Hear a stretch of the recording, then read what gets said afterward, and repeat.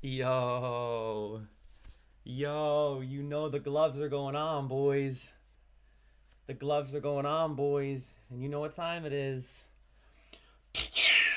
Boom. It's time for the dumbbell, baby. Woo! Yo, all day. All day. I'm turning these live streams into workouts. So, one of the reasons why I get tired out by like 3 or 4 isn't actually because I'm getting tired out at all. My body is going into a restful state. Usually, after about 6 hours of live streaming, my body starts to get restful because I'm sitting for too long and I'm not doing enough. So, I brought a dumbbell in here, and all day, whenever I start feeling restful and a little too relaxed, I'm gonna pump up like crazy.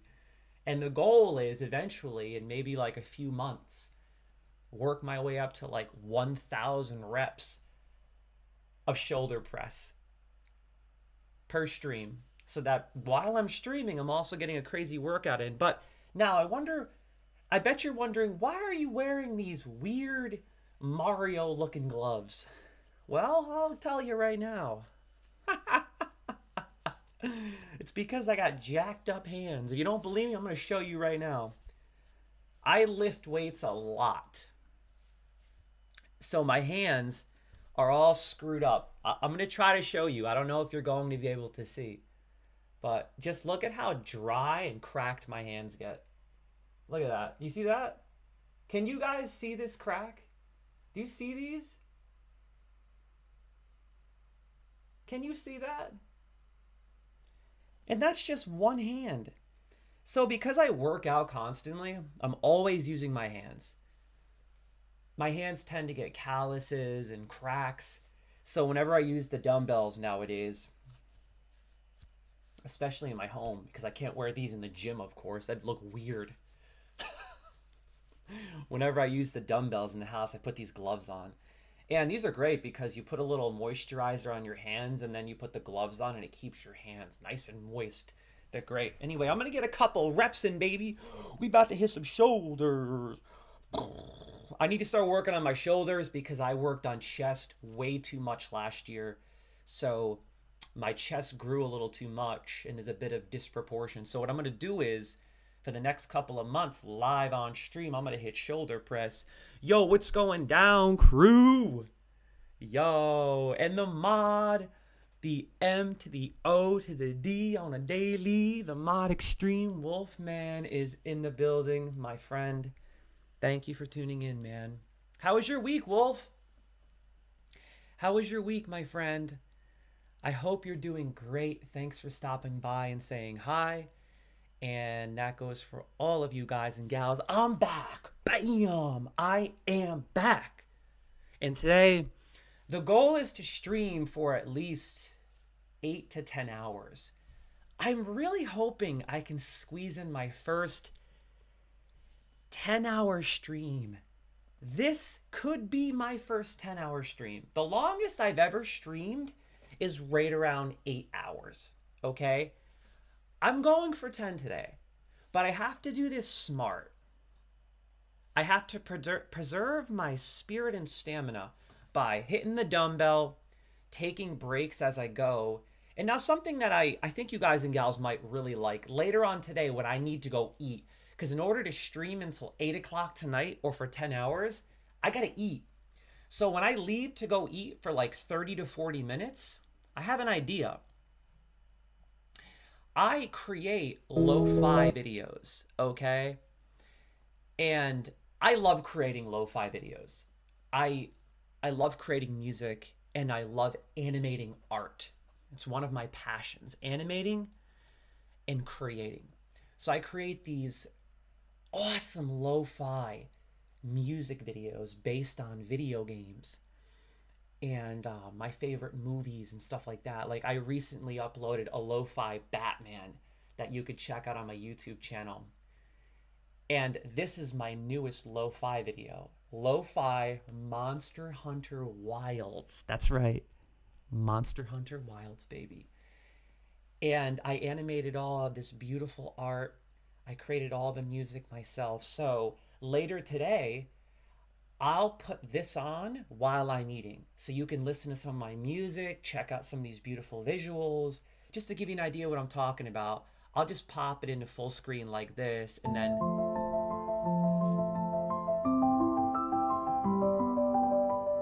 yeah, see, I animate this. I animate all of this.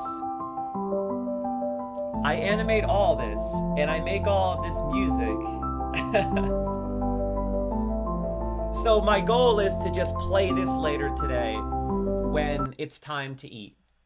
Because I need to eat. One of my biggest mistakes doing these long streams is I tend to just stream for 8 to 10 hours, or 8 hours, because today is my first 10, and I don't eat much. I just have like a granola bar, and then I end up getting more tired because I'm just sitting. So if I keep hitting the dumbbell, if I hit the dumbbell all day and I eat, I'll be good to go. So let's hit that dumbbell. Woo! Look at that try. Oh no, he done slapped it. He done slapped it. Dubs. Trips, baby. Woo! Look at that. Too sweet, brother. Yo, give me un momento, por favor. Oh, God, I gotta get the dumbbell. Ugh. I'm tired of doing push-ups. That's why I brought the dumbbell in here. Because I'm so sick. I'm so sick of doing push-ups. And I mean it. I'm so tired of doing push-ups, crew. Oh my God, it's not even funny. Yo, I used to do like 1,000 push-ups per stream. I'm not even kidding. I would literally do like 1,000 push-ups per stream. I just got tired of doing them, honestly. And then they started hurting my back. When you do as many push-ups as I do, because I have OCD and I have to constantly do things repetitiously, I literally ended up screwing up my back because I would do so many that my back didn't have time to recover. And I don't do push-ups like most people with my hands shoulder width. I do push-ups really wide so that I could continuously change the angle. You know, I can use a little bit of back, use a little bit of chest, upper pec deck, triceps and biceps, all that good stuff. You dig? Oh my God, Mythical is in the building. Yo, Mythical. You're my boy. You're my boy, Mythical. Bro, my right-hand man for life. Dude, the OG crew is in town. Yo, Myth, we gotta catch up, kid. And we got some duels. You dig? We got some Pokemon duels. Wolfman says so many fake chatters in chat. Yeah, so check this out. I actually hired a company to help boost my channel. I have no control over anything anymore. I actually have a company helping me do everything. That was one of my mistakes building this channel. I thought I could do everything myself. I tend to get like that. I try to do everything myself. And in doing that, I keep myself trapped in a bubble. So now I'm working with a company that helps me in a lot of ways. And we also applied a lot of different notifications. So whenever we get new followers or new subscribers and all that good stuff, you'll see that notification pop up on the screen. It's pretty cool. But yo, check it. I got some shoulder press, kid. I got some shoulder press. Oh, God. Let's go with Arnold press first. 10 reps. Here we go. Hoop. Oh, wait a second. I think a Pokemon just appeared in the chat. A wild Zangoose appeared, so you know I'm going to exclamation Poke catch that puppy. Real talk. Oh, yeah, baby. Oh, yeah. Okay, crew. I got to get this shoulder press action in. Let's do it. Okay. Hoop. 1. Hoop. 2. Shoop. 3. I feel like I'm in the gym. Shoop. Ooh. Hoop. 5. Hoop. 6. Hoop. 7.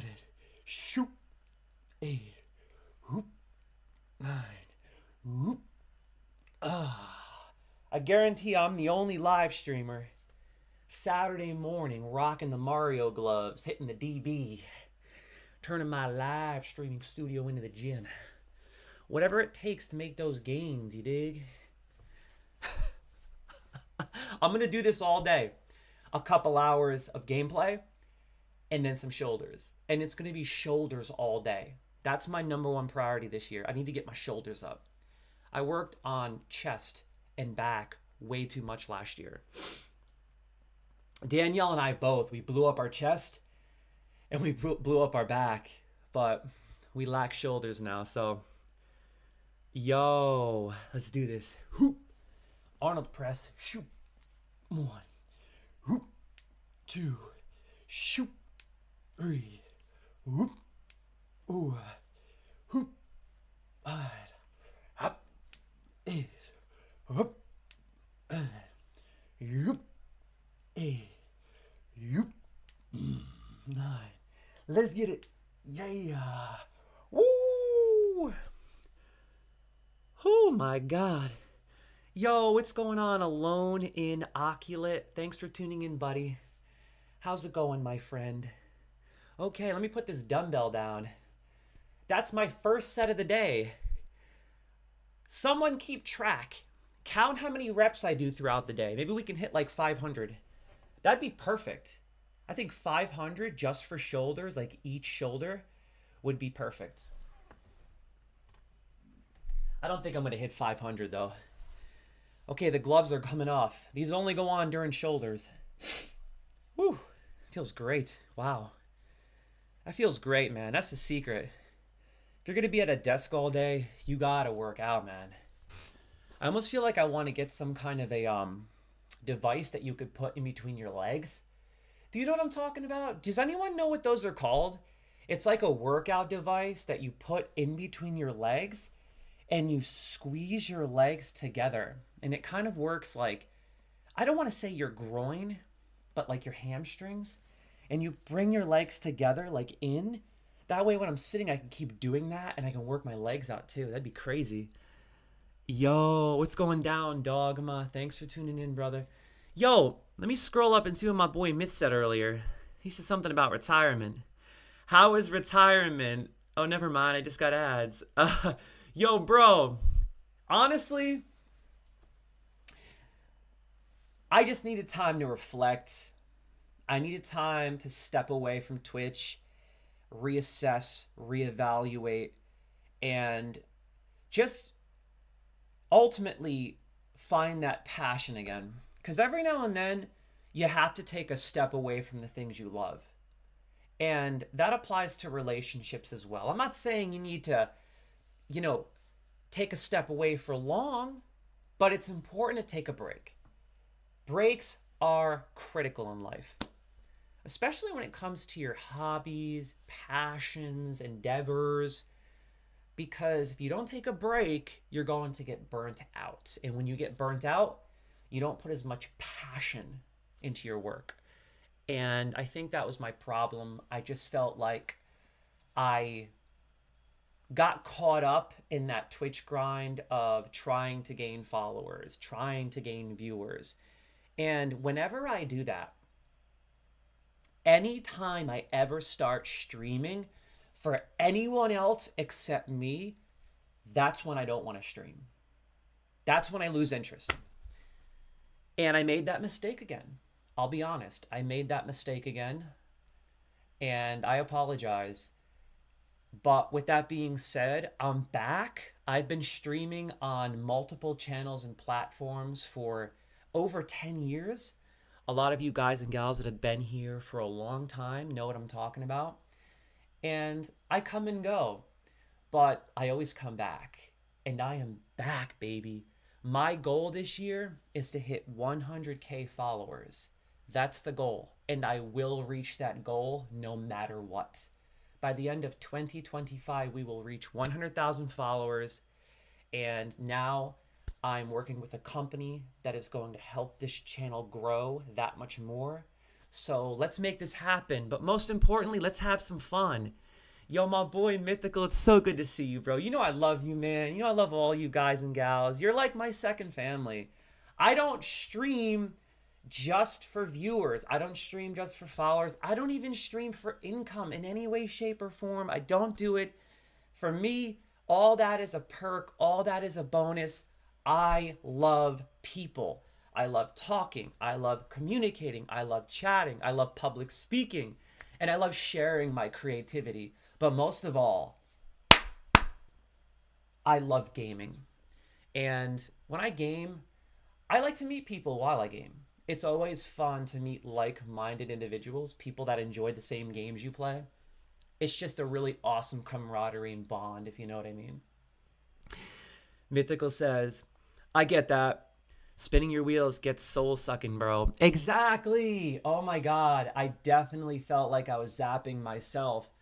But that's because I didn't take a break. We all need a break. That's just the name of the game. We need breaks from work. We need breaks from family. We need breaks from relationships.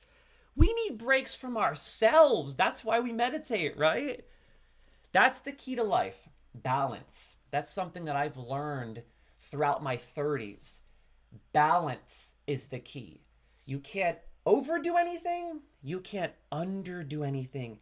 And you have to know when to take a step back or even walk away. And I love gaming. So the moment gaming in any way, shape, or form for me starts to feel monotonous or boring, that's when I know, okay, it's time to take a break. But I promise you guys and gals, the only break I'm going to take this year, I promise you, I will not step away from Twitch again. However, the only break that I will need to take is when we move back to Washington State, baby, because that's right. Danielle officially got the orders. We are going back to Washington probably, I think, July or August. And I can't wait. Oh, we're going back home, baby. I've been stuck in Florida for the last couple of years for business and military purposes, unfortunately. It's been interesting. It's been fun. And I enjoy Florida, but it's not home. The South will never be home.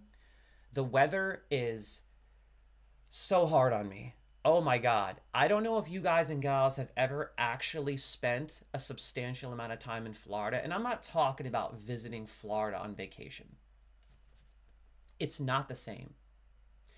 I'm talking about living in Florida. This place is so harsh, in my personal opinion. Now, I know a lot of people in Florida probably think, oh my God, the North is harsh. Living in the North with all the seasons and the snow and the rainy springs and the freezing cold winters and the hot summers. No, that's not harsh. That's amazing because you're constantly on your toes and you can anticipate and expect change. Here, it's just most of the time brutally hot and unbearable. And my goodness, it's so hard to deal with when you're a northerner like me. So I'm just so excited to go back up north. We're leaving later this year. I can't wait. And you know I'm shooting a full-length road trip video. In fact, I actually have a full-length road trip video that I'm currently editing from the last 3 road trips that Danielle and I undertook, going to New York and then back to Florida multiple times. So I'm editing that video. That should be live in the next few months on YouTube.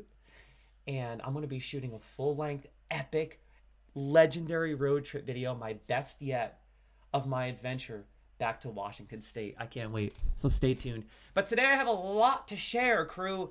I have so many games I want to play today.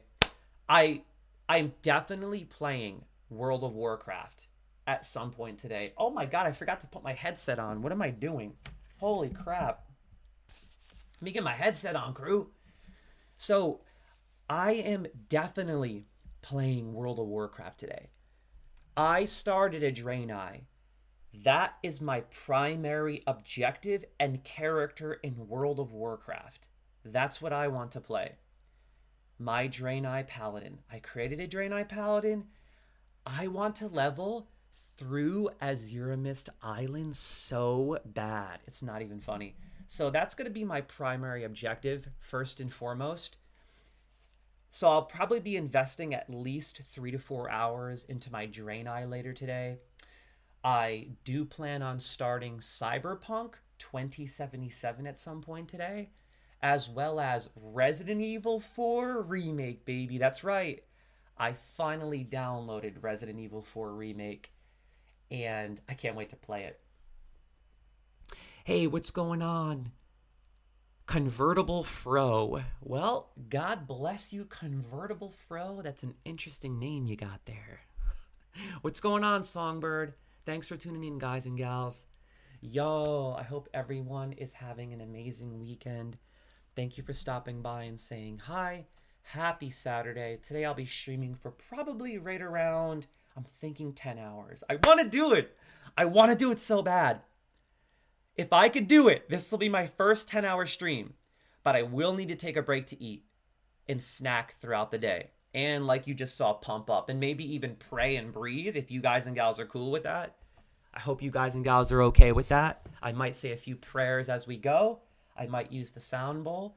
Take a few minutes here and there to breathe and relax. I can't wait. Life is good. Life is sweet. Grab yourself a front row seat. Yo, you guys remember that commercial? Oh my God, it just came to me. Who remembers that commercial? The Foxwoods commercial from the 90s. If you don't believe me, I'm about to YouTube it and pull it up. There was this commercial for a place in Atlantic City called Foxwoods. And I think the song was, life is good, life is great. Grab yourself a front row seat. Let's meet and have a ball. Let's live for the wonders of it all. Foxwoods. Yo, I swear to God. I'm about to Google this. You think I'm lying and making this up, crew? You think I'm making this up? Oh my God. I'm going to see if I can find this. I swear to God, I did not dream this. Life is good. Life is great. Grab yourself a front row seat. Foxwoods. I guarantee you. Watch, I'm going to see if I can pull this up. Oh my God. This is not what I'm looking for. Oh, I swear to God, I saw this back in the day, yo. Foxwoods commercial. The wonder of it all. Oh my God, I think this is it. Everything's on YouTube. Oh my God, this is it. I swear to God, you thought I was making this up? I think I just want. I saw this on commercials on television when I used to watch The Simpsons as a kid all the time. On my taxes. Oh yeah? I just switched from TurboTax to H. So let me just give you guys and gals a heads up. I take a lot of lion's mane. I don't know if you guys and gals know what lion's mane is. I take a lot of different mushrooms, okay? And what they tend to do to me is they bring up and bring back a lot of nostalgic remembrances. So that's why I remember weird things like this. But yo, if you don't believe me, watch this. Yo, I tell you what, they're gonna say life is good, life is great. Grab yourself a front row seat. Let's meet and have a ball. Watch. Take a chance, make it happen. Hop the cork, finger snapping. Spin the wheel, round and round we go. This is it. Listen, listen. Life is good, life is sweet. Grab yourself a front row. I told you. And let's meet And have a ball. and have a ball. What? I told you. Yeah, Let's live for the wonder of it all. wonder of it all. How did I remember that? That's a 90s commercial. And you know what the crazy thing is? I never went to Foxwoods. I never went there. I wonder if it still exists. Let's Google this. I gotta go to Foxwoods. Yo, I'm gonna ask Danielle if she wants to go the next time we go to New York. Foxwoods Resort and Casino. Oh my God, let's see if this still exists. It still exists. I thought it was in New Jersey. Where is this? It's in Connecticut? Huh. Interesting. That's interesting. I thought this was in New Jersey and Atlantic City. Oh my God. That's crazy. I don't know how that came to me. I just started saying it and then boom, here we are watching the commercial. Anyway, I have some really special treats to show you guys and gals. The first thing I need to announce, I finally finished The Billionaire's Blueprint. Mastering elite daily habits for unparalleled success. That's right. This is serious. I've been working on this for almost a year. This is a full-length course with modules that you can buy right now on Google Play for $5. Okay? In comparison to other programs that sell for 200 plus. I wanted to find a way to create a program just like those competitors, but for cheap, so that people can actually delve into these programs, grow exponentially without having to spend hundreds of dollars and get ripped off. That's why I'm selling this for $4.99.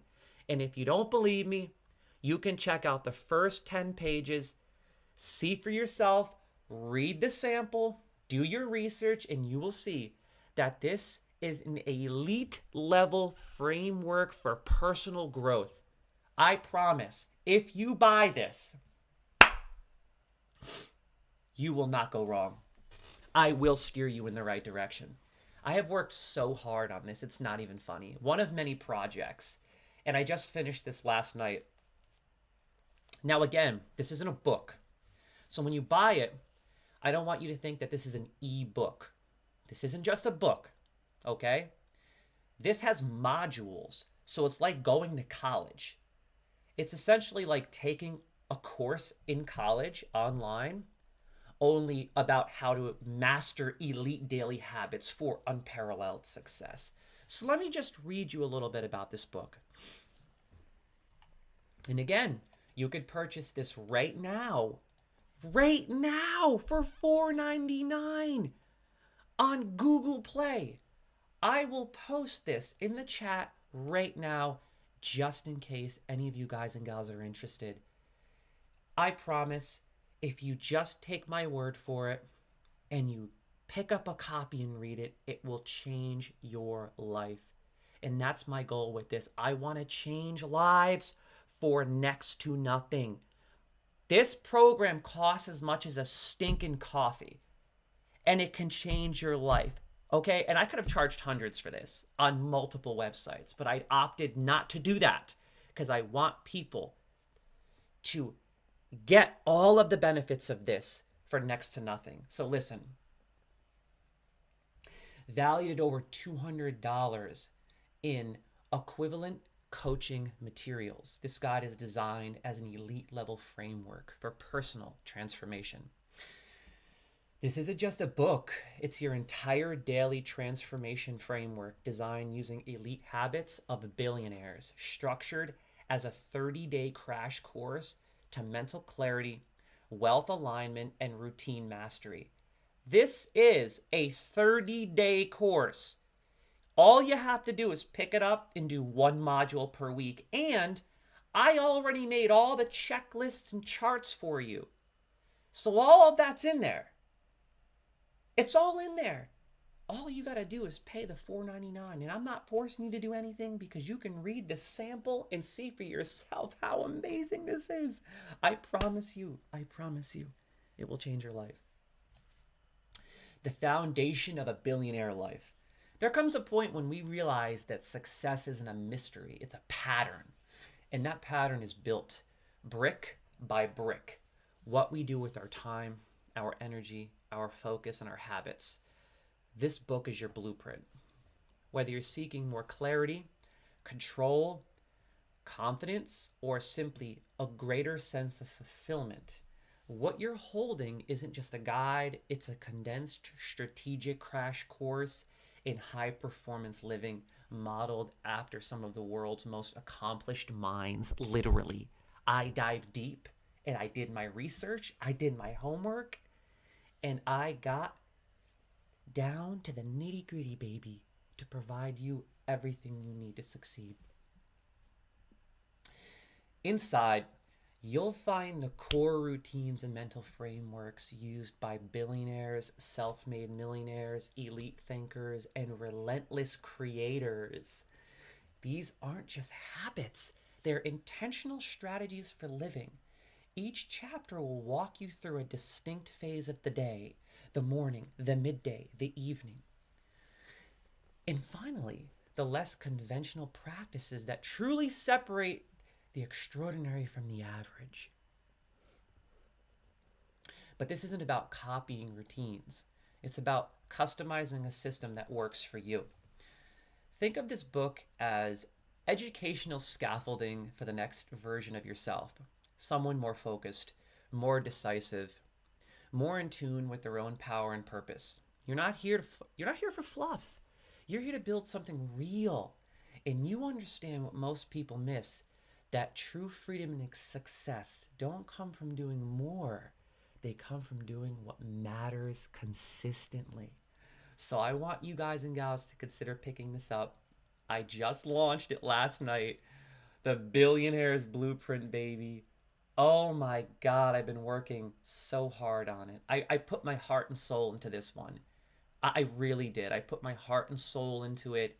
It is a strategic crash course into just developing these mental patterns and habits that will absolutely transcend the way you perform. So go pick it up. Link in the comments, whether you're watching this export on YouTube or you're hanging out on Twitch live. You better click that link. You better click it right now. You know what I'm saying? Check this out. Ready? Are you ready for this? Too sweet, brother. Too sweet.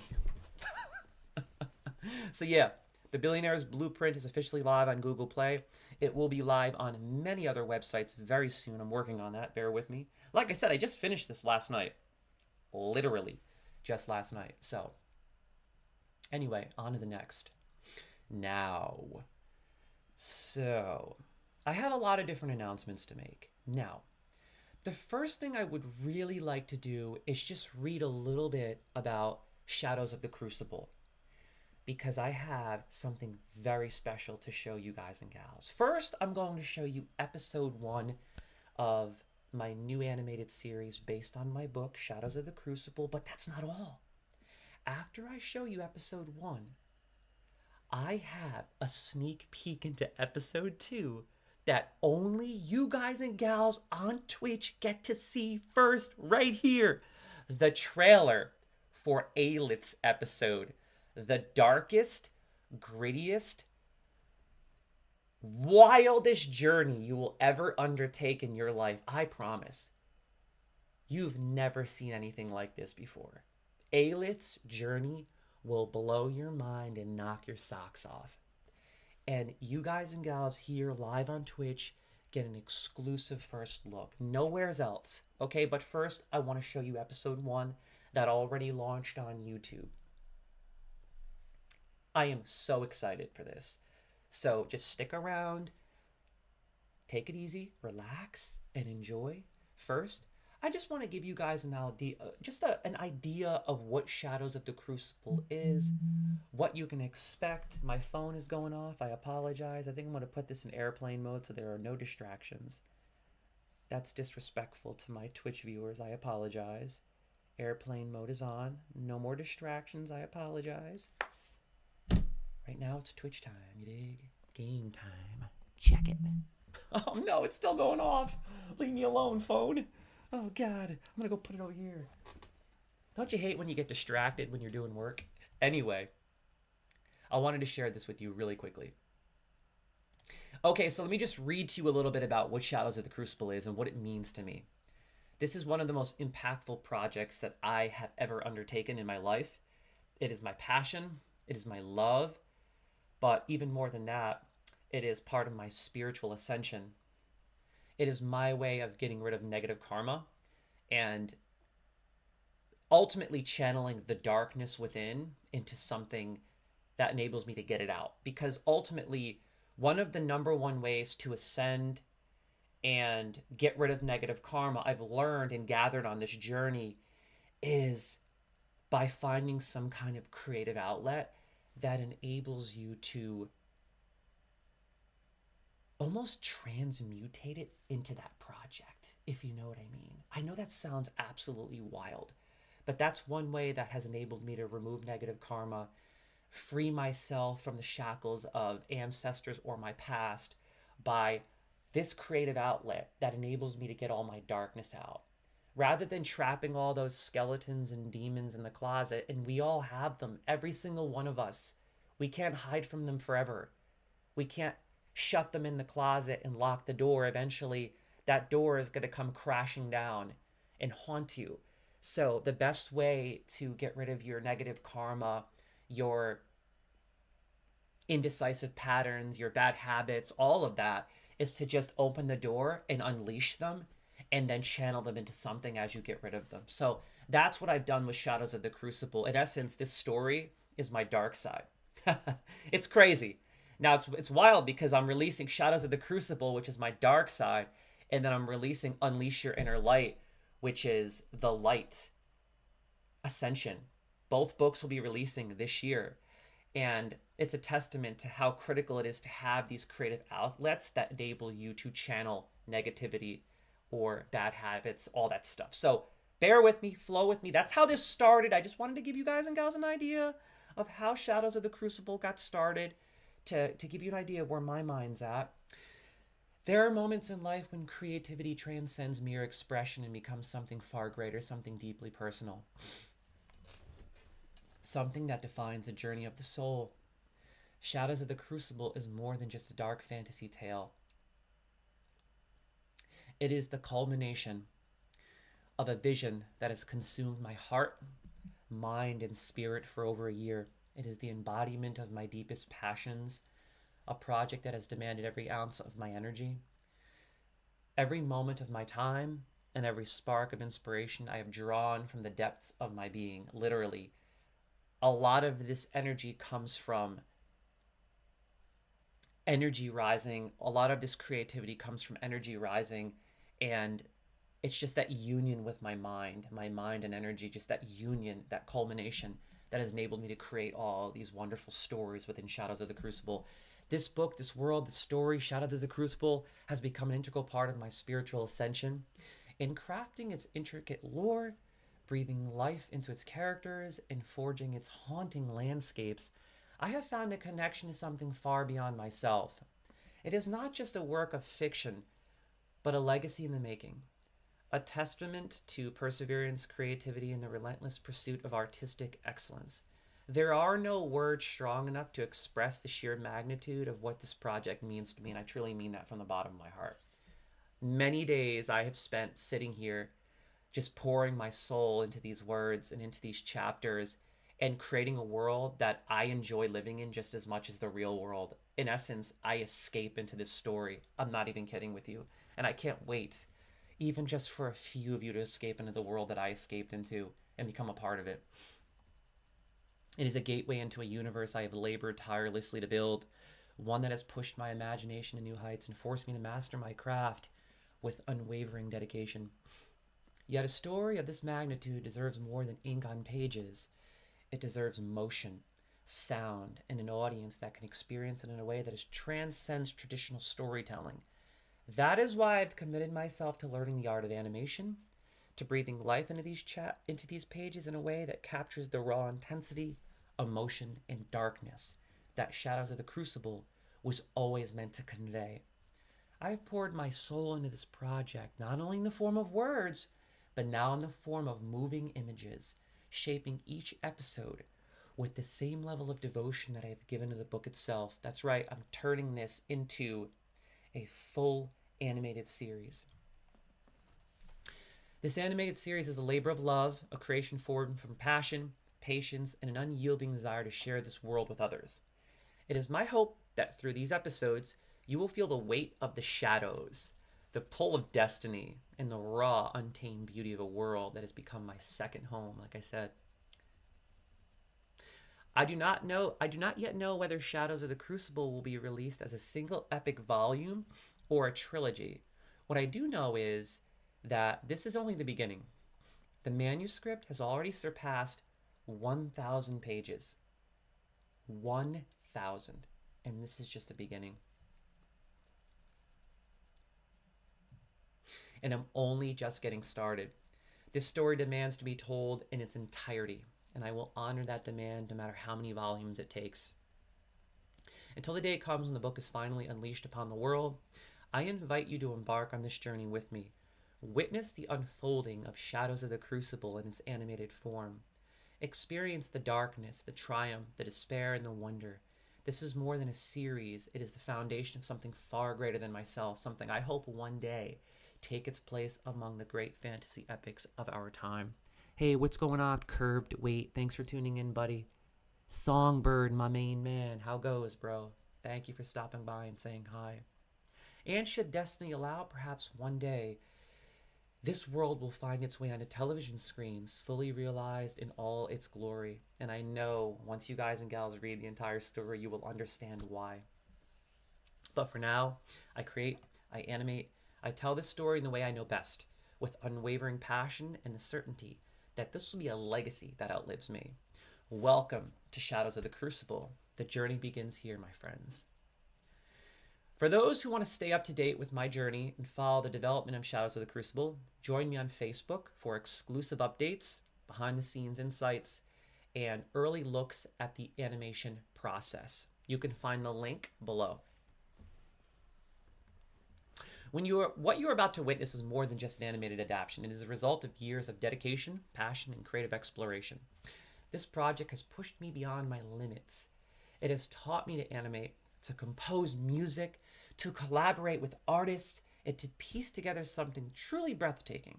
Every detail has been crafted with the utmost care, every scene sculpted to capture the raw emotion of the story. This is my masterpiece in motion, and you, the viewer, are now a part of this incredible journey, and I would love to hear your guys and gals' opinions, so feel free to share. I would love to hear what you think in the comments. Any and all opinions are welcome, and I will always integrate and implement all opinions. Your opinion matters and will help the story grow exponentially. I have fallen in love with every moment of crafting this world. Each character, each story arc, each struggle, they are all extensions of me. Literally. A part of my soul exists within every figure you will meet in this saga. They are literally extensions of myself. From the haunted resolve of Gideon Thorne to the tortured ambition of Varen. I just wrote 3 more chapters for Varen last night. It was so fun.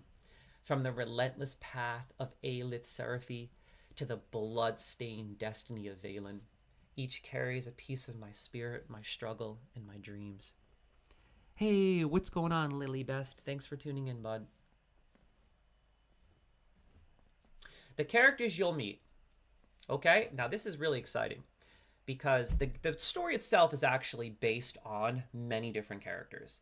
This isn't a story or an animated series based on one character's journey.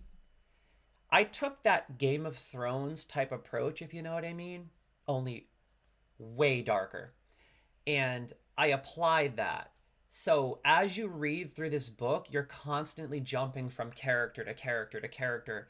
And we are up to 6 major characters, which is why the story is growing so much and getting so long. You're essentially you're following these 6 characters throughout their journey through the Shattered Dominion. And eventually they all culminate. And I can't go too deep into that without spoiling anything. But just know that all these characters in some way, shape, or form are involved in their fates will intertwine. And there are many other characters in this story, but they don't have as extensive stories as these primary characters. These are the main characters. Gideon Thorne, of course, which is what episode 1 is about. The Soul Hunter, navigating a path through shadow and redemption, bound to a poignant romance with Elysia. Now, I know after watching episode 1 of Shadows of the Crucible, you're probably thinking, well, Gideon Thorne's story just sounds like a soul hunter that wants riches or ruins and wants to get the coolest sword. No. That was just me introducing him and giving you a bit of backstory. And I go so deep into his backstory that you explore 3 years prior and learn about how he became the Cursed Hunter. But essentially, Gideon Thorne's entire story in Shadows of the Crucible is a romance. The moment he meets Elysia, it's a love story. So Gideon Thorne isn't the dark soul hunter you think and perceive in episode 1. His story becomes a literal romance. He's the romance in this story, the love story. Caius, the astral maester, a man warring against his own madness and the blinding power of the astral light, Chaos represents faith, divinity, spirituality, and ascension. But he's battling with his perversions and his demons. Aelith Seraphi. Oh my god. I promise you this. You will never experience anything darker than Aelith Seraphi's story. I went to school to write her story. I majored in psychology to write her story. Okay, her story is literally based on psychological horror. I am going to be pulling your strings the whole time you read her story and twisting your mind. My goal is to literally impact you. A princess whose journey is steeped in psychological horror, pulling her toward a terrifying fate. Varen. Now, I think that most people are going to prefer Varen the most because he's the handsome prince. But I can't spoil what happens to him. But I'm going to break a lot of hearts, unfortunately. A fallen leader whose descent into darkness and political ambition grips the reader like a vice. Rhys. I don't talk much about Rhys, but his story is actually one of the most critical and deepest in Shadows of the Crucible. A boy soul hunter finding purpose in pain and loss. So there's a character for the younger generation. You know, if you're a young man or a young woman, you can relate to Rhys because he's a boy. You follow his story that spans 20 years because it takes 20 years to become a soul hunter. Blight fiends destroyed his village and killed his family. Gideon Thorne found him and brought him to Umbral Keep. He begins his training to become a soul hunter, and you follow that entire journey.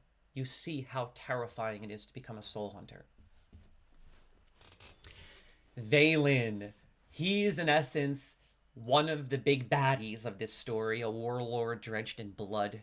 His relentless quest for power, blurring the line between mad and madness. And when you find out who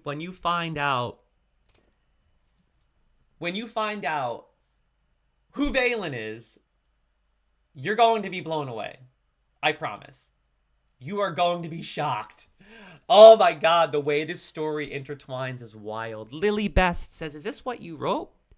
Yeah, this is a story that I wrote. So I'm working on a full-length novel right now called Shadows of the Crucible. We're about 1,000 pages deep. But I'm also creating an animated series alongside of that. And this is just information that I'm sharing pertaining to the story before I share episode 1 of the animated series. So this is basically just a bit of information to give you guys an idea of what I'm creating here, what I'm presenting, what the animated series will be about, what the novel will be about, the novel, part 1 of the novel, or possibly the entire novel will be releasing later this year. So this is just a bit of information just to give you guys an idea of what I'm working with here, okay? Just so you're not completely in the dark. So just anticipate a legendary, epic, dark story with these main characters centered around it. Okay, so every character's tale is rich, layered, and destined to collide in a way that will leave you breathless. Okay? The animated series. Each episode of the animated adaptation aligns with a chapter of the book, offering a new and immersive way to experience the story. Now, that's the cool part. So I'm going to be presenting this story in 3 ways. Okay? The first way is, of course, the book itself. I cannot wait for you to read this book. And when it does release, I'll be giving away free copies right here on Twitch. So you better ball up that fist and you better punch that follow button out of it. There we go. Oh my god. That notification scared the crap out of me. I'm not used to these notifications. Like I said, I have a new company that is kind of like setting up my Twitch stream and making it better in many ways. And I'm not used to these notifications. Oh my god. I heard it though, and it sounded like an explosion, and it scared the crap out of me. Oh my god. Like, it scared the crap out of me. I'm gonna have to get used to that somehow. Oh my goodness. Anyway. Woo. So like I said, I will be sharing this story obviously through the book itself. And like I said earlier, I don't know if it's going to be one massive book. I was thinking of making something of a, I guess you could call it like a graphic novel. But I was also thinking of creating a trilogy, three books. But the problem with that is it's like I really really wanted to release this book in one massive collector's edition that's like that thick, full of art, all the art I've created and used in the animated series, of which you'll see in just a moment. But I haven't decided yet. Anyway, that's the first way I'll be sharing the story. The second way is the animated series. That's what you're going to see in just a moment, episode 1 of the animated series, so stay tuned. And then the third way is I'm starting today a video book series, of which I read a few chapters per episode. And I read those chapters live on Twitch, and then I export them as an episodic series on YouTube. So this could potentially become an episodic series. And my goal is to ultimately, eventually, read the entire book live and then just create an entire episodic series of me reading the book in a video book series on YouTube. So there are going to be many ways of which you can experience this story. You can experience all of them or choose the one you prefer. Over 100 episodes planned of the animated series. It's going to be amazing. Yo, Lily Beth says, I actually know someone who has wrote books. Yeah, I love writing. I love being an author. I love it more than anything else. I love writing. It's one of my favorite things. In fact, I think that over the last couple of years, it has become my biggest passion. It's wild because I never saw myself as an author, but over the last year, I've published 9 books. And I think a lot of it has to do with semen retention. I don't mean to be graphic, but I don't finish. I know that sounds a little graphic. I'm just being honest. So because I practice semen retention, I am unbelievably creative. And ever since I started that process and journey, I think I've published like 9 books. It's crazy. So it's like I have to get it out. You know what I mean? I have to get all that creativity out. Yo, Lily Best, welcome to the family, buddy. Welcome to the family. Thank you for tuning in and hanging out. I really do appreciate it, my main man. God bless you. You come on by anytime, you little heathen. Anyway, the novel releases later this year, delivering a brutal, mature fantasy experience. Dominion's Gambit, a card game I developed, expands on the lore and factions of the Shattered Dominion. I'm not kidding. I created a card game based on this. In fact, I actually already created the card backs. The back of the cards for the card game. And I'm going to be working with a company to actually make this card game come to life. We're talking a real card game. I have hundreds of pages of how to play this card game. It's called Dominion's Gambit. The cards will literally be square like this, and this is the back of it. It won't be like shaped like Pokemon cards or Magic the Gathering. They're going to be shaped like little squares. Just like that. That's the back of the card. It's called Dominion's Gambit, and it's based on those 6 elements. It's a really deep game I created. It's pretty wild. That's going to release eventually, and it's going to be an extension of Shadows of the Crucible. Like I said, just another way to experience this story. Okay, crew. This is more than a story. It is a living universe built for those who crave deep, immersive, and hauntingly beautiful fantasy. The lore runs deep, the stakes are high, and the emotional weight is undeniable. If you're interested in checking out, episode 1 and any and all episodes that will be releasing in the future, head on over to my YouTube channel. I'm going to paste that link in the comments right now. There you go. And you guys and gals can keep up with all of my posts because I will be sporadically posting about Shadows of the Crucible. That's Aelith, one of the characters I just discussed. My YouTube channel is where all of the animated episodes will be. I'm sorry, that video automatically plays. So now the next thing I want to show you is episode 1, baby. But that's not it. After episode 1, I'm giving you right here first The first look at Aelith's trailer. That's right. Aelith's trailer. You get the first look. And to give you guys and gals an idea of who I'm talking about, that's Aelith. She was my favorite character in this story that I wrote about. Imagine a naive young princess being cast out into the world of darkness and having to survive after her family was brutally massacred by Valen, a warlord who invaded her entire kingdom just to take over their minds. It's going to blow your mind. And after I show you episode 1 of the animated series about Gideon, I'm showing you the trailer for Aelith. Okay, crew, let's watch episode 1. Episode 1. Again, I orchestrated the music, animated the art, worked with artists, collaborated, and we made this project a reality. So this takes a lot of time to do, which is why I'm not uploading episodes every single day. That would be impossible. I don't have that many people working under me. So just bear with me. I'll probably be releasing an episode every few weeks. This is the animated series. This is the animated series, episode 1. This is the trailer.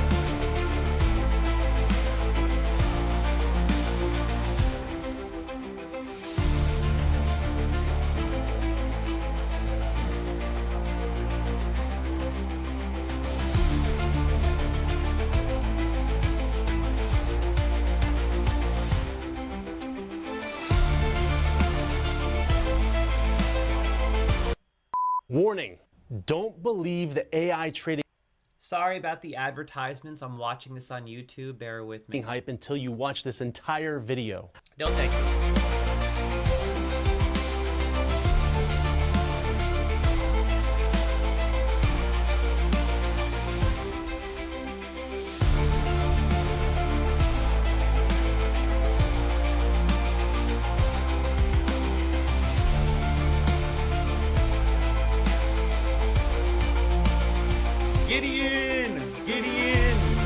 You're gonna love Gideon, bro.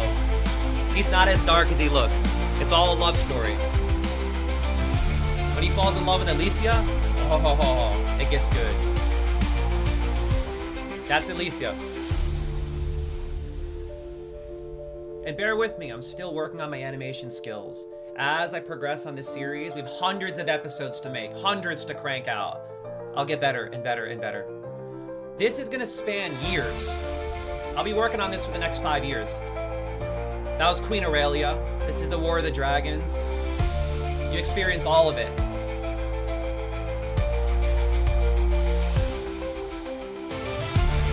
Oh yeah. Mayrena. She's the daughter of the God of Thunder. You'll learn about her.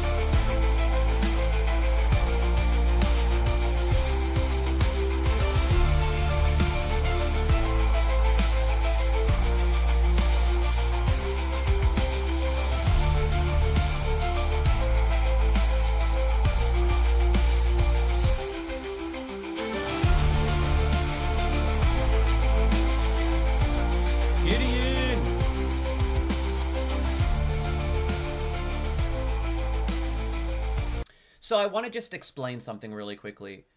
I need to make this clear because I did have a few people message me on Facebook regarding this. They were confused. So they were wondering why the animated series has the Lantern of Iran and why I did mention other titles on posts. So let me just clear this up. The name of this story is called Shadows of the Crucible. Okay? That's the name of this story. The book will be called Shadows of the Crucible, but there are 6 different characters with their own unique story within the story, and they all have a name for their story. So, for example, Gideon's story is called The Lantern of Iran. Okay, and you're going to find out what Aelith's story is called very soon, so stay tuned. So, ultimately, every character will have their own introduction, a cinematic introduction, just like you just saw. Okay, so this is Gideon's cinematic introduction for season 1. And there will be many different seasons with different cinematic introductions, but his is called The Lantern of Iran. Okay?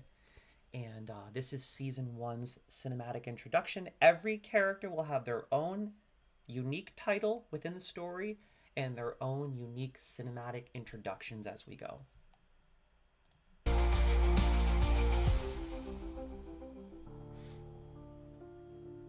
The Lantern of Iran. In the shattered dominion, where echoes of ancient magic still drift through the air, there existed a secretive order known as the Silent Vale. Nestled in the hidden underbelly of Alindor, the once great capital, the Silent Vale was composed of elite soul hunters, sworn to capture and bind the most dangerous and corrupted souls. These creatures roamed the land, fueled by grief, vengeance, and unholy power. Sorry to interrupt you. Lily Best says, Pete, what will this be rated? Good question. Because I want this to be live on YouTube, it will be for mature audiences, but I won't be taking the graphic scenes from the book and implementing them into the animated series. In the book itself, there's a lot of nudity. There's a lot of perversion. There's a lot of death, decay. It's very, very graphic. The book is going to be very graphic and mature. But unfortunately, I can't entirely justify that on YouTube. Okay? Hey, what's going on, Leading Moo? Thanks for tuning in, buddy. Hope you're having a fantastic day. So basically, the animated series is going to be less graphic, a little less mature, because I want everyone to be able to watch this and relate to it. That's a great question. Thank you, Lily Best. That was a really great question. So that's a really great question. And the animated series on YouTube will be mature, but obviously we can't have nudity and perversion and murder and all that. We can have death and decay, but to an extent. It will still be mature, if you know what I mean, but it will be accessible to everyone ultimately.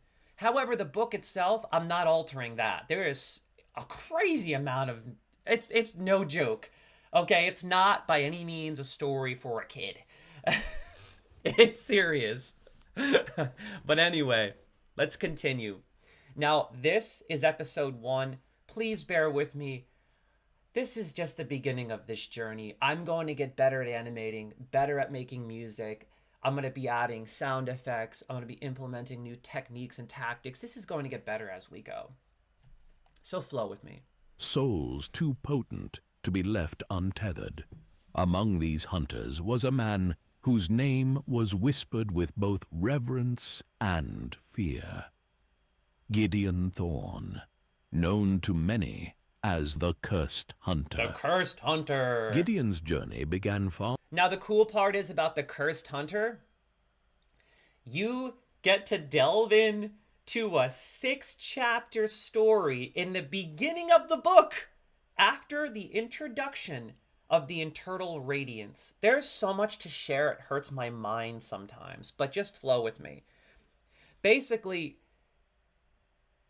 Gideon is known as the Cursed Hunter because of something he did that was terrible. But what he did, he didn't mean to do it. Almost like Geralt of Rivia, he had a bad rap and was construed as the Butcher of Blaviken, if you know what I mean. Well, he has the same kind of story Obviously not like that, but the same thing that kind of happened. He became known as the Cursed Hunter, and everyone feared him because of something he did that was so bad. But what he did, he didn't do intentionally. He had good intentions. It just ended up really bad. But that's a 6-chapter introduction just into his character before the story even begins. And it is so dark and creepy. Oh, that's the next episodes I'm working on. Oh, you're going to love it, dude. It's all based on these creatures that live out in the swamps up in the northwest of the Shattered Dominion. I'm not going to delve too deep into the details and lore just yet because I'll end up talking for an hour, but these weird, demented creatures are a manifestation of blight, and they come up out of the swamps, and they're kidnapping children from the nearby village, and they're peeling the skin off the children and wearing it, and disguising themselves as these demented children in the woods. And Gideon, the Soul Hunter, was summoned all the way to the northwest, thousands of leagues, just to handle this. And what happens will terrify you.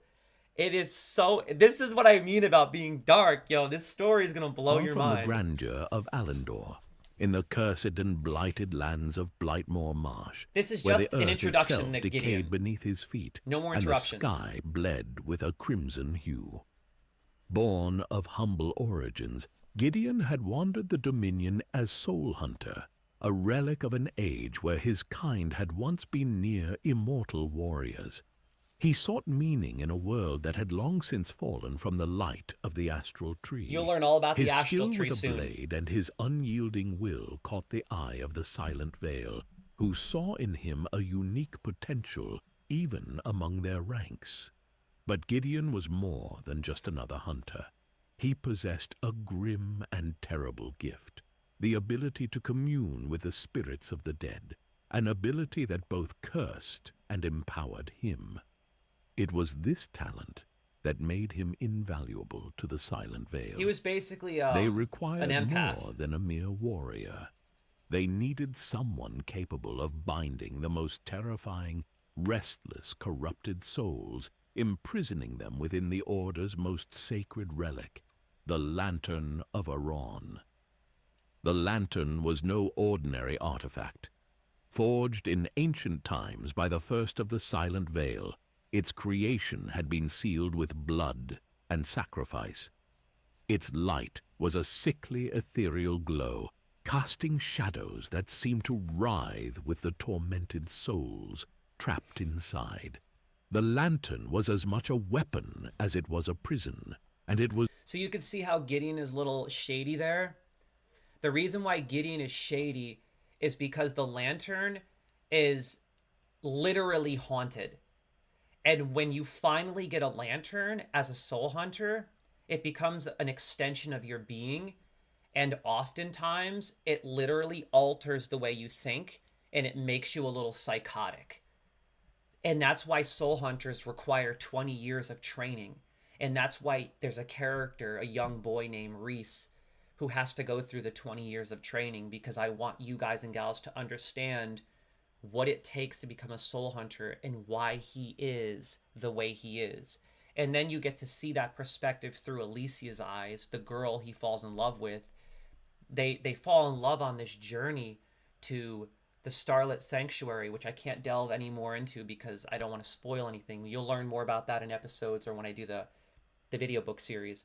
But essentially, she experiences this side of him and how the lantern affects him. And another thing you need to understand is the lantern is a manifestation of the gods. Aron himself created it. You're going to learn all about Aron. There's so much I have to share. It's like, it would take me weeks. This story is so deep. But just know that the lantern is terrifyingly haunted, and it affects him psychologically. And it is such a demented device that it actually changes shape every time he captures a new soul. It's always going to look different. It's always going to emit different energy. It's always going to impact him. It's really wild, and I go deep into that. It was through this that That's why he's Gideon acting would shady. trap the most dangerous beings of the Shattered Dominion. But Gideon's ambitions went beyond the Order's mission.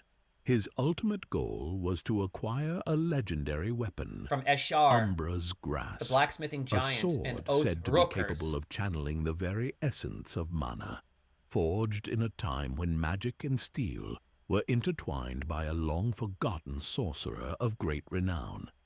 This weapon would grant its bearer unfathomable power, but to claim it, Gideon needed runes, an ancient form of currency that held the keys to unlocking lost magic. The lantern's captured souls were his means to gather these runes. Gideon! His journey took him to the outskirts of the Weeping Look how Vale, clean-shaven he is. where the Silent You notice how I did Veil that? had tasked him with a significant Some hunt, scenes I have him a shaved. wraith of sorrow that haunted the ruins of Griefspire Keep.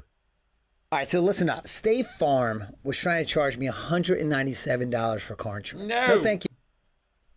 Sorry about that ad. A place where shadows lingered like a heavy fog, and despair dripped from the crumbling stone.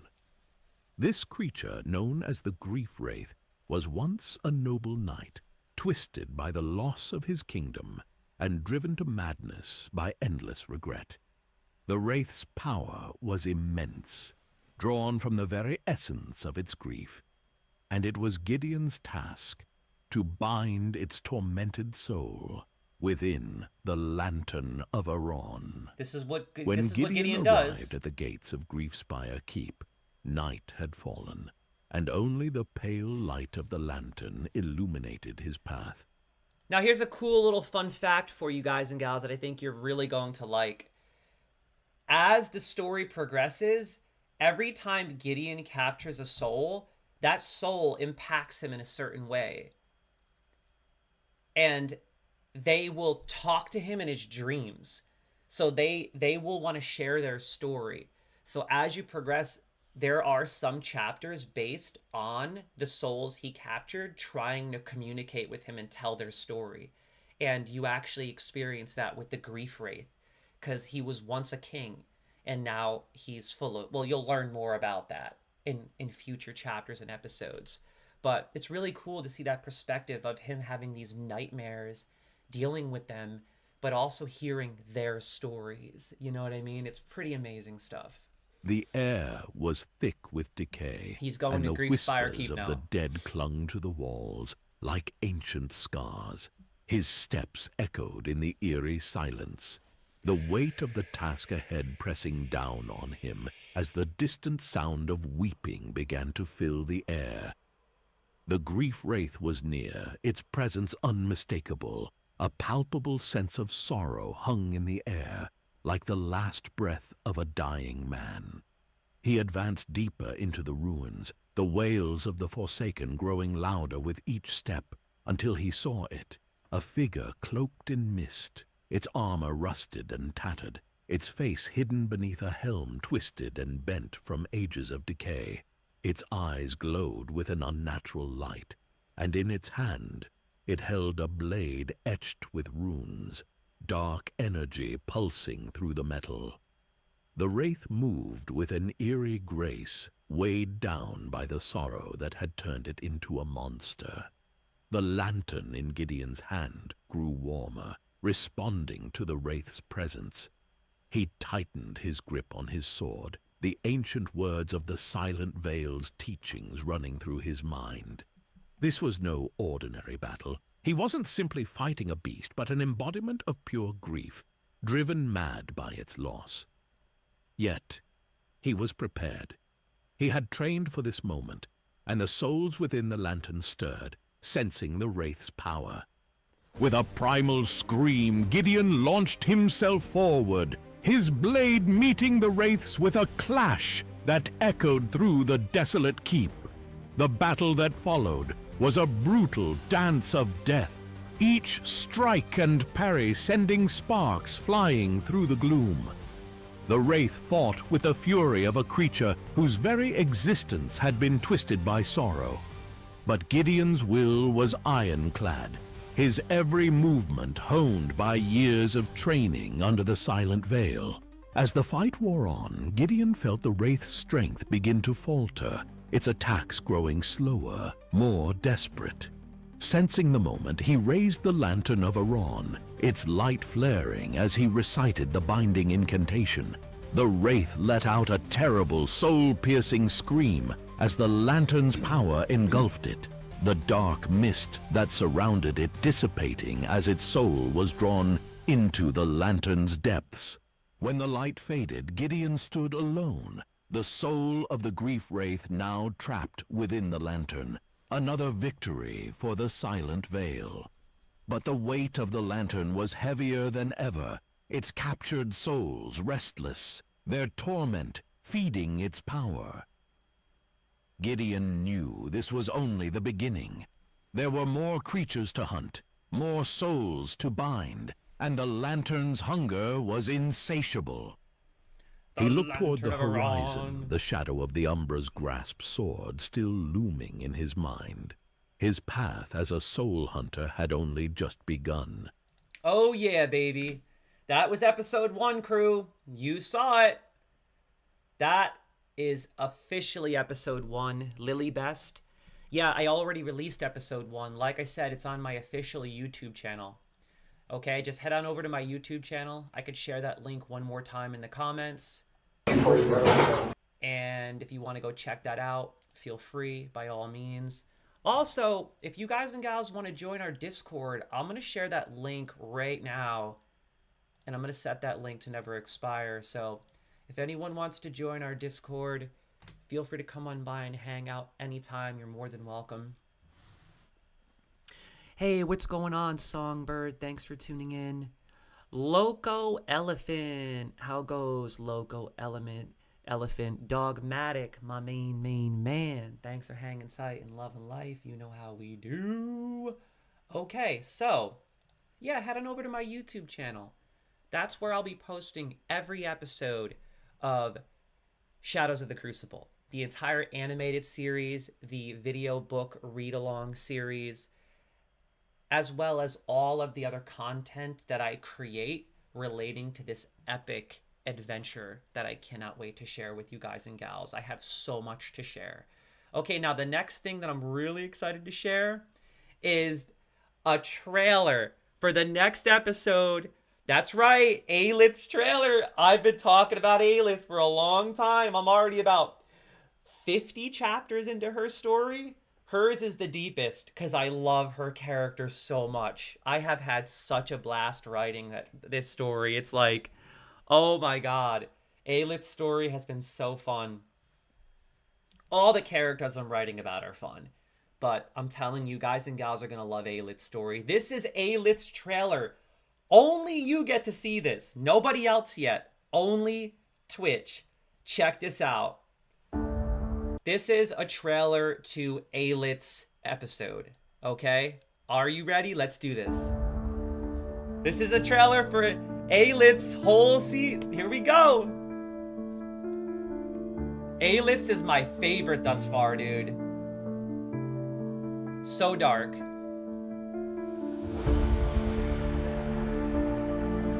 Aelith's episode, baby. There she is. Man, I'm telling you. It's gonna be good.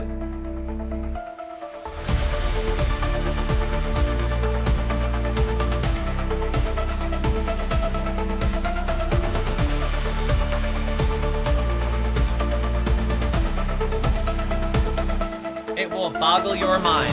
It's so dark.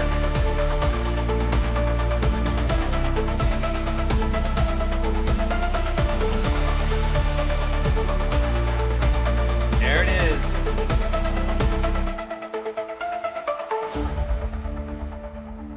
Man, wait till you experience her story, guys. Ooh. There it is, Emberfall Keep. She just tormented the whole story. You get to experience her psychological horror.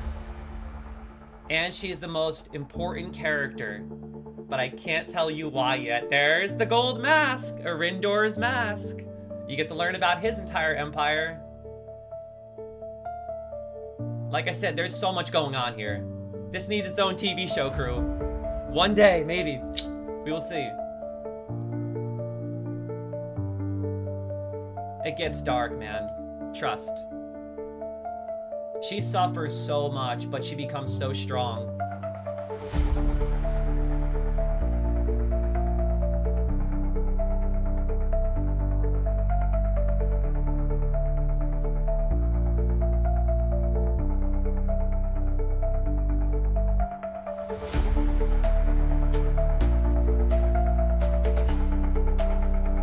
There's the Vardrock.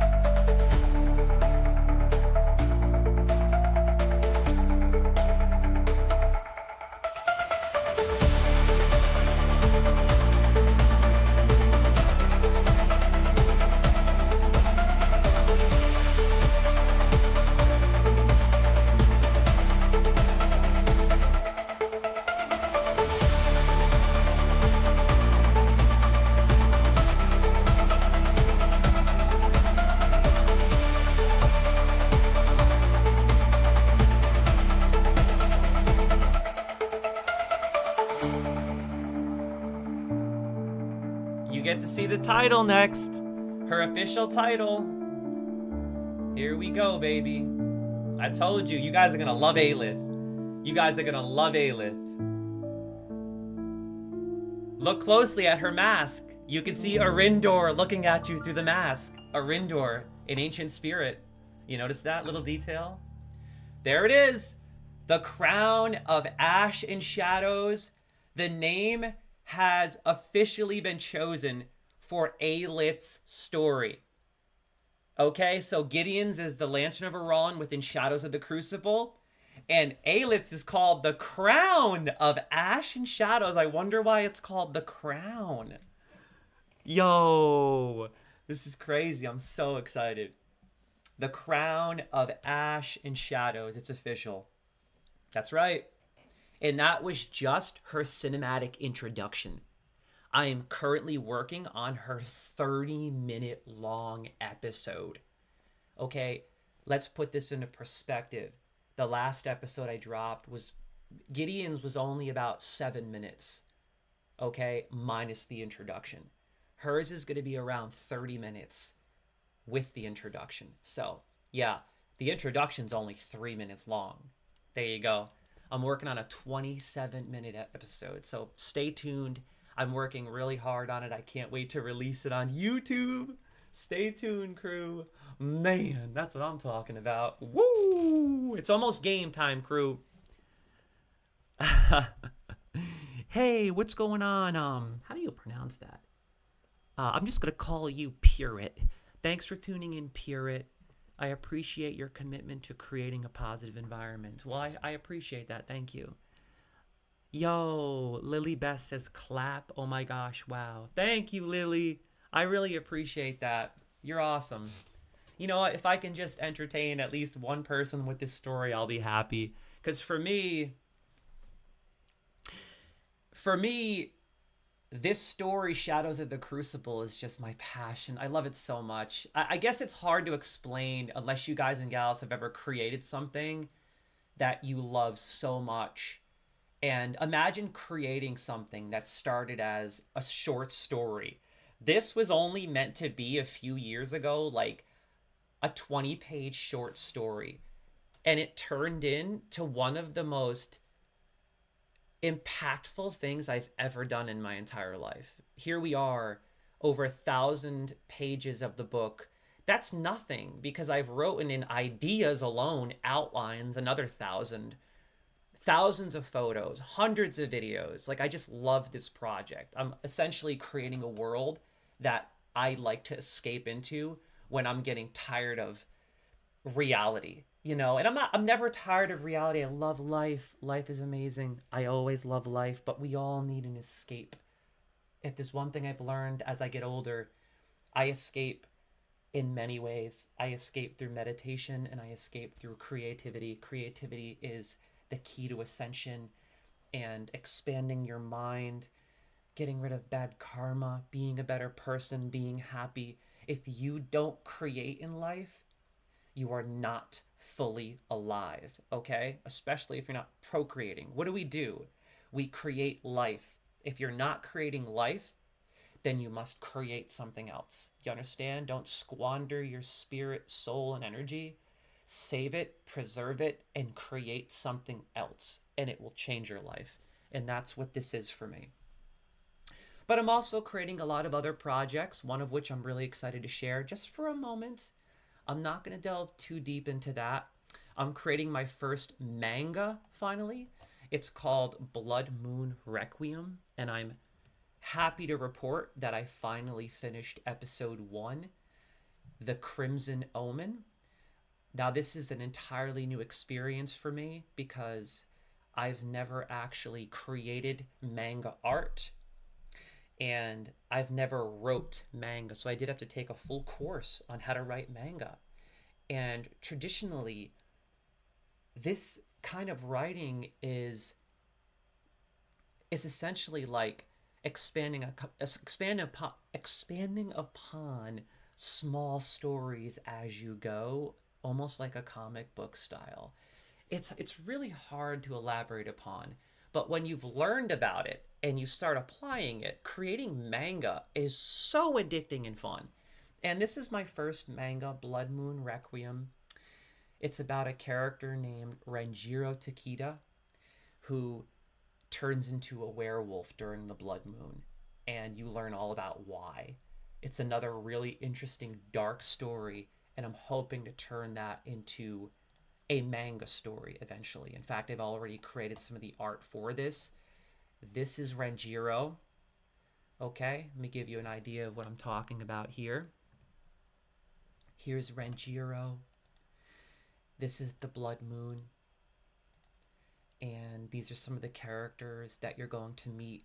He's a blacksmith, and he's always burning his arms, which is why he wears wraps around his arms. He also works with a lot of weapons. He's a master swordsman and a master blacksmith, so he's always cutting himself. He's always dabbling with new weapons and stuff and making weapons for people in the village. And it's just really cool, as you could see.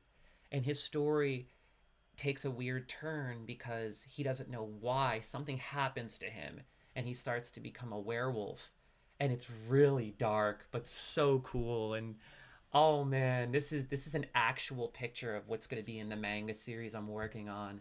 So pretty cool, right? This is Eika, one of his good friends in the story. Hey, what's going on? Systematic? Man, you guys got some funky names. Thanks for tuning in, Systematic. And Concave. Thanks for tuning in, Concave. Auditory, how are you doing? So are you all working on the books right now? I'm working on many books. I write 2 books per month just for Google Books. And I'm working on like 4 full-length novels right now. Shadows of the Crucible, like I said, I could show you right now. Look down here. It says I'm about 350,000 words in and over 1,050 pages. And that's just what I finished. Okay, I have another Word document that is ideas that I already wrote. Those are essentially like another couple hundred pages of chapters. So this would basically be like a 2,000 page book already because it's on Word and there's a lot on each page. Yeah, and then I'm publishing another book this year, very soon. It's called Unleash Your Inner Light. That has surpassed 1,000 pages. It's all about my spiritual ascension and how you can ascend and become a good human being and unleash your inner light, unlock your third eye, unlock your crown, master your chakras, understand Buddhism. I mean, I don't even want to get into that, but I love writing books. Yeah, I'm writing a bunch of different books, to answer your question, Lily Best. But I also publish a lot of books on Google Books. I call them micro books. They're little books I write here and there, kind of like this book that I'm working on. It's called Blood Moon Requiem. This is like a small little manga that I'll be releasing. It's kind of like food for thought. Good stuff to keep you going until my big books release. But yeah, you can check me out on Google. I've uploaded at least 9 books this year. Last month, I uploaded a book based on beekeeping in the city. It's called, I don't even remember the name of it. I'd have to pull it up. Let me see if I can find it real quick. Where would it be? Where did I post that? Oh, man. I don't know. But you can look me up on Google Books. Yeah. Earlier in the stream, I actually just announced The Billionaire's Blueprint, which is another book I published last night. So you can look that up as well. If you just rewind to the beginning, you'll see The Billionaire's Blueprint. I think I shared that link earlier on. In fact, I could probably go to that link right now. Let's see. Did I share that link for The Billionaire's Blueprint in the comments? Yeah, right here. I already shared that. I'll show you what I'm talking about right now. For you guys and gals that are interested. If you're interested in learning all about how to become successful and wealthy, here it is. It's called The Billionaire's Blueprint. It's valued at over $200. I'm selling it for $4.99. And I talked all about this in the beginning of the stream, but I also have a lot of other books. So you can just look me up on Google. Just look up Peter Brooks, The Billionaire's Blueprint, or Fats and Fasting Facts, any of the books that I create. Anyway, no more distractions. This is Renjiro Takeda, my new character in the manga I'm creating. This is Aika, her friend. They have a really special bond. It's really cool. But as he takes his dark turn and becomes a werewolf, he struggles and she helps him. And it's really wild. It's a really interesting story. Now, one thing that I'm staying true to is Shadows of the Crucible is a very old-fashioned, old-school 1980s, 1990s style anime, if you haven't noticed. Did you notice that, crew? It's very old-fashioned. I want my animations and my series to be so old school, almost like you're watching Thundercats, right? Like old school animation, like 1980s, 1990s style. And the same applies to this. Pretty cool stuff, right? There he is again. So this is Blood Moon Requiem. And I'm really, really excited to share episode 1. I already finished episode 1. I wrote the whole entire episode. I'm turning this into an animated series on YouTube as well. So you can buy the manga later this year. It's going to be a lot shorter than anything else I ever released. They're short little manga stories. His first story, Blood Moon Requiem, is going to be 3 episodes. Okay, so stay tuned. And like I said, that's it right here. Let me give you a little demo of what I'm talking about. The moon loomed swollen and pale over the village, its cold light spilling across rooftops and winding cobblestone streets. The wind carried the scent of burning wood and spiced cider, mingling with the distant sound of laughter. The winter festival was in full bloom. Lanterns swayed in the night.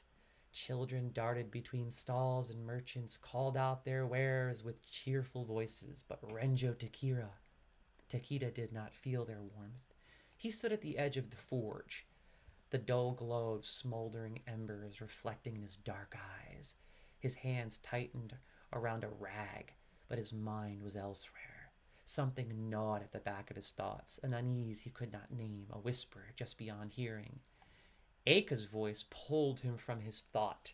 "You look like a ghost, Renji," she teased, nudging his shoulder playfully. "Come on, smile."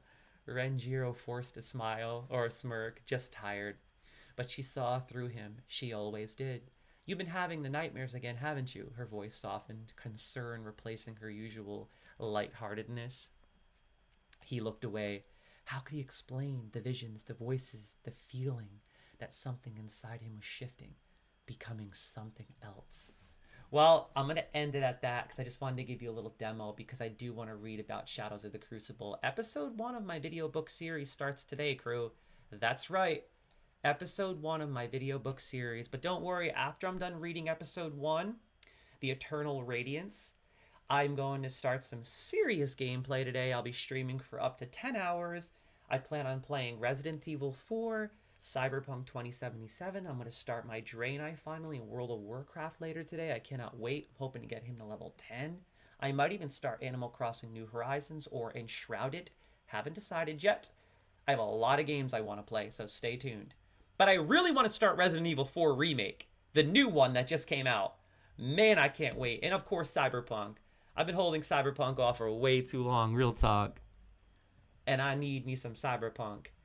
Anyway, this is the first episode of my Shadows of the Crucible video book series, of which each episode I read live here on Twitch. And then I export these over to YouTube as a video book series so that you guys and gals can follow along as I progress through the book. I already have hundreds upon hundreds of chapters that I wrote and are ready to go. And I just figured at least 1 to 2 times per week, read a few chapters, share them on YouTube. You could sit back, kick your feet up, relax, take it easy, and just listen, right? A little story time. Just have some fun and relax. Now, this is the beginning of Shadows of the Crucible. Now, I want you guys and gals to understand something. What I'm about to read to you is not the story. This is background. It's an introduction into this world. How did we get here? Why are things the way they are? I will elaborate upon that in just a moment. But before we get started on this video book series, I just need to say thank you guys and gals so much for tuning in. I really do appreciate it. Any and all viewers are always welcome. I love all of you. I am so humbled and so grateful for any person that takes the time out of their day to just be here with me for a few minutes, whether it's on Twitch or YouTube, just to hang out, listen to what I have to say, enjoy this incredible story, enjoy some gameplay. Thank you for hanging out always. I really do appreciate it. So, as I was saying, this isn't the story. I don't want you to think while I'm reading this, is the whole story about gods? Is the whole story crazy magical like this and about gods and the astral tree? And yes, the story does base itself around the Shattered Dominion and the astral tree, all of which you will learn everything about as we go. Everything. Hundreds of episodes planned. But just know that this isn't the book. This is just an introduction of how we get to the book. The gods that started it all. You're going to learn about that.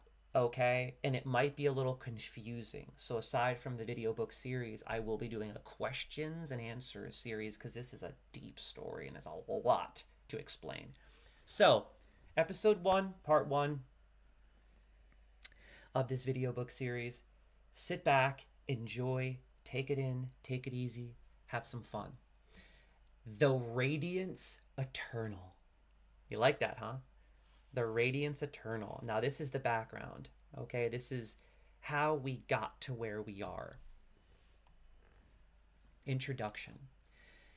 In the heart of the Shattered Dominion, the eternal essence stands as the omnipresent consciousness governing the cosmos, embodying the cycle of creation, life, death, and rebirth. Now, while I'm reading this, I need you to really flow with me because, to be completely honest, the most complicated part of this book is the first chapter or two because I'm delving into intricate, deep lore that has to be understood before we get to the characters and their stories in the Shattered Dominion, okay? So flow with me. And let me take a quick breath because I'll be doing a lot of reading. So everyone, take a breath with me real quick. I want you to take your hand, okay? And I want you to put your hand on your heart. And you're going to breathe into your heart with a deep breath. First, let everything out.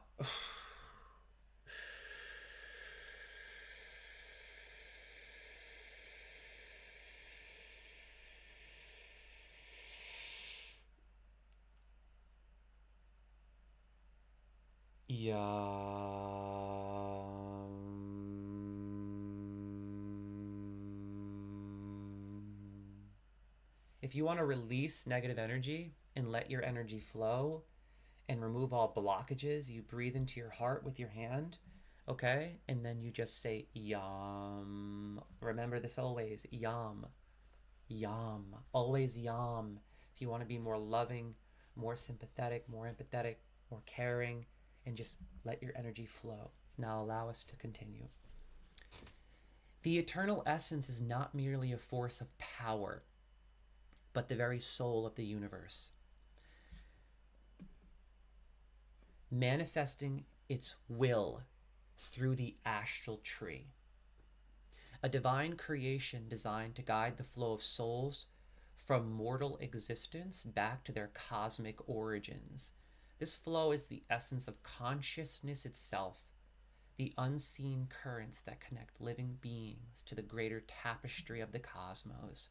Everything from the stars to the smallest creature is intricately linked through the consciousness of the eternal essence. How magical is that? I want you to imagine the eternal essence is heaven, and the astral tree is the gateway. And not all planets have an astral tree. This world, of which you will learn more about, does. And I will delve into that in future chapters. The eternal essence in the astral tree, manifestations of consciousness. The astral tree, far more than just a towering symbol of divine will, is the physical manifestation of the eternal essence, planted as a celestial anchor to maintain the balance of life and death. And yes, I did gain some inspiration from Elden Ring, I'll be completely honest, but that inspiration is only in the introduction partially. And I think that it was masterfully crafted in Elden Ring. So I implemented something of a tree, the astral tree, very similar to the tree, only obviously with entirely different lore. But I will admittedly say that I was inspired by Elden Ring because it is so amazing. So let us continue. It is the cosmic conduit through which souls traverse from the mortal plane to the promised land, a dimension of eternal light and peace, where the soul becomes one with the cosmic consciousness once more. The promised land is not just a heavenly afterlife, but a return to the pure state of consciousness that pervades the cosmos, a state of infinite understanding, tranquility, and eternal existence. Over hundreds of thousands of years, the astral tree has become the lifeblood of the world, channeling the flow of souls through the mana pools that pulse beneath its roots. These mana pools, scattered across the world, serve as rivers of ethereal energy, guiding the essence of life through the tree and into the beyond. However, with the fading of the astral tree and the disappearance of Queen Aurelia, the steward of this divine order, the flow has become turbulent, chaotic, and unstable. Amazing, right? You learn all about that. So just imagine deep, deep within this planet, there are pools of energy, pools that guide the dead energy, mana, souls to the astral tree and beyond, to heaven, the promised land. And in many ways, the mana is the lifeblood of this planet, okay? Now, when Queen Aurelia, which you'll learn, escaped through the mana pools to leave this world, everything went awry. And you'll understand all of that as we progress. Everything is explained, including the mana pools, the astral tree. Everything is detailed in lore bios, of which I will also share in separate episodes. Queen Aurelia, a divine reflection of mortality. Queen Aurelia, chosen by the eternal essence itself, was not only the steward of the astral tree, but also a reflection of the mortals of this world. She is, in essence, just a reflection of the mortals, the beings of this planet. She looks like them, but is godly, of course. Her human-like form was chosen as a direct connection to the mortal beings that evolved on this world, beings that were once guided by the gods and praised for their resilience and wisdom. Mortals, after rising over millions of years to become the most sophisticated beings in the world, fought alongside and against the gods for hundreds of thousands of years. Aurelia's physical form symbolized their evolution and mortality. She was their guide, their ruler, and the bridge between divine consciousness and the mortal experience. Her stewardship of the astral tree connected her not only to the cosmic consciousness, but also to the very essence of mortality. Through her, the eternal essence sought to guide mortals back to the promised land, a realm of eternal light, where souls would rejoin the cosmic consciousness. Yet, when the catastrophic events unfolded, Aurelia vanished into the mana pools beneath the astral tree, disappearing into a dimension beyond time. Her departure marked the beginning of the great imbalance. It's kind of amazing because that's something you experience in Gideon's story. You learn so much about Gideon that I don't want to spoil. I want to tell you so bad, but I can't. But just know that Gideon is going to Queen Aurelia. And he goes there with Elysia. And he goes there because of who he is. And he is who he is because of who his mother, Elara Thorn, came into contact with when she discovered a mana pool underneath Emberfall Keep hundreds of years ago. You will learn all about this. Because essentially the mana pools aren't just gateways through the astral tree to higher dimensions, but they also lead to pockets of energy that are so condensed and powerful that in many ways people can travel through time and experience different eras. It's almost like, I guess you could treat it as like a wormhole.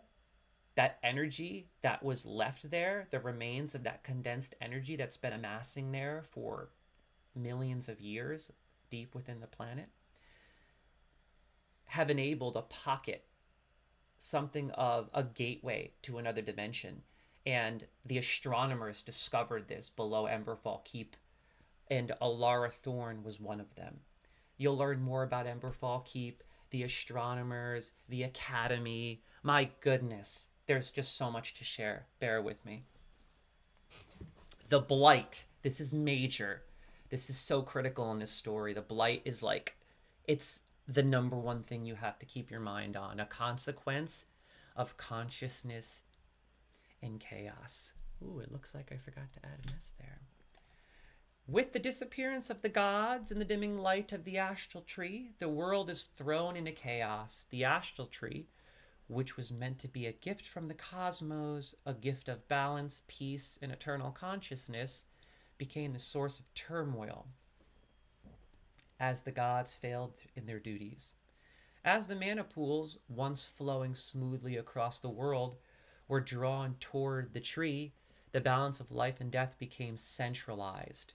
Now, with the astral tree's fading light, the flow of energy has turned toxic and explosive. Souls that once passed peacefully through the tree now linger corrupted by the Blight, a manifestation of dark and chaotic energy that has spread across the land. So essentially, basically what happened is when Queen Aurelia left this world, the astral tree is fading. In many ways, it's dying. And because that was such an integral part of this world, Blight is starting to form, a manifestation of darkness, decay, and death. And when that amasses for so long, it has to come up. You know what I mean? Eventually, it's going to implode. And that's what's happening. And that's eventually why soul hunters were needed. And that's why Iran created the first lantern, the Lantern of Iran, that Gideon wields. Because these soul hunters, all of which wield a lantern of, not the Lantern of Iran, but different lanterns. Only Gideon has the original lantern, the Lantern of Iran, the first one ever.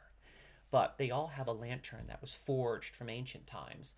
Because there is death and decay, and these spirits are coming up out of the earth. Spirits can't flow through the mana pools anymore entirely. There's backup.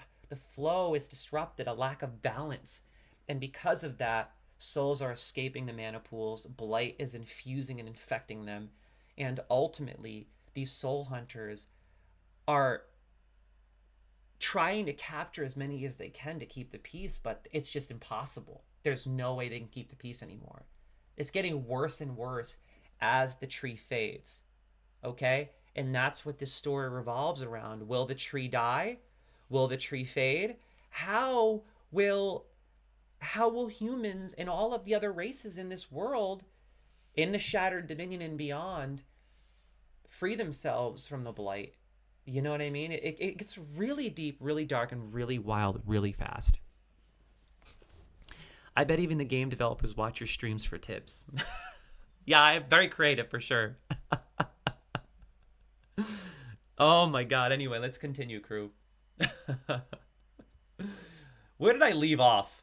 I keep going off on tangents. Okay, right here. The blight is not merely a plague of the body, but a plague of the soul, a reflection of the turmoil within the very essence of consciousness itself. As the world teeters on the edge of destruction, the energies of life and death, once in balance, have grown erratic, threatening to shatter the very foundation of existence. Souls have become restless, turbulent, and their presence is like a chaotic storm exploding from the tree, spreading corruption across the land. So what was once the gateway to the promised land still is, but it can only do so much without the gods there to manage it. The fate of the world, a battle for balance. The world, now teetering on the brink of cosmic destruction, relies on the astral tree's light to return. The gods have failed their divine duties, are scattered, and the mortal beings that once revered them are left in disarray. It will take hundreds of thousands of years for this balance to return, if it can be returned at all. The souls of the dead will remain chaotic, spreading malice and corruption, while the mana pools will overflow with toxic energy, threatening to consume the very fabric of the world. Because of the imbalance, this is a part of the Shattered Dominion in the world for a long time now. Even if they manage to save the astral tree, this blight will linger. And that's why this story has a lot of room for growth beyond the trilogy that I'm creating. Because even if they do save the astral tree and defeat certain people that I can't discuss yet, and win the ultimate war that takes place over the entire Shattered Dominion, we're talking millions of beings. You've never seen or heard anything like this before, I promise. It's wild. But anyway, even if they win, the darkness will still linger, and they have to fight that until it's all gone.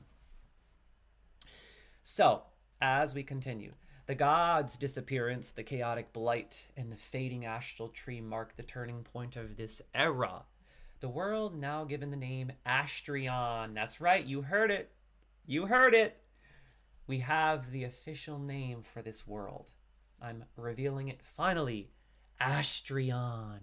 So the story takes place in the Shattered Dominion, which is just one continent among many. You will hear about other continents, and other races are coming to the Shattered Dominion to aid. But the story takes place in the Shattered Dominion. The world itself is called Astrion. Faces its greatest threat. Only by restoring balance to the mana pools and reigniting the light of the astral tree can the world avoid complete annihilation. If balance is not restored, the very soul of the world, the connection to the eternal essence, will sever, casting Astrion into eternal darkness. Cosmic consciousness and the eternal light. At the core of this imbalance is the cosmic consciousness, the eternal essence. This consciousness governs all things at all times, and the astrosphere was meant to be its physical manifestation in the world. Without its light, the souls of Astrion will lose their connection to the cosmos, and the promised land will be inaccessible. The eternal essence is both the creator and the destroyer, a force that is neither good nor evil, but simply is. It governs the flow of all things, from life to death, from darkness to light. The only way to restore the balance is to reawaken the eternal essence's presence in Astrion, to rediscover the cosmic consciousness that once governed the flow of souls through the astral tree and the mana pools. Only then can the souls return to their eternal light and the world be saved from the chaos that threatens to consume it. The question is, will Queen Aurelia ever return? Can she ever return? Maybe Gideon finds out. Maybe Gideon is a messenger. We will see. We will see. In conclusion, the fate of Astrion hangs in the balance. The eternal essence, the astral tree, and Queen Aurelia's legacy must be restored to bring peace to a world on the edge of destruction. Consciousness itself, the very fabric of the cosmos, must be reignited and realigned with cosmic order, or all will fall into chaos for aeons to come. The mythos of Astrion, the celestial bound, and the fall of the astral tree.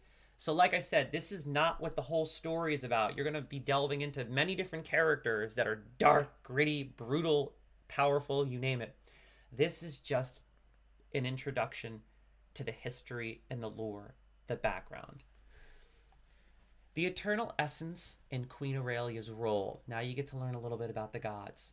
In the beginning, long before the first mortal breathed life on Astrion, the eternal essence, an unfathomable force of cosmic consciousness, wove the fabric of reality.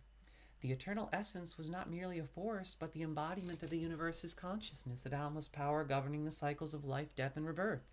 Its influence extended through the cosmos, touching upon countless worlds and dimensions, but its most sacred creation was the astral tree, and only certain planets are endowed and blessed with an astral tree. Usually it's when beings have evolved for so long, and I suppose you could construe it as have earned their gateway back to the cosmos. It's very interesting. I delve more into that in a separate chapter. Hey, what's going on, Contested? Thanks for tuning in, partner. I appreciate it. God bless you. And what's going on, Perilous? Yo, thanks for tuning in, everyone. God bless all of you. Thank you for hanging out. The astral tree, a towering entity of unimaginable grandeur, was the eternal essence's divine manifestation within Astrion. With golden branches that reached across the heavens and roots that delved deep into the core of the world, the astral tree was the anchor that held the world in balance. Its light guided souls through the cycle of death and rebirth, allowing them to find peace in the promised land, an ethereal dimension of eternal light. Yet the eternal essence, being the ultimate consciousness, could not intervene directly in the affairs of the world. It needed a steward to maintain the balance of Astrion, a figure who would embody its will and nurture the growth of the astral tree. Thus, from the very cosmos itself, Queen Aurelia was born, a manifestation of the eternal essence. Aurelia took on a human-like form, not to rule as a distant deity, but to guide the mortals of Astrion, beings that had evolved over millions of years to become the most sophisticated and conscious entities on the planet. Aurelia's purpose was to preserve the delicate balance between the cosmic forces and the mortal realm. Her form was a reflection of mortality, a bridge between the eternal and the finite. Her reign marked an age of prosperity, where the light of the astral tree shone brightly across the world and its mana pools flowed freely, guiding souls into the afterlife and sustaining the lifeblood of the world. The rise of the celestial bound, the gods. In her divine wisdom, Queen Aurelia did not rule alone. To ensure the balance was maintained across all corners of Astrion, she manifested aspects of her own power into a pantheon of demigods known as the Celestial Bound. These beings were not born of blood, but were extensions of Aurelia's own consciousness, each embodying a different aspect of the cosmic order. Though referred to as her children, they were manifestations of her duty to maintain the balance, although she did have actual children eventually with other gods. You will learn about that. However, these demigods, they are not her children. They're just construed as her children because she manifested them with consciousness, but she can't undo that now. She can't undo what has already been done, and you'll learn more about that as well. A lot of details here. Among the Celestial Bound, some of the most powerful included Varail, the Crimson Valkyrie. You're going to love her. Varail is a huge, huge character. She is a demigod that you are going to learn so much about eventually. And she has a little something to do with Aelith eventually. That's right.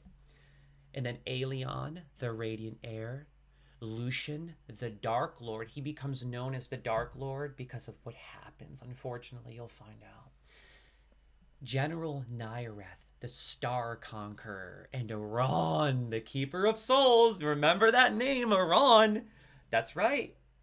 The Lantern of Iran Gideon has. and Iran himself. So Iran is one of the demigods, but he makes a pact with the forgotten god of death, of which you will learn all about eventually. And remember that the forgotten god of death is one of the most key components of the story, because he's always trying to corrupt the balance of Astrion. He is the essence of blight, darkness, decay, death, evil. There will always be darkness, there will always be evil, there will always be that negativity lingering deep within the cracks, no matter where you go, no matter what you do. And he's a manifestation of that, and he's always trying to corrupt. Okay? He was there before the gods, and he will be there after. And you're going to learn more about why. However, Iran, without telling, Queen Aurelia makes a pact with the forgotten god of death to basically create the Lantern of Iran to capture souls. But he does it in a really savvy way that actually tricks the forgotten god of death and traps him temporarily. So Iran is very smart. He's a masterful character, and he manipulated the forgotten god of death ultimately to distract him, manipulate him, and deceive him so that the demigods can get rid of him. But they can't get rid of him. You'll understand why. Each of these figures played a pivotal role in maintaining the balance of the Shattered Dominion, governing over their realms with fragments of the Crucible of Fate, the cosmic force that connected the astral tree to the cosmos. So just keep this in mind. Within the astral tree, there is something known as the Crucible of Fate. That Crucible of Fate is condensed energy. I want you to imagine a black hole, only it's not a black hole.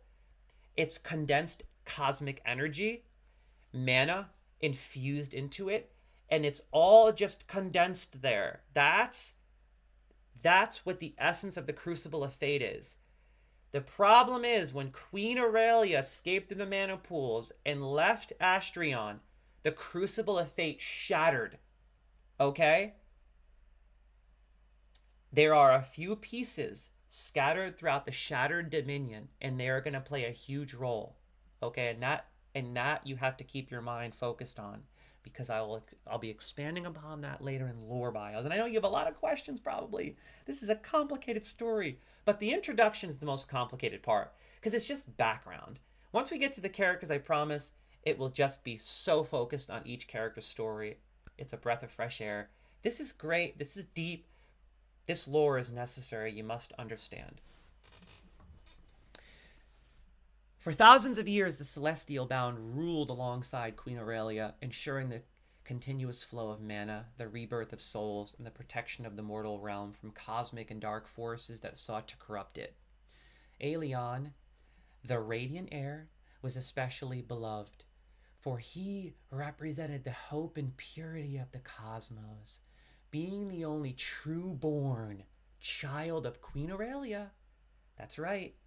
So keep that in mind. Aelion was a huge character because he was actually Queen Aurelia's son. His birth was a gift from the cosmos infused into Aurelia by the eternal essence itself. However, darkness is an inevitable counterpart to light, and always will be. And within Astrion lay the seeds of decay and betrayal. As the mana pools surged with life, so did pockets of dark energy, wretched energy, began to fester deep within the world's veins. These malevolent forces, born of greed, jealousy, and cosmic entropy, sought to corrupt the Celestial Bound and disrupt the balance. The fall of the Celestial Bound and the shattering. Hey, Lily Best, you're heading out? Lily Best, yo! Sorry you have to go, Lily Best. It was a pleasure meeting you, my friend. God bless you. Thank you for hanging out. You better come on by anytime. I'll be gaming all day. After I'm done reading episode 1 of my video book series, I'll be gaming all day. 10-hour stream coming right at you. So come on by later. Hope to see you again. You said you came from YouTube, right? That's so cool. I'm so happy to see people on YouTube visiting my Twitch streams, and I hope more of you come on by. And if you do, just mention that in the chat. Let me know if you're part of the YouTube crew, baby. Mwah. Let us continue. Over millennia, The darkness crept into the hearts of some of the celestial bound, corrupting their minds and twisting their desires. Lucian, who becomes known as the Dark Lord, was the first to fall, a demigod of immense power and wisdom. Lucian was once commanded the respect of both mortals and gods alike. His ability to manipulate minds, even those of his fellow gods, was unmatched. However, the forgotten god of death, a primordial force that predated even the astral tree, began to influence Lucian, planting seeds of doubt, greed, and power within him. Slowly but surely, Lucian succumbed to the forgotten god's manipulations, becoming his puppet and spreading a corruption across the celestial bound. Aelion, once pure and radiant, once again Aelion, Queen Aurelia's son, was ensnared in Lucian's web, manipulated and turned against his own sister. Now, I need you to understand, Aelion construes Varel the Crimson Valkyrie his sister. And essentially she is, because Queen Aurelia created Varel. But Aelion is the only true-born of Queen Aurelia's. Do you understand? However, Aelion and Varel were that close. They were basically brother and sister, because Varel the Crimson Valkyrie was very, very close to Queen Aurelia. Their connection was deep. Eventually, you'll learn more about that. So what happened is Lucian started succumbing to the forgotten god's manipulations, and what he did was he tried to corrupt Aelion, Aurelia's son. And what he did is turn Aelion against Varel. He wanted to turn the gods against each other so that they would wage war. So now you have to keep in mind, Aelion, Queen Aurelia's son, manipulated by Lucian, who was manipulated by the forgotten god of death, turned against Varel, the Crimson Valkyrie. This is going to leave a serious chip on Varel, the Crimson Valkyrie's shoulder. And that all has to do later on. So I want you to imagine Lucian, okay, and Varel, the Crimson Valkyrie. They are ultimate enemies. And what happens solidifies that. And that will eventually come out in the main story with certain characters, okay, such as Varen, the Prince of Elendor, heir to the throne, and Aelith. The war that ensued between Varel and Lucian's forces tore Astrion apart. Varel sought to redeem Aelion, but the brother she loved was lost, consumed by Lucian's dark magic. The ultimate betrayal came when Varel, torn between her duty to the balance and her love for her brother, was forced to strike down Aelion on the battlefield because he was completely manipulated and consumed by Lucian. This act shattered her spirit, and her once radiant presence was forever marred by the blight left behind by Lucian's corruption. As the war continued, Queen Aurelia's grip on the astral tree weakened after she lost her son, and the crucible of fate, the very essence that connected the astral tree to the cosmos, began to fracture. A war ensued. In a desperate bid to restore balance, Aurelia shattered the crucible.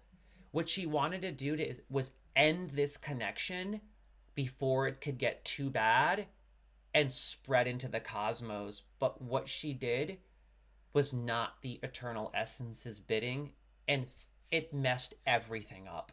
You'll learn more about that eventually. Sorry, I keep saying that. There's just a lot of lore for you to figure out. And throughout my story, there's a lot of lore bios. There's a lot of lore bios. Just to give you guys an idea of how long this story is, I only read 5 pages just now. And this is a story that's already spanning 1,053 pages. So, keep that in mind.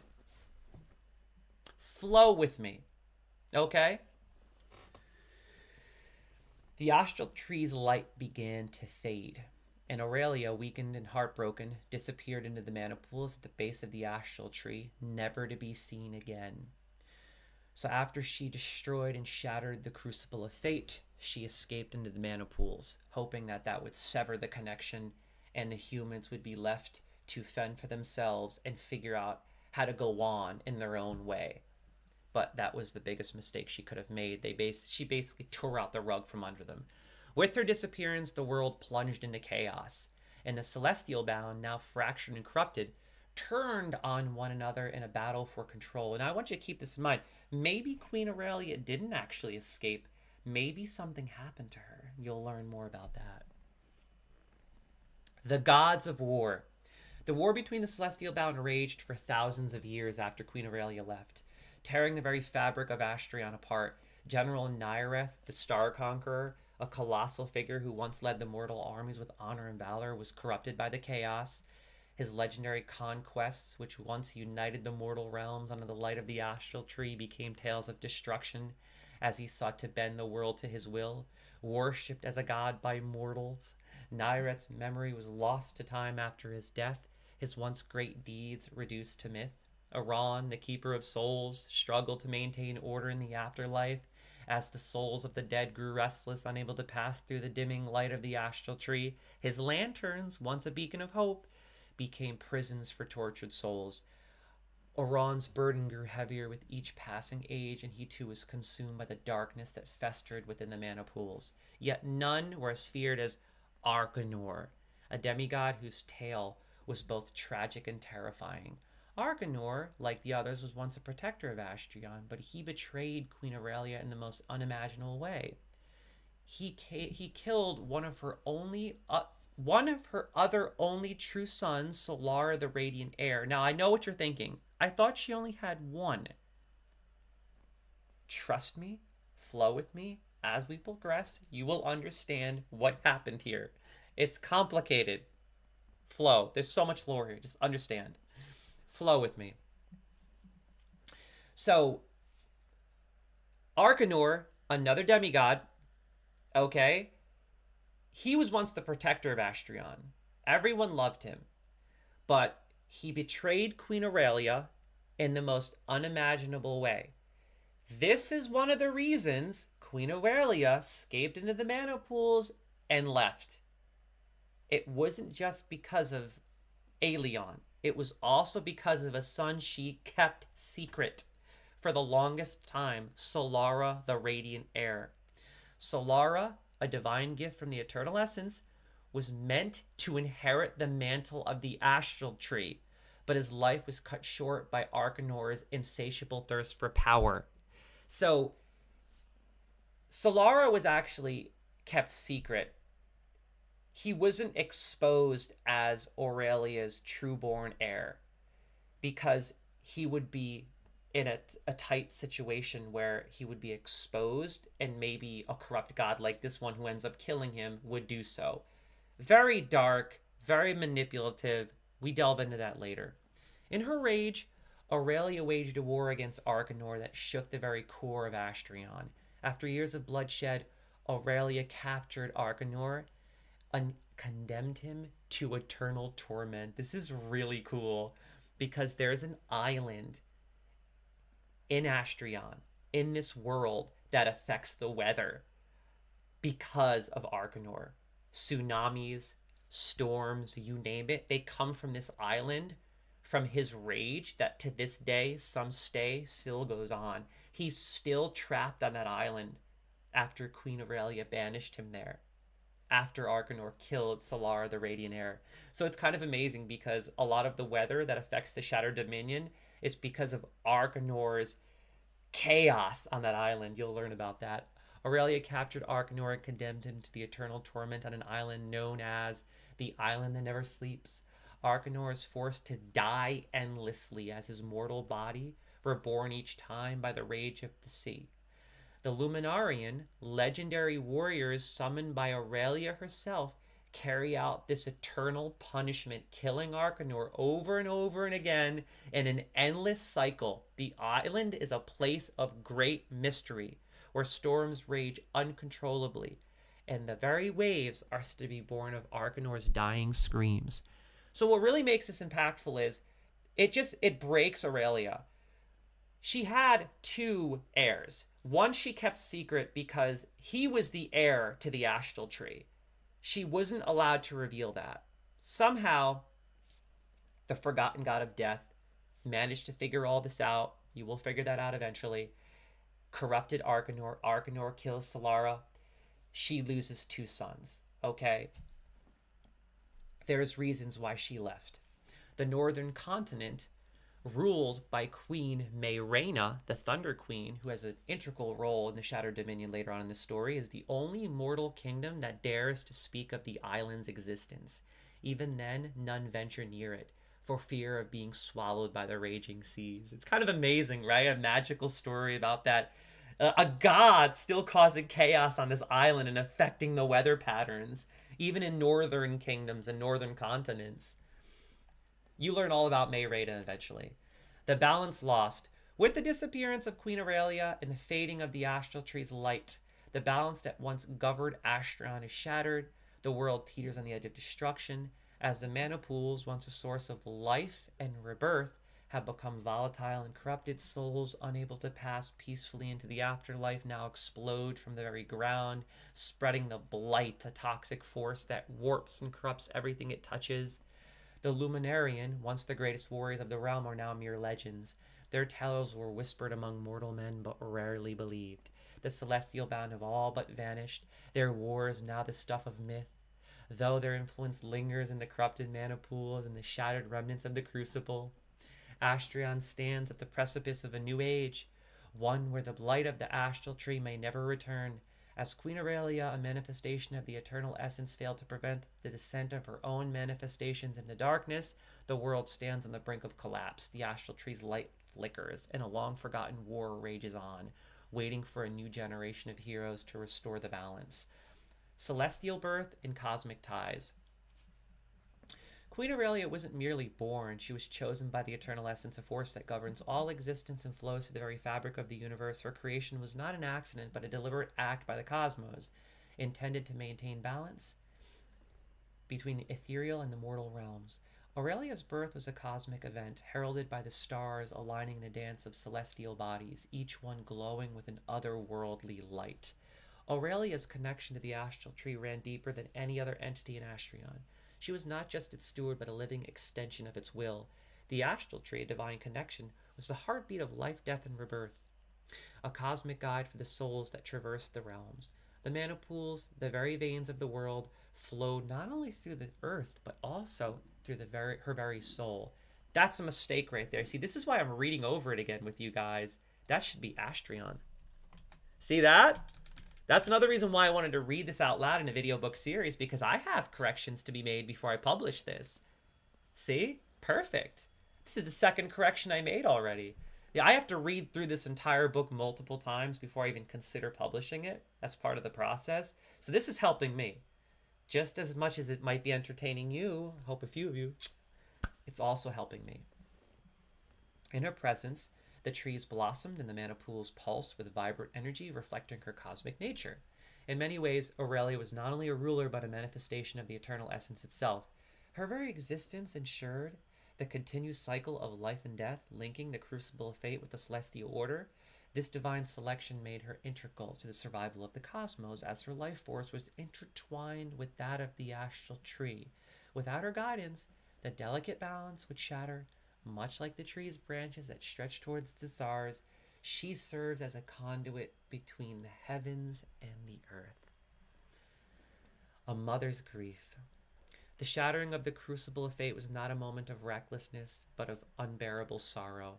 Aurelia's son, Solar, the radiant heir, was the only being born of her celestial essence and infused with the light of the cosmos. Or so they thought. She had 2. In fact, one of them was kept secret, like I said, because he was literally the heir. So when she lost both, it just broke her. His death, orchestrated by the betrayal of Arcanor, tore her soul asunder. Her grief echoed not just through her heart, but across the very fabric of the universe. The light of the astral tree began to fade as her grief darkened the skies, casting a pall over the Astrion. Her agony was not just of a mother losing her child, but the devastation of a being who bore the weight of existence itself. So she had a lot of pressure on her, along with that agony. Solar's death signaled a deeper rupture in the cosmos, as the eternal essence wept for the loss of the most radiant creation. In this moment, Aurelia shattered the crucible of fate, a desperate act to reclaim control of a world spiraling into chaos. Like a force of nature, her anguish manifested in the form of cosmic storms and tremors, shaking the very foundation of the world. Rivers of mana surged wildly through the land, no longer guided by the steady hand of the astral tree. Her grief was a force of cataclysmic magnitude. In her despair, she unwittingly set in motion the unraveling of the realm. It was said that her sorrow could be heard in the whispers of the wind, in the rustling of the trees, and in the very hum of the mana pools. The betrayal of the gods. The fall of the celestial-bound demigods did not occur in the instant, but was a slow decay thought on by ambition, greed, and darkness that had crept into the hearts over aeons. Aurelia, once allied with these gods, found herself increasingly isolated as they sought power over the very forces she had been tasked to maintain. Figures like Lucian, corrupted by his lust for dominance, and Aelion, ensnared by Lucian's manipulation, were but two of many who betrayed her trust. Lucian, once a being of immense power and wisdom, fell to the temptations of the forgotten god of death, turning his mind against Aurelia and the balance she represented. His manipulation of Aelion, her closest ally, became the ultimate betrayal. The demigods, once heralded as protectors of the realm, became twisted by their own desires for dominion over the crucible of fate and the astral tree. You can imagine they're vying for power ultimately, if you know what I mean. Their treachery pushed Aurelia to the brink, forcing her to shatter the crucible to escape their clutches and subvert the growing corruption. So now, as you're learning as we go, there are multiple reasons why she escaped. I don't want you to think, oh, she got sad, she lost one son. Oh, she got sad, she lost her secret son. Oh, she got sad because the gods are defying her and everyone's waging war. There were so many reasons and everything was going awry. So, and it could have ended a lot worse if she stayed. You'll figure that out. This betrayal was not just personal, it was cosmic. As the demigods tore at the fabric of existence, they fractured the very order of the universe. Their selfish pursuits became the catalyst for the descent of Astrion into darkness. And Aurelia's shattering of the crucible was the last act of rebellion against their greed. This battle for control of the divine forces led to untold chaos and war, with the gods clashing not only with each other, but with the very universe they once sought to protect. Mystical realm of the afterlife. Aurelia's disappearance after the shattering was not an act of death, but a transformation. She descended into the mana pool at the base of the astral tree, a place where few could follow. It was said that these pools served as gateways to other realms, dimensions beyond the comprehension of mortals and divine alike. The mana pools were more than just rivers of energy. They were conduits to the past, the future, the places that existed beyond the veil of time. That's so important, because that's how Gideon and Alicia go to the starlit sanctuary. You'll find out more. It's pretty amazing. The mana pools were more than just rivers of energy. They were conduits to the past, the future, and to places that existed beyond the veil of time. When Aurelia vanished, many believed she had entered into a realm of forgotten souls, a dimension where the laws of life and death no longer applied. Here, she was said to wander, a keeper of souls lost to the madness of the shattering, guiding them toward peace. Others whispered that she had become something entirely new, a being who transcended the very forces she once governed. Her return, should it ever come, would be a moment of cosmic reckoning. Her presence would either restore balance to the realm or usher in its final destruction. Her disappearance left the world of Astrion in a state of perpetual uncertainty. As the mana pools now surged with untamed energy, no longer under her control, souls began to wander, unable to find rest, and the astral planes grew turbulent with unrest. The whispers of Aurelia's potential return echoed through the halls of power as the demigods and mortals alike feared what might happen when the Queen of Light and Dark walk among them again. Kind of amazing, right? Symbol of light and dark. As the light of the astral tree faded, so too did Aurelia's radiant presence diminish. But in her fall, she became something more, a symbol of the delicate balance between creation and destruction. She became a god to all mortal men. Everyone, all mortals, praised her. You'll see, even though she left them. And that's where Caius, a character, comes into play. You learn a little more about Aurelia through that character. Once the radiant protector, she now embodied both the light she once nurtured and the darkness that slowly consumed the realm. Her transformation mirrored the duality of life and death, and she became a figure who walked the line between salvation and ruin, balance. Aurelia's duality was not lost on the inhabitants of Astrion. Some worshipped her as a goddess of light, praying for her return to restore the dying tree and guide souls to the promised land. Others feared her, seeing in her fall a warning of the dangers of unchecked power and grief. She became a figure of myth and legend, a being both revered and feared, whose final fate remained one of the great mysteries of the cosmos. Kind of amazing, right? Her role as both creator and destroyer aligned her with the cosmic forces that governed all of existence. Like the eternal essence, she embodied the cycles of life and death, order and chaos, growth and decay. In many ways, Aurelia had become the living embodiment of Astrion itself, a world caught between the forces of light and darkness, forever teetering on the edge of destruction. That is the end of the introduction for now. We will delve into so much more as we go, and I promise, like I said, the whole book isn't like this. This is just the introduction. This is just information on the gods and how we got here. It's the history. And then when the character stories start, I promise you it's a whole different ball game. So in essence, what you're learning about is Aurelia, she escaped because of the chaos that was ensuing between the Celestial Bound, and she was hurt when she lost her secret heir, and she was hurt when she lost her other heir, and it really broke her, and everything just fell apart. And the cool part is, now she's considered a god that mortals have been praying and begging to come back to save them. So that's why religion, it's called the astral fate, is based around Aurelia's return. In essence, this fate, they literally worship her, hoping she'll come back. And there's one being that can whisper to her, and his name is Caius, one of the characters. He, after he gets his manhood chopped off in about 20 chapters deep into the story, he's an astral priest that battles with his own perversions. His destiny is to connect with Aurelia. He has the ability because he's so full of light, but he has to lose parts of himself in order to deeply connect. He has to lose senses in order to fully tune in the way he needs to. So his fate is so bad. And you get to follow that fate over 20 chapters before something terrible happens to him. I'll just say that he loses parts of himself. Like I just said, his manhood. I think you know what that means. And other parts.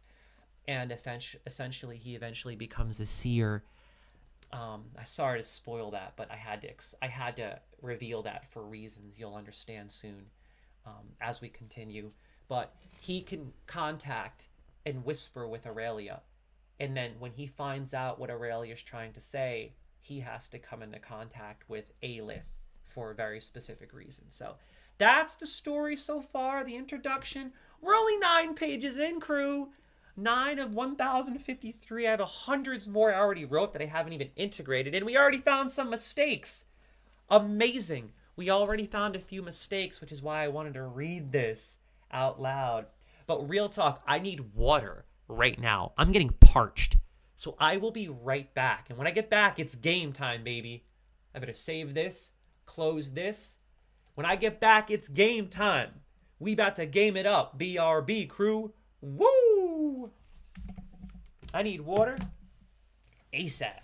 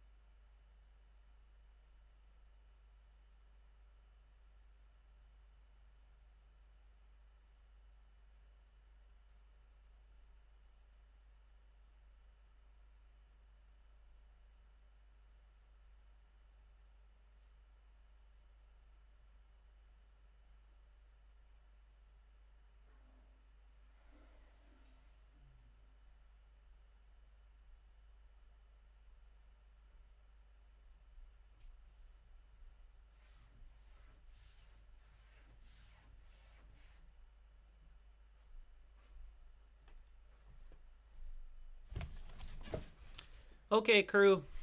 It's game time. But first, I gotta hit this dumbbell. I gotta do some reps. I'm gonna do 30 reps per side real quick.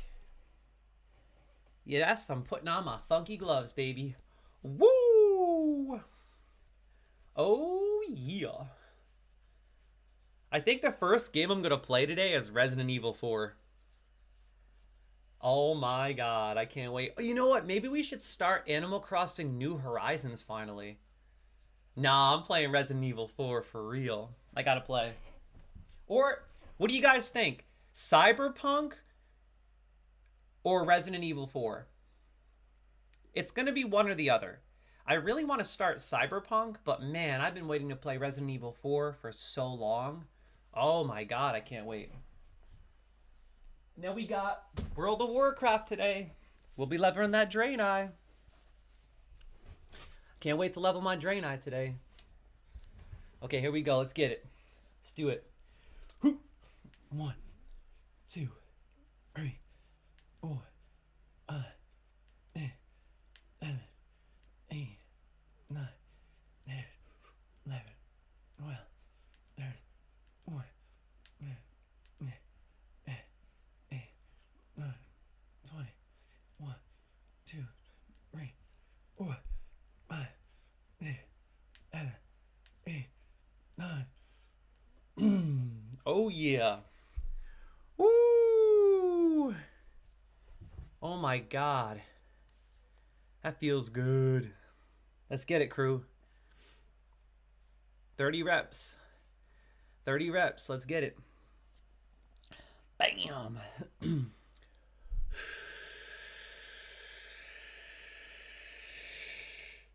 Let's get it.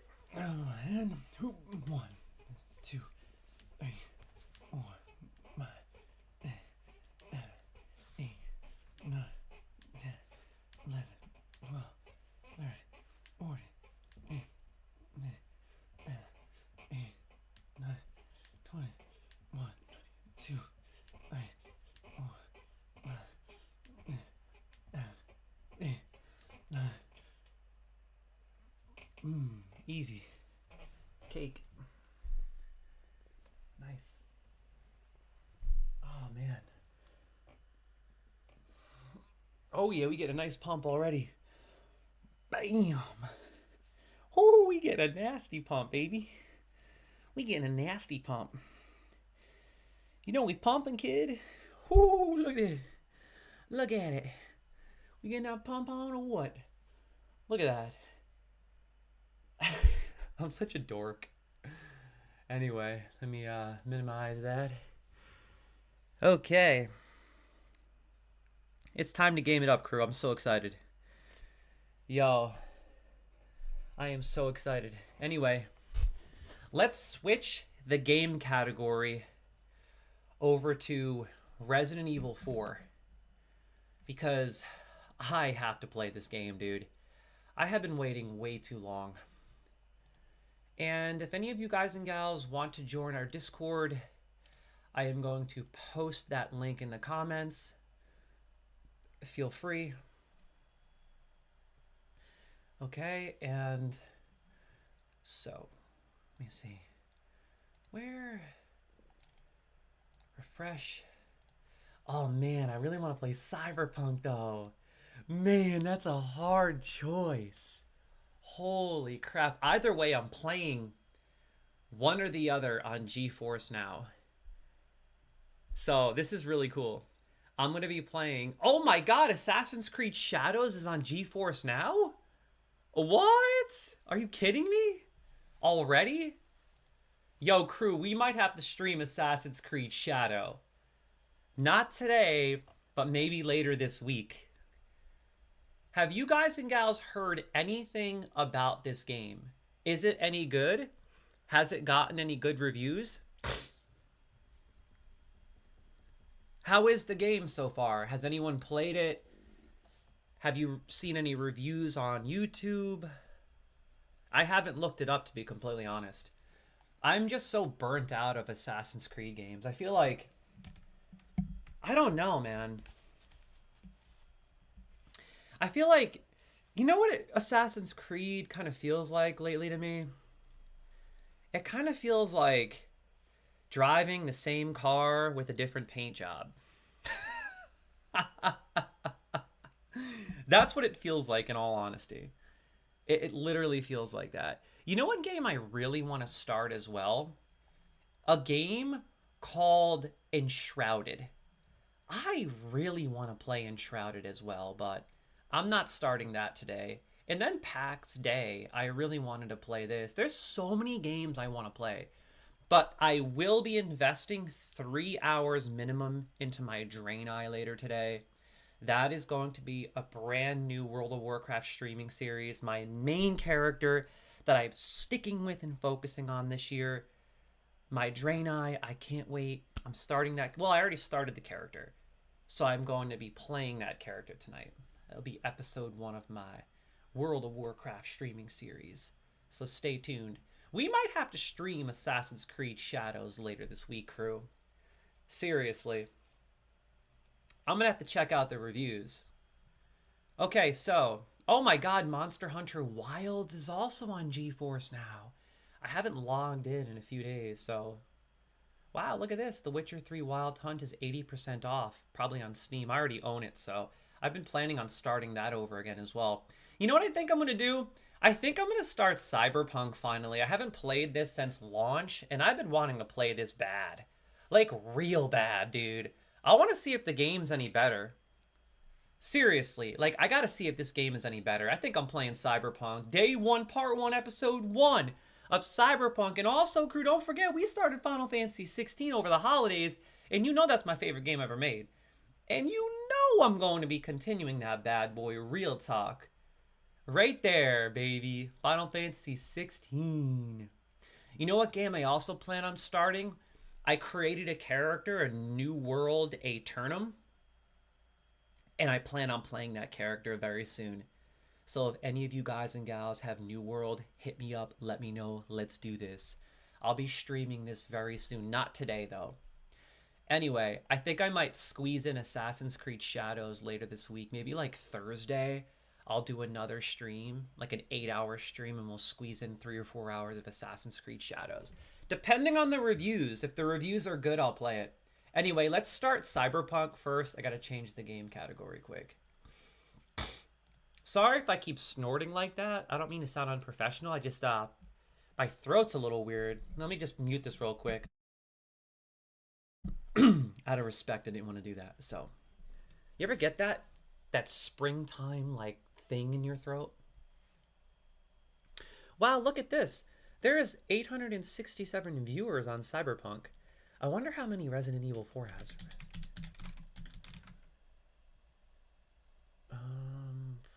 4. Oh my god, 692 viewers on Resident Evil 4. Wow. Cyberpunk.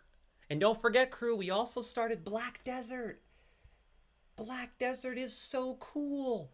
I played that on the last stream I did, which unfortunately I ended up having technical difficulties. I apologize. I have since reset my router, fixed my internet. Everything is good to go. I apologize for that disconnection last week. But I started Cyberpunk, or rather, Black Desert, not Cyberpunk. We're starting that today. I started Black Desert, and I really like it. Like, honestly, I really like it. It has incredible graphics. The combat feels really good. I would say my only complaint, though, is I don't know what the heck is happening in that game. The story is so weird and confusing. Okay, let's do this. It's time to play some Cyberpunk, baby. By the way, guys and gals, thanks for tuning in. Much love. If you haven't already clicked that follow button, you better ball up that fist, and you better punch that puppy out of the pack. Woo! Because you know your main man Pete is back in town, back in business, hanging tight, loving life, playing games, making games. Cyberpunk 2077, Day 1, Episode 1, Part 1. I'm ready to rock and roll. Let's do this. I think I'm going to use the controller, too. Oh, yeah. Yo, we about to play Cyberpunk? And we're playing on GeForce Now, so I don't have to download anything. How cool is that? Pretty sweet, huh? Oh my goodness. Look at all these deals on Steam. Man, Steam knows how to get you. Look at this, Dragon Age is on sale. But then again, this is on PlayStation Plus. I just downloaded that free on PlayStation Plus.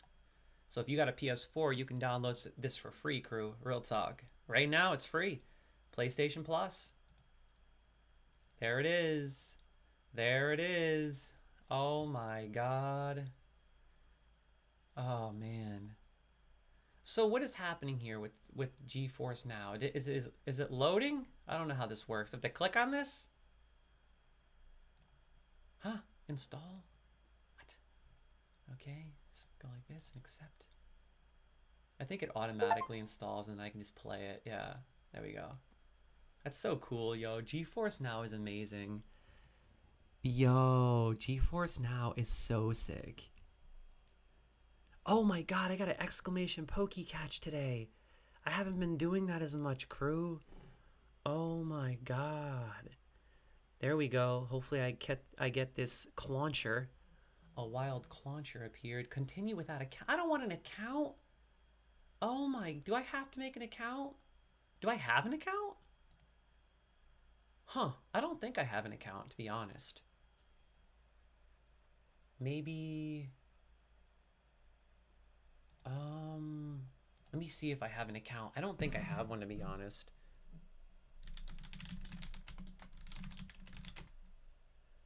That means that I can play cross-platform, which would be pretty cool.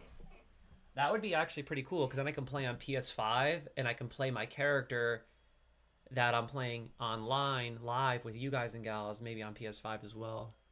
Let me look this up and do this real quick. I don't know if I have. Oh my god, my phone is going crazy. 615-759. 615. 615-759. Jeez. I picked up my phone and there's like 100 notifications. Good god. Okay. 615-759. I'm gonna make sure that's correct. I didn't know I had an account for CD Projekt Red. Oh, I do, because I cross-play Witcher. Oh my goodness, this is perfect, because now I can cross-play The Witcher, and I can cross-play Cyberpunk. So whenever I make progress on here, I can hop on my PS5, and then boom, bam, we're good to go. Okay, sounds good. So are we logged in? The Witcher 4, get ready for a new saga. Oh my god, I just saw the trailer for that. It looks so good. Holy crap. I cannot wait, seriously, for The Witcher 4. So, what do I do here? I'm still trying to figure out GeForce Now, crew. Bear with me. Is it running?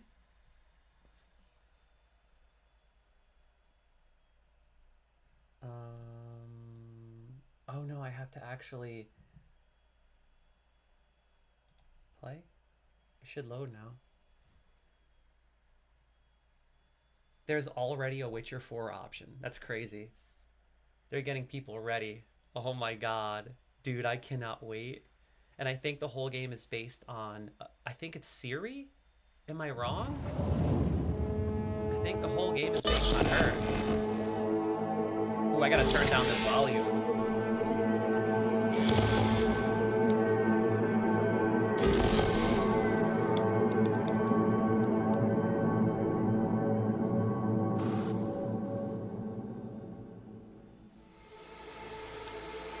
Okay, I gotta turn down the volume. And I'm gonna dabble with the settings as well.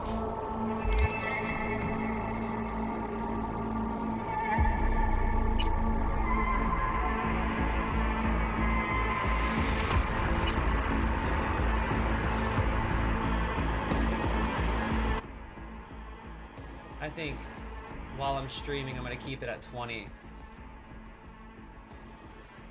Or maybe like 50. 40 and then music volume down.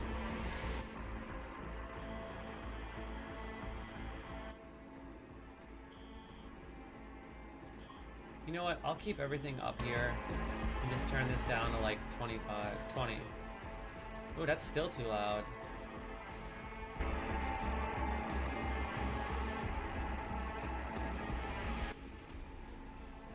That's a little better. Headphones. I'm gonna go to the graphics and make sure everything's maxed out now. Let's go to like the maximum overdrive mode since we're playing on GeForce Now, right? Let's just make this as good as it gets. Let's see if GeForce Now can handle this on max. We should be able to. Let's see what GeForce Now can do, eh? Oh man, you hear that music? Oh my god, we are playing Cyberpunk Part 1, baby. This is gonna be sick. I haven't played this since the game launched, and it was really bad when it launched. Like, the game itself was good, but the way it operated was so bad. It was so buggy, and I've been waiting for it to just, like, you know, fix itself. I've been waiting for the game to get polished, and apparently now it's fantastic. It was a great comeback by CD Projekt Red. Amazing company. Anyway, let's see, video. Yeah, everything's good. Sound is good. Good. Oh, another game I was thinking about starting again. Wolfman talked me into it. I think I might start up on Final Fantasy XIV again. I already downloaded it on my PS5, and I'm really excited to start playing it again. I might stream that very soon. But I'm going to look into Assassin's Creed Shadows tonight and see what the reviews are looking like. And honestly, if the game has good reviews, I think I'll play it. I love Assassin's Creed, but I will admit I'm getting a little bored. It does feel kind of repetitive.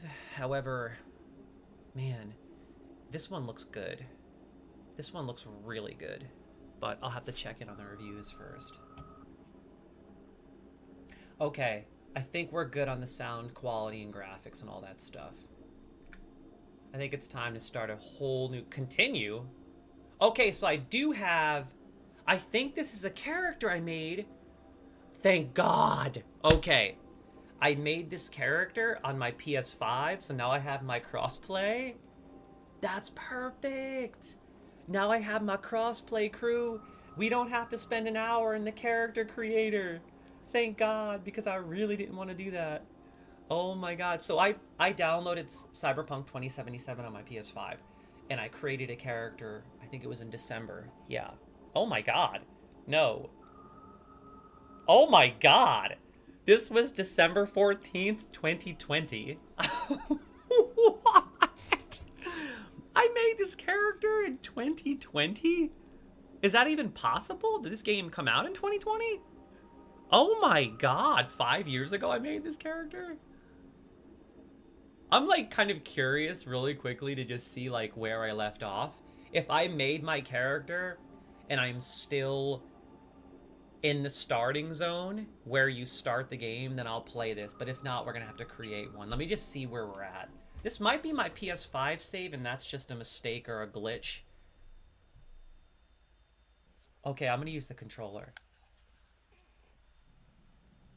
Let's see. We are on max graphics right now. Oh my God. Holy crap. Is this my PlayStation 5 save? Look at these graphics. Oh my God. Look at this. Well, I want to see what my character looks like, because that will be... What level am I? Level 1. 1 street cred.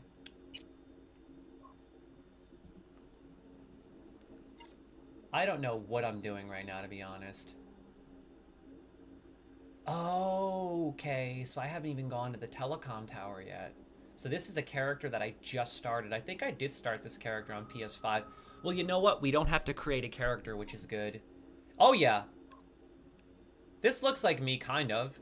I'm happy with this character. He looks kind of like me. A little ginger action going on here. Right? He looks like me. look at him. Oh, I gotta get my glasses on. Oh my goodness. Let's do this. Yo, how are you guys and gals doing today, by the way? I hope everyone is having a really nice, relaxing, delightful Saturday. Thank you for hanging out. I'm just taking it easy today. Playing games, relaxing with the Supreme team.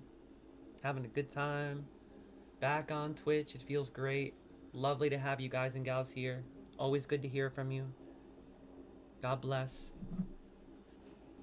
Okay, so I think this might be my PS4 save. 5 save, rather. Because this character looks familiar. I'm pretty sure that I just made this character. I don't know why it said 2020. There's no way I made this character in 2020. I don't even think the game released in 2020. I think it was like 2022. I might be wrong. When did this game release, crew? Yo, what's going on, Systematic? Thanks for tuning in. Yo, Skilla says, and now I get an ad, BRB. Oh, sorry, Skilla. Sorry you got that ad, brother. Dude, I don't know how did I play this game in 2020? I am so confused. I have a lot to learn. I have a lot to learn, crew. Bear with me, I just started playing. Okay, I'm just figuring everything out right now. So I think I made this character a long time ago. And I don't remember how to play the game. So I have my revolver. We have the DR5 Nova, it looks like. We're rocking the DR5. Alright, we got the map. And it looks like I am in the Badlands. Cool. And I have to go to this tower, it says. The Nomad. Go to the telecom tower. Hey, what's going on, Discredited? How's it going, buddy? Thanks for tuning in, partner. I'm assuming these are where all your stats and attributes are. Yep. Attribute points available. I don't have to worry about this right now because I don't have any points. Journal. Here we go. This is what I need to figure out. Yo, V. Every story's got to start somewhere, right? Even if it means that somewhere is in the middle of nowhere and the most Nova place to hang is a dusty fuel stop. Notice how I didn't say ASS? That's right. I'm good, baby. I'm good. I didn't curse. I didn't do it. I didn't curse, crew. You abandoned your nomad family to come find the dude who hired you to smuggle something for him across the border. This guy will change your life, Mono. Okay, so apparently I have to go to this telecom tower and do some schnerious smuggling. Hey, what's going on, Skilla? My boy. Skilla says, take 2, howdy. Sorry about that, Skilla. Thanks for tuning in, buddy. Thanks for stopping by and saying hi. I'm just gonna call you Skill. What's going down, Skill? Bear with me, man. I just started playing this game. I don't know what I'm doing. I'm just kind of figuring everything out. I'm going through the menus and just observing my gear. What do we got down here? We got an FGX frag grenade. And also, bear with me, crew. I have a very slow, progressive gameplay style. I have OCD, so I tend to take things at a very slow pace, and I'm obsessive compulsive. I'm overly observant. So I'm just warning you, for real. Just bear with me. I play a lot slower than most people. I'm not the kind of person that beats a game in a week or even a month. I'll be like literally role-playing this probably for the next 24 hours. I'll be running around pretending I'm this guy. I kind of look like him, right? I made him look like me, sort of. Minus the glasses. I got a little ginger action going on here. I was looking for a new game and saw Cyberpunk was on sale, so I wanted to see someone play it. You know what, dude? I do that all the time, bro. And I haven't played this game since it launched in a really bad shape years ago. I'm coming back to it because apparently the game is smooth and clean and they fixed it all up. They polished it. It's no longer rough around the edges. And they also added a lot of content, which is really cool. So I'm really excited to delve into it, man. I want to see if it's better than it was when it launched. I know it is. Everyone says it is. Hey, what's going on, Juicy Bantam? Thanks for tuning in, buddy. I hope you're having a fantastic day, Juicy Bantam. Yeah, exactly, Skill. Yo, I'm running this game right now on max settings. We are on overdrive mode, crew. Best possible graphics, and I just want to give you guys and gals a heads up. I'm not running this game on my computer. I'm running this on GeForce Now. Real talk. I'm streaming this on GeForce Now. This is gonna look so sick. Yo, look at this overdrive mode on GeForce Now. Maximum settings. GeForce Now is legit. And look at this, not a single stutter. Yo, we about to get a kid. Woo! Oh, oh, oh. Yo, I didn't, man, I tell you what, I'm warning you guys, I'm the worst driver in gaming history. I'm not kidding you. You don't want to watch me play Grand Theft Auto. You do not want to watch me play that game. If you watch me play GTA, you will probably cry. Yo, look how real this is. I want to see if it's so realistic that when you run over the branch... Let's see if I can run it over. Oh my god! It's so real that when you run it over, you actually get stuck on it. Look at this. Look at that. Did I just screw myself? I'm stuck on a branch. I'm stuck on a branch, bro. Oh, there we go. Oh my god. See, I told you I have OCD, crew. I'm really bad when it comes to gaming. I'm like an issue. Whoa, you saw that? That was nasty. How do I change the view and the angle? Let me see. Nope, it's not that button. It's definitely not that button. Hey, I know how to honk at people. How do I get out of this stinking thing? Oh, camera? Oh. Oh my god. Look at this. Holy crap. Look at these graphics. Oh my god, the graphics are insane. What's going on, Songbird? Thanks for tuning in.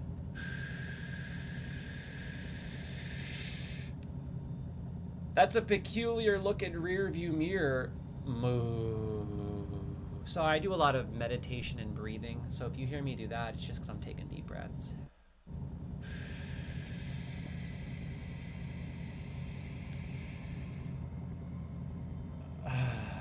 Yo, this is crazy realistic looking.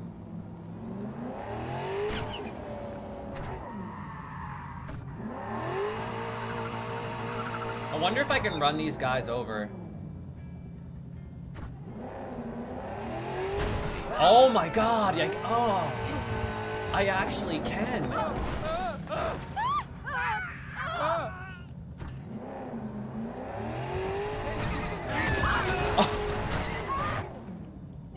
All units in the area, reports of additional suspicious activity. Oh crap.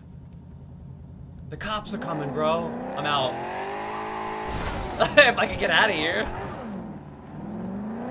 Ah, run! Oh my god, it's so hard to drive this thing. Oh, I'm gonna die. Suspect's vehicle has been located. Oh no. Oh my god, they're all trying to kill me now. Oh no, I went the wrong way. Code 0. I repeat, code 0 in this area. All units resume normal duties. Dude, I wonder if I can go loot those people I ran over. See, I'm already having fun in this game. Oh god, not good. I'm already making stories and remembrances. I'm already making memories. I could tell this is my kind of game because I like games where I can get lost and immersed in the world, so much so that I can kind of like create my own stories, if you know what I mean, just by kind of like dilly-dallying. What am I hearing? I think my car is jacked up, dude. Look at this thing. Look at this. Look how real this game is. I think I want to wander around this village for a moment. Let's do this. I'm gonna get out. Can you change the camera when you're out? Like when you're running around? I gotta just figure out all these controls, crew. Please bear with me, because I haven't played this game in years. I haven't played this game since it launched, so... What happened? Uh-oh. Are they trying to kill me? Oh my god. Oh god, how do I get in? Oh! Oh! Oh! Oh crap. Alright, you want some? Okay, a little warm-up action. I'll do anything.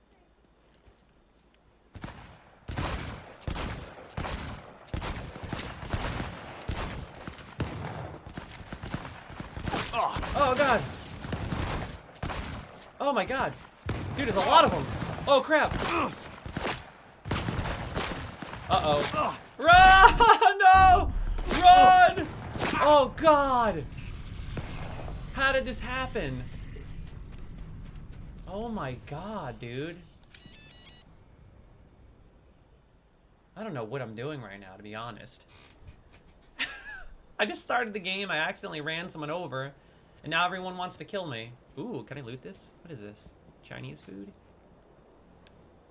I told you I got OCD, crew. I actually get to the point in games where I feel the need to loot every single thing I see. It's not a joke. I'll try not to do that live, because I've done that before in the past. I found scissors. Like, I have this thing where I feel like I have to literally loot everything. But I'm going to focus on the story when I'm live, and if I ever want to loot, I could just come back and do that another time. However, I do want to kill the rest of these guys down here and see if they have any loot. Hey, am I supposed to go here? Am I supposed to be here? No. I don't think I'm supposed to be here. But maybe there's something to loot. Let's see. Yeah. How do I scan? Can I scan the areas and stuff? There's got to be a way to scan. I got to figure the controls. Let me see. X? What does X do? X does nothing. Literally nothing yet. Hey, what's going on, Lily Best? Welcome back, buddy. Welcome back. So you jump with... Oh, an item. What is this? Let me get it. I found a pipe. Okay. Another game I'll be continuing soon, crew, is Starfield. So stay tuned. I have so many games that I'm going to be delving into and playing these next few weeks and months. So come on by anytime. So what does B do? So I just started the game. I don't really have many options. I can't do much. Draw weapon. Well, that was mad realistic the way he did that. How do I reload? X. I don't need to reload, I guess. Dude, that looks so real. Crouch. Dash. Oh, okay, cool. Let me put this away.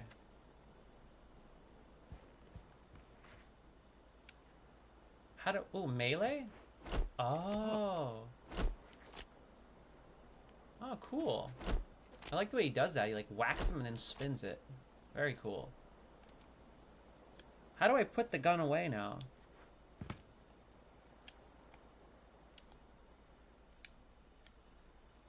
Can you even put the stinking thing away? What happens if you don't want the gun out? Reload.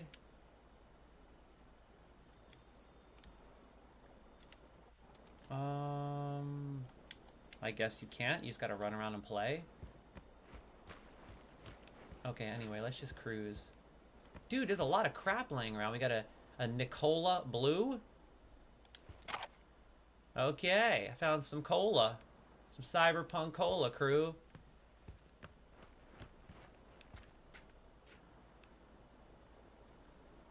Yeah, see, like, if I wasn't live, I would be just wandering around like this because I have OCD, and I would be trying to find every possible thing that you can loot that exists in the game. I've been doing that for years, no joke. I actually worked for gaming companies doing that at one point. Because I have such ridiculous OCD, I can find mistakes, errors, items that no one knows exists. Literally. I'm not even joking. Yo, I am doing something right now for Girl Scouts, but I will be listening. Okay, Lily Best, sounds good. You know, God bless. God bless. And stay proactive all day. Kick butt with your Girl Scout duties. And accomplish greatness, my friend. I hope this guy doesn't try to kill me, because the other people did. So my friend, can I talk to you? What's up? That's all you gotta say? Uh-huh. That's it? Okay. Well, God bless you. I like your shirt. You, want something, Choom?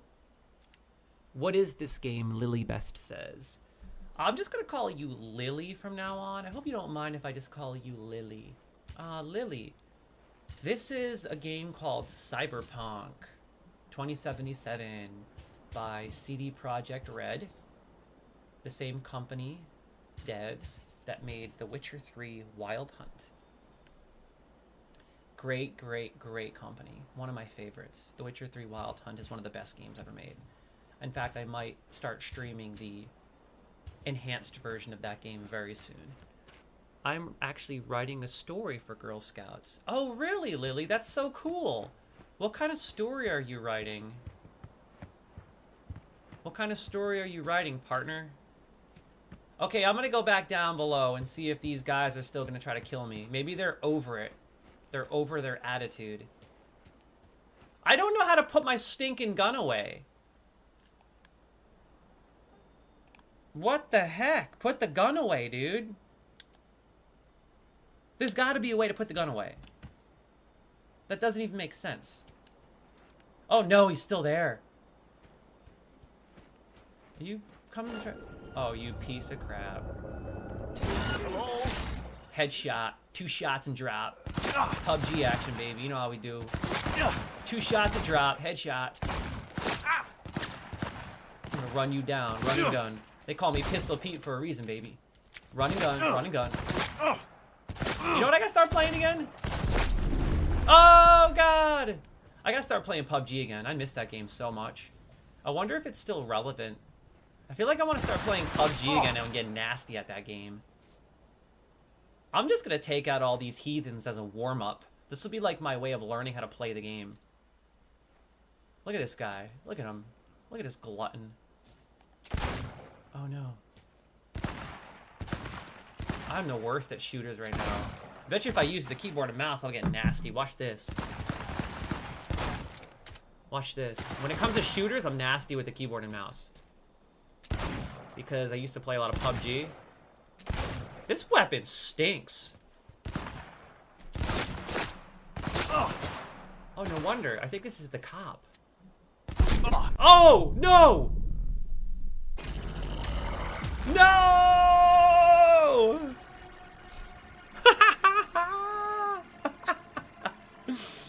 Yo! Dude, I guess I shouldn't be running people over. Lesson learned. I shouldn't be running people over. Oh, look it, my checkpoint is up here. Where I was looting crap earlier. Yo, for real though? This game has some nasty graphics. I don't mean like ugly, I mean like nasty good, if that makes any sense. Like really, really nice graphics, dude. I just want to get back down to my car, but I have all these heathens trying to kill me. Let's go to the controls real quick. It's about Pokemon, but these group of kids are in real places in the world. Oh, that sounds really interesting, Lily. Why are you writing a story for Girl Scouts, if you don't mind me asking? That's really cool. I love Pokemon. I don't know if you're into the Pokemon community game, but a Rhyhorn just appeared in the chat. And you know I'm gonna exclamation Pokecatch that player hater, because I'm the man. Check it. There we go. Okay, I'm going topside, baby. Wait, no, I was gonna look at the controls real quick. Does anyone know how to put your gun away? There's gotta be a way to put your gun away. Defaults. Where are the actual... Oh, there it is. Key bindings. This is not the controller.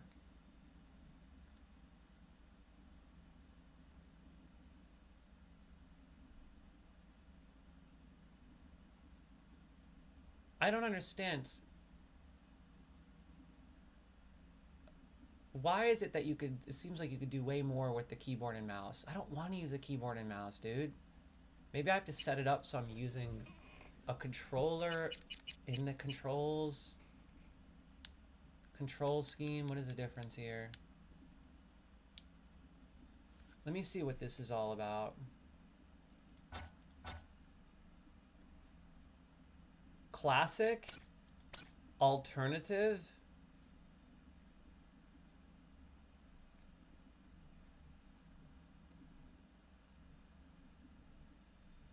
I'm just gonna go with alternative because that's what it was at.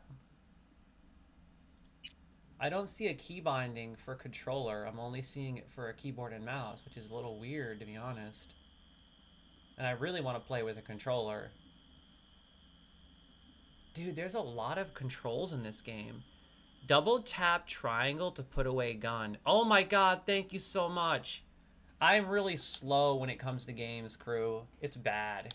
That's why I love you guys, because you helped me figure this crap out. Oh my god, look at that. It worked. Yo, good job, man. Thank you so much. I appreciate that. Valthier. That's some name you got there. Valthier. What an elegant name. Yo. Welcome back, Alone Oculate. Lily says, it's for a writing badge and stuff. And yes, I am into Pokemon and collect the cards still. Oh, sweet. That's awesome. I don't collect the cards, but I do play the Pokemon trading card game online, or Pocket. What is it called again? It's the one that just came out on cell phones. Let me pull it up and see. It's called Pokemon TCGP. And I must say, if anyone wants to challenge me, you are in for a nightmare with my Mewtwo deck, because it is nasty, and I rarely, if ever, lose. It is that nasty, crew. I mean it. No joke. And I really appreciate you, Valthier. So basically, you just double-click Y. That's amazing. Huh. I gotta practice that. Okay, now it's time to warm up and go take out some fools. And again, bear with me. I have a very slow, progressive gameplay style. I like to take my time. Are these guys still lingering? Oh, he's still lingering. I gotta get to my car. I gotta get to my car, but I can't because these heathens won't leave me alone. I ran them over, and now they won't leave me alone. I'm gonna headshot. 2 shots and drop. Ready? But I gotta play with the keyboard and mouse when it comes to shooting. Ready? Watch this. 2 shots and drop. They called me Pistol Pete back in the day in PUBG. Pop! Pop! And... Oh, nope. Trip shots and drop. Oh, oh hey. Ah! Bang! Ah! I'm dropping bodies, baby. Man, you are not dying, kid. You're a strong guy. Would you just die? There we go. Oh my god. Brutal. I gotta get used to shooters again.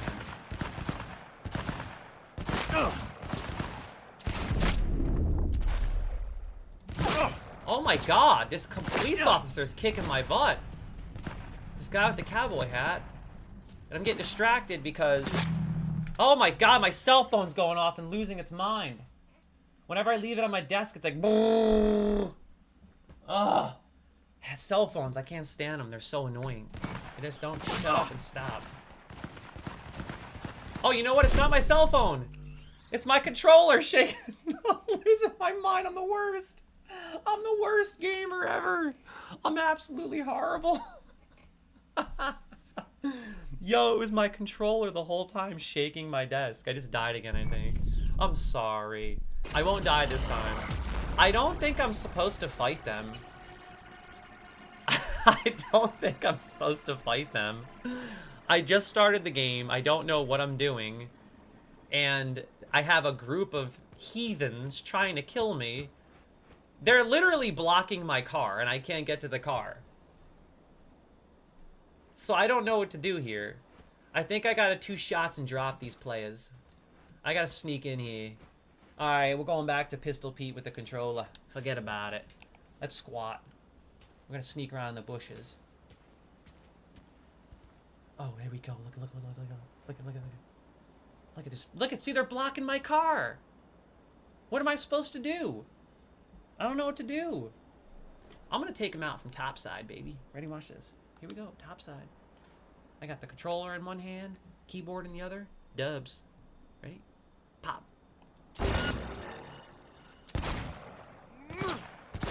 Oh my god, I'm so bad. I'm so bad. Takes me an hour to aim. This guy is just like it RoboCop over here, invincible. He just doesn't. Oh, look, he's almost dead. Hey, I dropped 2 of them. I made some progress today. I dropped dubs. Oh my god, is there 4 now? What? What? What the? Oh my god, they're all after me. The whole entire town. Like, the whole town's after me. Are you kidding me? Oh my god. He's after me too. You know what? You done messed with the wrong hombre, kid. Now you goes to get the horns. You goes to get the horns, kid. You want to try shooting at me? Oh wait, you didn't. You were just defending your friends, weren't you? Where the fuck? Well, guess what? What the heck? You're alive? Well, now you're not. I could pick up the body? I gotta try this. Let me see here.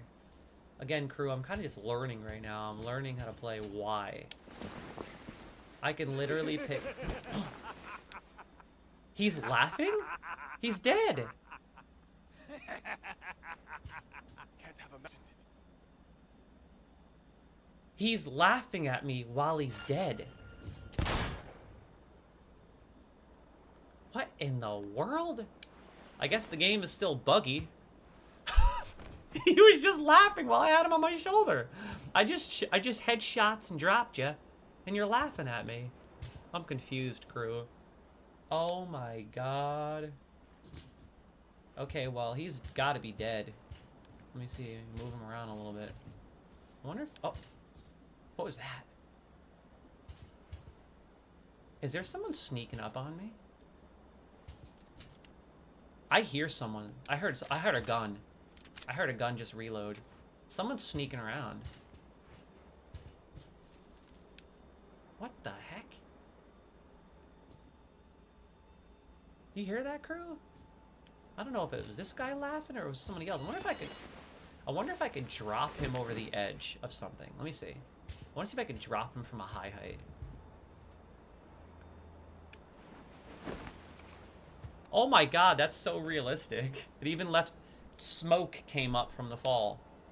I'm definitely hearing something down here, so let's go into sneak mode.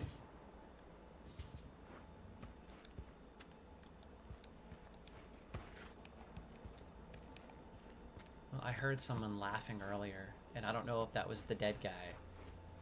Maybe the dead guy was laughing at me because I killed him. I don't know. Very confused. Are they all down there still? Oh crap. There's 2 more. We have 3 left. I have to kill 3 still. I think there's 3 more. Oh, crap. Yep, there's 3 more, crew. We got 3 to kill. We got 3 of these bodies to drop. Real talk. We can do this. They're in front of my car. Okay, I'm using the controller or the keyboard and mouse to get that that perfect aiming action. Ready? Come on, baby. Just a false alarm. Those sound effects are hilarious. Okay, I'm getting nasty now. I'm getting better. Dude, this game is so sick. The way they reload and stuff. What are you doing? It's mad realistic, bro. This is the cowboy hat guy that keep killing me. Oh, God. I will not die. I will not. What are you done the ground for? He tripped over himself in the midst of combat. Come on, baby. Got him. Oh, yeah. We did it, crew. Yo, we dropped him, baby. Now let's go loot him. You got anything for me? Nothing? Come on. I just wasted my ammunition for nothing. You gotta be kidding me. They're all broke heathens. They got nothing. I can't even take his cowboy boots. Is he dead? Or he's holding his face and moving around.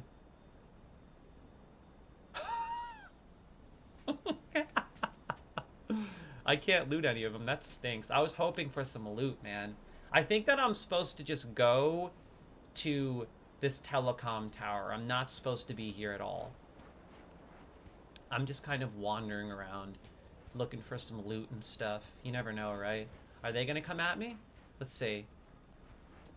I don't think these pedestrians are gonna bother me.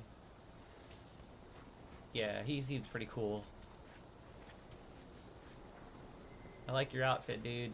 That looks like a 1990s. Remember those jumpsuits people used to wear? Those sports suits? You always seen them in like the Sopranos show. Those full-on running suits. It looks like he's got half of one on. He doesn't have the pants on to match it. I used to wear those to school when I was in like 8th grade and get made fun of. Everybody would be like, what are you wearing those for, man? Oh my god. Can we go in any of these buildings? Let's see. Nope. So I'm just looking around for some loot. Hello. Holy Testicle Tuesday. What are you guys doing over here? Heathen. This guy's sipping on coffee. It looks like they're playing a card game. Watch it. You'll swallow a fly. Okay. Watch it, I'll swallow a fly. Anyway. I'm gonna just keep cruising. See if there's anything else over here to loot. I know I'm not supposed to do this, crew, but why not, right? Let's immerse ourselves in this world. Let's immerse ourselves in this beautiful world and loot some stuff. What in the world? How are you drinking that beer if you got that mask on, dude? He kind of looks like Bane from The Dark Knight Rises. There's a war coming. I know it. Oh, look it! I found loot. You see what I'm saying, crew? I found some candles. Wow. That's some loot I found in Cyberpunk. I found some stinking candles. Cruising. Anything back here, maybe? Maybe something? This is what I shouldn't be doing, because once the OCD kicks in and I start looting, I have this terrible habit of just looting. Oh my god, you don't want to see me play Fallout 76. It's actually a problem. It's like a problem. I can't stop looting crap. I don't know why. Don't worry, I'm not going to spend too much time. I'm just kind of exploring. Like, look at this detail. Look at this. What in the world? Beautiful. You know what I was thinking, man? CD Projekt Red would have made such a sick Star Wars game in this style right here. You know what I'm saying? Imagine if they had made a Star Wars game with graphics like this and this style of gameplay, like a first person. You could whip out your lightsaber and like see it, and you're in like a futuristic setting. What am I hearing? Music?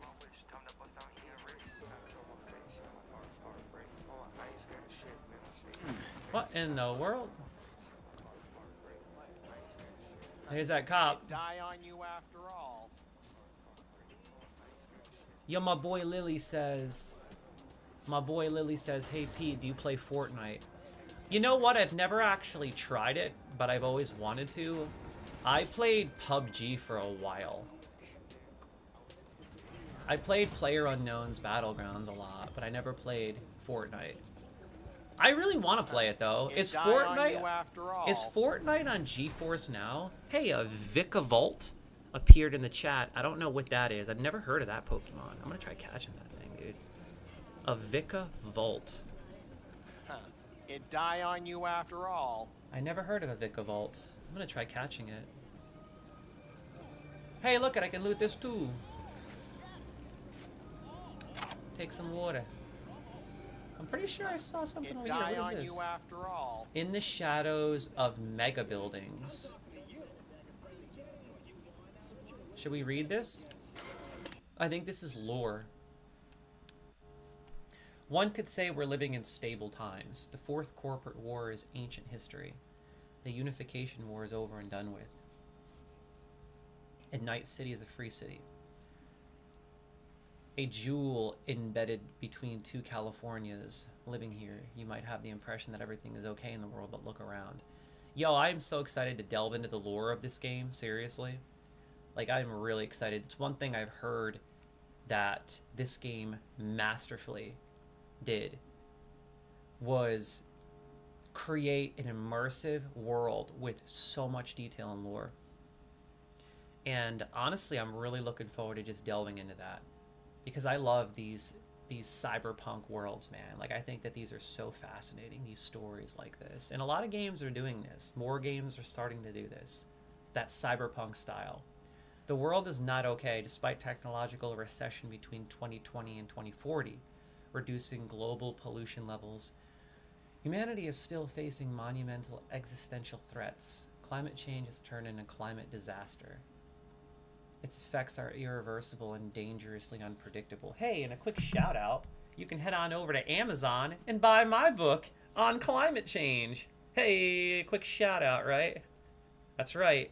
Understanding the global climate crisis through liberal arts. You can go buy this bad boy on Amazon, another book I wrote. Sorry about that. I just thought it was a perfect moment to plug that. How can I let a moment like that pass up? Even Cyberpunk believes. Yo, what's going down, Concave? Anyway, let's see. Its effects are irreversible and dangerously unpredictable. Hurricanes, tornadoes, droughts, floods, natural catastrophes are growing in strength and frequency across the continent, leveling entire regions. Access to clean water is becoming increasingly more scarce, as well as fertile land. Hunger and starvation still reaps a bloody human harvest in Asia and Africa, where corporations had no interest in building vertical hydroponic farms. This is so fascinating. Wow. Holy crap. Meanwhile, advances in cyber modification had given rise to a new problem. Cyberpsychosis?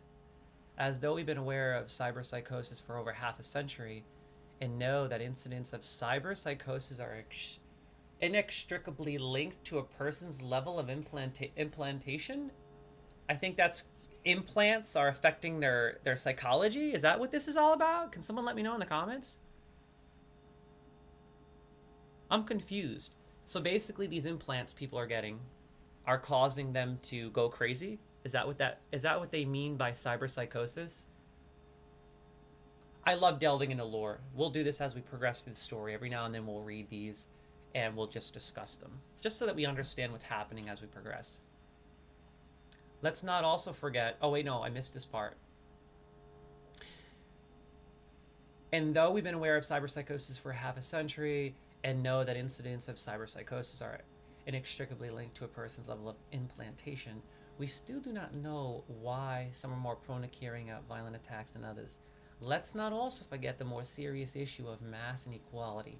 Record high crimes, including in places like Night City, and social unrest linked to immigration in almost every corner of the world. The New York accent is coming out, sorry. So I ask you again, look around. You see all these problems in Night City already. Maybe you're standing in the shadow of a mega building and you think, Night City is Night City. The rest of the world's problems don't affect me, right? Right? Nah. The rest of the world's problems affect the rest of the world. Okay, I like that. Cool. Let's make progress in this story, shall we? After we investigate this room.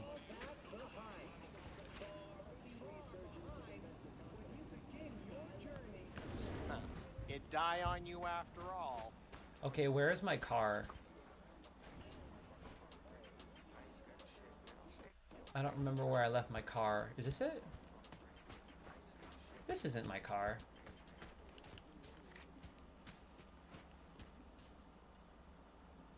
I can't break in. I don't have enough points, whatever that means. You can bypass the locks. Oh, I didn't get to read that. I should have read it fully. Can I borrow your car? Hey there. Can I help you with anything? Nope.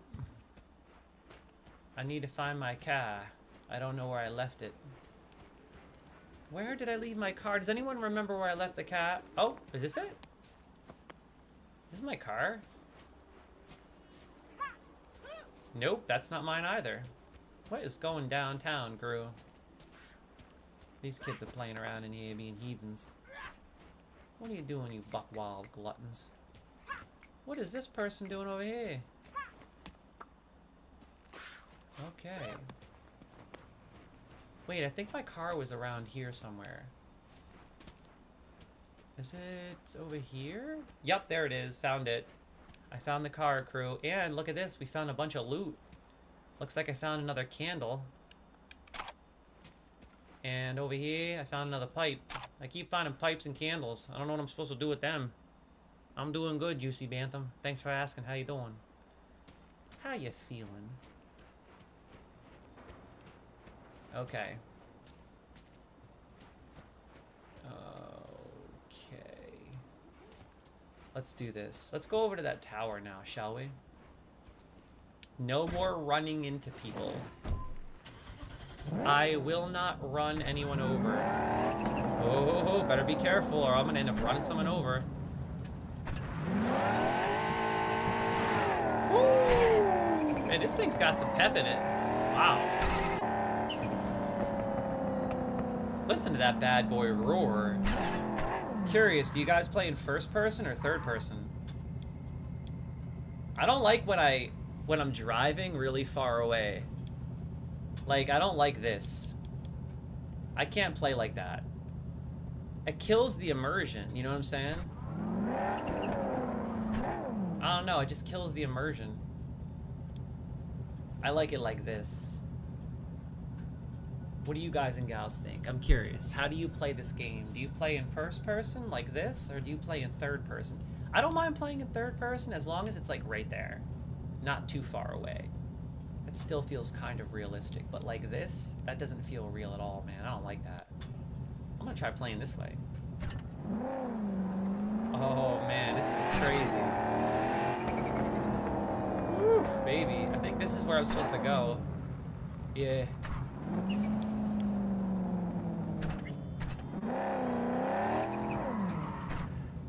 Okay, right here.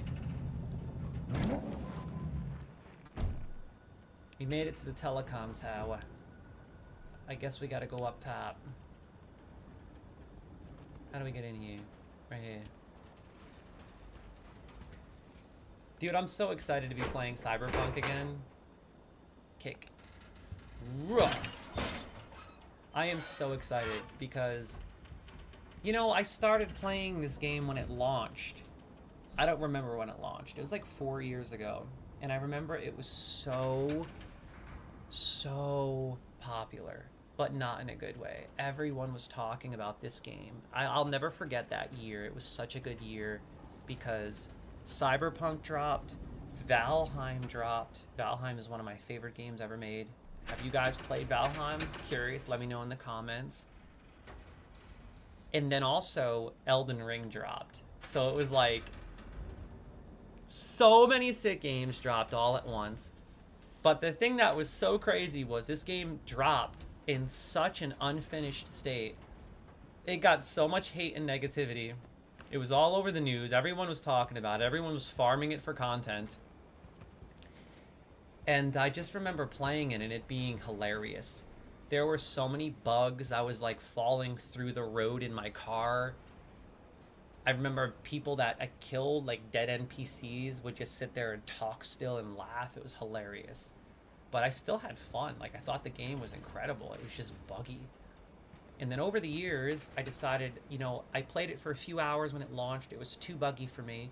And then I let it sit for a few years. And now I've heard so many good things about it. I'm just really excited to see if, hey, did they really fix it up? Did they really clean it up? Is it really that much better? And so far, it seems like it. The game is smoother. It looks better, too. These are the max graphics, too, crew. This is overdrive mode, man. This is as good as it gets.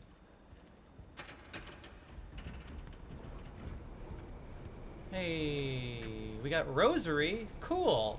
I wonder if I could sell all that stuff. Do I use it for crafting or do I just sell it? Can you even craft in this game? I don't know. Oh, man.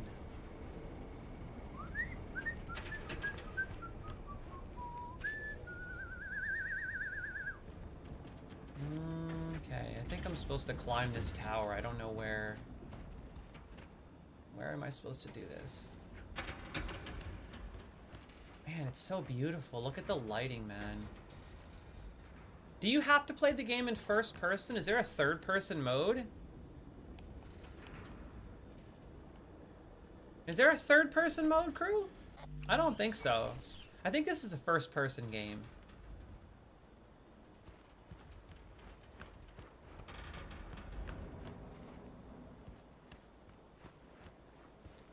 Oh, I think I gotta go over here.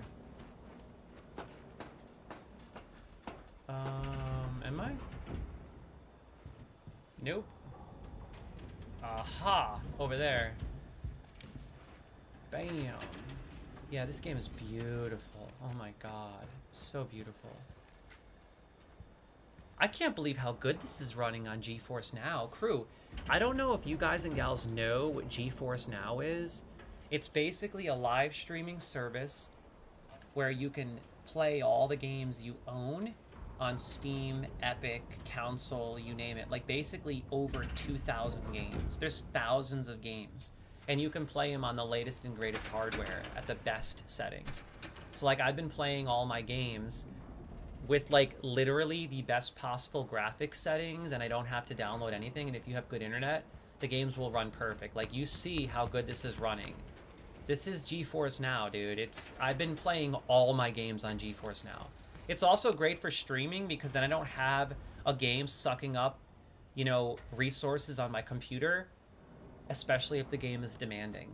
Then I can basically do anything I want on my computer while I'm streaming without worrying about anything like that. Not that I normally would have to, but it's just nice not to take away those resources, you know? That power. So it's really convenient. I don't have to download games anymore. Monster Hunter Wilds just dropped on GeForce Now. I'll show you guys what I'm talking about after I'm done streaming Cyberpunk and before I play Resident Evil 4 or World of Warcraft. It's just so sick. It's so sick. And you know I'm looking for loot, play haters. You know I'm looking for loot. And Assassin's Creed Shadows just dropped on GeForce Now too.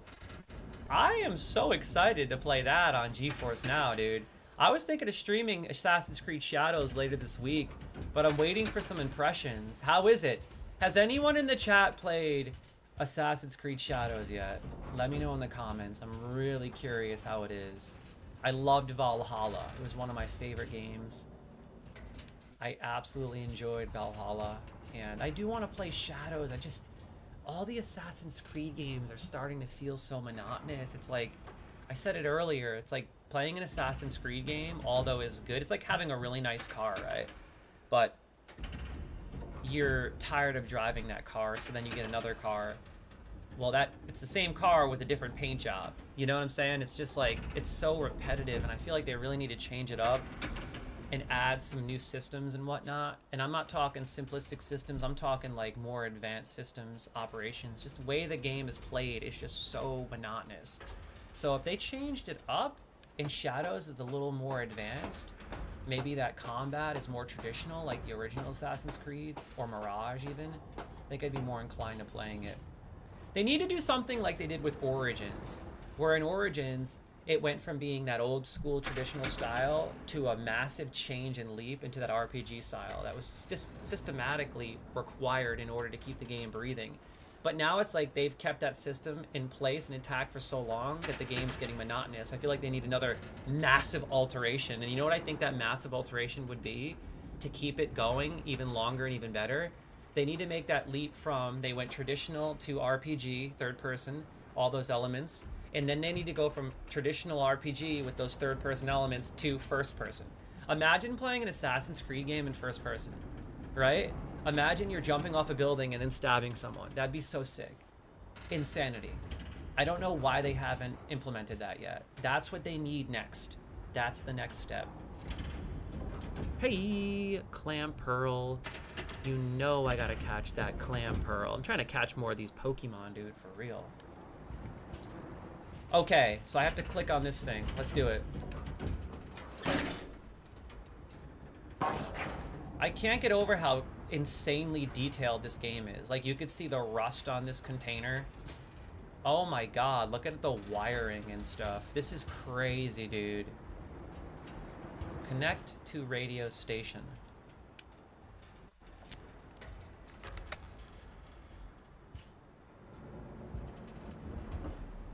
Hello? Come in. Come in. Ah, raised you finally. Willie McCoy. It's good to hear your voice. Fee. Wish I could say the same. Oh, what am I hearing? Someone driving. Why can't you? You abandoned the clan. I can't help you anymore. I never knew you to be so cautious. Try loyal. Rules are rules. The system won't work without him. It can't. Nomads get the work in these parts because it's nomad turf. Wouldn't be a problem if you're still a backer. You should have stuck with them. Joined up with the Snake Nation like the rest. Snake Nation can kiss my ass. Oh, watch your mouth, boy. I need your help. Who is the Snake I need Nation? your help. One last time. One last time. Again? I have to find the client with my payload, but I don't know where he is. Right place, right time. You were there?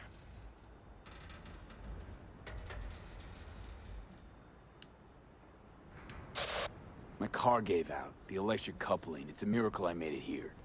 Maybe the client left a message. Could you check for me? Sure. Last time, though. I mean it. Client's name?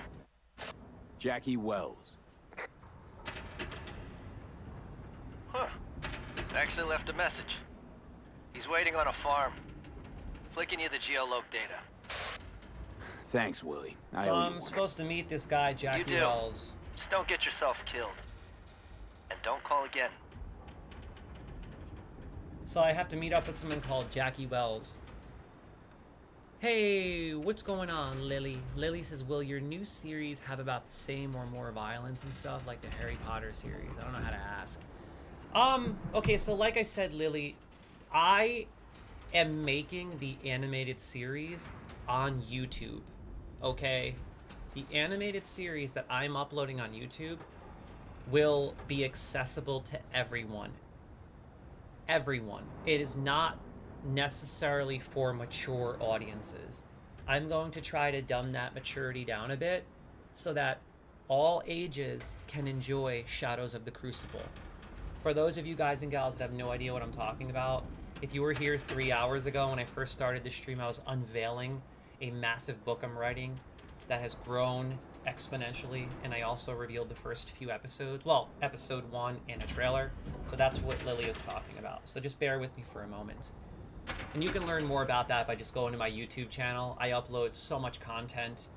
I've been uploading content on YouTube for over a decade, so you can go check all that out. Anyway, Lily, so yeah, the YouTube series that you're gonna watch, like I showed you earlier, that's gonna be accessible to everyone. However, the book is going to be a bit more mature. There will be a lot of There will be... If you're young, the book might not be for you. I'm just going to be honest with you. The book will absolutely be for mature audiences.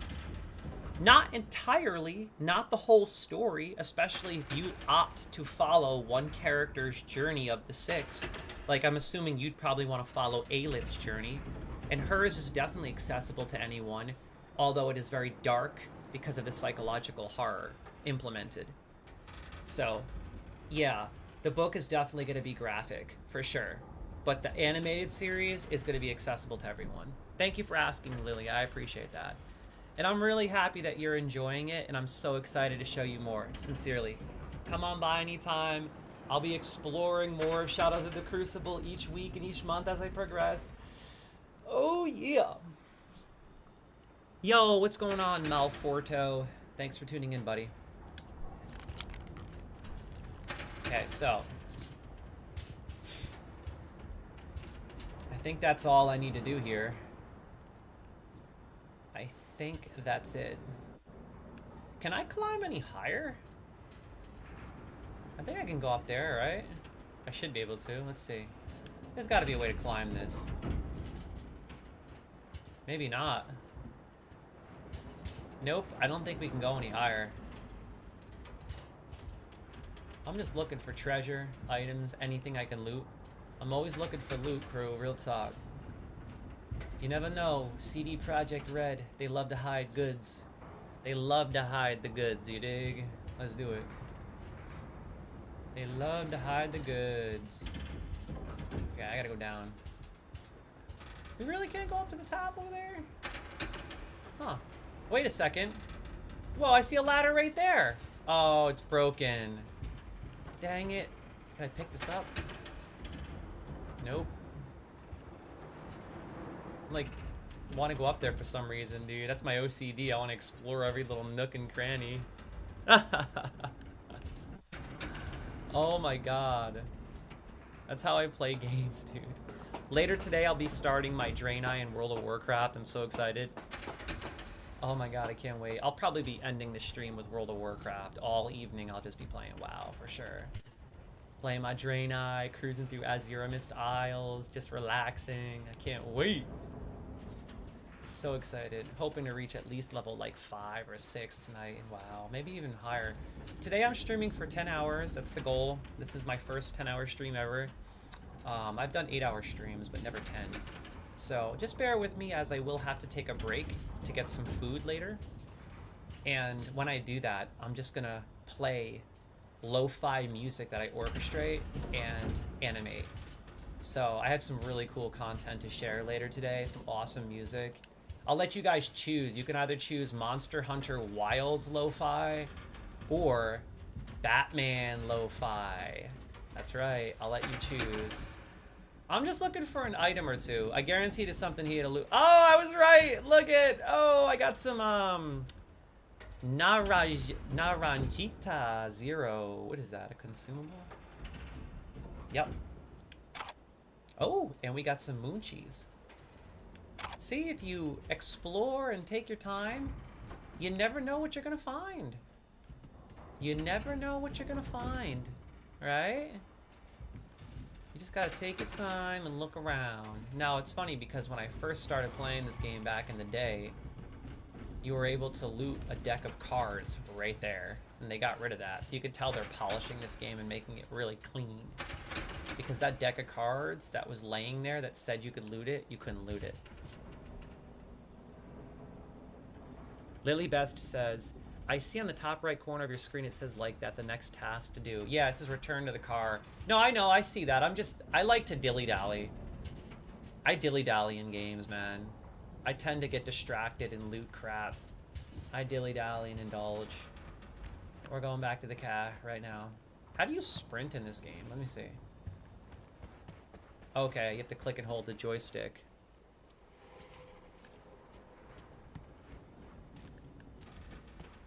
Let's do this. Back in the car. Ooh, listen to that puppy purr. Nice, that wasn't too bad, right? That little reversing action. I'm getting better at driving, right? Woo, listen to that puppy purr. Learning how to drive right now. Ooh, I like that car right there. Look at that bad boy, am I right? Look at that. It's pretty sick. Actually, it's more like a truck.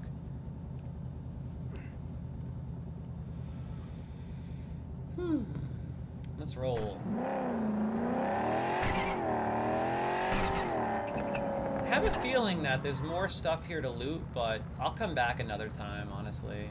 Should we loot more, crew? What do you think? I feel like there's more to loot. I feel like we're selling ourselves short.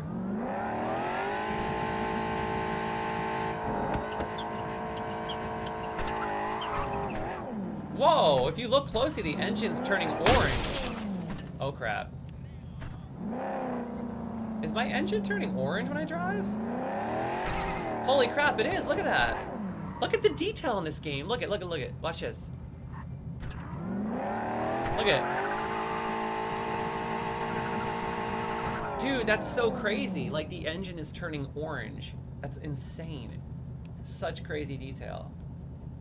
Okay, let's go see if there's anything to loot over here. I won't take too long, don't worry. I'm gonna look for some food, maybe some more moonchies or something. I guarantee you there's something hidden over here. I got a feeling. I got a feeling CD Projekt Red dropped a little something something for me over yonder. Guaranteed. You just wait. My senses are never wrong when it comes to loot. When it comes to loot, I'm never wrong. Whoa. Well, hello there. What is the pizza box? Dude, I can't wait to get my own place in this game. I'm so excited. I know you get like your own crib and everything. Oh my god, it's gonna be so sick. Man, you wearing some short shorts, kid? Why, you cooking some shish kebabs? Oh my god. Look, I got a meeting. Yeah, you do what you gotta do. What in the 18 plus? Whoa. Rated R action in here? I don't know what's going on there, but I'm gonna stay away from that place. Okay, I was wrong. There was nothing to loot. Ooh, look at this truck, this Thornton. I want this truck, dude. Oh my god. I want to snag this truck for real. I can't though, because I need 20 points. It says, but I only have 4. Break in 4 of 20. I think I need to like level up or something. Okay, it's time to roll out.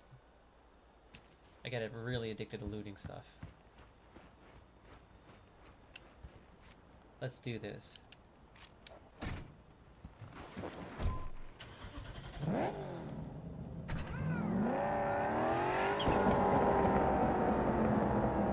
trying to drive mad professional. I want to make this like mad real. Yo, when I was a kid, when I was younger and I used to play Grand Theft Auto 3 on PlayStation 2. I don't know if you guys remember that game. GTA 3. Grand Theft Auto 3 on PlayStation 2. I used to literally drive around the city and I would stop at stoplights. I would like avoid pedestrians and try to be like a real driver. This is before I had my license when I was in like 8th or 9th grade. I had a permit.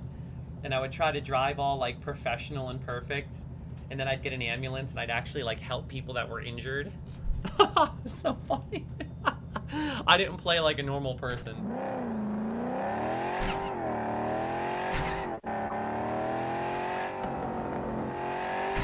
Listen to that engine. Whew. Oh my god. Holy crap. Whew. I can tell the vehicle's damaged though. I am such a bad driver. I gotta slow down.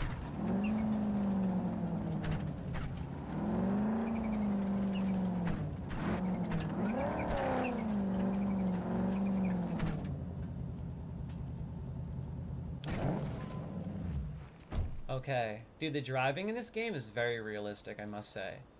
Like, it feels really good. Well, you know we gotta cruise around real quick, just to make sure there's nothing in the trash. 'Cause you know we trash picking. We know, you know we dumpster diving right now. Sweet ride over here. Look at this ride, dude. Ooh, what is this? Perfume. I found perfume. Crew. In a city tingling with desire. Watson for new episodes every Wednesday at 10. Only on WNA. I guarantee there's something over here. What is that? Whoa. A lightsaber? I thought it was a lightsaber. It's a glow stick. Of course I'd say that. I'm such a dork. Only a dork would sit here and say a lightsaber. Oh my god, I'm pathetic. Yo. It looked like a lightsaber stick. Well, it looks like one, right? Doesn't it? Kind of. It's a glow stick, so whatever. You take that. I guarantee you 95% of the players who played this game did not get that glow stick. I'm willing to bet any amount of money. Most people probably go right into the building and never loot that. But I have to walk around and look at all the nooks and crannies. Look at all the details. I can't believe how good this looks. Like, look at this game, man. Are you kidding me? This is beautiful. I feel like going for a hike into those mountains or something. Okay, what is over here? What's over here? What is this contraption? Looks like a copying machine, kind of. An old copying machine of sorts. Or something like that. By the way, if you guys are interested in playing the Pokemon community game, all you have to do is click, I think it's exclamation Pokestart. Can someone confirm that? If you want to play the Pokemon community game in our chat, then just literally type exclamation Pokestart. And then from there on, you can catch Pokemon that appear in the chat. You can level them up, trade them with people, duel people. It's really fun. I actually love it. It's growing on me. I've been playing it for like 2 years while I stream. You know, I just try catching random Pokemon and stuff. And I gotta say, it's pretty awesome, man. I like it.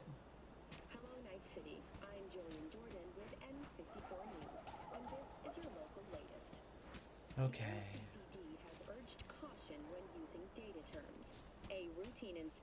I think it's time to go inside here. Oh, what's that? There's something on the stairs. Spray paint. What's in here, eh? Oh, I was worried I'd have to turn to farming. Oh! Yeah, sure hope you're here for me. That's right. Are you Jackie Wells? Are you Wells? Jackie, por favor. I'm V. Por favor. Seems you have cargo that needs to be moved. Oh, where I'm from, you share a bit about your soul before you talk biz. Eh? It's kind of like a custom. Or just good manners, you know? You're a man of principle, is that it? You're a man of principle? You need a backbone, cabron. Cabron. At least you'll have that left when they've taken everything else. Let's start with you then. Why don't we start with you then? NC native right here. Got Haywood in my blood. I've never been to NC. That doesn't mean much to me. So, imagine a place where everyone's like your bro or sis. Or a distant cousin, at least. I think I understand. You don't have to like each other, but it's family. That's Haywood. That and everyone's back in iron. And you? I guess the dialogue is you could great. say I'm from my own Haywood. Like, I'm actually into it. You and me, we're gonna get along fine. Yo, I know I'm gonna like this Cargo. game because the conversations are really great. Like, I feel immersed in the conversations, so you know it's gonna be a good game. What's inside? You sleep better the less you know. Got no idea myself, and that's a good thing. Dude, their facial expressions are very realistic These too. are stolen corporate goods. Like, look at his face when he talks. Oh, some gonk lost the crate. Some other gonk found it, passed it on. Now it's here. You know, Butterfly effect or whatever. And there's no one looking for this crate. Ain't no problem if they look. Only a problem if they find it before it crosses the border, no? Let's load it up. Let's load it in the car. A huevo. Hey, what's going on, Curved Weight? Thanks for tuning in, buddy. Started thinking you might not come. I got held up. And you weren't exactly easy to find. I decided to lay low, you know? The sheriff, he looked like one grouchy motherfucker. Yep. Man, look at this. When he moves around, the bracelets shake around in his arm. Mad realistic. What in the world?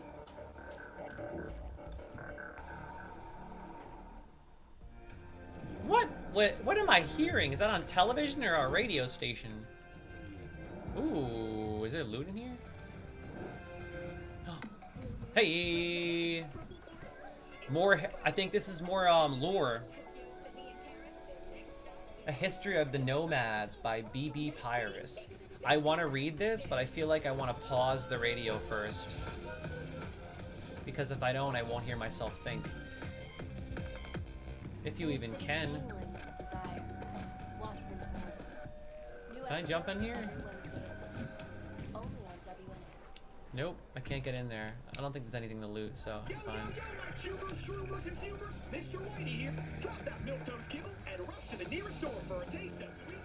What is this? Oh, it's a vending machine, I think.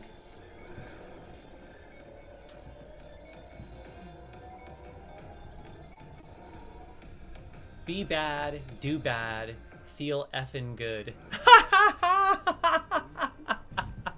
You seeing this? Look at this. Oh my god, that's naughty. Be bad, do bad, feel effing good.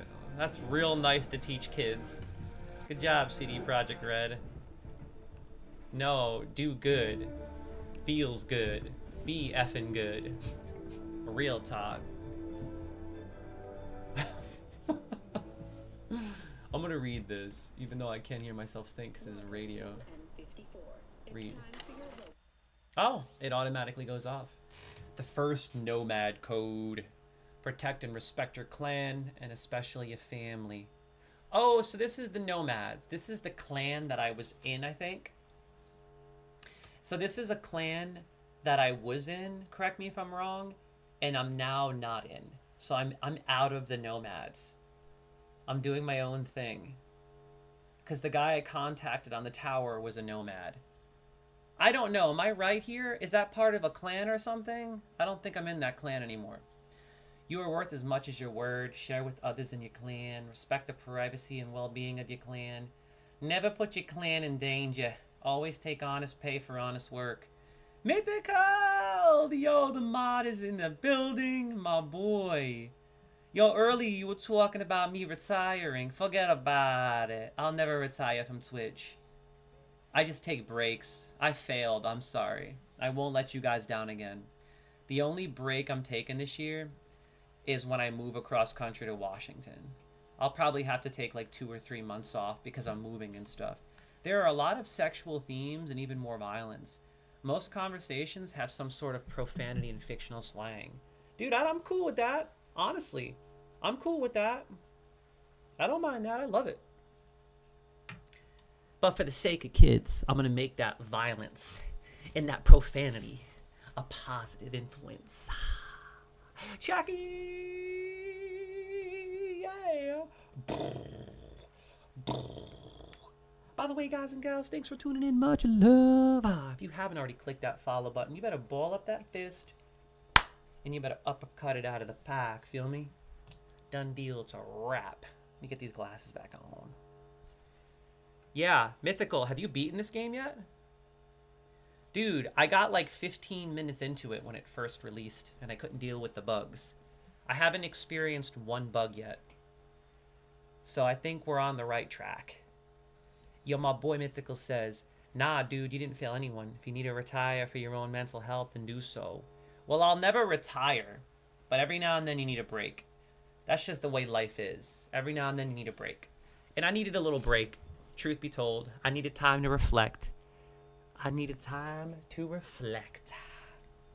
But thank you for that, Mythical. I appreciate it, man. It's always a pleasure and an honor to have you here. You will always be the M to the O to the D on a daily. Always and forever, my friend. Always and forever. I've known you since you were just a little kid. Love having you here. No, but I have almost 600 hours logged. What the? Oh my god! If you didn't beat the game, what were you doing for 600 hours? Oh my god. That's more time than I have in Valheim. I think I have like 400 hours in Valheim. Dude, that's madness. Are there that many side quests and things to do in this game? The new Nomad code. The new Nomad code, it says, protect your family and clan in that order. Do not steal from anyone in your clan. Do not keep for yourself that which may help another in your clan. It's hard to imagine a group less inclined to wandering than farmers. But in fact, they were the people who dawned the age of nomads. Natural catastrophes, crops ravaged by bioplagues, armed conflicts and martial law allowing corporations to speculate and privatize land. All this forced them into a life on the road. The first clans recognized as nomadic were the Aldecaldos. Aldecaldos? I think it's Aldecaldos. And the Jodes, followed shortly after by Snake Nation, Thalos Nation, Folk Nation, Blood Nation, and Metacorp. A total of 7 nations. Dude, I'm loving the lore in this game, man. I'm loving the lore. As a writer, as an author, I love lore. So this is like a joy. You could tell the writers really cared. I did research regarding the lore in this game, man. You can write books on books based on it. And throughout the game, they scatter all these little excerpts that teach you all about the game. I love it. It's so cool. The nomad nations are divided into tribes, which are subdivided even further into clans and families. A family typically numbers between 10 and 100 people, while the biggest nations can reach up to 1 million. Wow. At first, nomad activity was seen as anarchistic and subversive. Mostly, as you can imagine, by corporations who quickly realized they wouldn't be able to control them. The biggest irony in all this is that it's thanks to the nomads that our cities were rebuilt after the wars and catastrophes that marked the first half of the 21st century. After all, families come together to build, not to destroy. So the nomads are responsible for Night City? Can someone answer that question? The nomads are responsible for Night City being rebuilt?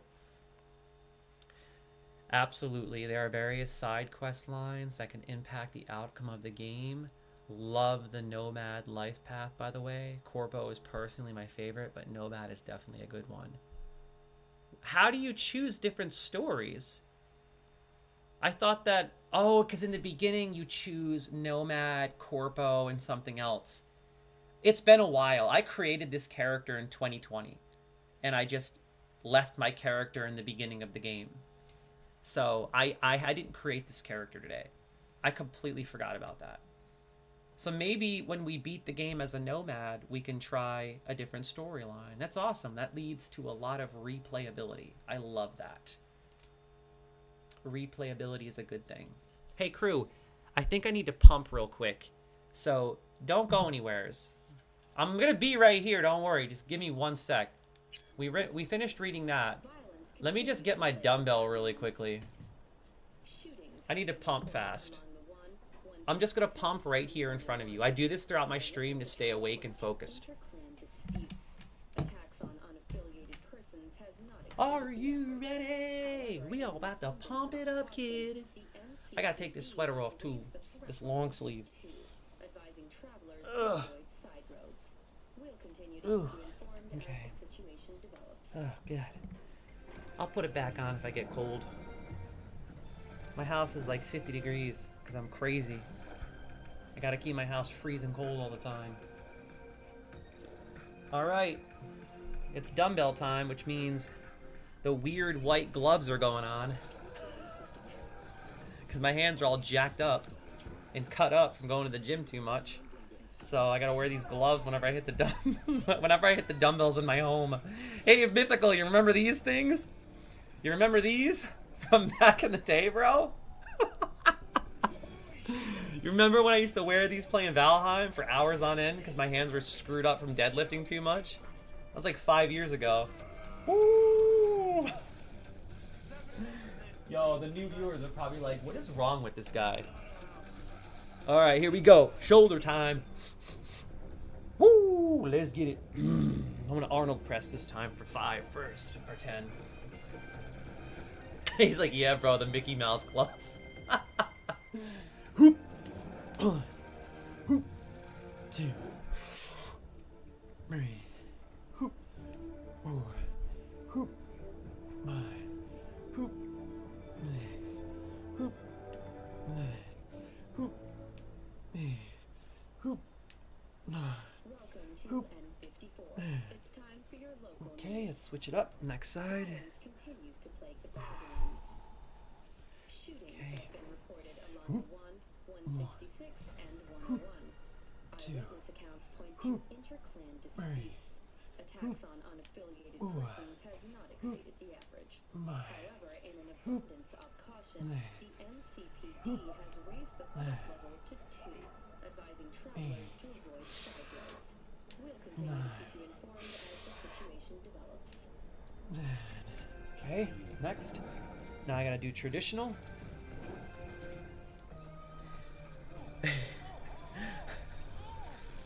I'm sitting here with white gloves on pumping. Any new viewers tuning in are probably like, what's wrong with this guy? What did I just tune into? I gotta get it in, you dig? Forget about it. Here's 10 on this side. 2. 3. 4. 5. 8. 9. 10. 11.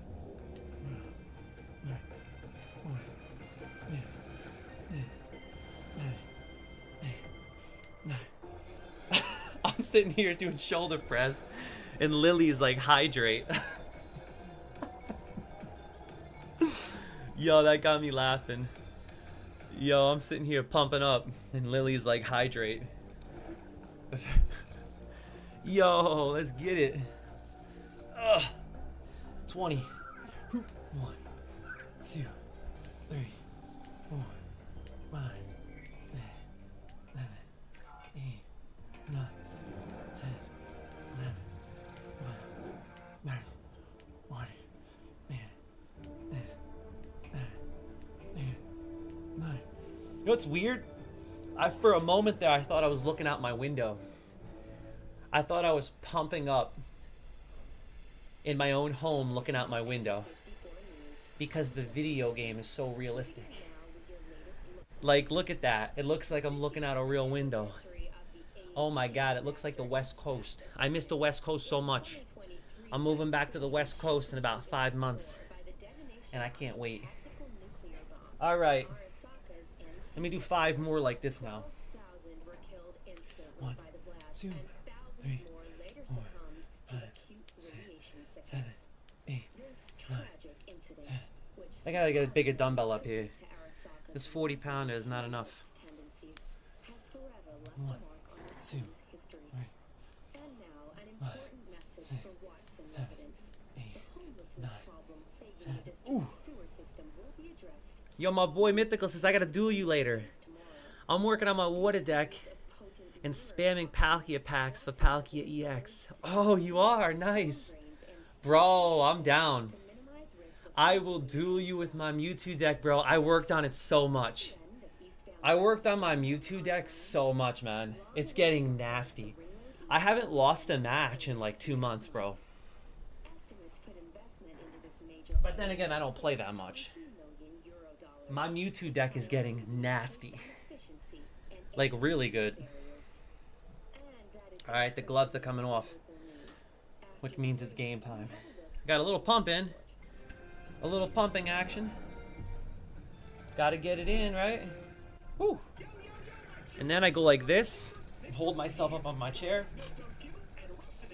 And that works my triceps a little bit. And then give it a little flex. Bam. And we ready to rock. I apologize, crew. Let's do it. Yo, for real though, I'm thinking about playing PUBG again. Yo, Mythical. Yo, I don't want to start playing PlayerUnknown's Battlegrounds unless I have someone to play with. Would you be interested in starting up on PUBG again? We can meet up on like weekends, bro. Seriously. Let's meet up on the weekends. What am I hearing? I just put my headset on and I'm hearing pornography or something. Were you guys hearing that the whole time? What is going on? Is that in the game? That must be on the radio or something. What the heck? You weren't kidding, Pooch. This is a graphic game. I done put my headset on and I heard a girl moaning. Oh my god. This game is serious. Serious game, man. Okay, let's do this. Let's go back to my boy Jackie. We got progress to make. Let's do it. We're back. Yeah, I really like this game thus far, dude. This game is so sick. So sick. Open the trunk. Okay.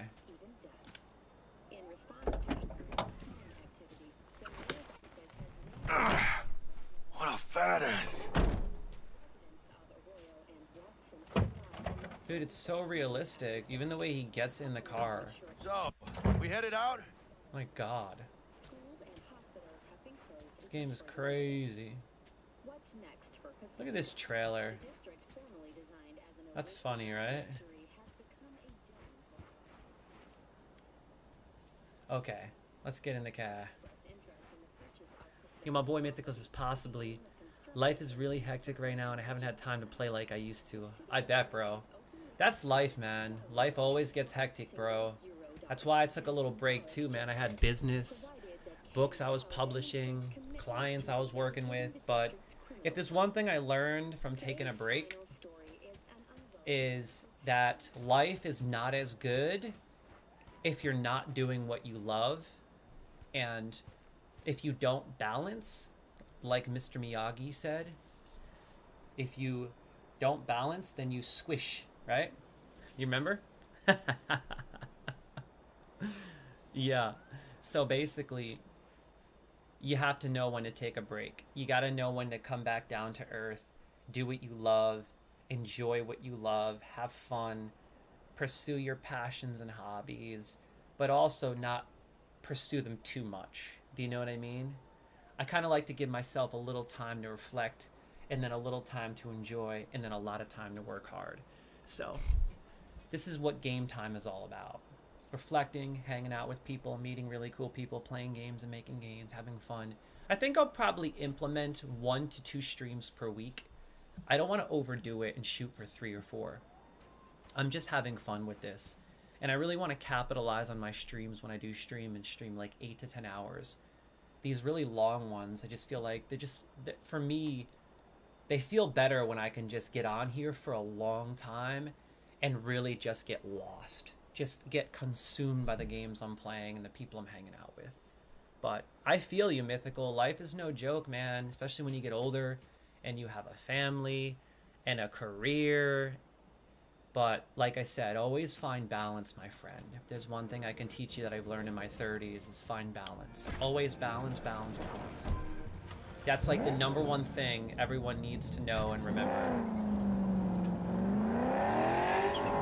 Okay, let's do this.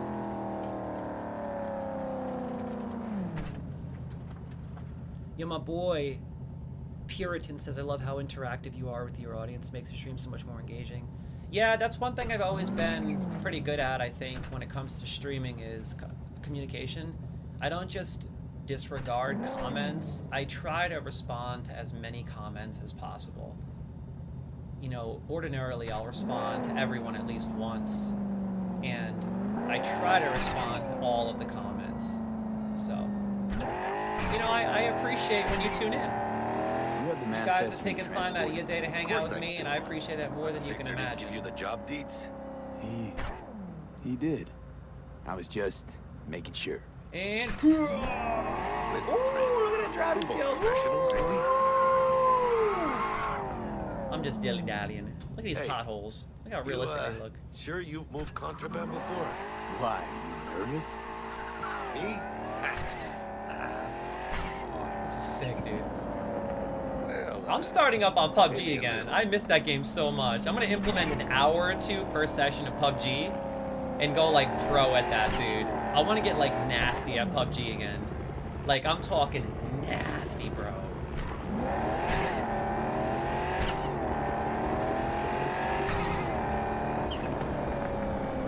I think this is the direction I'm supposed to be going. Hey, look it. It's called Buck a Slice. Oh, I'm gonna go over here and see if there's loot. Why is this airplane over here? I guarantee it is loot over by Buck a Slice. Yo, I'm gonna find some really rare treasure by Buck a Slice. No one goes here. I guarantee everyone just goes right to their destination. I'm gonna stop and get me some slices. I doubt it, but I'm gonna find something chicken. I like this van right here. Boy, wish I can get one of those in the game. That's one of the first vehicles I'm gonna try finding in the game is a nice van. I love vans. I'm all about the vans, you dig? So you're working on a water deck, Pooch? Dude, I gotta duel this water deck. I haven't faced anyone with a water deck yet now that I think about it. No, I take that back. I faced someone with a Blastoise deck once, and it was really good, dude. Blastoise is a monster. Oh my god. A beast. Real talk. But even better than Blastoise is Venusaur in the new card game. Venusaur is absolutely OP. But not as OP as my Mewtwo. I thought there would be some treasure over here by Buck a Slice. Come on, give me something. Give me a little something something, huh? There's gotta be something over here. CD Projekt Red had to have put something over here. Or did they get lazy? Not even a single treasure? Come on, reward the explorers. There, they knew they would. I knew they would reward the explorers. Look at tequila. I got some tequila. I'm happy. I got something. I told you, you just gotta be open-minded. Get off the beaten path, and you never know what you'll find. You find a little something something laying around, you dig? You never know what you're gonna find. Hey, I'll take a tequila any day of the week, 2 times on Sunday. And guess what's coming out soon, crew? Yo, Pooch. Bro. I don't know if you watched The Last of Us, bro, but season 2 is dropping next month. I'm so excited. I'm actually in the middle of watching season 1 again right now. Every night I watch an episode before I go to bed. Dude, I'm so excited, bro. It's so... Oh my god, I can't wait. It's a problem. Also, if you want more backstory to the Cyberpunk universe, watch the Edge Runner series on Netflix. What? It's an anime set in a canon universe and even has references in the game. Wait. Hold on a second. So Edge Runners is a television show or a Netflix show that's based on this game. Or this world, rather. Holy crap, no way, dude. What's going down, Beige Rising? Thanks for tuning in, buddy. Dude, no way. That's crazy. Is it like an actual show with real actors? Or is it like an anime? Either way, I'm checking it out, bro. It's called Edge Runners, you said? I'll look it up on Netflix when we're done streaming here. Or rather, when I'm done playing this game. Before I switch over to Resident Evil 4 later. Crew, can someone remind me when it's like 3 o'clock? Because I want to go have the rest of my it's called Bubbler. I don't know if you guys ever had a Bubbler. It's like a really healthy antioxidant sparkling water with caffeine in it. I usually have one of those throughout my stream. They're fantastic. Whoa, this place is called Chooch. Anyway, let's cruise.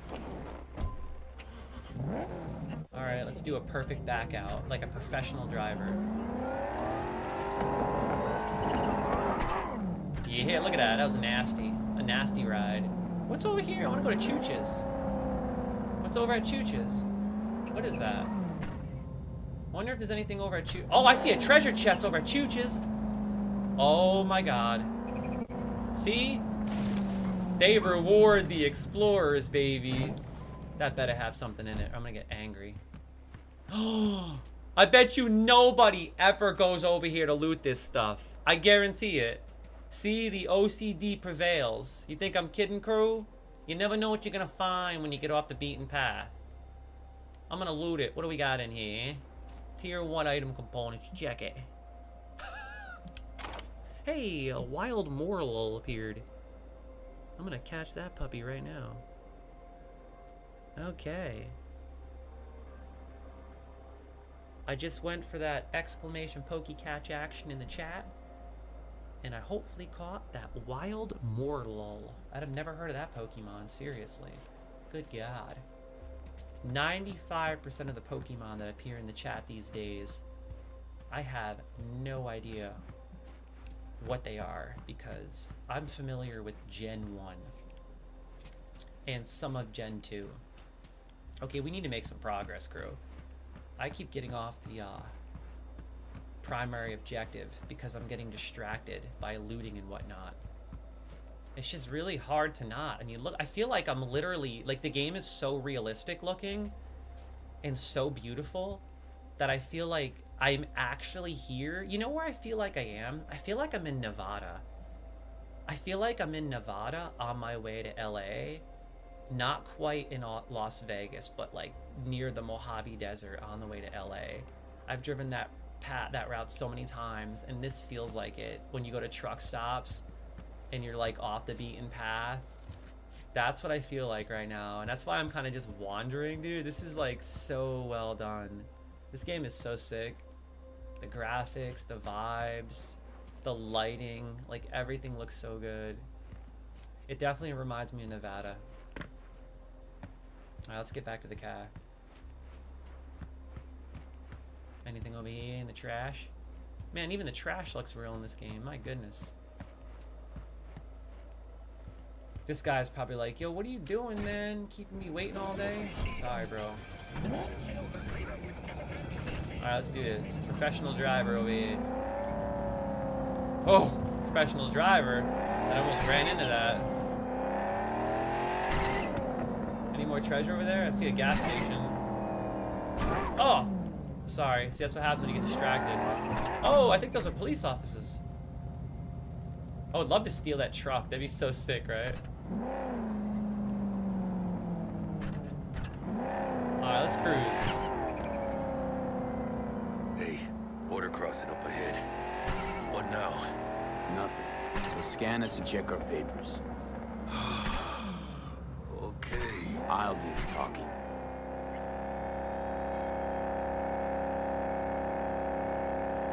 Wait, what? Oh, we are in California. Okay. So I think this game... I got a question, crew. Does this game... What... Is Night City based in LA? Is Night City LA? Can someone let me know in the comments, is Night City basically like a futuristic Los Angeles? Like, where is Night City located? I know it's located on the West Coast. I'm just curious. Dude, look at how detailed this game is. This is madness. I feel like I gotta go first person for this experience. Look at this. I gotta go first person for this experience. Please direct your vehicle to I feel like I'm really there. This is so cool. This is crazy, dude. Look at this. Remain in your vehicle. The security check will begin shortly. I got a real bad feeling about this. Hand me the manifest. They'll need to see it. This is so realistic. Are you kidding me, dude? Let me see. It's marked LOA. Perfect. What's that mean? Lost on arrival. It means the cargo is flagged as to be lost as soon as across the border. Oh, so they know we're smuggling. They're about to find out.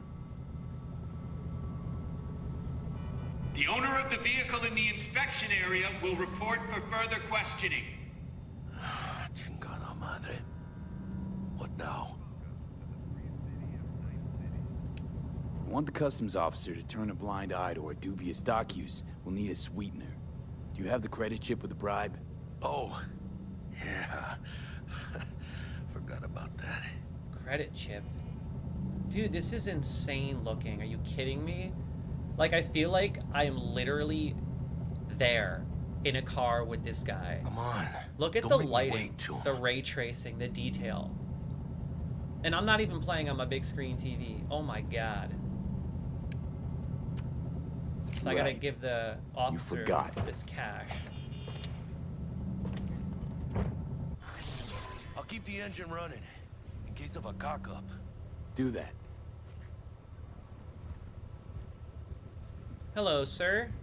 Where should I go? I like your gun. Let me walk into him. Proceed to customs without undue delay. Okay. Yes, sir. Hands on your head. Huh. Hit the ground, flat on your gut. Ooh, what's Only gonna saying this once. What'd I do? Leave him alone! Look at this guy's hair. It's on hilarious. the ground. That's not negotiable. Uh-oh. Something's going downtown. I gotta check this out. You know I gotta be nosy.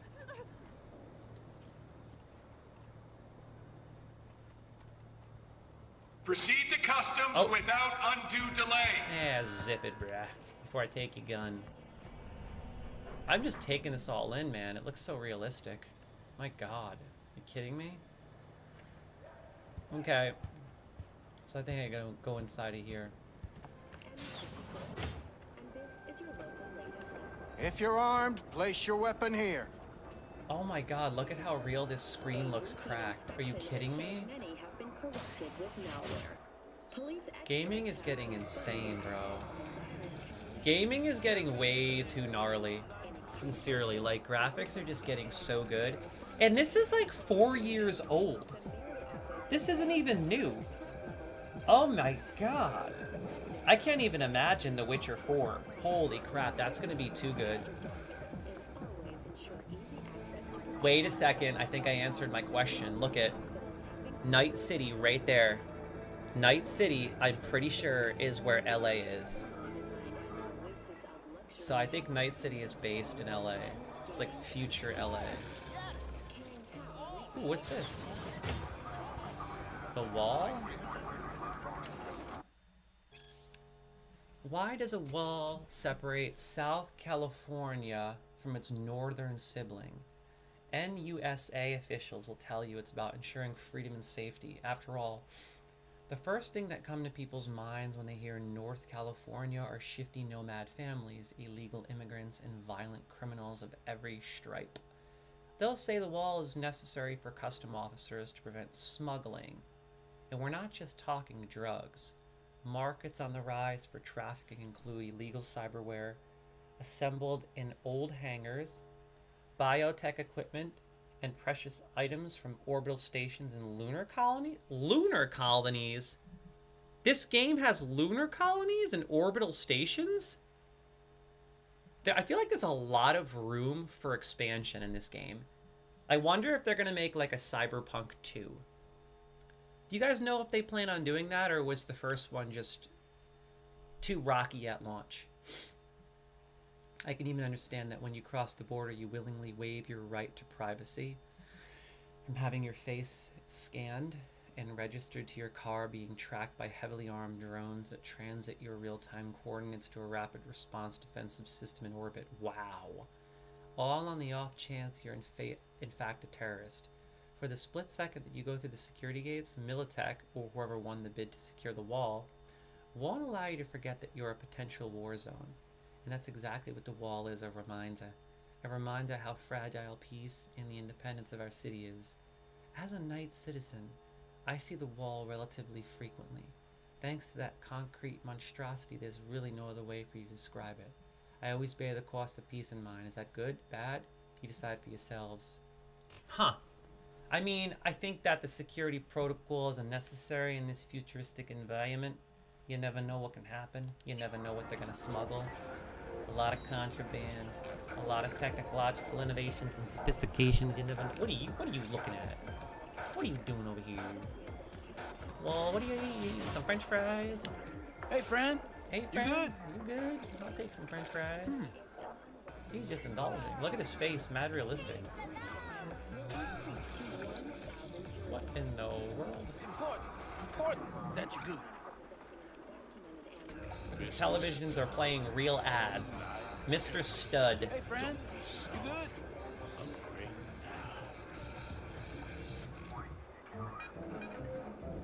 What in the world? There's literally advertisements playing on the television, and they look real. Hey, friend. You good? Man, eat your fries and zip it. Hey, you there? Yes, I'm talking to you. Yeah, talk to this guy. Let me guess. Food from a tube, rusty liquor, murder outside your bedroom window. But what if you could leave all that? Now please report to room number 2.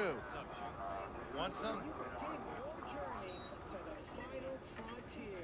Dude, I'm just like captivated by the details. I'm like looking around at the cigarette in the background and the smoke in the air. The computer screen, the fan. Oh my god. And the best chefs in the universe. If you're looking for a taste of paradise, don't wait a microsecond longer. Send space to 7. Look at this random blood stain in here. That's hilarious. Palace. Feel alive in the dead of space.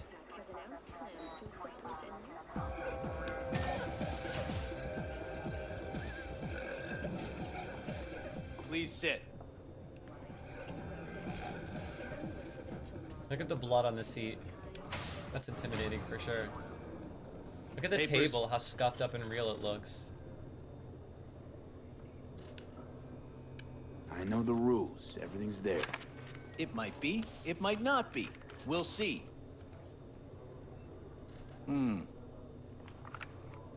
What are you transporting? It's all in there.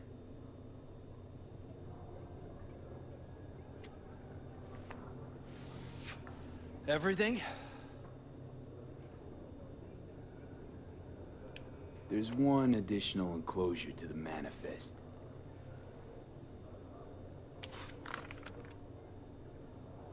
Dude, it's so real. Ah, yes. Remind me, you drive for which nomad clan? None. No clan. I drive for myself. Bold. And none too wise.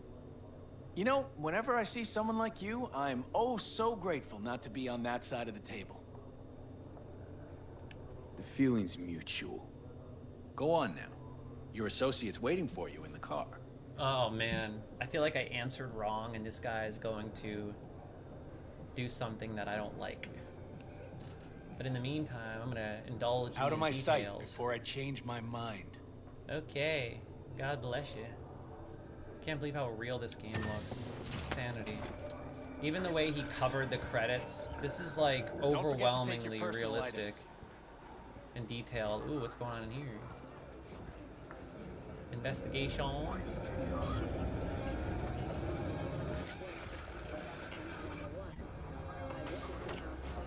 Be careful with that toy. And welcome to Night City. Cool. Those little shits imagine Night City as some kind of paradise. What can you do? Young, naive, which is just a euphemism for ignorant. Dude, it's so intense and real. What happened in there? I'll tell you soon. We need to get out of here. Yeah, okay. I have a bad feeling about this crew. I got a bad feeling about this. But I'm excited to explore Night City. I can't wait to hang out, do quests. Oh my god. I have a really sneaky feeling. Let's say I have a bad feeling about this. Oh. Happen a lot to you? Rarely. Smelling trouble around the bend? Drive, Jackie, just drive. Uh-oh. Someone's coming our way. This does not look good. Stop your vehicle immediately. Let's get out of here. On it. Uh-oh. You are transporting contraband that is corporate property. I repeat, stop the car. What the heck? Where am I? What is this? Damn. What are these buildings? Oh my god. I gotta use my mouse for this one. Oh my god.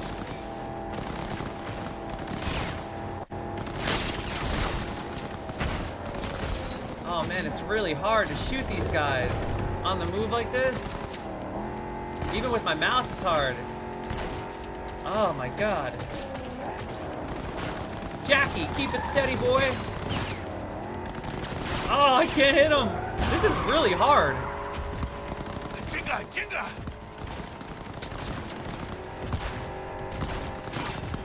Put up lead. We'll ditch him. Chinga, a su madre. Oh my god, I can't get him. Ooh, that's so hard. Because I'm moving around so much that I can't keep my gun stable. But this is so sick and real, dude. Like, oh my god. This game is so good. Gotta keep moving. Oh no. What'd I do? Ah, those pendejos are stubborn. Oh, I guess I was just supposed to shoot the truck. Speed, watch it. Oh crap. Mierda. Close call. We lost him. Hey, Jesus. Not sure my nerves can handle this. Keep driving. We can't stop here. Place looks deserted. Gonna stop here. Need to sort out a few things before we go on. Man, that was intense, bro. Pinches hijo de la chingada madre! Oh my god, this game is wild, bro. They almost tagged our asses. That what you call smuggling? Chingado! Was supposed to go smooth. No problems. Calm down. Sometimes these things happen. This? What kind of shit happens? Border security tipped off the corporation that we have their cargo. What's the deal with these borderlies flipping us the finger as they fucking please? With no consequences. He took a risk. He assumed we didn't have a clan backing us, and he was right. Oh, because I said I didn't. So what now? I said that I wasn't in a clan anymore, so he thought that, like, hey, that's a sign of weakness. Yo, I get it. So I chose wrong. I failed. That's why we got attacked, I think. So yeah. We've crossed the border. Now you pay me, and we go our separate ways. I ain't gonna lie. I'm a bit light. Can't pay you now. I have something for you once I collect my scrap for this corpo crap we're carrying. Huh. And you just figured I would sit by patiently. Actually, I wasn't gonna pay you at all. I was just gonna bust ass and disappear as soon as we crossed over, but you're all right. I appreciate the honesty. Yeah, thanks. So, what's next? Now we take a peek inside. Yeah, after I see what's in this here locker. Open it. Iconic or Icon America dual layer Western fringe vest. Huh. I found a random vest in this locker. Look at these stickers all over the place. Oh. See if there's anything else to loot while I'm over here. I want to equip this vest that I found. It's funny. Way over here to something too.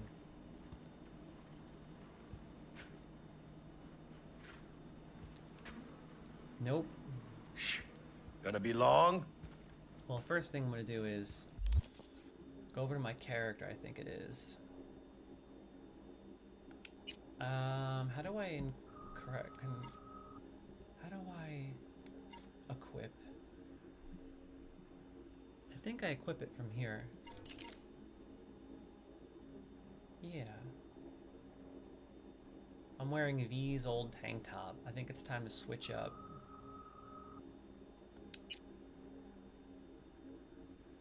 Oh, I don't have anything else to switch, so I thought I just got a vest. Is it where with this one? Aha, here we go, look at the Icon America dual layer Western fringe vest. Let's see what it looks like.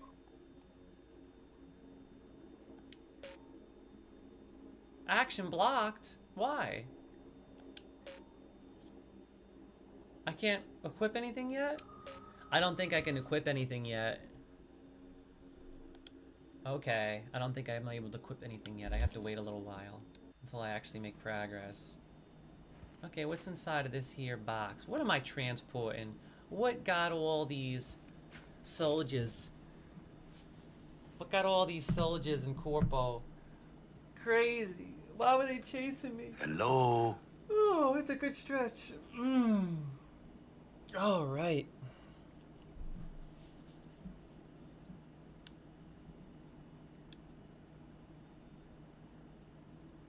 Let's peek. I'm curious. Oh shit.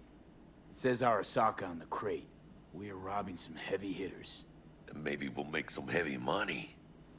Oh, mames. A real iguana. A, lesser Antillean, I think. Oh, I remember this from when I played like years ago. That's so weird, an iguana. Poke iguana. We should sell it. You think you can make some money on it? Sure. Think it'll make us happy. Us? Yeah, partner. We'll go half-seas. Any decent That's fixer so will find a random. loaded gonk interested in a rare gem like this. It's kind of a shame, though. I always wanted a pet. Got the name Manny all thought out. He wants to name it Manny. Hey, by the way, you, got any plans for what you'll be doing in Night City?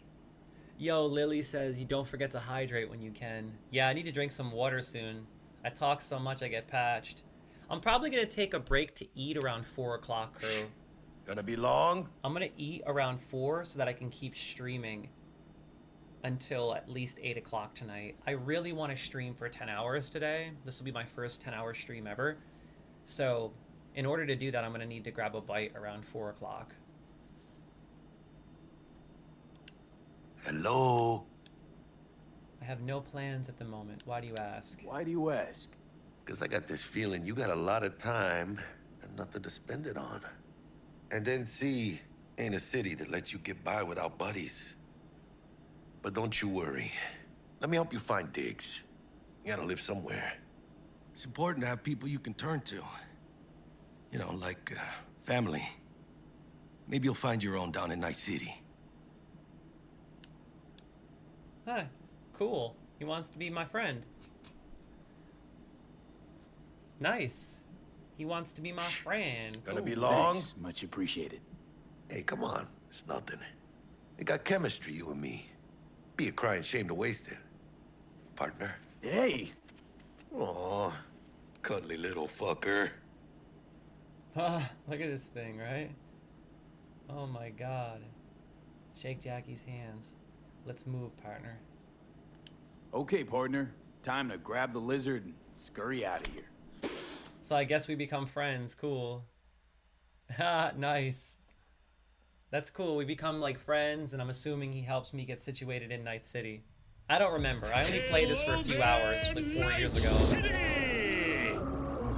Stanley here with you. Oh And my got god, another we're in the day city, ahead of us baby. in this city of dreams. Oh, here we are in the Oh, city. I love this town. Love it like you might love a mother who popped you out on the steps of an orphanage once and now There's your stops you to boy. ask if you got a smoke for her.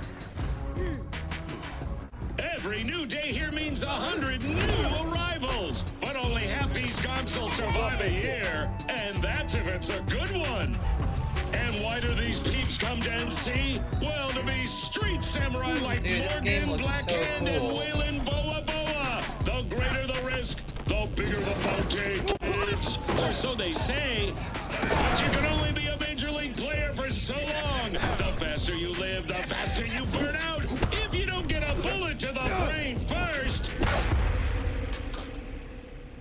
Yo. This is so sick. AC's Legends. I can just Know tell where you'll this game find is most going to of be them? so good. So good. The graveyard.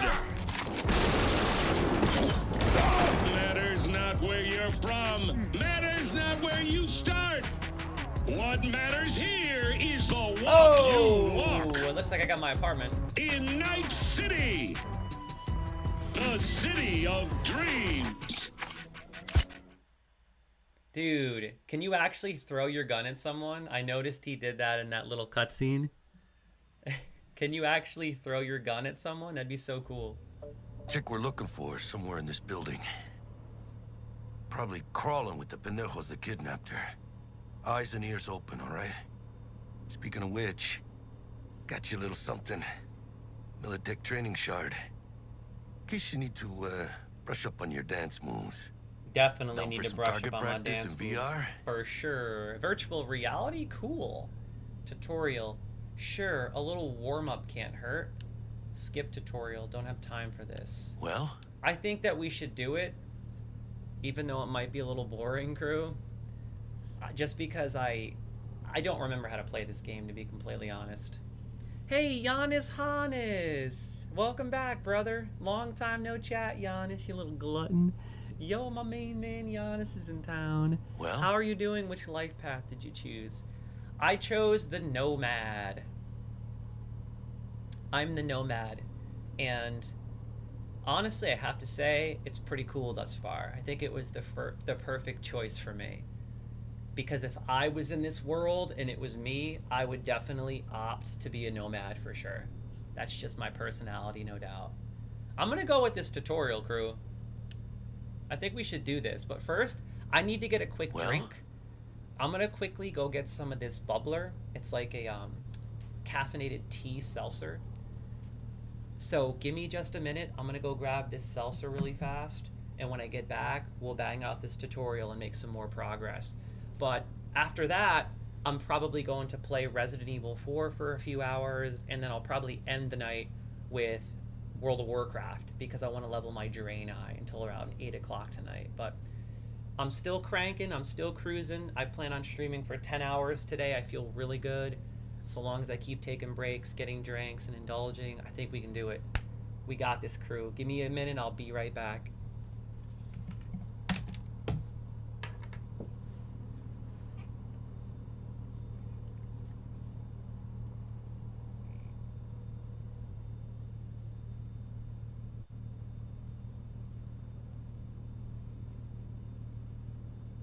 Well?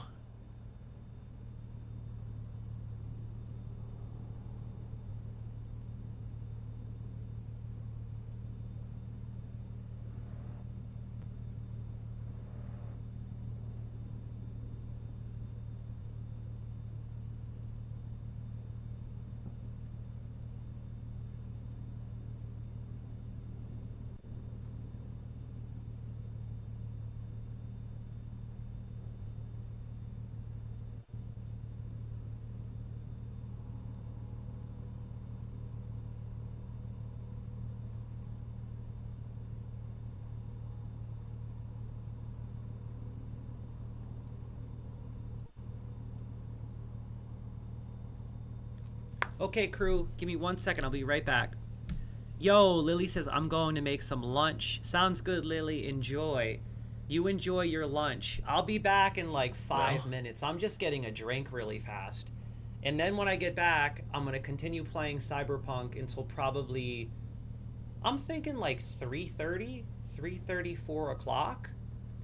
And then around 3:30, 4 o'clock, I'm probably going to play some Resident Evil 4. Or maybe I'll play World of Warcraft next and play my Draenei for a couple of hours, and then we'll play Resident Evil 4 when it gets dark later tonight.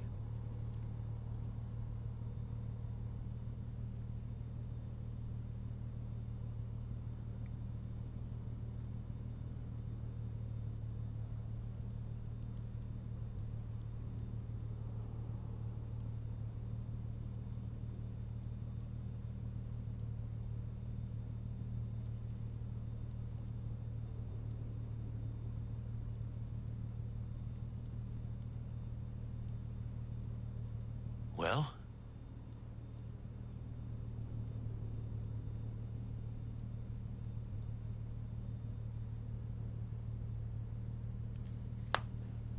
BRB crew. Oh, and before I BRB, I'm gonna try to catch this rock ruff. I'll be right back. I just need to get a drink quick. I'm gonna try catching this rock ruff real fast. There we go. Hopefully I catch it. I don't think I caught a single Pokemon today. I don't know what's going on. I think my boy Pooch and Wolfman are right. This is rigged. Giannis says, I've never gone nomad, but I've always enjoyed the idea behind them. A community of people using each other's skills to remain as independent as anyone can be in Cyberpunk. Yeah, I learned that by reading those lore shards. I think they're called shards. Yes, this is training shard, but it's like a lore shard. Well? And I read all about the nomads, and that's exactly what it said, what you just said. So, yo, it's good to see you again, Giannis. It's really good to see you, buddy. What games have you been playing, my main man? When I get back, I'll see your comment. I'll be right back.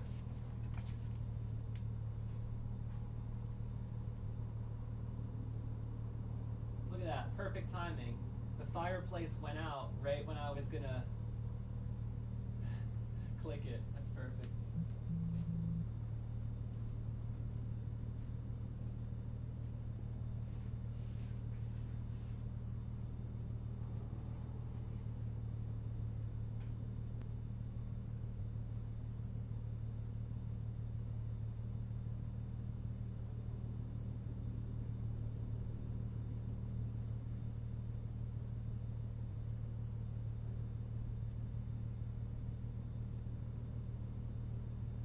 Well?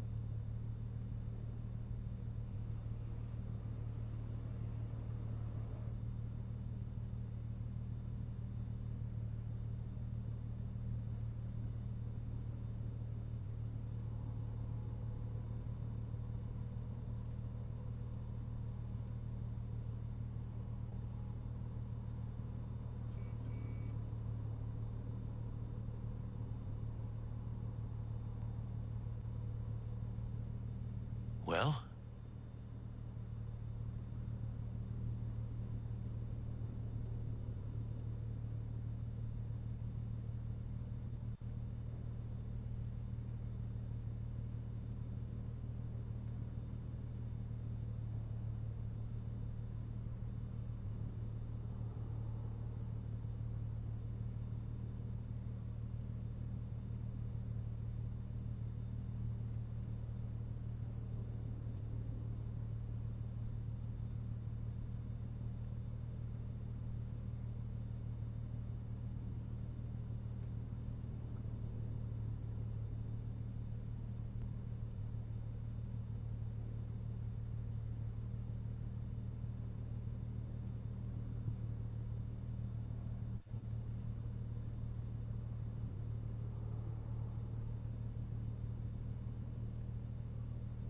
Well?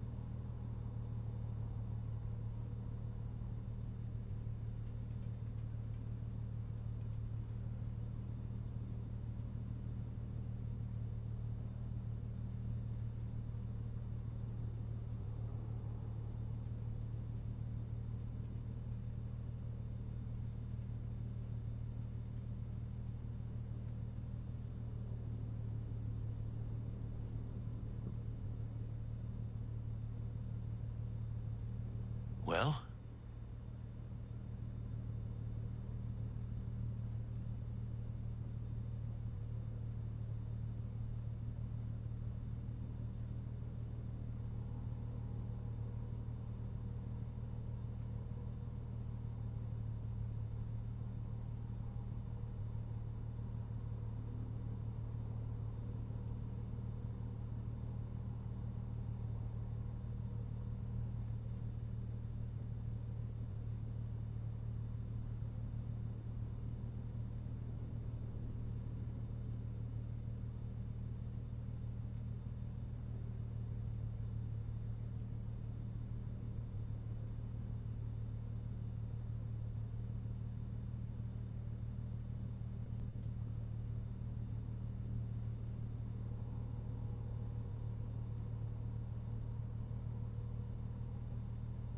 Well?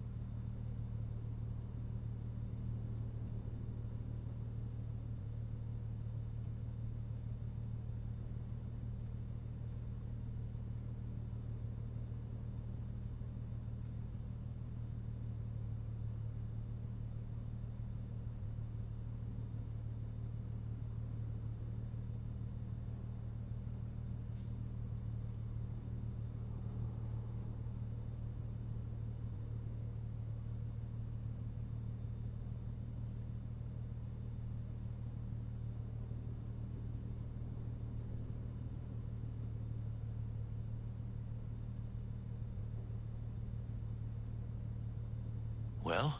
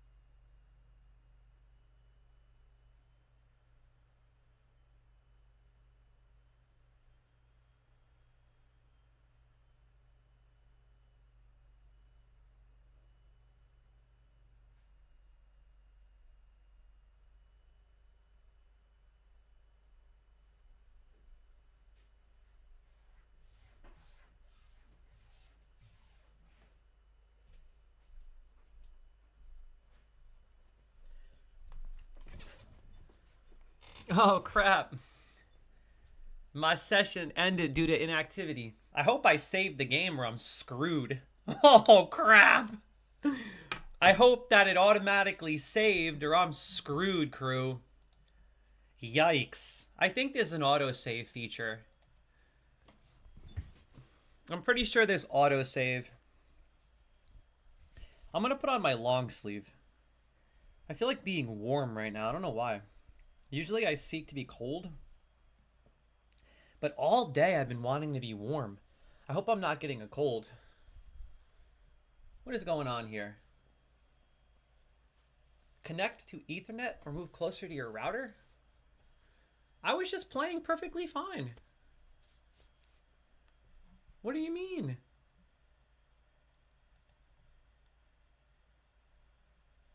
I was just playing perfectly fine. Everything was running just fine. Oh, man. I'm loving Cyberpunk thus far, honestly. Holy crap. I really, really like Cyberpunk. Yo, Lily. Lily, I got a question for you. I remember earlier, I was curious. I was just thinking about it while I was getting water. You said that you found me on YouTube? I'm curious, what video on YouTube did you see that you found me? That always fascinates me. I love when people come to my Twitch channel from YouTube, because YouTube is like my favorite platform. I have been on YouTube for so long. I'm not even kidding. I think since like 2012. I've been on YouTube for a long time. I know it only says I have 340 videos live. That's because I have over 1,500 plus. Actually, I think it's like 2,000 videos private. And I'm still working on making them public again. I just haven't had the time to do that. I have thousands of videos that I have to make public. I really need to get around to doing that because they're all monetized and I can be making money off them. I just haven't gotten around to doing it. Hey, thanks for that, Malforto. I appreciate it. Okay, let's get this working. I really hope the game automatically saved for me, honestly. I really, really hope the game automatically saved. Okay. And now I'm stoked because we have our account, our email linked to CD Projekt Red. So now I can play my save on PlayStation 5. I'm pretty sure. If I log in on PS5. Dude, look at this. The Witcher 4, get ready for a new saga. They're already preparing people. That's probably not going to release until like 2027 though. Guaranteed. There's no way that's releasing anytime soon. Okay, let's play. Hope I don't have to adjust all the graphics and everything again. I am playing on GeForce Now, so I might have to adjust all the graphics and stuff. Bam.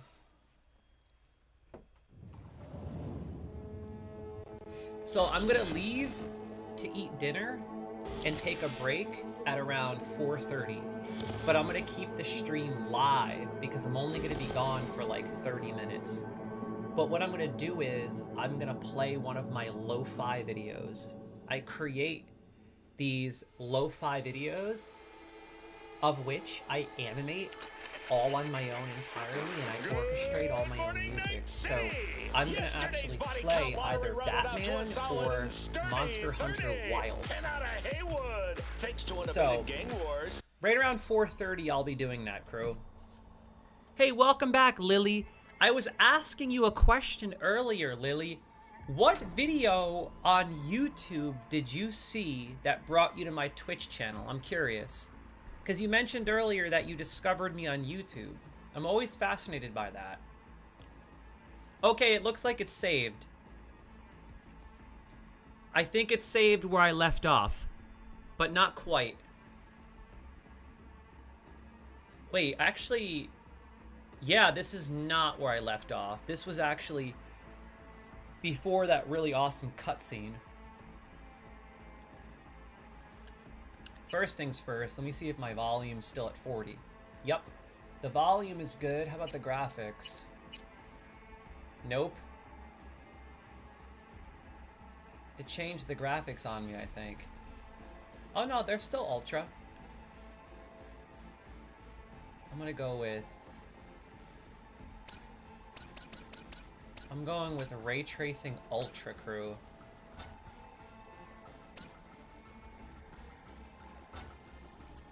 Right here. The highest possible settings for sure. Right there, perfect.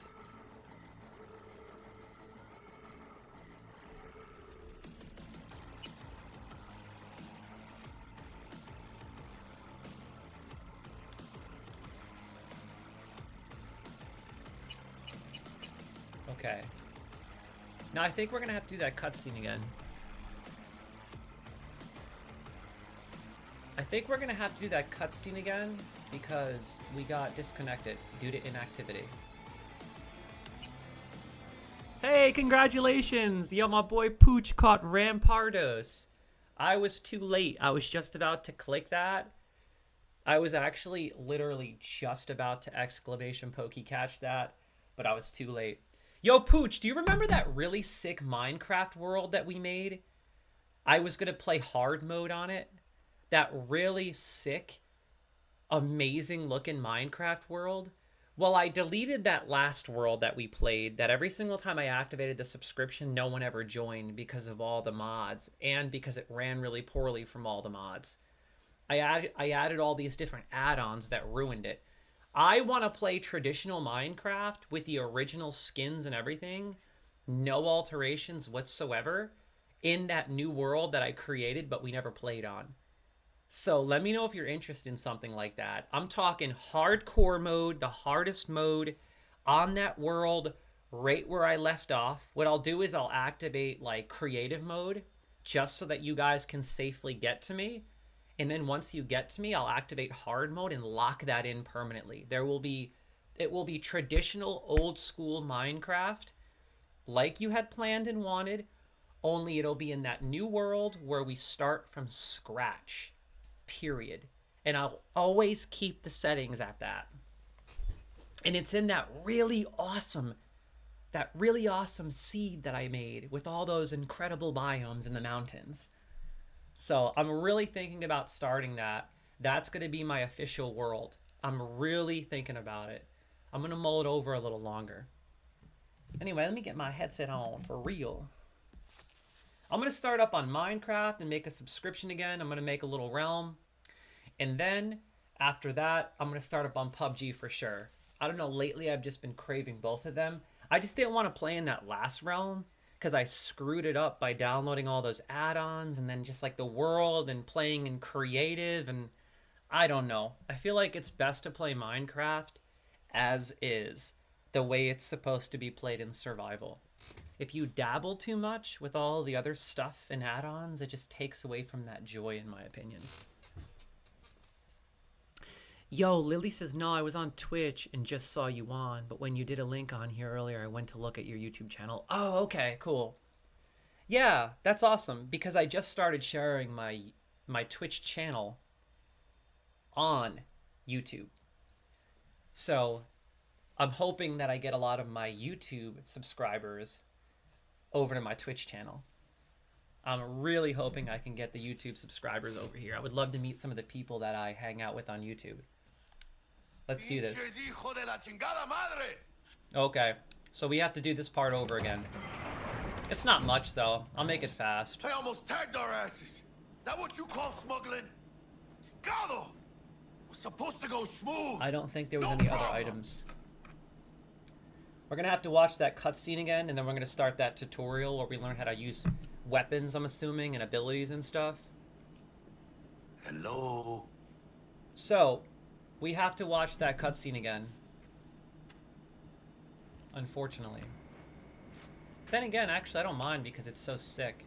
Kind of want to watch it again, to be honest. Let me just repeat everything I said last time. Calm down. Sometimes these things happen. This? What kind of shit happens? Border security tipped off the corporation that we have their cargo. What's the deal with these borderlies flipping us the finger as they fucking please? With no consequences. He took a risk.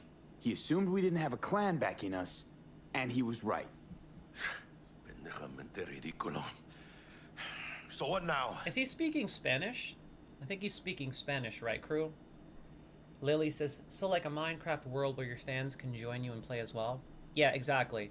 It's basically going to be a Gonna be realm, long? and people can just come and go and play whenever they want.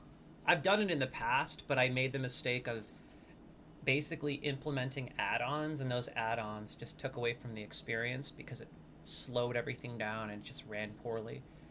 And I also activated creative mode and gave myself privileges, so it was just not as fun because I wasn't gathering the resources and stuff. So yeah, I just feel like I want to start from scratch and play the old-fashioned way. It's the only way to enjoy Minecraft.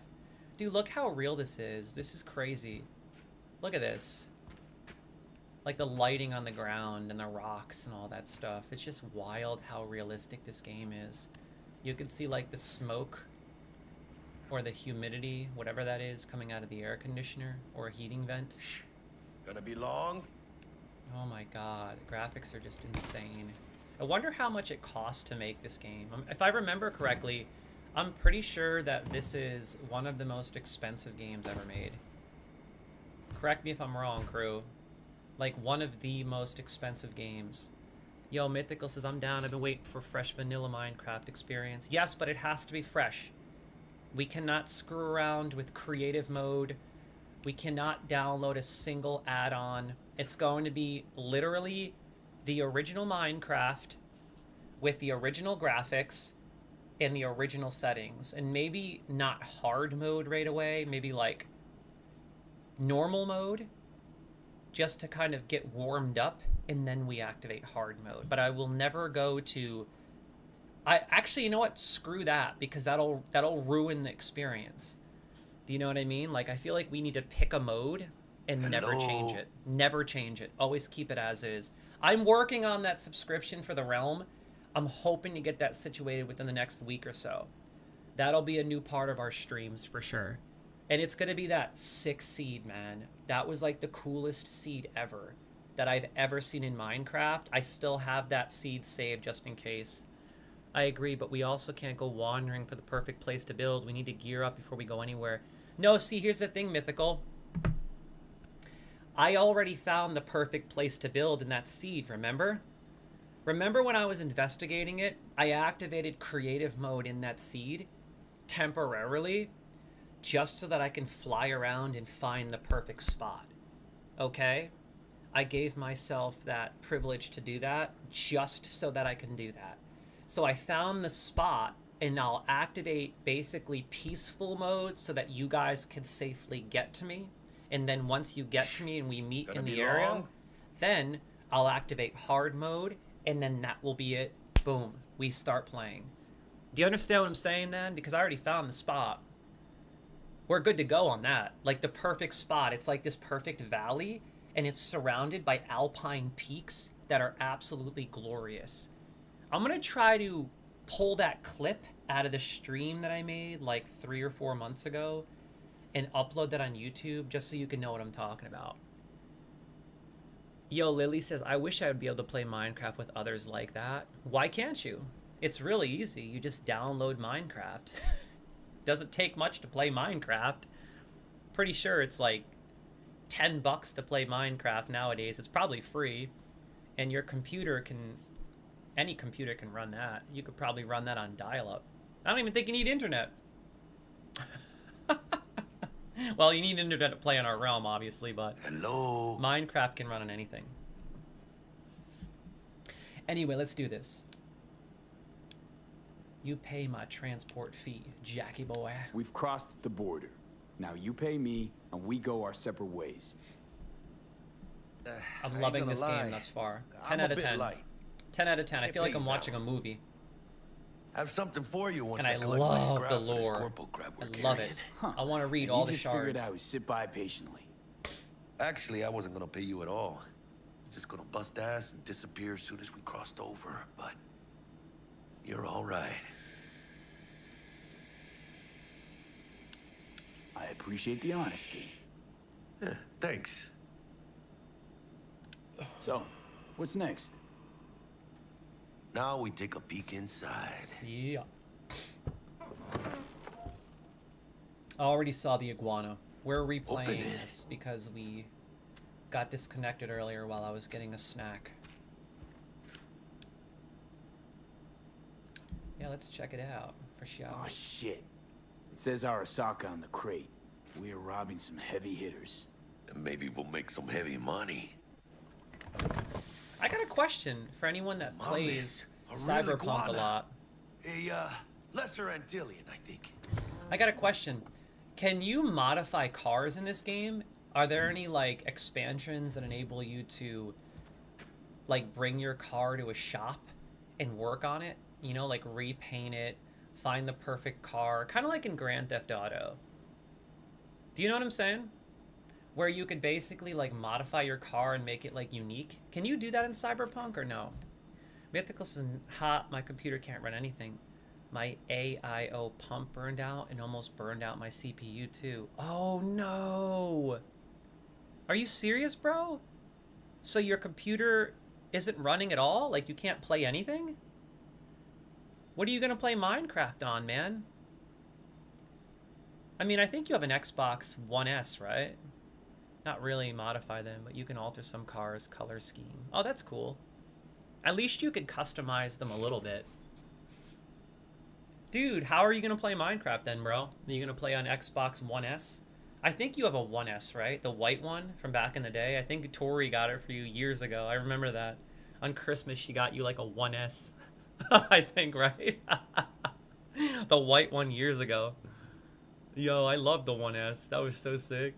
It's crazy to believe that 10 years has gone by since the 1S dropped. Oh my god. Actually, like 15 years. Jeez. Think you can make some That's money scary, on it? dude. Sure. Think it'll make us happy. Us? Yeah, partner. We'll go halfsies. Any decent fixer will find a loaded gonk interested in a rare gem like this. It's kind of a shame, though. I always wanted a pet. Got the name Manny all thought out. Hey, by the way, you, got any plans for what you'll be doing in Night City? I'm just clicking all the same things I got this clicked feeling last you time. got a lot of time and nothing to spend it on. And NC ain't a city that lets you get by without buddies. But don't you worry. Let me help you find digs. You gotta live somewhere. It's important to have people you can turn to. You know, like, family. Maybe you'll find your own down in Night City. Sounds good, dude. I love Thanks, my much main appreciated. man. My main Hey, man come on. here. My It's nothing. homeboy. My right We hand got chemistry, man. you and me. Yeah, Be a buddy. crying shame to waste it. I like his necklace. Partner. Hey! Aw, cuddly little fucker. You see his necklace? I like that. It looks so cool. And it looks like a gun around his waist. I like that gun he has. You see that handle? Look at that. Or is that a knife? Oh, that's a knife, dude. Holy crap. Is that a gun or a knife? I can't tell. I think it's a knife, actually. No, it's a gun. I don't know. Shake Jackie's hand. Let's move, partner. Okay, partner. Time to grab the lizard and scurry out of here. Got you, Lily. I got you. You're just a kiddo. You're just a youngin'. You're just a youngin'. When I can tell you this, Lily, I'm a really good person.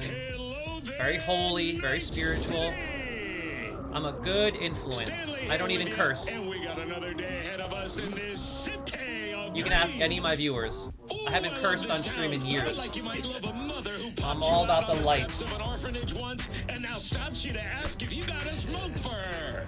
I actually made my character look like me. Every new day here means 100 new arrivals. That's funny. But only half these gonks will survive a year, and that's if it's a good one. Do you get to meet all these characters that I'm seeing here eventually? Street samurai like Morgan, Blackhand, and Waylon Boa Boa. The greater the risk, the bigger the bounty, kids. Or so they say. But you can only be a major league player for so long. The faster you live, the faster you burn out. If you don't get a bullet to the brain first. Dude, he looks just like me, you have to admit. Yo, this game is so gnarly, bro. Know where you'll find most of them? Oh my god. I can't wait to get these guns. See how he threw the gun? Can you throw the gun in this game? Matters not where you start. What matters here is the walk you walk. In Night City. Yeah, that's me. That's me. The city of dreams. Hey, Wild, a Gibble appeared. A Gibble. I'm going for the Gibble. Hey, I'm gonna try getting that Gibble. Yo, Lily says, but I did play Minecraft with siblings before our main TV went out. We would play on the 360. Oh, cool. Eyes and ears open, all right? Speaking Yeah, of which, that's funny because got you a little something.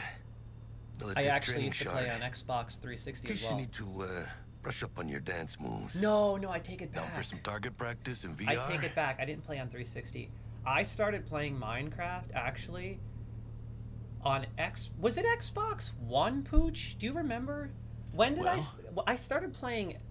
I'm pretty sure I started playing Minecraft when I met Mythical, and I'm pretty sure that was on Xbox One. Yeah, because I remember I used to play the Minecraft Xbox One edition. What is with these stinking smudges on my glasses? It's killing me, man. I have OCD with that. I can't stand that crap. When I get smudges on my glasses, right? Isn't that the worst?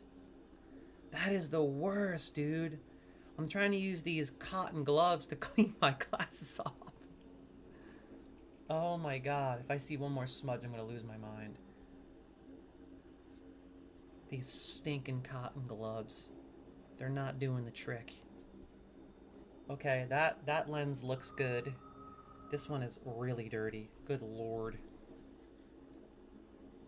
Yeah, I think I started playing Minecraft back in the day on Xbox One. Loved it. It was an Xbox One edition Minecraft. Minecraft is so sick. It's one of the best games because you can unleash your creativity. And I'm all about creativity. I'm all about that. If there's one thing I can teach the younger generation, any of you youngins that are tuning in, I learned this in my 30s. And I'm still in my 30s, my mid-30s. Basically, one of the most important aspects of life, obviously aside from family and balance, success, work, companionship, all that good stuff. One of the most important components of life that most people tend to neglect and never ever truly understand is creativity. It is the key to ascension. Okay? Creativity. Creativity is better than anything else when it comes to letting go and letting your energy flow. Remember this always.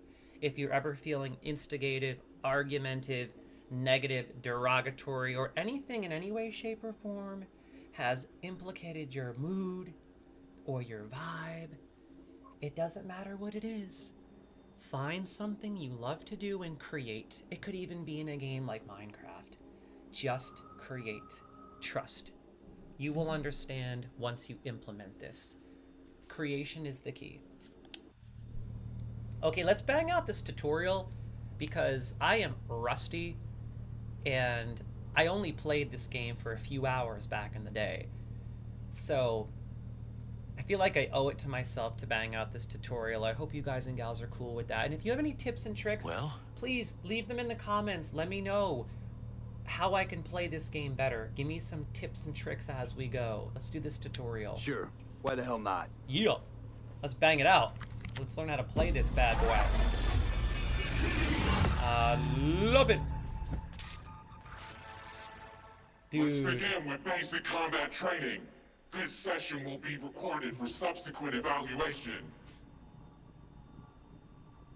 Cool. I love it.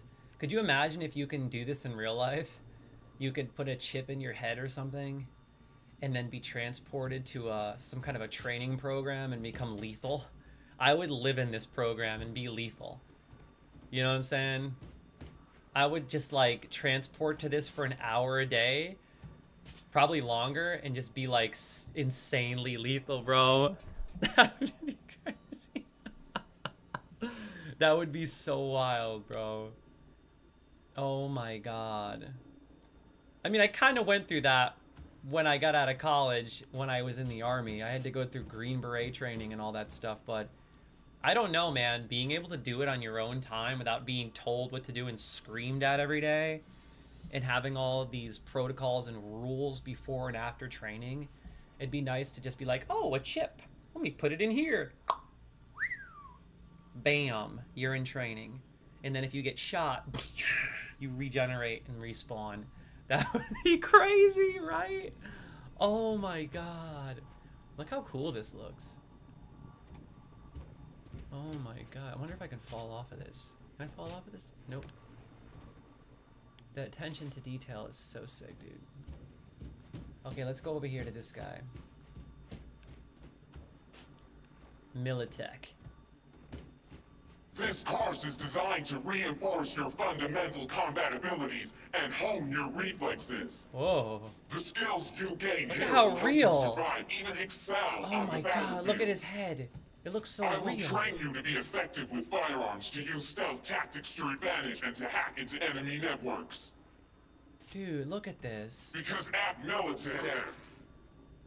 Man, Militech can't encrypt for shit. But they clearly got drill and jarheads in their blood. Now, Station 1, you maggot! Oh! Move, move! Okay, Hope girl. you're ready to bust ass through this fascist playground. Cool. Let's do this. What do I do first? What do I gotta click on? Combat basics.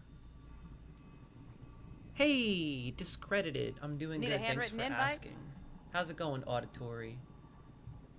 Yo, thanks for tuning in, guys and gals. I hope everyone is having a wonderful, relaxing, amazing Saturday. I'm just taking it easy. It's a full day of streaming and gaming, a full day of hanging out, and I would love to hear from you guys and gals. So by all means, share in the comments. Let's catch up. It is always a pleasure to hang out with any and all of you, and I mean that. Let's do this. Combat basics Let's first. blast through a tactical target practice program. You know, little warm-up. Nice. Cool. I think this is some target practice action. Pick up the weapon. Okay. Let me pick this weapon up real quick. The M10AF Lexington. Let's equip the Lexington. You're not a gaunt-brained Militech recruit. Get moving. Nice gun. I like it. Woo. So, shoot with right trigger. Aim with left trigger. Reload with X. Holster your weapon by double tapping Y. Holster? Back to your Dude, training, look how recruit. real that is when he whips it out and he... Wow. The way he holds it and everything and tilts it sideways. Crazy graphics. Shoot all the targets. Hup. Okay, and shoot. Shoot. Shoot. Yeah, I didn't think you'd find that too tough. Woo! What do you say we crank it up a notch?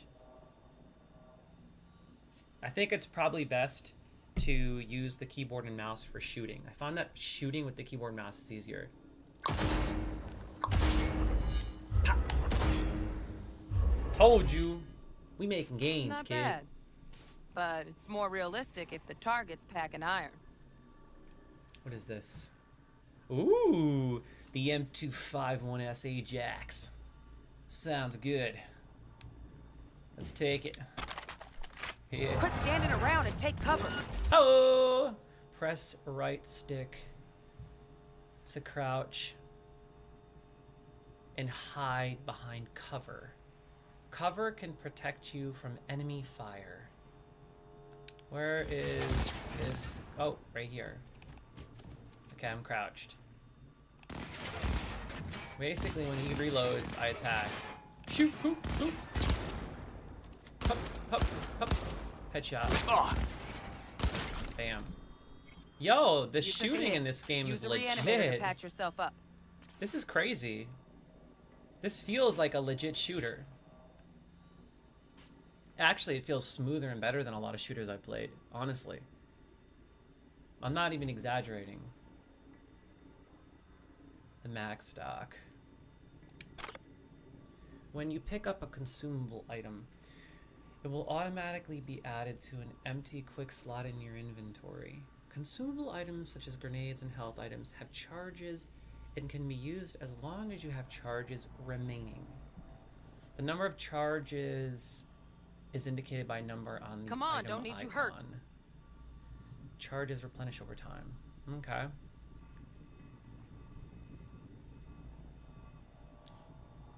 So, I think they're the max stocks I use for healing, ultimately. Yeah. Is that an inhaler? Is he inhaling Head to the training that? area when you're good to go. Dude, the graphics are so gnarly, man. Is he inhaling that max stock? Press Y to switch weapons. Okay. And if I remember correctly, it's double tap Y to put it away. Yeah. Sightseeing? Reload is X.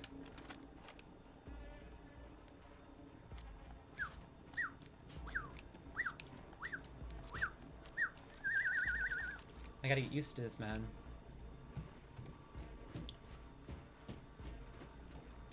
Oh, look. Brought some chooms with him this time. Okay. You know what to do, V. Okay.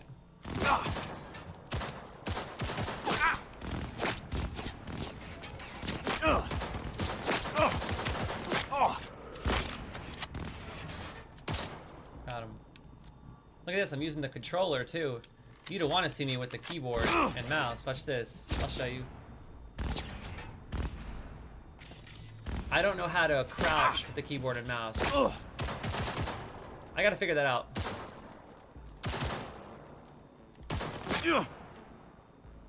I think I was doing better with the controller. Let me try that again. I think I'm actually better with the controller. How are you shooting me? What the heck?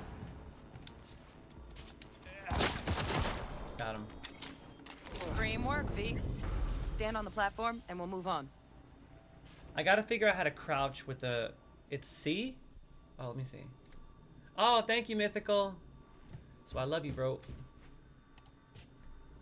I don't know, dude. I don't like playing with the keyboard and mouse. V, you're not a gonk-brained Militech recruit. Get moving. I feel like with a game like this, I just would rather play with the controller. He's reaching around cover. Oh, okay. What do you prefer playing with, Mythical? Keyboard and mouse or a controller? I don't know. I feel like when it comes to games like this,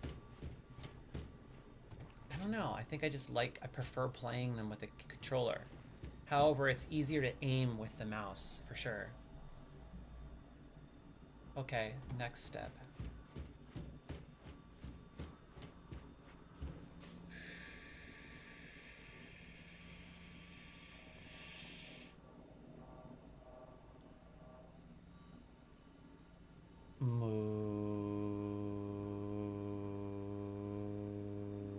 That felt so good. Oh my god, I got a head rush.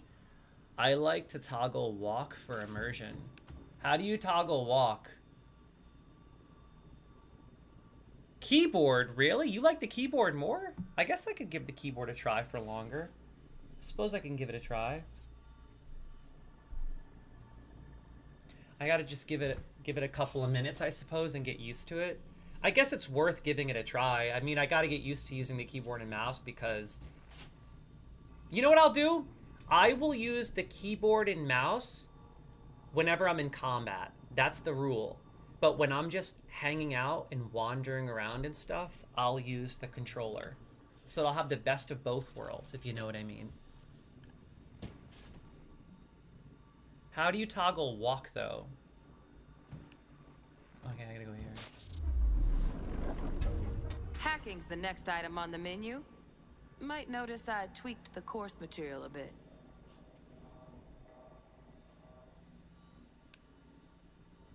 Hacking. Oh, this is what I really gotta pay attention to, because I remember when I first played this, I Need a didn't handwritten invite? quite understand it. So let's do this. Hacking.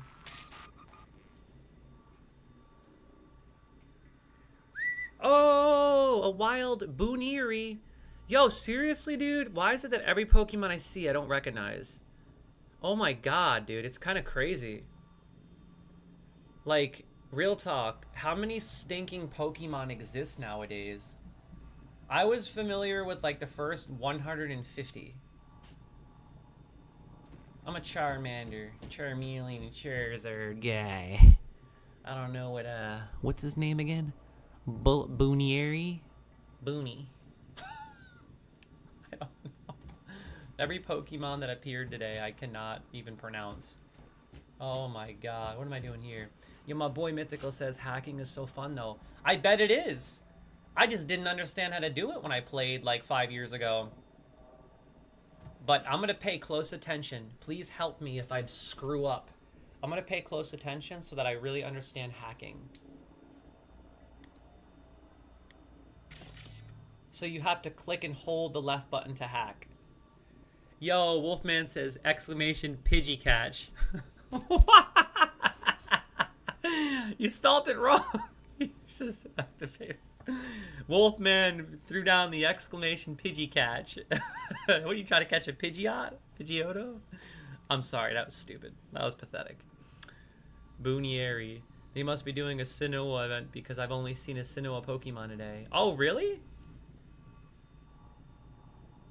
I guess so. I didn't know they did events. That's cool. Okay, let's do this. Well, we doing this? Yeah, let's do it. Okay.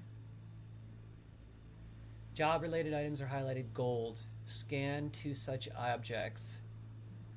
Scanning highlights objects of interest in your surroundings and provides valuable information about them.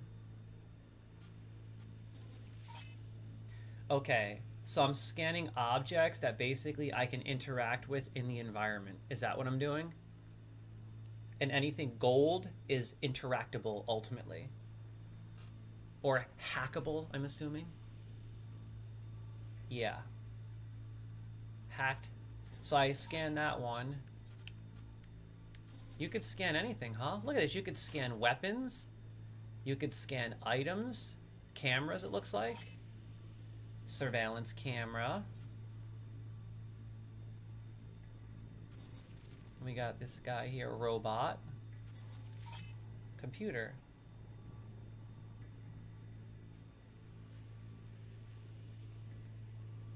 Yeah, my boy Mythical says Gibble and Cranidos. See, I haven't heard of either of those ones, so I don't know where they're from. Wolfman says those are Sinnoh. Oh, really? Is Sinnoh?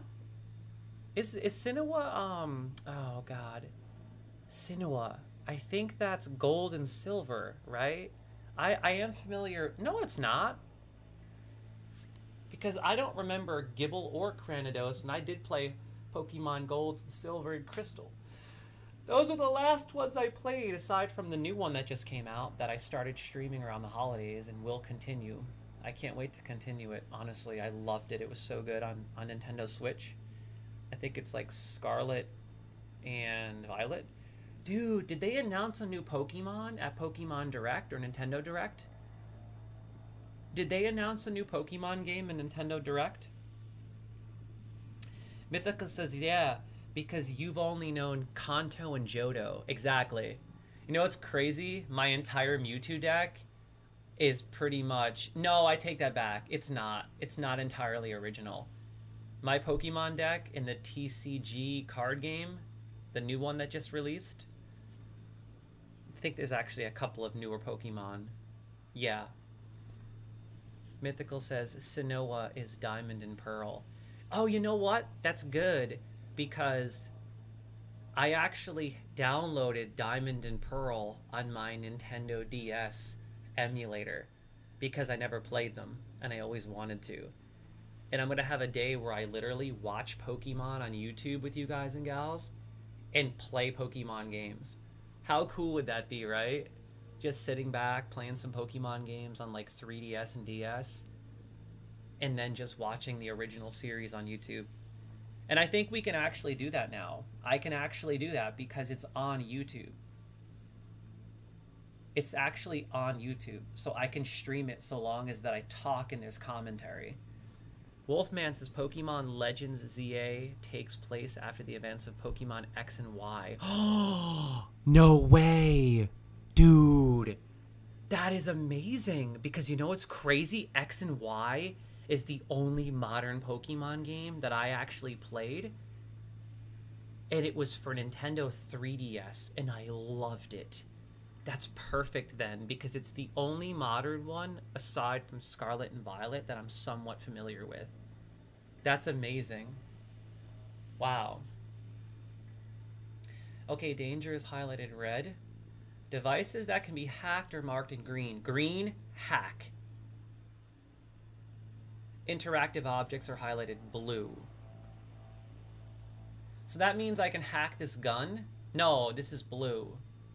Oh, so this camera I can hack.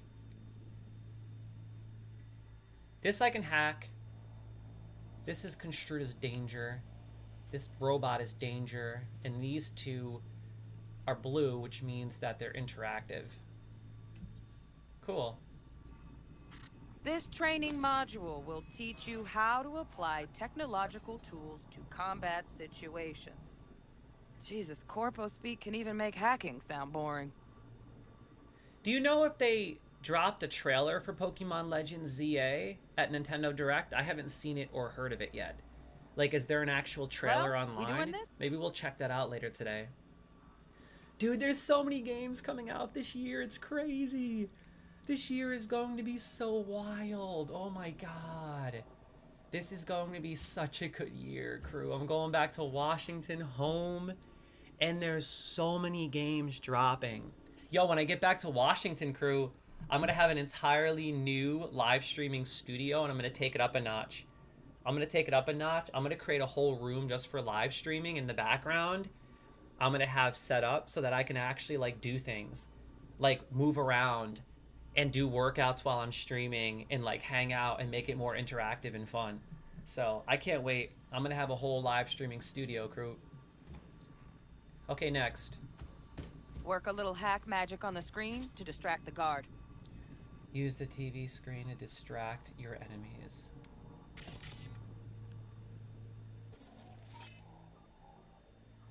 With a cyber deck installed, your scanner provides an additional interface for selecting quick hacks in their targets. What is a cyber deck? Use distract enemies to distract the guard. Navigate the list of available quick hacks with up and down.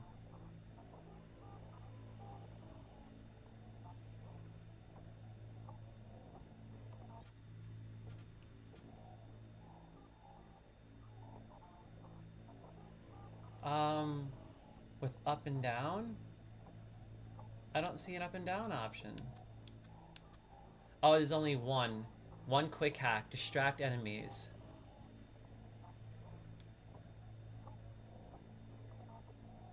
With a cyber deck installed, your scanner provides an additional interface for selecting quick hacks on your targets. Use distract enemies to distract a guard. Navigate the list of available quick hacks with up and down. Yeah.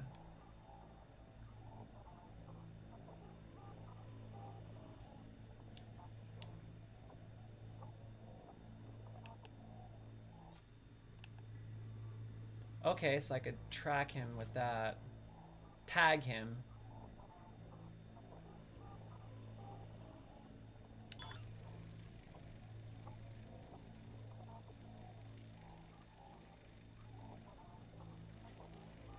I don't get it. What did I... Corpo trash. Style over substance.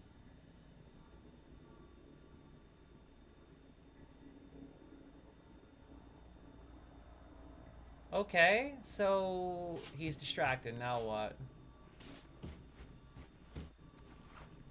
Good. Now take him out quietly. Oh, crap. Oh, dude, I screwed up. No worries. Try again. Okay, I screwed up, crew. What happened here? Work a little hack magic on the screen to distract the guard. What did I do wrong, crew?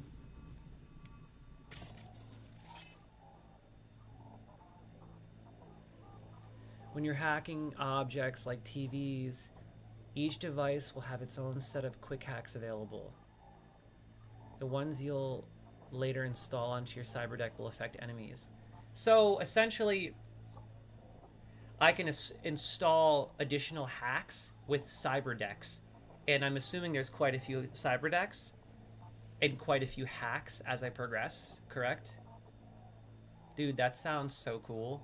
That's one thing that I didn't dabble with when I played when the game first came out. Like I said, I didn't play much, but when I did dabble with this, it was very complicated because I kind of rushed this. I rushed the whole introduction, you know? And that's why I'm trying to take my time. This time I want to really understand hacking. You dig? Anyway, let's do this. I'm going to execute and then run down there instantly and try to kill this guy. Okay. Corpo trash. Style over substance. Good. Now take him out quietly. And what do I do? I'm silent. Now what? All right, all yours. Take him out.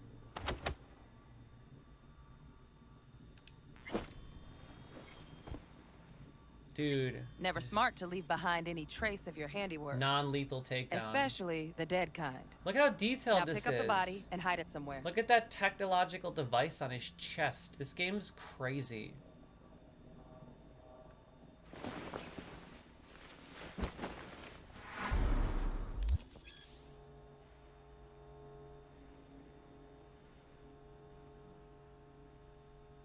You can hide dead and unconscious enemies in certain places. Doing so will help you avoid detection by other enemies. I can hide them in dumpsters and stuff. This is crazy, dude. This is like so realistic, man. Okay.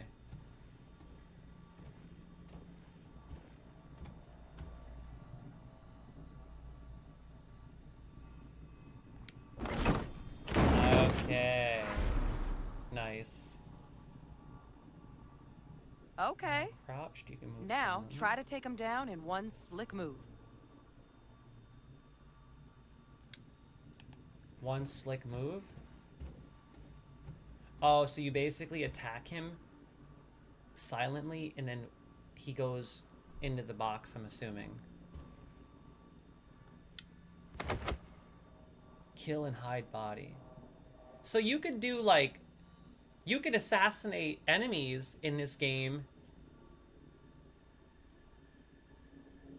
rather than going in balls to the wall, gung-ho, if you know what I mean. I like that. I like how you can opt for that kind of like rogue type gameplay lifestyle if you want. That's really cool. Oh, wow. He smashed his head on it. That was pretty sick, not gonna lie. Think you're ready to try hacking some gonks in real time?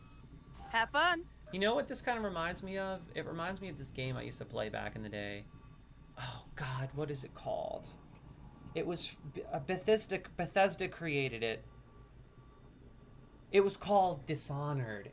Oh my God, Dishonored. Sightseeing? Have you guys and gals ever played Dishonored? Let me know in the comments. Has anyone played Dishonored? Dude, it's good. This kind of gameplay here, not the game itself, but like this rogue type gameplay reminds me of Dishonored a bit.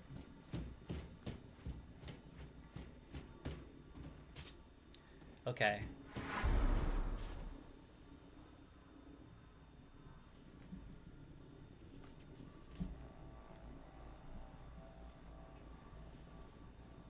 Okay, so this time we're hacking the camera.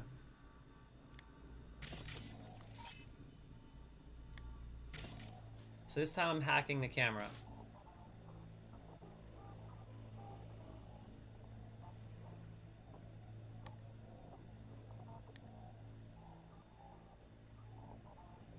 Hey, a wild spinner arc. A spinner arc appeared. Oh my God, I don't know what that is, but it sounds cool. I want to catch the spin arc. Oh my God, I gotta get it. I'm using my tablet to catch spin arc, dude. Okay, let's do this. Execute. Now, detonate the grenade. Oh, I'm the camera now? Dude, holy crap. I became the camera.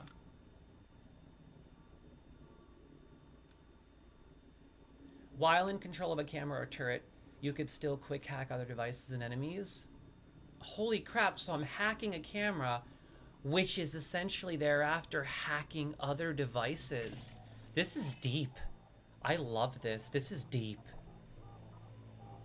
And I think you require a certain amount of points to hack anything.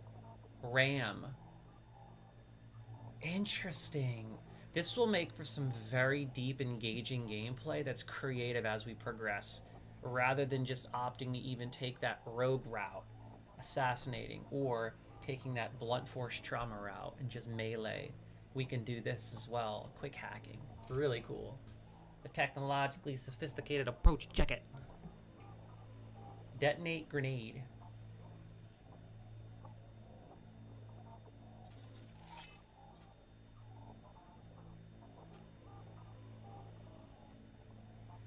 So I'm going to detonate the grenade that's in his pocket.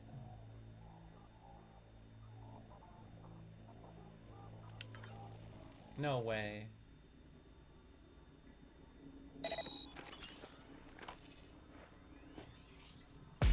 Oh my god, it's brutal.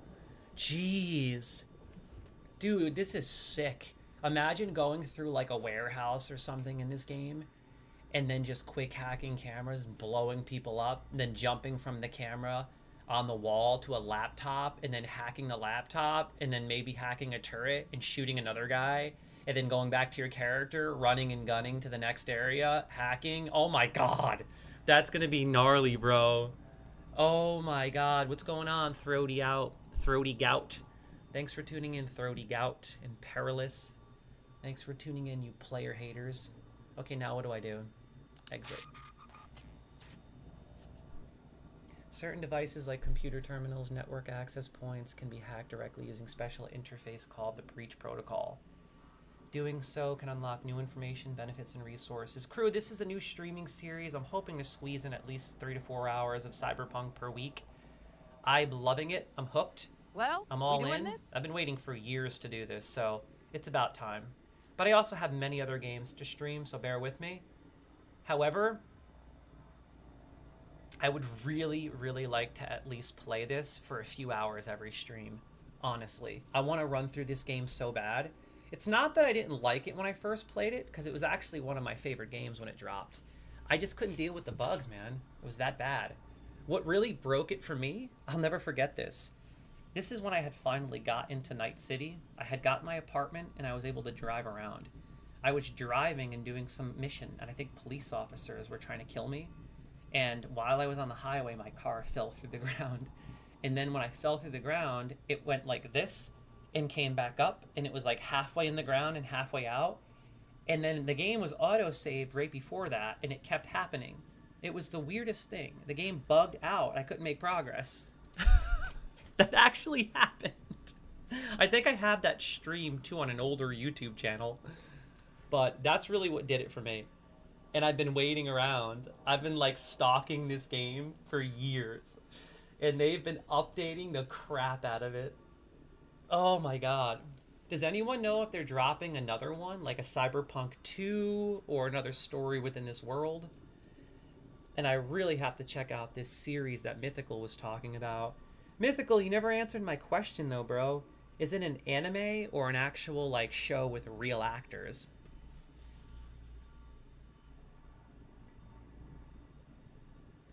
The breach protocol. Doing so can unlock new information, benefits, and resources.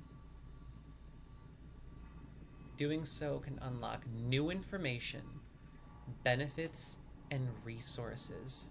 Bro, it's anime? Oh my god, that's all me then, man. I'm obsessed with anime, dude. I'm watching that probably tonight. I'll watch that before I watch The Last of Us. So And they're working on what's called Project Orion, which is their next Cyberpunk game. Project Orion, is it based in the Cyberpunk world? Or is it like an entirely different game with the same kind of like style? Will there ever be a sequel to this game, or did the game actually end? Like, I don't know, because I never beat the game, but does the story end?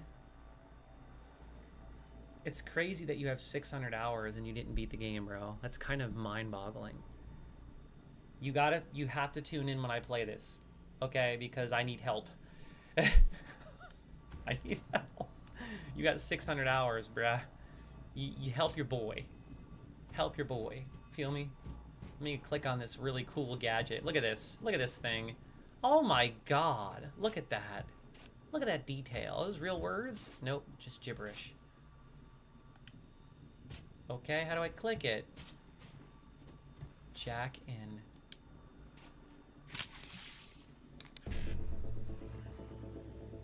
What the? To breach the network, you must recreate its code sequence by selecting characters from the code matrix. The characters you select will be visible in the buffer.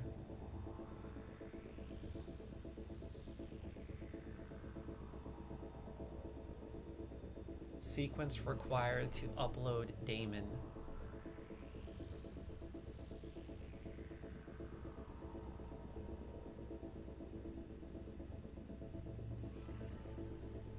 Yo, Mythical says V's story I think is wrapped up, but there may be mention of him in some sort of closure in the next game.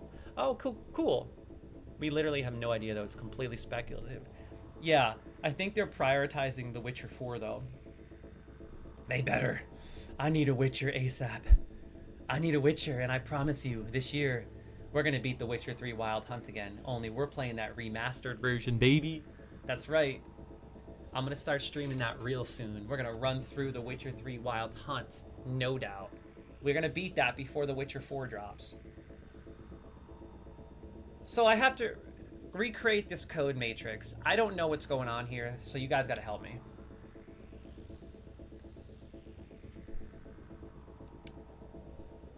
Breach protocol always begins with the first row active. Select 55 from the code matrix. 55, well there's 55 here too.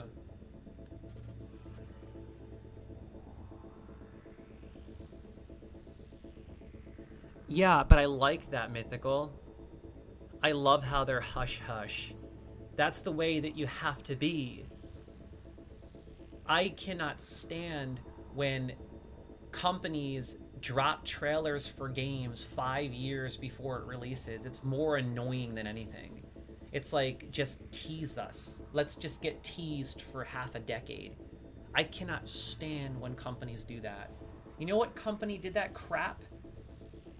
Oh my god, the same company that made Black Desert, Pearl Abyss. Pearl Abyss, gluttons, they teased that game that they're working on. What is it called? I forgot the name of it already, but I'm anticipating it so bad. You wanna know why? Because I've been sitting around here waiting for 4 years for that bad boy to come out. I think it's called Crimson Desert. I think it's called Crimson Desert. Dude, they announced that like half a decade ago. I'd rather them wait until like a couple of years prior, you know what I mean? Lily says, what is your stream schedule? Or do you have it set on your Twitch? I was going to see. So I don't do schedules anymore, Lily, to be completely discreet and honest. And that goes for everyone tuning in. I just want to give you guys and gals a heads up. I do not do schedules. Streaming for me is strictly passion. It's fun. I love it. And I don't like to turn this into a job.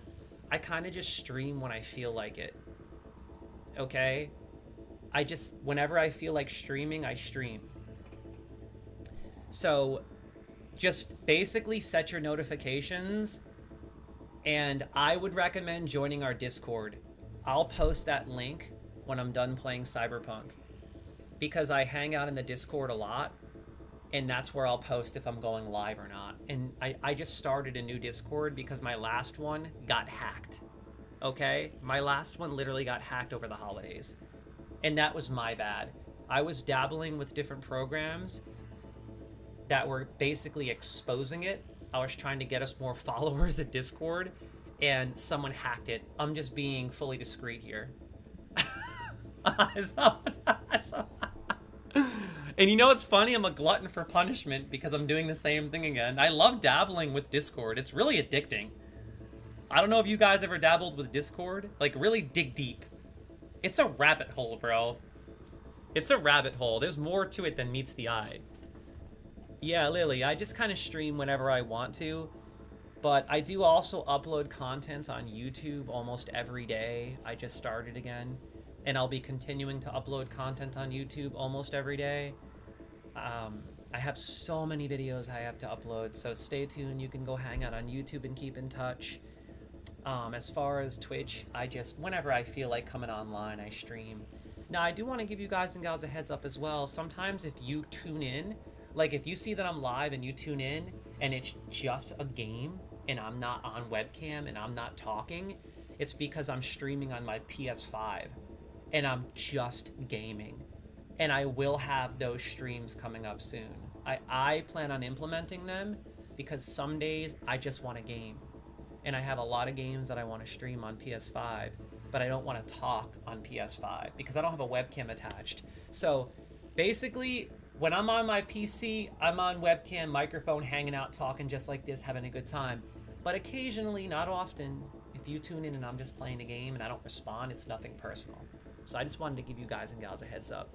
Mythical says, okay, so your code matrix will always start you in the top row. Okay, the next code you will be able to pick will be in that code's column. Okay, let me just, the next code you will be able to pick will be in that code's column. It then alternates between rows and columns until you either upload all your demons or run out of buffer space, whether you either succeed or fail, respectively.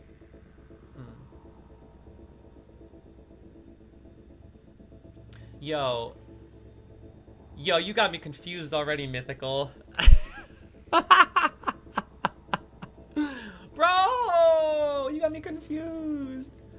Oh my god. Yo, look who's in the building, crew. Everyone give a big round of applause to my main man, Icy. I can't do it anymore. My voice is too deep at this age. Not as deep as Icy's, though. My main man sounds like this, but with a British accent. The OG is here, he says. Yo, the OG player hater, Icy13 is back in business. Yo, that brings back crazy memories. He's part of the OG crew. Deep voice over here. Yeah, bro. Yeah, man. Yo, Giga, my boy, how is life, bro? Oh my god. Long time no chat. Yo, you caught your boy playing some Cyberpunk. Yo, you caught your boy finally playing Cyberpunk. Dude, long time no chat. It's so good to hear from you, man. No, Pooch, I kind of get what you're saying, dude. I'm just trying to figure out what you meant by that first line. You said the next code you will be able to pick will be in that code's column. So if I choose 55, the next code has to be in the same column as 55. Is that what you're saying? Yo, Giga says, fantastic, bro. I've got myself a new job, kitchen manager now, so life is going really well. Nice, dude. I didn't know you worked in the kitchen, so you're a chef now? So are you like, were you a chef for a while, and now you're like a lead chef? Dude, that's really sick, man. I didn't know you were a chef. You know what movie you'd really like? Literally check out a movie called Chef. It's one of my favorite movies ever created. It's just called Chef. I'm serious. It will blow your mind. It's that good. You reminded me of that when you said kitchen manager. I think that's the job you're talking about. The movie's based on a character that has a job like that. Okay, Mythical. Gotcha. Well, let me give this a try then, but first I'm going to try catching this Bagon. Bagon, Bagon, I don't know. Let me see. Paste, catch, click. I'm trying to catch more Pokemon today. You know what's crazy? I've tried to catch at least 6 and I haven't gotten a single one. Giga says, yes, sir. I've been a chef for a very long time. I left years ago. I finally decided to put my qualifications to use. Nice, bro. That's amazing. I'm glad to hear. Bro, are you on socials? If you're on Instagram, man, or Discord. If you're on Instagram or Discord, dude, you better join our Discord and share some pictures of some sweet food you be cooking up. I want to see the goods, man. I want to see some English dishes. I want to see some dishes from Great Britain. Check it. I'll show you some food from America. Man, they building cannons, feel me? Yeah, buddy. And you know he flexing tries. And you know he done slapped it. No, I know you got me on Instagram. I just don't know if you use it, bro. If you do, send me some pictures of food, bro. Or go on Discord. Our last Discord got hacked. I have a new Discord. I promise this one will not get hacked. Everything will be okay. Everything will be good. So join our new Discord, my main man. In fact, you can actually... Let me see if I can share that link really quickly. Yeah. Let me share that Discord link right now. I'm going to share that Discord link in the chat. You player haters better join. Real talk. Let's get back to some serious Cyberpunk action. My boy Icy13 done shocked me. Oh my god, he shocked me. I haven't seen my boy in too long. Real talk. Okay, 55. Click it. Okay. Selecting a character from the active role will then activate the column it belongs to. Select 55 from the code matrix. Another 55. Right here. I mean, so far it seems pretty simple to me. You're picking numbers that show up on the screen. What's so hard? What's so hard about this? I use it often. I'll send you some UK food pics, bro. Send it on Discord, please. Man, you want to talk about food, kid? Nah. I'll show you some food, player hater. I'm gonna show you some real food. And I got some waiting for me in the other room. Check this out. I'm going on Discord right now to show you what I be eating. I got a picture here that Danielle took the last time we got one of my favorite foods. Natural Kitchen. You ain't seen nothing yet, boy. I'm gonna show you one of the best vegetarian dishes you have ever seen in your life right now. This is one of the best meals I have ever had. It is so good. It has black beans, edamame, green beans, fake chicken made out of tofu. Oh my god, pea protein, a sesame seed sauce that will literally blow your mind. Avocados, corn. Oh, man, it's good. And I just posted in the Discord. Look at that. Look at it. Oh, it's so good looking. And then Danielle gets one called, I think it's called like Tuna It Up. I don't get that because I don't like seafood very much. But she gets it with tuna. Or does she get it with shrimp? I think this time she got it with shrimp. But yo, look on Discord, bro. But the first one is what I get. Dude, zoom in on that. I got that bad boy waiting for me in the other room. And I'm eating it around 4:30. I can't wait. Oh my god. It's so sick, dude. If you're in Jacksonville, Florida, anyone that lives in America, anyone that lives in Florida, crew, if you're ever in Jacksonville, you need to go to a place called Natural Kitchen. Oh,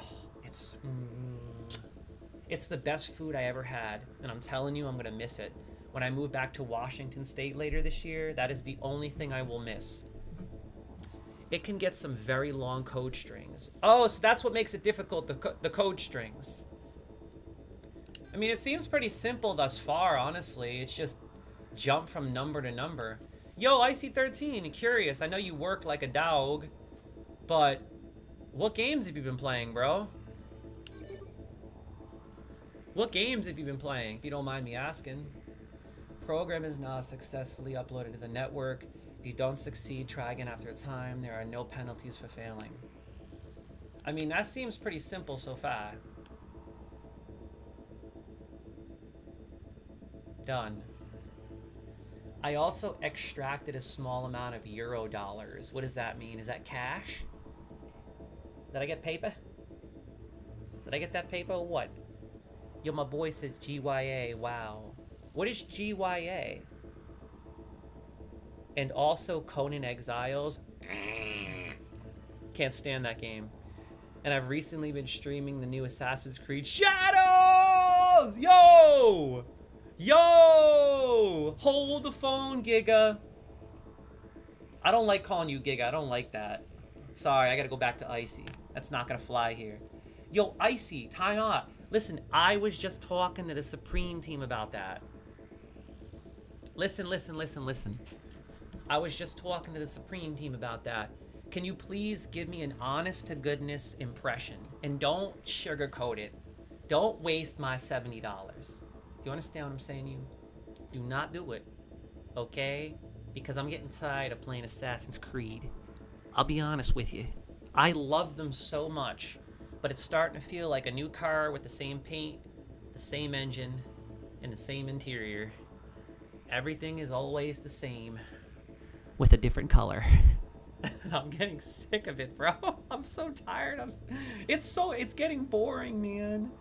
I just don't want to end up getting it because of all the hype and people are giving it reviews, and when really the reviews aren't even real. They're just Ubisoft hiring reviewers, which I get because of marketing, but is it honestly worth it, or does it feel like the rest? Do not sugarcoat it. Be completely honest with me. Because I was thinking about getting it and streaming it later this week. I loved Valhalla. It was one of my favorite games, but I will admit Valhalla was bloated and very similar to many of the others. So have you played it? How many hours? Give me an honest to goodness rating from 1 to 10. Be honest, be discreet, and I'm going to look at your picture dump on Discord now. Maybe I'll look at it live so I could show everyone what your pictures are. Because my boy is a chef here. Is that what you meant? You send pictures? Oh my god!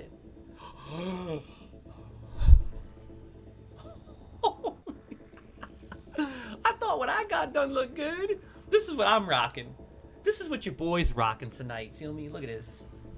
That's the good stuff. It's called Vegetarian Lovers. And I promise if you tried it, it would knock your stinking socks off.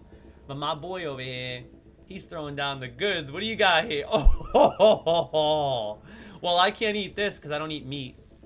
Unfortunately, I don't eat meat. That looks like ribs. Your boy don't eat ribs, but I would eat that coleslaw, and I would eat those fries. Oh my god, this meal looks good. You're making me hungry. This is not a good idea. What is this? Oh my god, what is this big red thing here? What is that? Is this an ice pop and tomato sauce? What is that? Yo, real talk. I see a piece of celery, some tomato sauce here. Look at what they cooked it in. Oh my god, this is definitely Great Britain, man. This is England for sure. Look at this rustic hardware. I love it. Holy feast. Look at this. Whoa, look at those onion rings. You can wear that as a bracelet. My god. You could put this onion ring around your neck. And this hunk of lemon they give you. Oof, I'd just be dumping it in my mouth. Real talk. Beautiful looking salads. Giant tomatoes from beautiful England. Looks like a slice of mozzarella over here. I don't know what this chunk of thing is. A huge plate of beautiful rice to eat alongside whatever this is. Yo, my mouth is watering. How could you do this to me? This is not funny. Oh, that is a delicious looking feast. Real talk. Ooh, look at those beautiful hunks of bread. My boy Icy13 needs to learn how to take a picture. His finger is in the camera. Heathen. Now this. Capiche? Capiche? Oh my god. Look at this, dude. They dip the sides, it looks like. Oh my god, this is like a one-way ticket to obesity. Holy god. I would be sitting there looking at it. I wouldn't even know what to do with it. I wouldn't even know what to do with that. But that is a sundae like I've never seen. Whipped cream. It looks like we got some mixed nuts around the edge. Actually, I don't even know what that is. A big old chocolate chip cookie. I'd have to run for 3 days to burn that off. Seriously. Somebody send help. This NZXT cooler is putting my head in a vice. Yo, real talk, look at this. Oh my god. That is insane. Jeez Louise, bro. This food looks incredible. Yo, I gotta go to England. My boy Icy13 needs to cook me a feast. Is that tofu? That looks like tofu. No, that's probably pork. Yeah, I don't eat pork, I don't eat beef, I don't eat chicken. I know you guys are probably thinking I'm crazy. Be thinking, how does he get big? I eat a whole lot of cheese, baby. Dairy. Dairy on a daily. Thank you so much for sharing those pictures, man. They look so good. They look so good. My God, Icy13. Anyway, I need to continue playing this. My boy got me distracted and real hungry. I get to eat in about 15 minutes, so... I'm gonna eat in about 15 Just needed to minutes. shut your brain down and follow orders. In true Militech fashion. Under my wise command, you're a real champ. Take your spot on the podium. Yes, ma'am. Next up. Not too shabby. Militech's algorithms put you on a decent run. Got additional modules if you want to hone any other skills. Or you finish up, Delta out now. But remember, the street's not gonna give you any hints or second chances. I want to learn everything I can, so I think it'd probably be best to do stealth. Well, we You've doing completed this? the mandatory portion of the tutorial. Feel free to interact with the door to exit the simulation, or if you wish to learn other gameplay features, check out the optional tutorials. I am going to do everything just because I need to learn how to play this game. Stealth. Right. So first, let's shape up those stealth skills. Oh, this is an important moment. Giga's giving us the Assassin's Creed Shadow review. Here we go. I'm 4 hours in. Oh, well, I can't take your honest opinion. I can't take your opinion. You're 4 hours in. Sightseeing? I'll be streaming later this week, so maybe you'll have more time invested. So stop on by and give us your honest impressions in a couple of days. Or I'll probably check out their reviews online. I bet IGN already dropped a review. I'll check out their review and a couple others. Then again, I don't know if I trust their review these days, to be completely honest. We'll see. I'm 4 hours in so far, so it's still early game for me, but my humble opinion, it's still got the bog standard AC checklist viewpoints, but in terms of setting, it's phenomenal. I feel they have nailed it so far. The setting is based in the era of Oda Nobunaga, one of the first Japanese generals to unify half of Japan. The combat is so much more fluid compared to the rest. The landscape is very, very beautiful. I do have videos posted on the old YouTube. Feel free to skim through and assess it yourself. Ooh, can you please post your YouTube in Discord? Post your YouTube in Discord. I will check out those videos, seriously. Yo, Discord that bad boy. Okay. Well, you know what? Honestly, that sounds really good. And I appreciate your honesty in regards to, you know, the traditional, you know, Assassin's Creed checklist viewpoints, all that stuff. I mean, that's just standard, you know. Honestly, though, I'm so tempted to play it and get it. I just don't know, man. You know what I mean? Like, I just don't know. I'm kind of like bored of Assassin's Creed right now, dude. I'm so tempted. I haven't decided yet. By the way, guys and gals, thanks for tuning in. Much love. If you haven't already clicked that follow button, you better ball up this fist right here. And you better punch it as hard as you can out of the pack. You dig? Join the Supreme Team. Come on by anytime. Have some fun. You know we play games and make games. I'm going to shut up, sorry. Hold left button to activate your scanner. Let's do this. Okay. We got some robots here. We got 4 robots. Tag all the guards. Aim at them with the scanner, and then press right stick. 1, 2, 3, 4.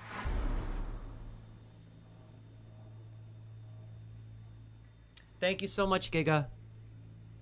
I will definitely check those out after the stream, man. I have to check them out for sure. Thank you, thank you, thank you. I really appreciate that, man.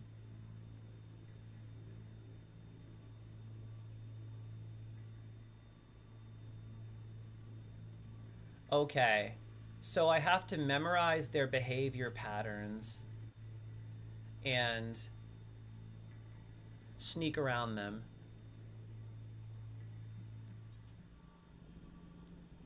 But they're not moving. I don't understand. They don't have a pattern. They're just sitting there. Giga says, bro, the opening sequence was also incredible. Well, you're not a gonk-brained Militech recruit. Get moving. was it better than Assassin's Creed Valhalla? Because you know Assassin's Creed Valhalla is all about our ancestry, bro. Valhalla was one of my favorite games ever. But, like I said, it was bloated and, like I said, very similar to other Assassin's Creeds. But because of the lore and because of the location and all that good stuff and being able to go to Ireland and England and Norway, it was like one of my favorite games ever made for that simple reason. I love Valhalla. So, is it better than Valhalla, in your honest opinion? I also liked how weighty and visceral Valhalla was. It felt more like action combat versus stealth. I know a lot of people didn't like that, but I actually like it. Yo, what's going on, Curved? Going good, my main man. How about yourself? Thanks for tuning in. Okay, so I mean, they don't really have a set pattern. They're kind of just standing around, so I'm assuming that eventually it'll get harder and they'll actually move around.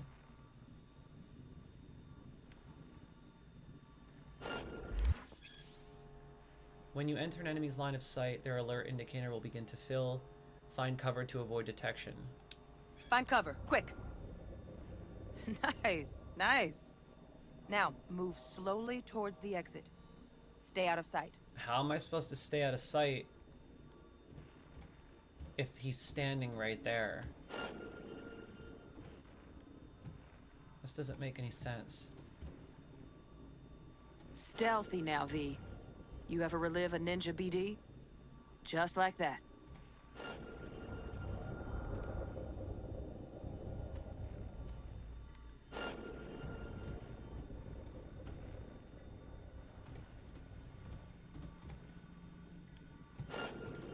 Okay.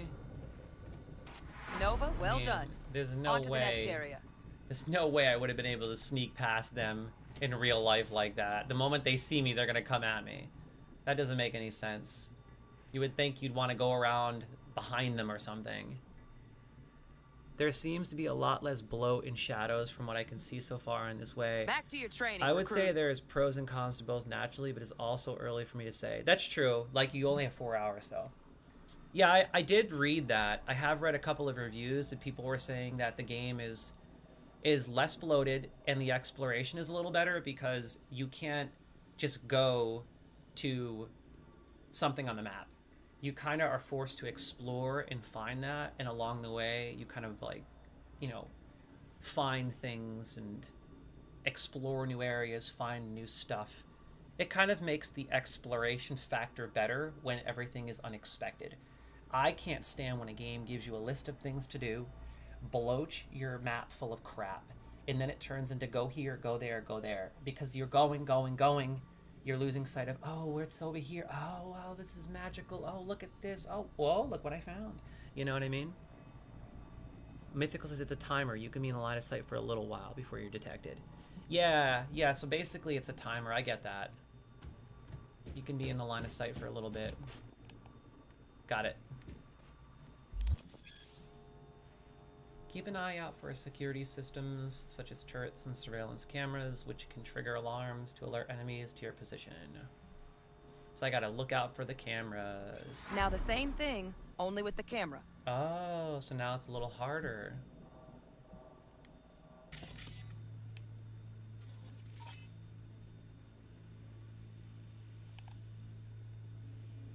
So I gotta scan that camera. Scanned. So now I gotta sneak past the camera.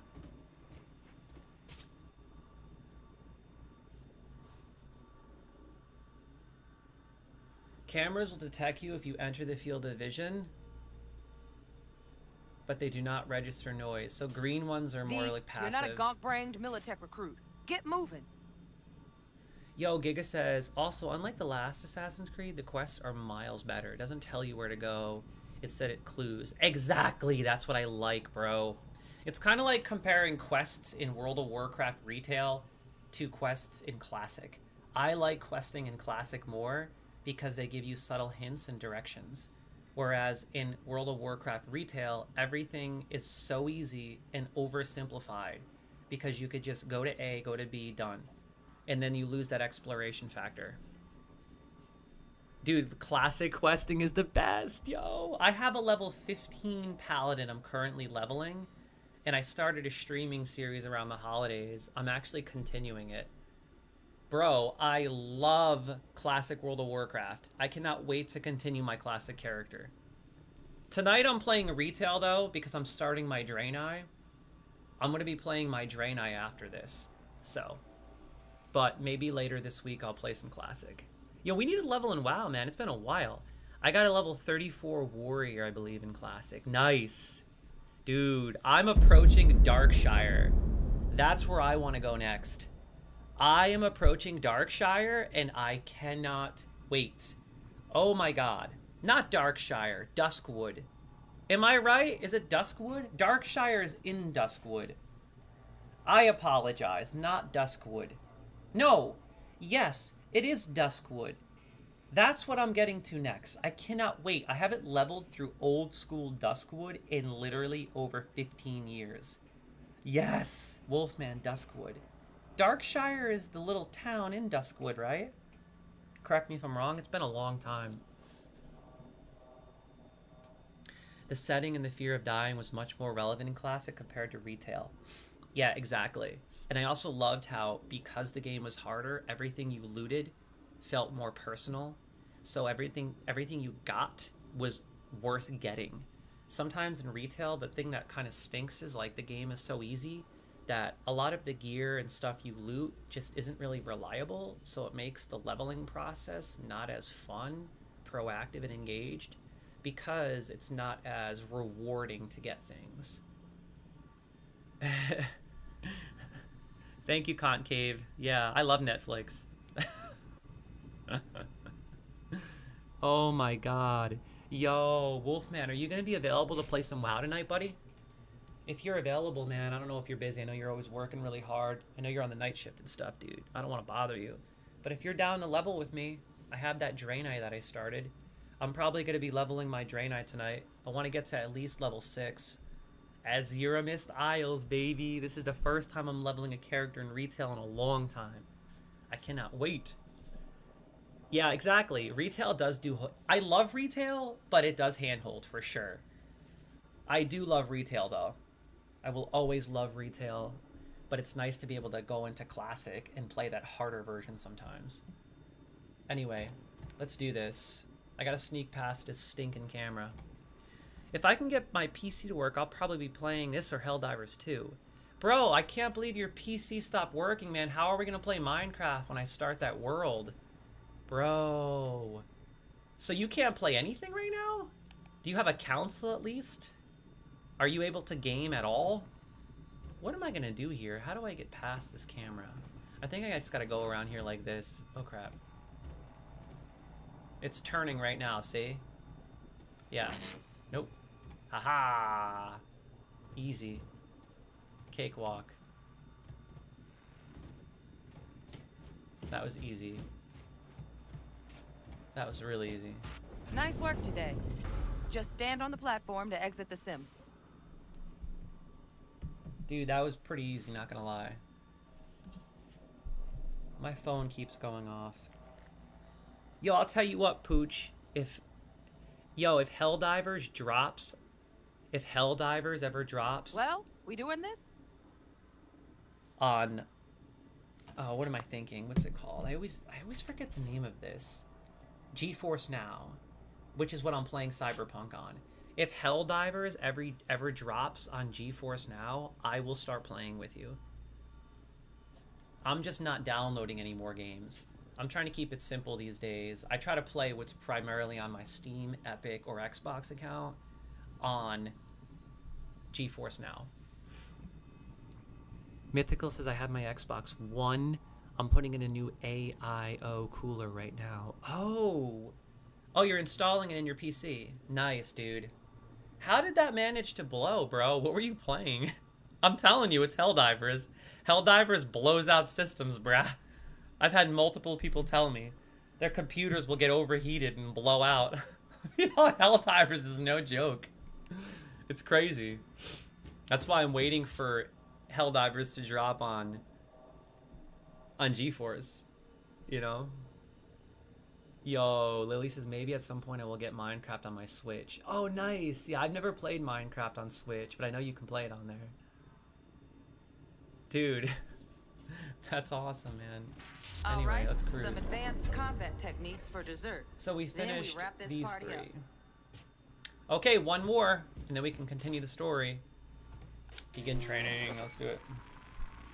I'm gonna grab something Time to to eat get down after I and finish dirty in training. close quarter combat. And then maybe we'll continue. No, I'll probably play some World of Warcraft next. I gotta squeeze in some WoW, and then after that, we got Resident Evil 4 tonight, baby. Resident Evil 4 Remake! I'm starting it tonight. I'll probably play that for like the last hour of my stream. I do plan on streaming 10 hours today. That's the goal. I told you, this is my first 10-hour stream, crew. I'm making a comeback, baby. Let's do this. This is my first 10-hour stream. I'm just having some fun. Let's get at it. Let's get it. Enter the arena. Okay. So, let's do it. So I gotta fight this guy? Oh, I'm learning how to punch? Oh, wow. Holy crap, you can dodge too? You can dodge, you can block. Okay, let's do this. Hand-to-hand combat time. Alright, broski, let's get it. Why are you luring me in here? Look at him. He's getting ready to duke it out. Huh. What you got? Okay. I'm just peppering him right now. A couple of jabs goes a long way. Press right trigger while the previous fast attack is being executed. So, okay, you're chaining attacks. Okay. Jab, hook, cross. No, so holding the right trigger be a cross. So jab, hook, and then hold. Got it. And pop. Attacking continuously during stamina. Fast attacks and strong attacks have different stamina costs. Combo attacks deal more damage with each successive hit, but at the cost of more stamina. Your current stamina is displayed as a yellow bar at the top of your HUD. If your stamina reaches critical levels or runs out, your damage output and attack speed will decrease. Dude, look at the graphics. Look at that robot. It's just crazy. This game looks so good. I'm loving the combat, man. I'm loving the stealth, the combat, the hacking. There's just so much going on. Let's bump things up from easy to normal. This next fool can block your attacks. Oh wow, he's blocking. Look at how real the combat looks, like real boxing. This is legit. Okay, so I have to do charged attacks. Ah, look at that. Oof. And then you pop him. Uh-oh. He's coming at me. Yo! Bit coming up now. Block. Blocking blows instead of dealing them. Let's see what you got, boy. Block and counter. Ha! Yeah. Oh, got me. I'm gonna block and counter, right?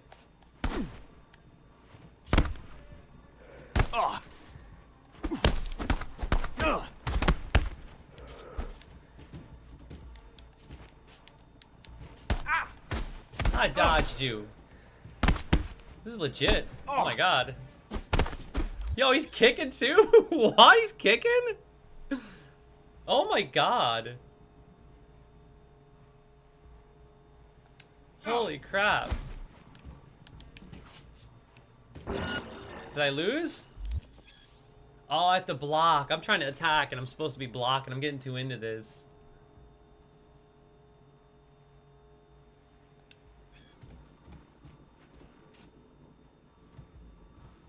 Block 2 strong attacks. Why do you keep backing in there? What is wrong with you? Can you just come at me? Screw you, bucko. Dude, the combat is very realistic. Why is he luring me in here?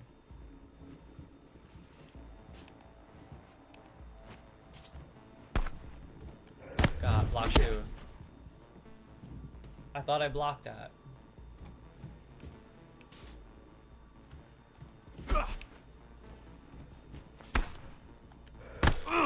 Dude, I'm blocking them. Oh, I did. Okay.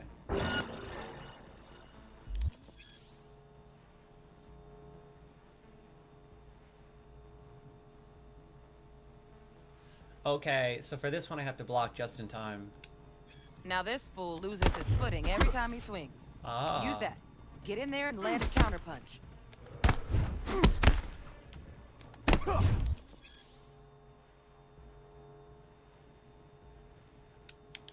Fool.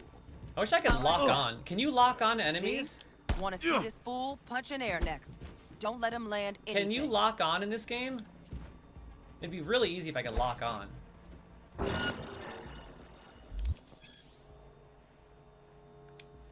You've done well in mastering the way of the fool, younger princess.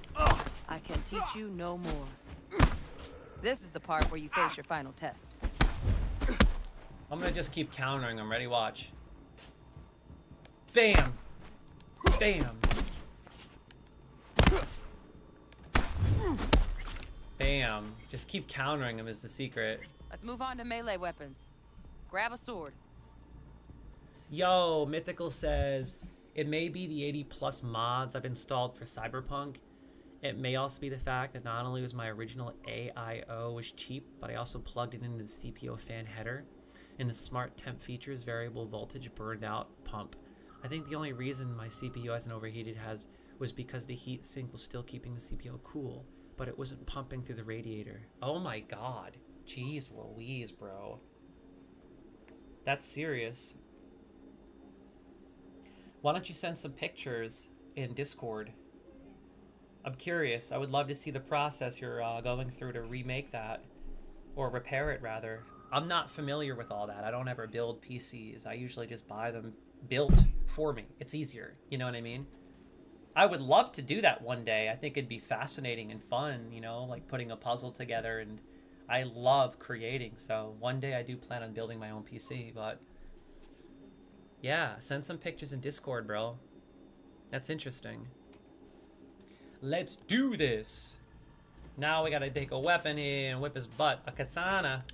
Talking business. Look at this katana. Whoa, here we go. The melee combat techniques you've learned can also be used with melee weapons such as the katana. Uh-oh. Can you lock on in this game, crew? I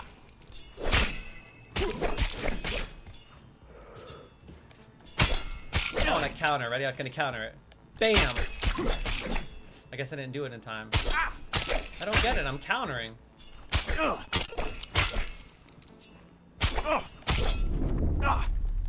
I'm trying to counter, but it won't let me. No worries. Try again. I countered him, dude. What the heck? I absolutely countered him.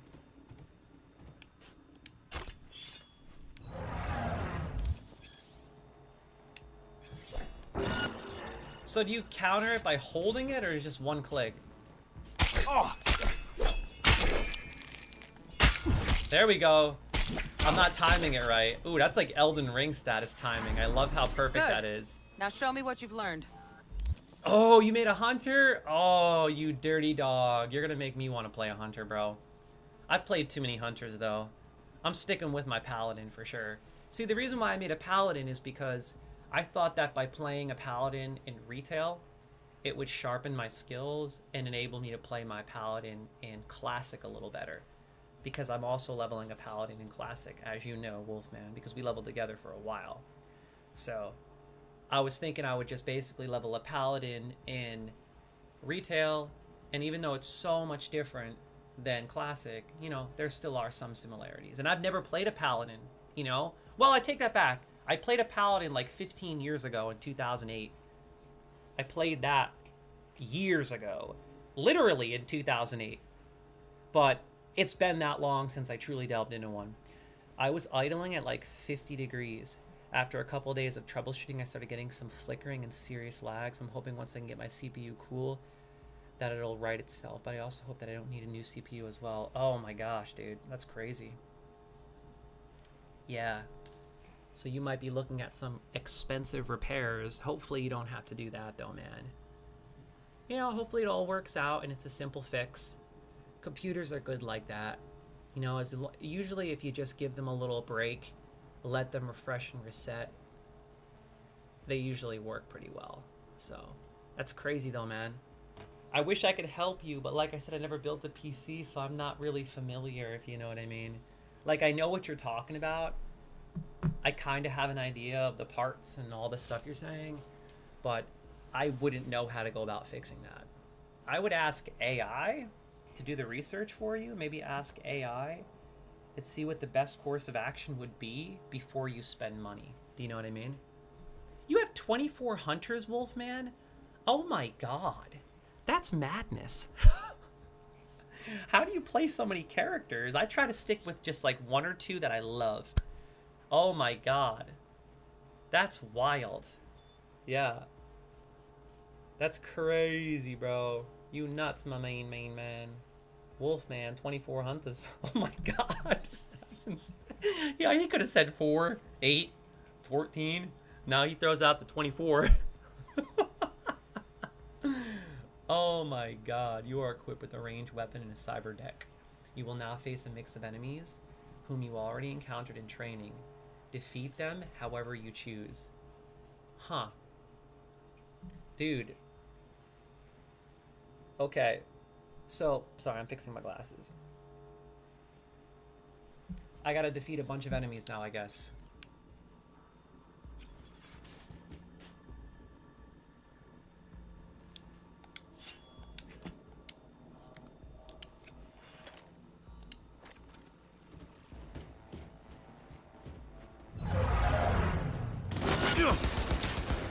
One down.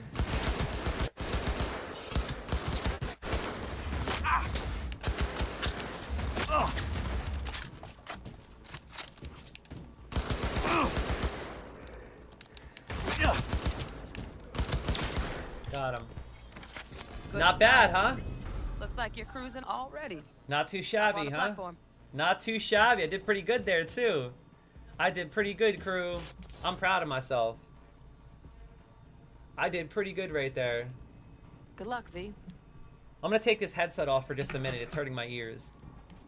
Dude, I did pretty good right there, man. I dropped those bodies real fast. Ooh. Sometimes you gotta take that headset off and just pull those muscles up. Ugh. I have my headset adjusted now so that it pulls up more than it hangs down. Because I hadn't adjusted this for like 2 years. I've been using this same headset for almost 2 years. I love it. It's so good. But for a while there, it was like hanging down too far. And I finally adjusted it to hold up a little higher. And now it's like, it's so much better. Oh my god, She-Devil of Sins is in town.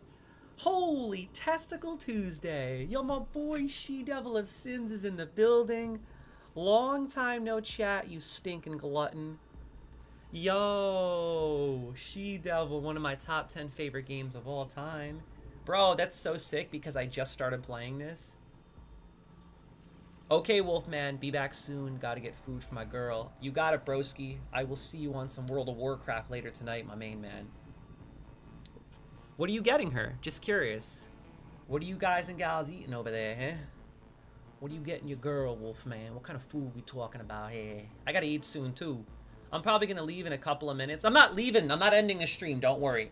I'm just walking away to eat something. I'm just taking a moment to eat something. And then, oh, he's getting you Waffle House? What?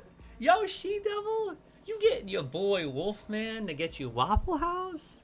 Dude, I haven't had Waffle House in so long. Oh my god.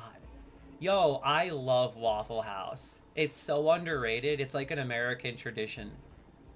Whenever I road trip, whenever I go on like expansive long road trips across country, I always stop at Waffle House.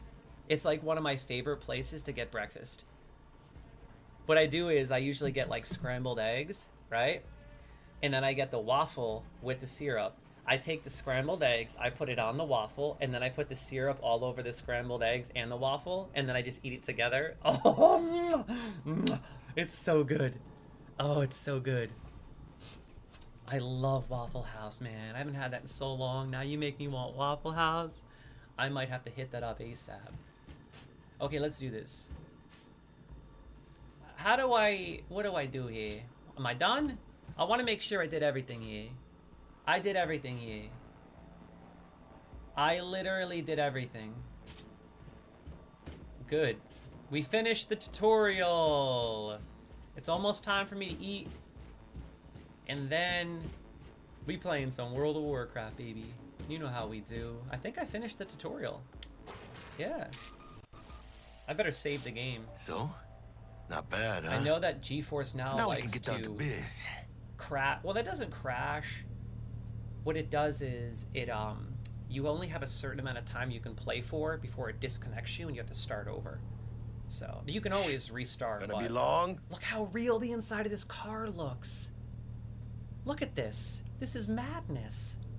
Look at the detail. Holy crap, dude. Like the numbers and the gauges. That is wild. This is insane. Hello? Like, look at... Okay. I'm looking around at your car. Oh, is this my car? Oh my god. Yo, She Devil of Sin says, which path you choose? I chose Nomad. And I'm loving it thus far. Will Kako give you any tips and tricks for the job? I'm not your mother. Just do what I pay you for. It's easy work. Sha. I think he's trying to do that, the tone. Did you beat this game, She Devil of Sins? Just curious. Did you beat the game? Gonna be long? How many hours did it take for you to beat the game? Curious how many hours it takes to actually get through the story. Is the story quite expansive and extensive? How many hours we talking to beat it? Everyone keeps talking about Corpo. I might have to play Corpo next. Is the whole entire storyline different each time you play as a different path? So like if I choose Corpo, is the whole game different? Or just the introduction? Let's do this.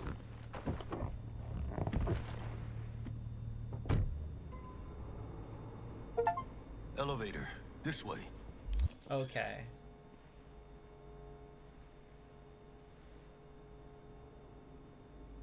I have to assign a grenade. I don't have one assigned? Shut it! Look at the graphics! Oh my god, you can see like the moisture in the air. Holy crap. I just want to like wander. Oh god, he's gonna do the repetitious make moves mono. I remember that when the first... Oh my god. A hot dog. Oh my god, is a hot dog on a random disgusting bed. Aliens. Kidnap my wife and kids. Help me celebrate. That's a good one. Yo, you say make moves mono again. Make moves mono. We gon' duke it. We gon' to duke it, kid. Say it again. Okay, that's right. That's what I thought. I had like over 100 hours in this game. Pete, have you ever played Animal Crossing? Yo, Lily, that's so funny you mentioned that. Oh my god, that's so funny you mentioned that, Lily. Because I just downloaded Animal Crossing and I plan on streaming it. The New Horizons, the one on Nintendo Switch that dropped a few years ago. I am starting a streaming series later this week or next week for Animal Crossing New Horizons. Real talk. I'm actually going to save the game, crew, and exit Cyberpunk now and start playing some World of Warcraft after I eat. Okay, so I'm going to exit this game, but save first. Let me save the game first. I don't want to forget to save the game. I've been streaming this for like 4 hours. It's time for some WoW, real talk. I gotta eat something, though. Oh my god, I'm all the way at that part, the Nomad. Oh, I gotta save the game. That was like 6 hours ago, literally. No, not 6, like 4. Confirm. Yes. And now I can crossplay. This is cool, because now I can go on my PS5, and I can play this whenever I want, and then make progress. And then when I come online and play it, boom. See, cross progression right there. Dude, I love it. Cross-platform cloud saves are enabled, baby. I love it. Cool. Now let me quit the game. Dude. Lily says, I basically beat the game. Really? Lily, then stay tuned, please. Because I'm going to start streaming that really soon. It's actually on my list that I'll show you in just a minute. So I planned on streaming that since the holiday season, but I took a little break from Twitch. And I've been really looking forward to it because I love Animal Crossing. I played the original Animal Crossing on GameCube back in the day. Okay? So I am really looking forward to playing New Horizons. I haven't played New Horizons yet. That's the newest one. And I have it installed. I'll show you. See? Boom. I have it on my list. It's so funny you said that. See? Animal Crossing New Horizons right there. It's so funny you said that. But yeah, I just ran Cyberpunk 2077 in overdrive mode, the highest possible settings on GeForce Now, and it ran perfect. Boom, bam, baby. This is why I love GeForce. And I think I might be getting Assassin's Creed Shadows very soon because my boy IC13 informed me that it's pretty good. I think I might have to play it, but I don't know yet. I'm going to watch a few reviews first. But there are a few things I have to do before we play WoW. I know that my boy Wolfman just mentioned a new Pokemon trailer. I haven't seen that yet.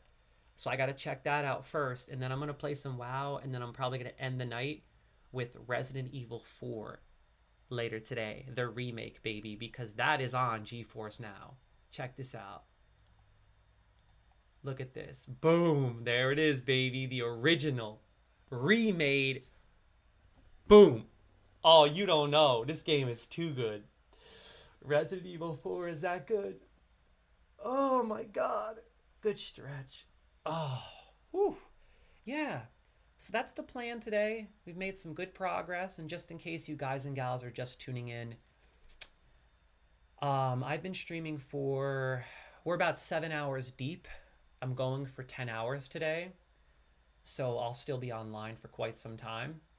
And yeah, I'm looking forward to the last few hours of hanging out, playing some WoW and maybe some Resident Evil 4. But if you missed the beginning of the stream, I highly recommend you rewatch it because I showcased a lot of the book that I've been creating, Shadows of the Crucible. And I also gave you guys and gals a sneak peek of the newest episode based on Aelith, episode 2, her cinematic introduction. I also read the first portion of my story, of which will be exported to YouTube, so you could check out the beginning. But for now, I'm going to go eat. Don't worry, I'm not ending the stream. I'm going to be back. I'm streaming for another 3 hours, but I got to go eat. And in the meantime, I'm going to let you guys and gals indulge, okay? Hey, there's IC13's gameplay. I got to check this out later. I got to check this out. If you guys and gals haven't joined our Discord, I am going to post the link in the comments right now. You better join, and I mean it. Join ASAP. Now, I want to give you guys and gals a heads up. While I'm eating, I'm leaving for just a moment to eat. Okay? I'm only going to be gone for maybe 15 to 30 minutes. I'll only be gone for a little while. But while I'm gone, I'm going to let you enjoy one of my lo-fi videos. Now, I make these on my YouTube channel. If you haven't already checked out my YouTube, you can head on over to youtube.com/peter2012, or I'll post the link right now in the Twitch chat. Bam.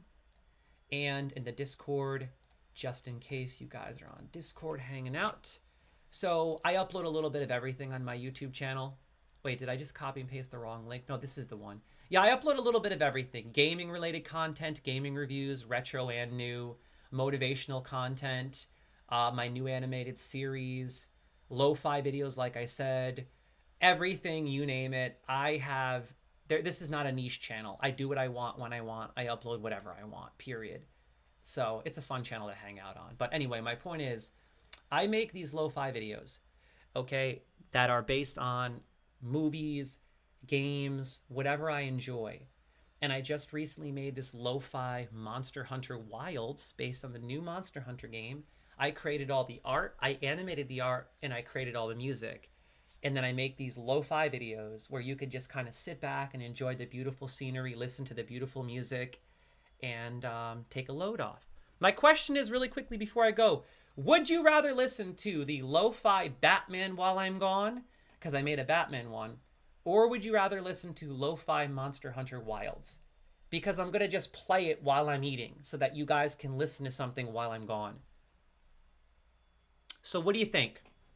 Are you interested in, would you rather listen to lo-fi Batman, which is really cool? It's like kind of like a dark Gotham ambient vibe, or something a little more refreshing based on lo-fi Monster Hunter Wilds. And I tried to make the music according to each of the biomes in the actual game, along with the art. And I think I did a pretty good job. Like, I actually listened to some of the songs in the game, and I tried to replicate that in my own unique way, but with like an ambient tone. So yeah, and then the pictures themselves, the actual color palette applies to those biomes as well. So it's really unique. I thought that this was really cool. And as you can see, there's like this bar up here. Mythical says, I vote for Gotham. Okay. Oh, I'm going to put on the I wanted to show off Monster Hunter Wilds, but you know what? Dude, the lo-fi Batman one is so sick. I can't stand when that video plays. Oh my God. Let me find that one. Where is lo-fi Batman? I know the playlist is around here somewhere. Oh my goodness. Here it is. Yo, lo-fi Batman, baby. Oh, I love this one. I actually watched this from beginning to end one time when I was writing, and it got me into such a writing high. It was so nice. It really was nice, man. This will get you in a flow. This will get you in a really nice flow if you're studying or something. Okay, crew, so I'm going to be right back. Enjoy this until I'm done eating. I'm going to watch the beginning with you. Check out the animations I made. When he gets in the car, it's so sick.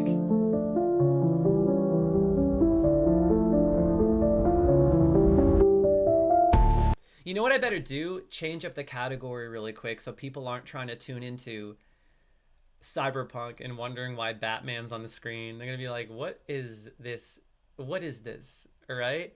Maybe I can find some kind of a music category. Is there a music one? Music, right here. There we go. Perfect. That'll work, right? I think that's good. Hey! Lo-fi Batman, baby. Dude, I had so much fun making this. I was just sitting there for days making music, cranking out songs, making art. That's my take on the Batmobile, baby. Check it out, right? He gets in his car. Yeah, he gets in that bad boy. Look at this. This is my take on the Batmobile, baby. Look at this. Hello! I had so much fun making this. So much fun, dude. I tried to make it look like he was driving and everything too. It was so hard. So sick.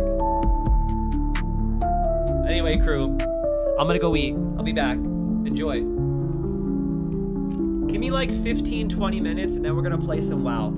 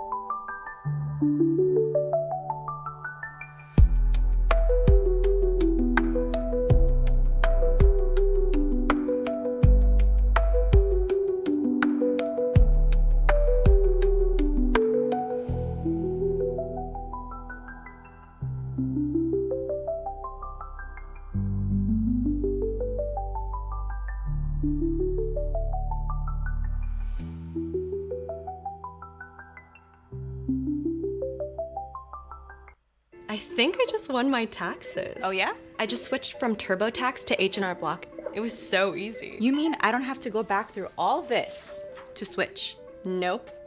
It's easy to switch from TurboTax to H&R Block.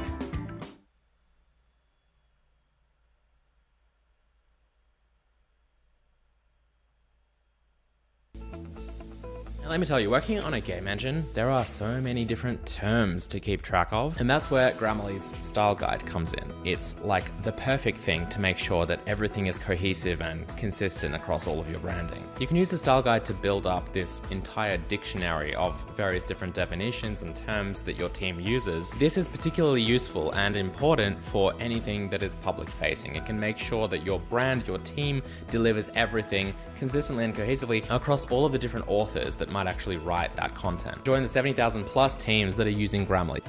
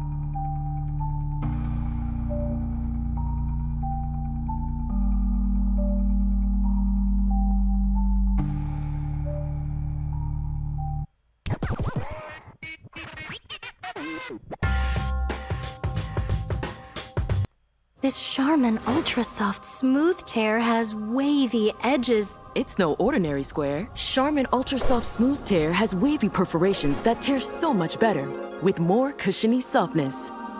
Enjoy the go with Charmin.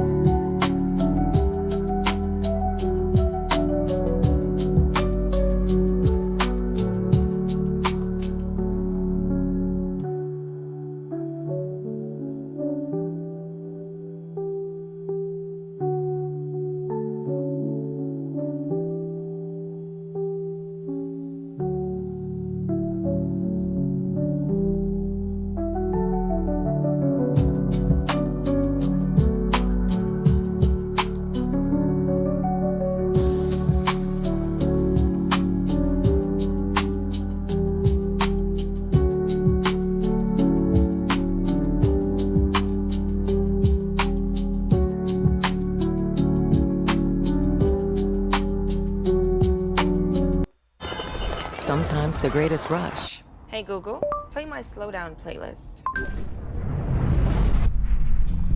is not rushing at all. The all-new Nissan Murano with Google built in. For soothing relief from sore noses and sneezes, trust Puffs Plus lotion this cold and flu season. America's #1 lotion tissue.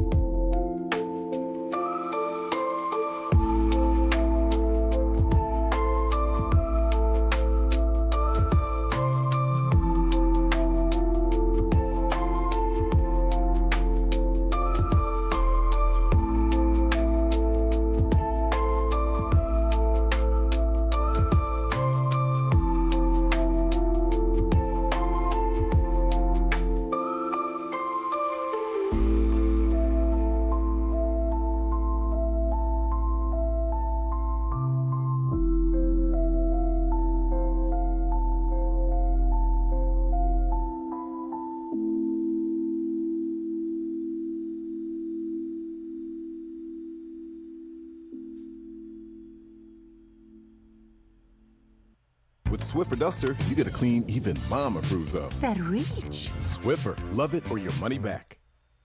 Pampers Cruisers 360 has a stretchy waistband with up to 100% leak-proof fit.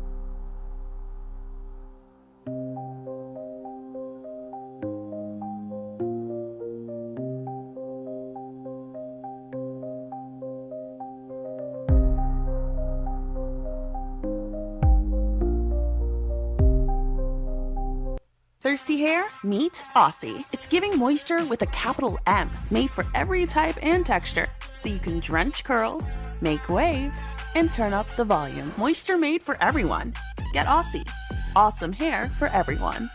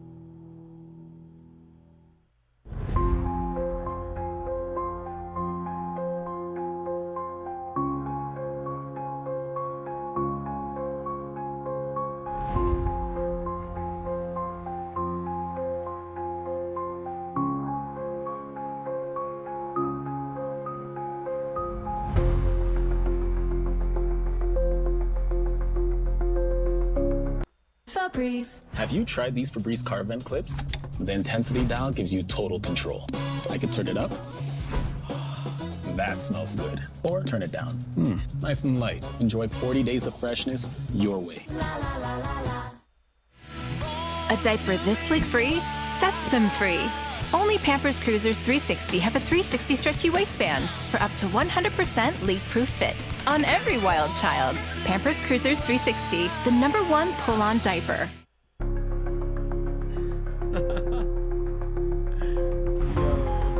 It's funny. Yo, I'm back, crew. Ooh, that's a good one.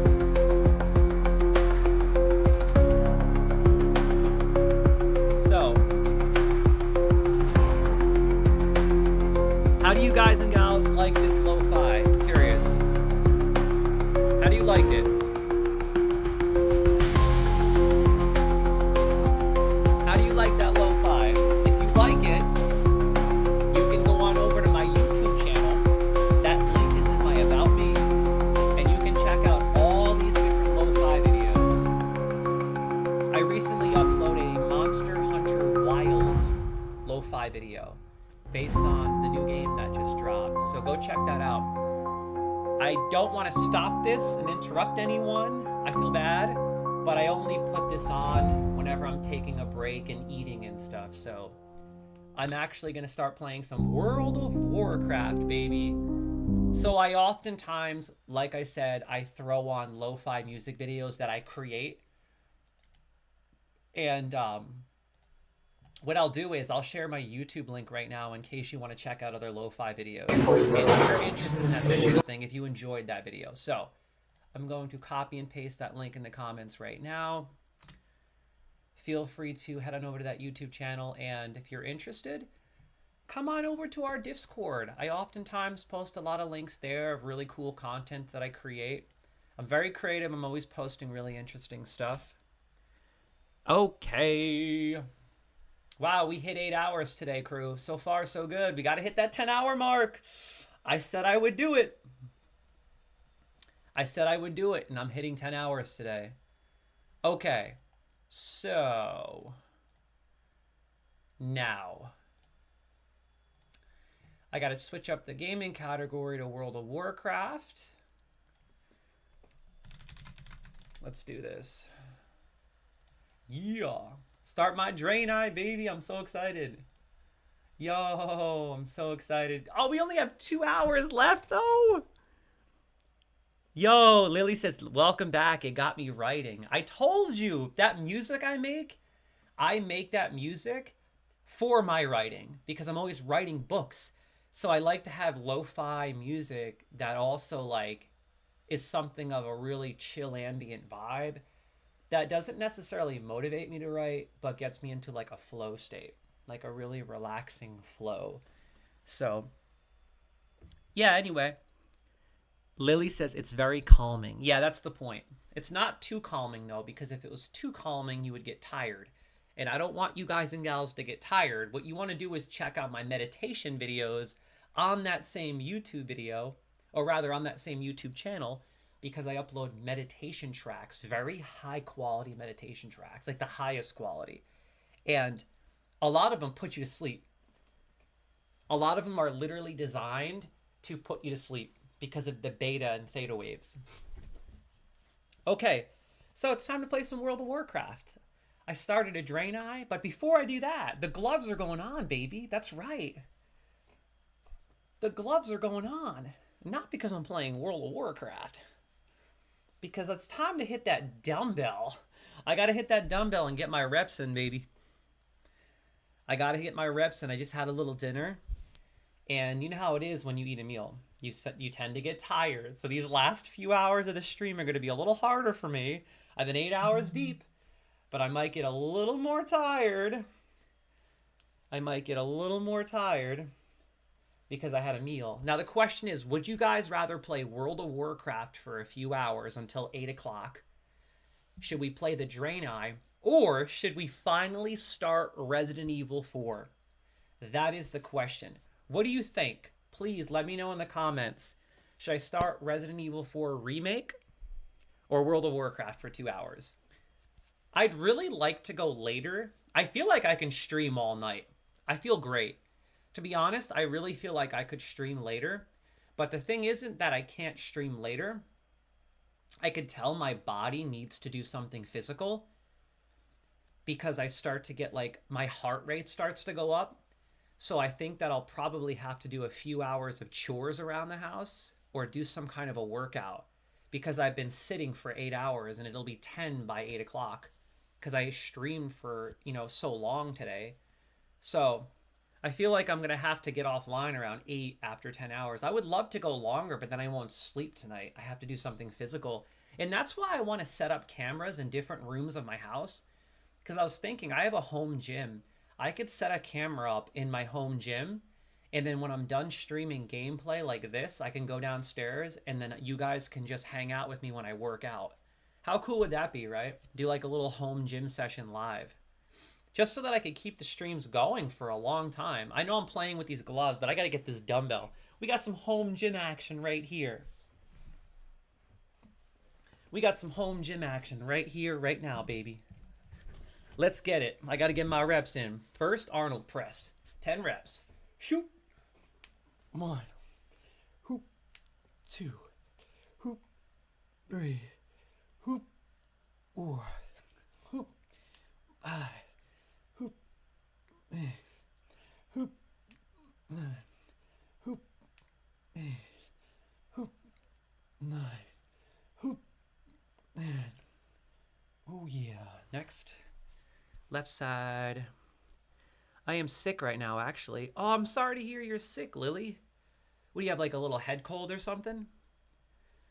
That's rough. I recommend take cold showers when you're sick. Now, I know that sounds crazy, but I take cold showers every day of my life, and I haven't gotten sick in 4 years. I have not gotten sick in 4 years since I started taking cold showers. They are that effective. Just get in a cold shower, no matter how hard it is, and just take the cold shower. Trust me, you cannot go wrong. And it'll boost your immunity, and you'll get rid of your cold quicker. 2, 3, hoop, 4, hoop, 5, hoop, 6, hoop, 7, hoop, 8, hoop, 9, hoop. At least we hit shoulders today while I streamed. This is like my 4th set, but it's not enough. Okay. 20 reps of this. 1, 2, 3, 4, 5, 6, 7, 8, 9, 10, 11, 12, 13, 14, 15, 16, 17, 18, 19, 20. Next side. Sorry, crew. Got to get that dumbbell session in. When you stream this long, you got to stay active. You can't just sit there for 10 hours. You got to do something physical. Seriously. Because your body will actually get more tired because you're doing nothing. So the secret to streaming longer, if you're a live streamer, is physical while you're streaming. Whether it's push-ups, squats, hit a dumbbell like I am, or even stand and stream, or kneel or squat and stream.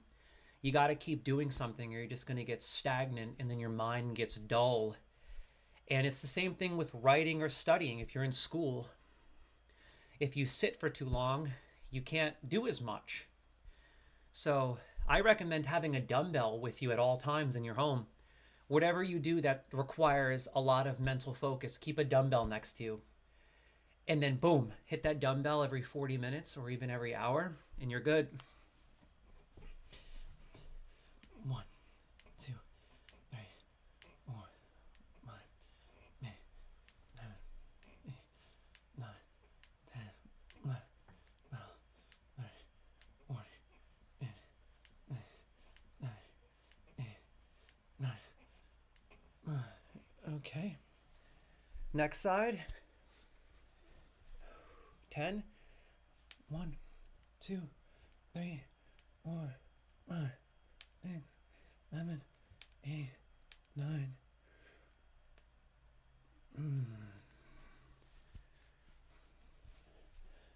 1, 2, 3, 4, 5, 6, 8, 9. I could just imagine what people are thinking that are tuning in right now. Why is there a guy live with white gloves on hitting a dumbbell? I wear them because my hands get all cut up from lifting weights so much. So I wear them. Also because the dumbbell is a little dirty, the handle. And I don't want to get my hardware all dirty. So, see, the gloves are coming off. They're my Super Mario gloves. Yo. I gotta check the weather for tomorrow. I've been sitting all day today. Tomorrow I'm gonna get out for sure. Probably go for a nice long 5-mile walk. Maybe even a 5-mile run. Let's see what the weather is gonna be like. Whoo, baby, perfect. Tomorrow it's gonna be 80 degrees and sunny here in Florida. Perfect. So tomorrow I'm definitely gonna get out and do a nice workout. Okay, crew, let's finish strong. Looks like we're gonna play some World of Warcraft. Make your choice. Should we play the Draenei? Should we play a Draenei? Or should I stream Resident Evil 4 Remake? And I also plan on streaming Final Fantasy VII Rebirth, starting from the beginning all over a just gameplay series. So later this week on PS5, if you see me log in and go live, but you don't see the webcam and the microphone, it's because I'm just gaming. Pure gameplay. Sometimes I like to do that. I just like to sit back and play. Okay, I'll always do these long streams on microphone and webcam. I love these. But some days I like to just sit back and play. And I've been really wanting to run through Final Fantasy VII Rebirth so bad. Okay, crew. Lily said, what inspired you to stream and make books and videos? I don't really need inspiration to do either. I just love doing it. So, a great book that explains that is called Untethered Soul by Michael Singer. It's a great book. He writes a lot of amazing books. He's an incredible human being. And he explains a lot of what I'm about to explain. I'll make it quick before I play some WoW. So, basically, in life, if you do something without inspiration, it means you're meant to do it. So if you constantly need to be inspired to do something, ordinarily, usually it means that it's not your calling, because you constantly need motivation in order to do it. And if you truly love something, then you really don't need motivation to do it. You're going to do it. If you really enjoy something and it's a passion, you're going to do it 110%. And for me, I've always loved live streaming. Ever since the first day I did it, it was an accident, actually. I was on Xbox One. I'll never forget it. I was playing a game called, oh goodness, what was it called? I think it was called Dead Rising or something. I don't remember. It's a zombie game. And I just started playing it, and I accidentally clicked stream, because Xbox One had that new feature where you could stream through the Xbox, and I didn't know I was doing that. So I accidentally had clicked something, and I was live. And I had thought about streaming because I was on Twitch all the time, and it wasn't necessarily watching streamers. I would go on Twitch to see gameplay for games that I was thinking about buying, because I wanted to see what the game looked like before I bought it. So I guess I didn't really need inspiration to stream. It was an accident. And when I accidentally streamed on the Twitch channel that I would watch those streams on, I ended up liking it. I got notifications saying people were commenting. I responded. I really liked it. It was kind of just an accident. It happened. And then I started streaming Minecraft. And then I had 3 channels over the last 15 years. This is my newest one, of course.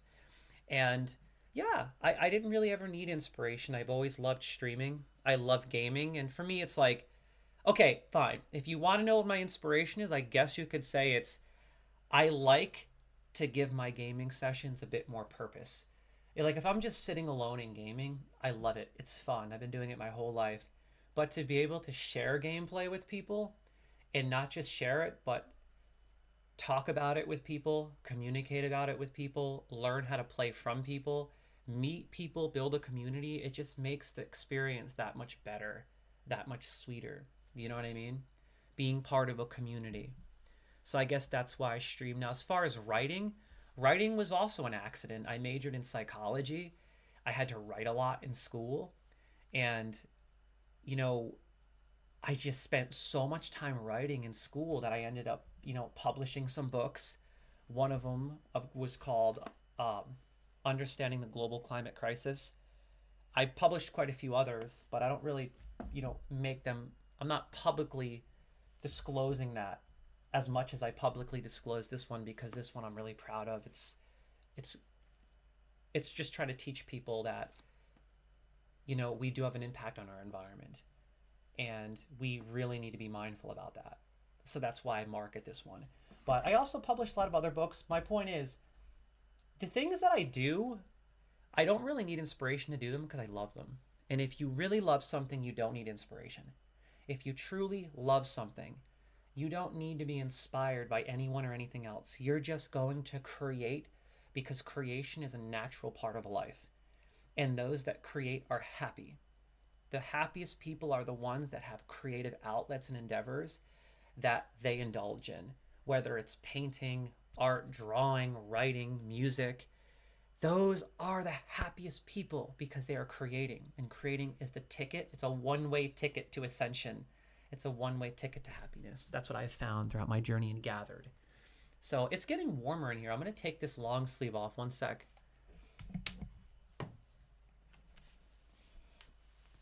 Okay.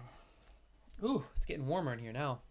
I think it's because I hit the dumbbell. I hit that dumbbell and it's like my body warmed up quite a bit. I also ate something. So I don't know what it is, but am I the only person like this? I think it's because I activated all my chakras and I meditate every day of my life. I'm obsessed with spirituality that I'm so mindful of my body. I can feel the heat and energy rising in my body after I eat. As my body is assimilating food, I can actually feel it creating energy and it warms my body. And when you activate all your chakras, you could actually feel that warmth and energy rising up your chakras all the way to your dome. Because that's what energy does. If you don't use it and disperse it throughout your body, which right now I'm not really using it because I'm sitting, what energy does is it rises and it feels like warmth. And then once it reaches your head, it usually gets to the top of your head. And then what it does is it releases out of your crown chakra. Yeah, that's what energy does. It's pretty amazing, right? Anyway, crew, I've talked too much. I'm getting mystical and magical here. Now we making games. Woo! Too sweet, brother. Too sweet. Game time. I'm such a dork. Okay, I gotta find World of Warcraft. Here it is. Yeah. World of Warcraft. Now I have to log in, and it requires me to do this notification thing on my cell phone. Yeah. So I even play World of Warcraft on GeForce Now. No joke. I even play World of Warcraft on GeForce Now. Can you believe that? I love it. GeForce Now is so legit. It's so good.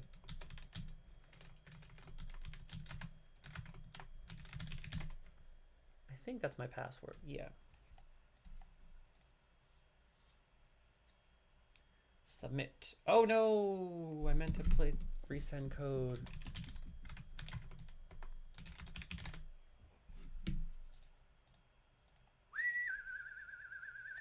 Here we go. Turn off airplane mode. Give me just a moment, crew. I gotta wait for the code. Here we go. It is 878630. 878630. I have a little verification process whenever I log into GeForce. So, please enter your password. What the heck? Did I do it wrong?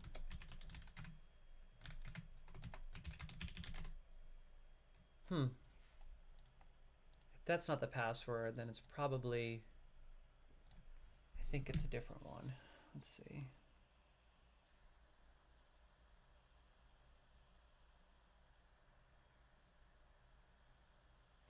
It should be this, 878630. Huh. Let's try this one again. That's weird. 878630. Did I put in the wrong password, crew? 878630. Unless I'm putting in the word, I guess it's the wrong one, so I guess maybe it's this one. Oh, how am I putting in the wrong WoW password? That's not good. How could I forget my WoW password? Please be the password. Please be the password. I'm hoping it is, because I don't want to sit here and dilly-dally trying to figure it out. Okay, it was the right password. I tend to forget my passwords because I have so many, crew. Oh my god. Thank god that was the right password. Okay. The War Within. Skip. Play. Ooh, I gotta update my subscription. 9 days and it expires. I haven't updated that in a while. Here we go, crew. Now it's officially time to play my Draenei. Part 1 of my super cool and super smooth World of Warcraft streaming series. Check it. Ooh, I gotta turn down that volume. I love World of Warcraft. One of my favorite games ever made. There he is, Ghost. Ghost. I even reserved the name. Ghost. My new main. One of my new mains.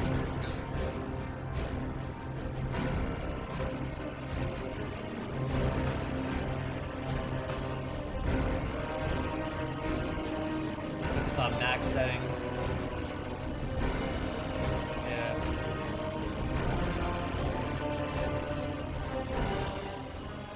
Put this down to 20. There we go. Yeah, there he is. My new main, baby, Ghost.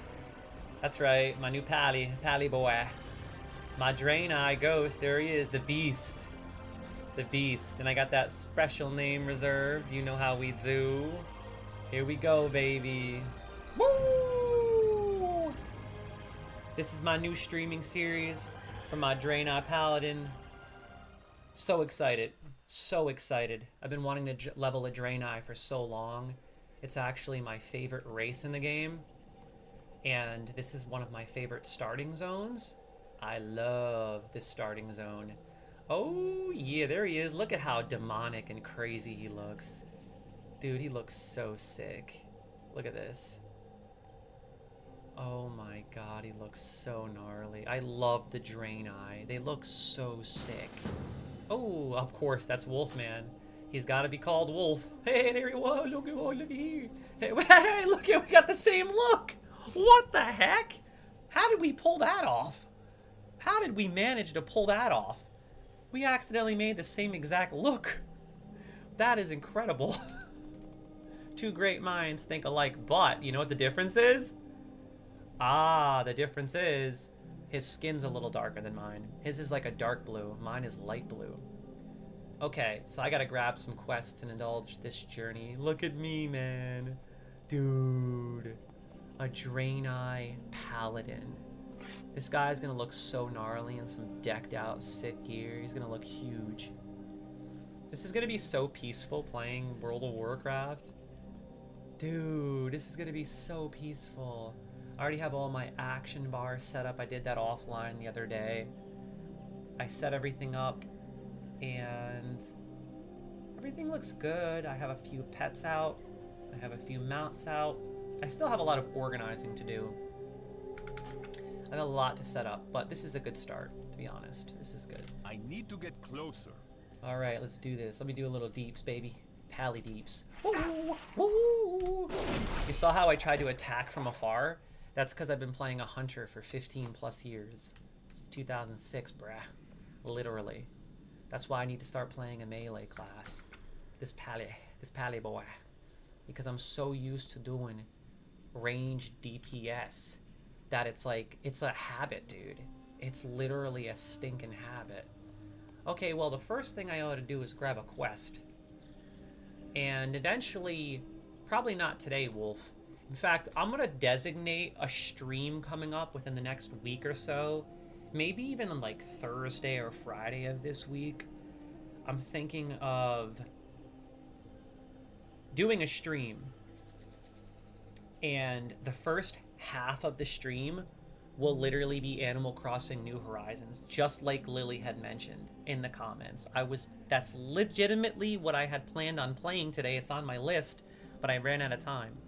I think I'm going to start with Animal Crossing New Horizons for maybe 2 or 3 hours, and then I'll play World of Warcraft for the entire rest of the stream, like 6 hours, because I really want to just invest a substantial amount of time, and hopefully in the next episode get this character to like level 15 so we could start doing dungeons. I think it's level 15. But my goal is, this is not just a Draenei streaming series, okay? This is an Azura Mist Isles streaming series. The reason why I made this character isn't necessarily just because I love Draenei's. I mean, these are literally my favorite. I love this race. But because I love this zone. Azura Mist Isle is so good. But also, Blood Mist Isle.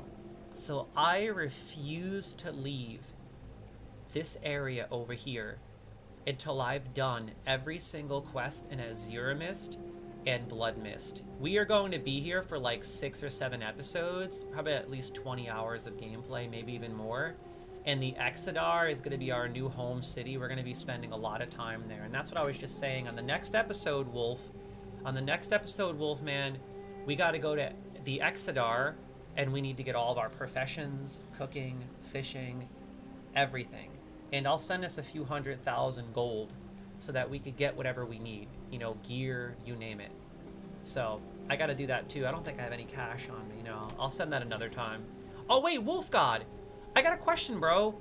Are any of your toons or characters in my guild? In the guild Spirit? I'm pretty sure you have a character in Spirit, correct? Could you log into that character really quickly and invite me to the guild?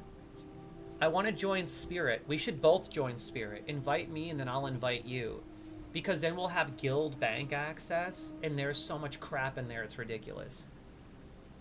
So I'll give everyone access. There's stuff in there from 2008, literally. I'm not kidding, dude. Yeah. Okay, perfect. Thank you, Wolf. I think that's step 1. Oh, God, here we go with the skull head crap. Here we go with the nonsense. I've just had enough of your bushwhack. How do I get rid of this crap? He always does this to me. Oh, my God. I'm waiting on you to go invite me to the guild, bud. I appreciate it, Wolf. And then I'll invite you after you invite me. I'm gonna go grab this quest while I'm at it. The reason why I'm doing this streaming series mainly is because I haven't leveled in the original zones, Eastern Kingdoms or Kalimdor, in retail in over 10 years. And I've been wanting to so bad ever since I started Classic WoW. You know, I want to see the difference.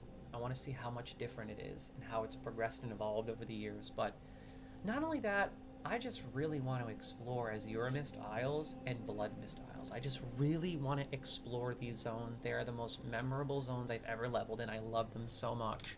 I'll never forget when Burning Crusade dropped, and I ran through this zone for the first time.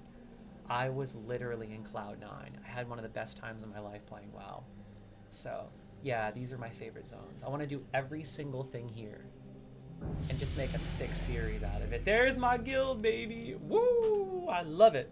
Thank you so much. Now we just got to get a guild tabard. Yeah. Oh, Spearmaster. Spearmaster is in the guild. Okay, cool. So what I need to do next is invite your main character. So get back on Wolfgod, and then I'll invite him.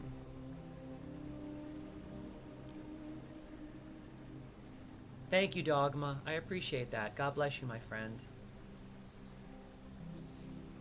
Yeah, Lily says Animal Crossing New Horizons was released worldwide on March 20th, 2020. I can't believe that much time has passed. I can't wait to play it. I want to play it so bad. I have it ready to go. I am ready to rock. I'll probably stream Animal Crossing New Horizons on the next stream. I feel like that'll be a great game to play on a Saturday morning. Right? Like a Saturday morning cartoon kind of vibe. I think maybe next Saturday morning I'll do a nice, solid Animal Crossing session in the beginning of the stream. Okay, let me invite Wolfgod. Wolfgod X. That's how you pronounce it. We also need to get tabards. We need to get tabards on the next episode, Wolf, when we get to the Exodar. That way we gain more reputation, you know, when we're leveling in the guild. I want to get my guild reputation as high as possible. Exalted for sure. Okay. Ghost, Thunder, Wolf King. I gotta invite Wolfgod. Invite him. Wolfgod. There he is. Boom. Got it. Yeah. Yeah! Woo! This is our private guild, by the way. It used to be a pretty popular guild back in the day on Burning Crusade, but I just use it for storage and friends now. That's it. Anyway. Demon Hoofs, Demon Hoofs. I always shout out random players running around. I always do that. Demon Hoofs in the building. I do that with every person I see usually, especially if they have a funny name. I always do that when I'm streaming World of Warcraft. Okay. May the light embrace you. I gotta talk to my main man, Magellan. Never mind my injuries, brother. It's a miracle that any of us are alive. It didn't look like you'd pull through. You've been in suspension for weeks. Something happened and the Exodar crashed. Many have died. But I am relieved that you are alive, Ghost. With you leading our efforts, I'm sure we'll get to safety soon. Pro-Nitus asked me to send you to him when you awoke. He's waiting for you at the bottom of the hill. Just follow the path southwest. Let me know if you guys like this.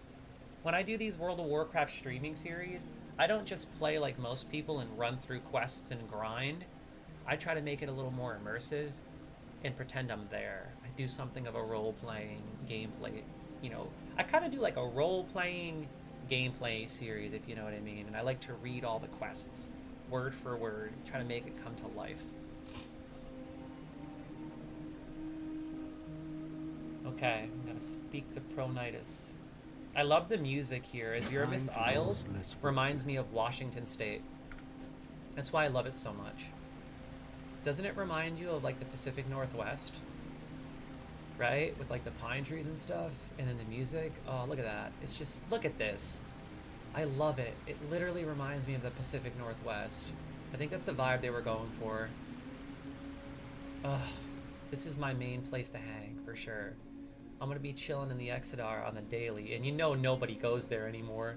We're gonna have the whole Exodar to ourselves. I'm gonna come down here and talk to Pro-Nitus next. Check it.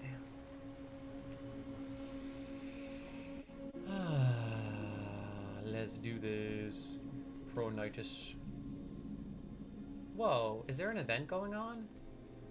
Is there some kind of a holiday event? I don't recall this wreath being here with pretzels on it. What the heck? Why is there a wreath with pretzels? Is there some kind of a holiday of Brewfest? Is it Brewfest right now? No.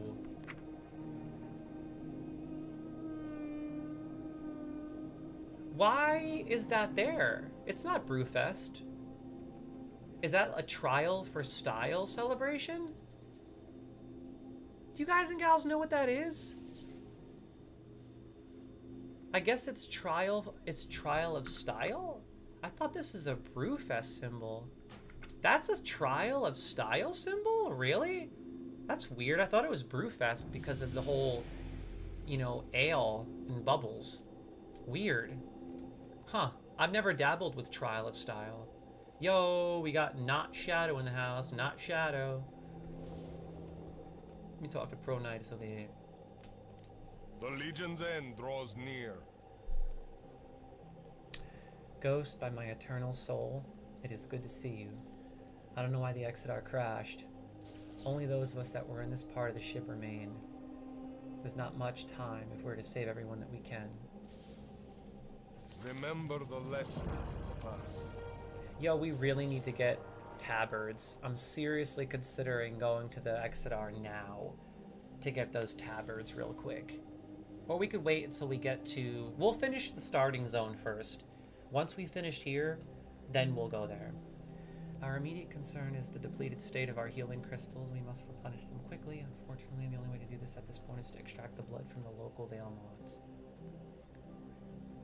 The moths can be found in many places around the Veil, but they are mostly concentrated in the northwest. Now, I miss back in the day when you had to actually read that and go northwest. Nowadays, it's all on the map, and it shows you exactly where to go. I really wish that WoW would integrate some kind of a system where when you create your character, you could choose easy mode, hard mode, or like exploration mode. And when you choose that, it locks in. You can't change it ever again. And it makes the questing harder, like in classic, like an easier hard mode. Or if you choose exploration mode, for example, then you're not guided. You know, you have to read the quests to figure out where to go. That would be so sick, right? Oh my god. Like being able to adjust the difficulty, but the secret is you cannot change it once you've chosen. Because if you can change it, then it'll defeat the purpose. If you choose hard mode, you have to keep it that way. And then if you beat the game in hard mode, you get like special rewards and like badges and I don't know. That'd be really cool. Do not lose faith. Okay, I got this quest. And I don't think there's any more over here. Let me go inside. Let me make sure there's no quests inside of here. Dude, like, look how sick this looks. It looks just like Washington State, man. It's so amazing. I love this zone so much. You don't understand. This brings back so many memories. I'll never forget playing this in, like, 2008 when I was a senior in high school, 2007, 2008, and creating my first Blood Elf in Draenei. Oh, my God. Just such good times, dude. So many good memories.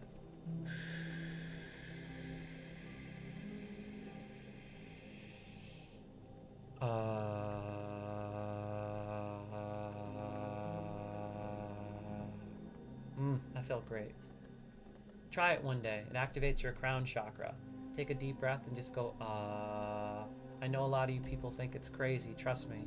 I don't blame you. But if you actually did it, you would feel why I do it. It's incredible. It raises the energy to the top of your head, and then your brain works more efficiently. You can think clearer, stay sharper. It's amazing. It's just simply an after a deep breath. But when you're breathing in, you want to think about breathing up to the top of your head, you know, like into your crown. Breathing is life, my friends. Okay, let's just go kill some moths. Let's learn the lay of the land, have some fun, and kill some moths. I'm not rushing this, man. I'm just having some fun here. Can't even believe I'm starting my streaming series, finally. Next time we gotta spend at least 5 hours, though. 5 hours minimum. Let's get it. Here, bucko. Crusader Strike. 25 physical damage. Ooh, level 2. Nice. 25 physical damage. Shield of the Righteous. Oh, nice. I never tried this one. I don't remember this one. This must be new. This looks like a new one. I've never heard of Shield of the Righteous, to be honest. I think that's a new one. Then again, I haven't played a Paladin in like, oh my god, 12 years?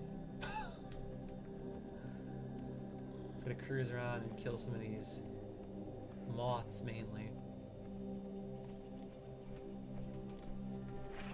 I'm not used to playing melee like this. I'm still used to playing range DPS. This is weird. I need a car. Like really weird. Oh my god. I'm not used to this, crew.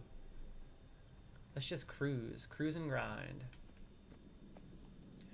No moths up here, But I love exploring every nook and cranny of this beautiful zone. Look at this cloudy, beautiful zone. I almost said beautiful.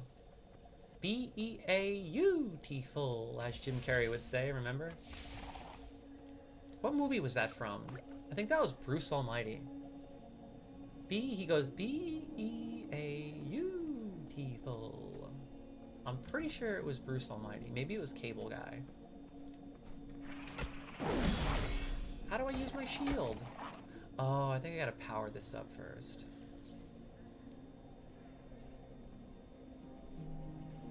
Yeah, I think I have to build up holy power in order to use that. Yeah, I'm so excited because I get to learn an entirely new class. Well, it's not new, but it's new to me. It's been a long, long time. So it's just really cool to be able to play something so refreshing that I'm not familiar with at all. Sincerely, like, it's making the game feel fun again. And it's gonna help me play my classic Paladin. I'm out of range.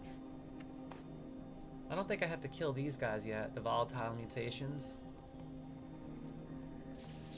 Just moths. Oh, did I finish already? What the heck? That was too quick. No way, man. I want to kill some more stuff. It's too far away. OP, baby. OP on a daily. You know how we do. So this one is... Wow, it even increases my armor by 34. Holy crap. So I have to power it up. I have to power this bad boy up for sure. Okay. So how did you guys like that lo-fi? If you like that, I can actually do streams some days where I just play a bunch of my lo-fi music. And it could be like something of a lo-fi radio station for the day. Do you know what I'm saying? Like if you guys like that sort of thing, I can have like a lo-fi radio station day where all day I just play different, you know, lo-fi songs that I've created. Maybe I'll do that some days. I'll literally just log into Twitch Live and just play my lo-fi music. I have over 1,000 lo-fi autumn jazz songs I made last year. I grinded because I'm working on some serious videos. I'm working on some lo-fi Bigfoot videos that you guys and gals are going to love. That's right, I said it. Lo-fi Bigfoot. Chill autumn jazz. Yo, respect to Gengar and Lynn. Gengar, I love that. It's from Pokemon. Oh my god. Warm wishes to... Everything's going good, Malforto. Thanks for asking. How about yourself? Thanks for tuning in, guys and gals. I hope everyone is having an amazing Saturday. Hope you guys and gals are having an amazing weekend. Sit back, enjoy the show. Bear with me. I've been streaming for over 8 hours, so I'm not as peppy and energized as I was earlier, but I'm hanging in there. I feel good. I feel good. I'm kicking butt and taking names.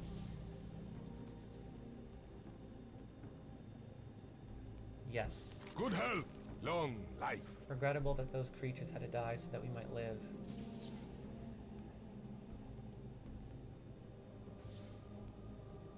I love how peaceful and passive the Draenei are. They're so passive. Regrettable that those creatures had to die so that we might live. And that's why I love the Draenei, because they're a lot like me. They're very passive aggressive, all about the earth, or rather the planet. Blessings upon you. Now that you've gathered all that we need to replenish our healing crystals, I need to deliver these vials to Zaldun. To Zaldun it is. Let's do it.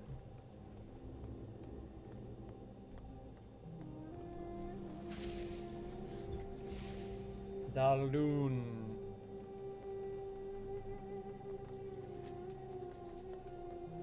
Yeah, maybe I'll have a certain day of the week, like a certain day where it's just lo-fi radio station day, where I play my lo-fi music all day. I think that'd be really cool. I'll make like a lo-fi playlist on YouTube, and then I'll just basically have them you know, have them all playing. The Naru have not forgotten us. Hello, Paladin. What have you there? Is it for me? Why are you Remember walking the away, you lessons of the glutton? past. Stop walking. Hey, it's Gengar. It's stinking Gengar over here. Safe journey.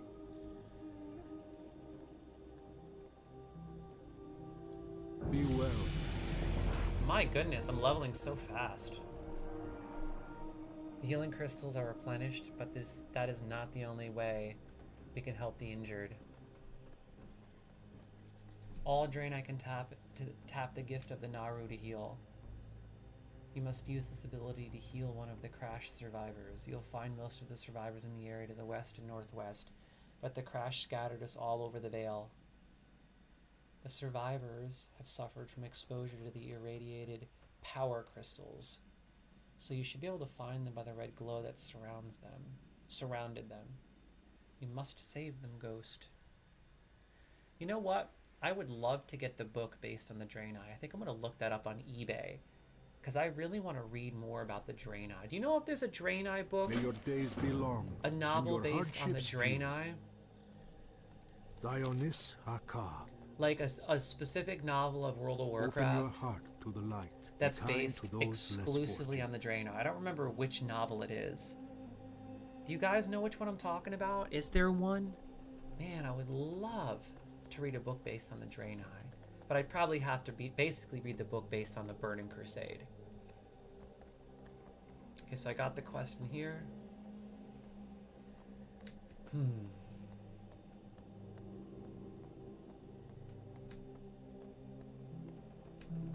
Looks like Pronitis has another quest.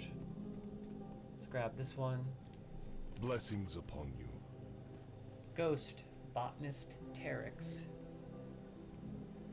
You know what's funny? Back when I was younger, I used to call it Botanist. I'm not kidding. I didn't know what a botanist was, so I used to call Ghost Botanist Teryx is in need of your assistance. It's botanist. Be kind to those less fortunate. I'm just like observing all the details, man. We got this pot cooking. And a stuff over here. God, this brings back too many nostalgic memories. I don't think you get it. Oh my God, in 2008, I remember when I was in high school playing this. Like, I was so obsessed over the holiday season. It was like right around Christmas vacation, and me and the boys would get together, and we would literally just level and have fun all day. Like, it was so good, man. Being younger, no responsibilities, just playing WoW, not a care in the world. Man, I loved playing the Draenei. I was like really obsessed with my Draenei. Okay, here it is. But Botanist Teryx. Arcanon Poros. Arcanon Poros. The irradiated power cores from the Exodus have been wreaking havoc on the environment here. The most obvious effect has been the appearance of the strange creatures that seem to have sprung up near them. There may be something we could do to help them, but now their sheer numbers are becoming too much for us to handle. I'd like you to go out and call their numbers somewhat, and perhaps I'll have another idea after giving it some thought. Okay, so we have to just kill a bunch of those volatile mutations. Blessings upon your family. Dude, I love how passive and peaceful they are. Blessings upon your family. Dude, I love the Draenei. Whoa, look here. It's good old Lynn. Exclusively. God bless you. Okay, let's kill some of these mutations. Dude, I'm not used to playing melee. This is crazy. I'm like too used to playing a hunter. It's not good. It's like one-dimensional status, literally. I feel like I need to be shooting a bow right now. Not okay. And I'm jealous watching my main man over here. Wolf God shooting a bow. Judges the target dealing 17 holy damage. So you know I better swap these out. Like this. I think that's the best rotation for now.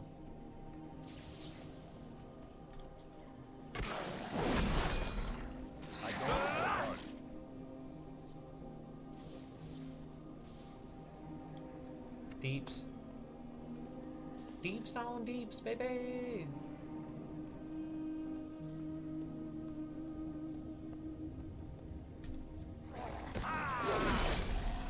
I need to target something first.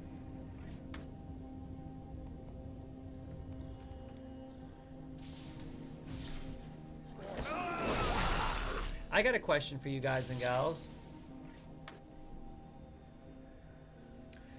What is your favorite zone in World of Warcraft? And don't you forget to catch that hoot hoot. Throw down that exclamation pokey catch. And don't forget to get that hoot hoot. Real talk.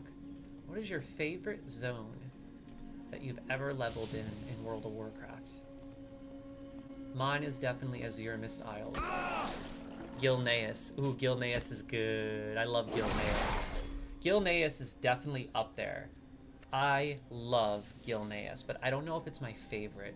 I feel like Gilneas was a little rushed. I felt like I wanted to spend a little more time there. Like the quest line leveled me up too fast, and I didn't get to spend enough time there. Like when you play through this, through a Draenei, you are going to take at least 20 to 25 levels to get through Blood Mist. Because after Azure Mist, you go to Blood Mist. So you're in this area for a lot longer, which is why I like this starting zone more. If Gilneas was longer, I would absolutely like it more. It was so good. It makes me want to start another Worgen as well, but I'm sticking to this character. Yeah, I just love how extensive and deep the storyline is in Azure Mist and Blood Mist. And the story is really good, like really good. You actually impact the islands, which I think is so cool.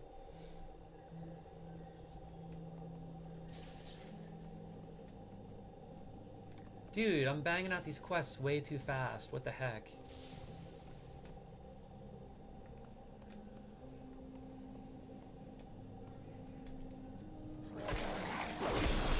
Ooh, I can finally use Shield of the Righteous. I'm gonna save it.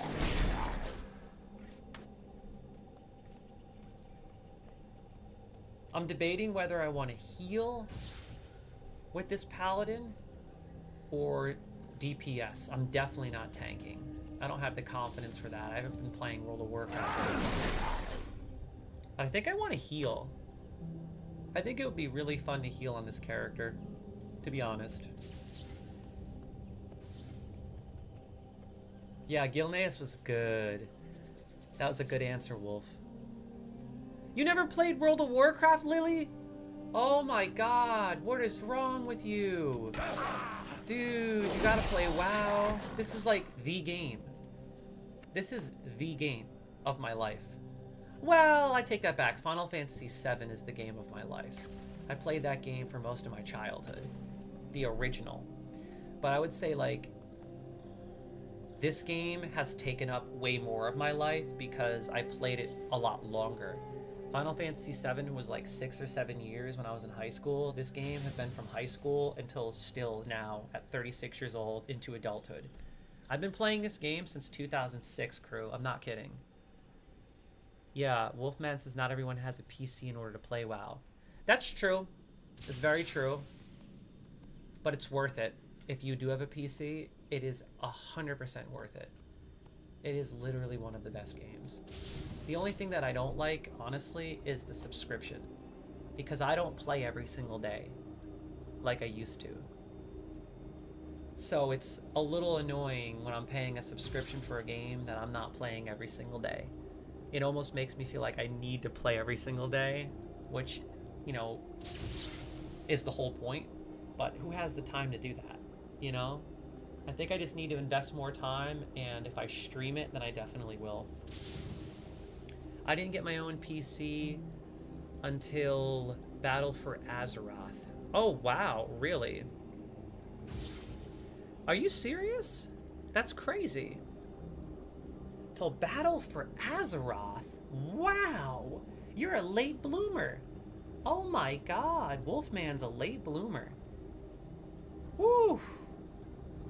Battle for Azeroth was 10, 12 years deep in for me. That was after I already put a decade in. I played WoW on a dial-up computer. I had a Gateway in high school. I had a Gateway PC that was connected to dial-up before I got Roadrunner in New York. And I remember I would always have to log in, and it was like the worst internet connection ever. But I made it work. And I played, and I raided, and I had fun with friends, man. Greetings, friend. You're finished. That's good news. Hopefully we can find a way to avoid the killing of these mutated beasts in the future. I believe I have formed a plan that might give us an alternative solution to the problem. But I will need your help. Yeah, Danielle actually made a character, a Draenei, with me. Alongside this character. So we may have her come in some days to live stream. Stream in 9 hours and 1 minute 45 seconds. Are you saying that I'm streaming again in 9 hours? What are you talking about? I'm not streaming again in 9 hours. I've been streaming for 9 hours. I'm gonna be walking and cleaning and working out tomorrow and moving as much as humanly possible because I didn't move all day. I don't know how people do that. Like, I don't know how Osmond Gold streams every single day. Like, I would literally go absolutely insane. I usually stream one day for like a long time, and then for a few days, I have to be extremely physical. I can't just sit and then the next day not do anything. No, that's this stream is right now. Oh, okay. You mean I've been streaming for 9 hours? Really? We're already 9 hours deep? Oh my God. Holy crap. I can't even believe I've been at it for 9 hours already. That's insane. I could keep going for another 10, to be honest. Truth be told. But I'm probably going to get offline at 10 hours and maybe just go around the house and do some chores, get some energy out, get a glass of water. The nearby lake has been contaminated by one of the ship's power crystals. Many of the plants and animals of Amonvale have been mutated because of this. I have a theory on how to heal the lake, but I must have samples from the mutated lashers for analysis. They can be found in the west in the almond fields. Will you help me, Paladin?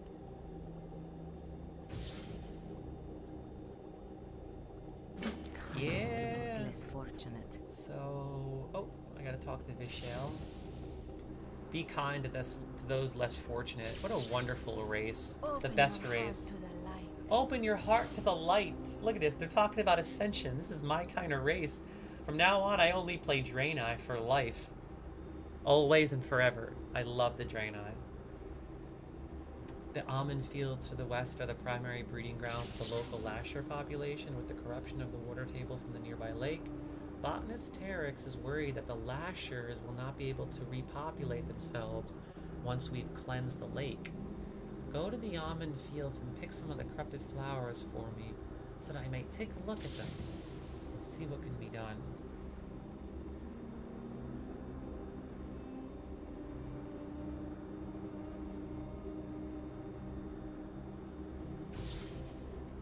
Red petals.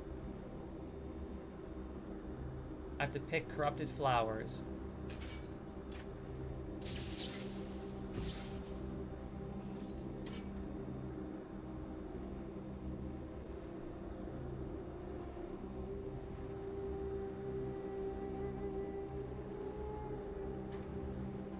Remain vigilant.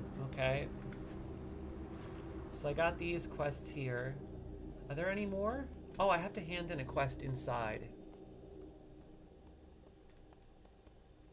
I gotta go inside really quick.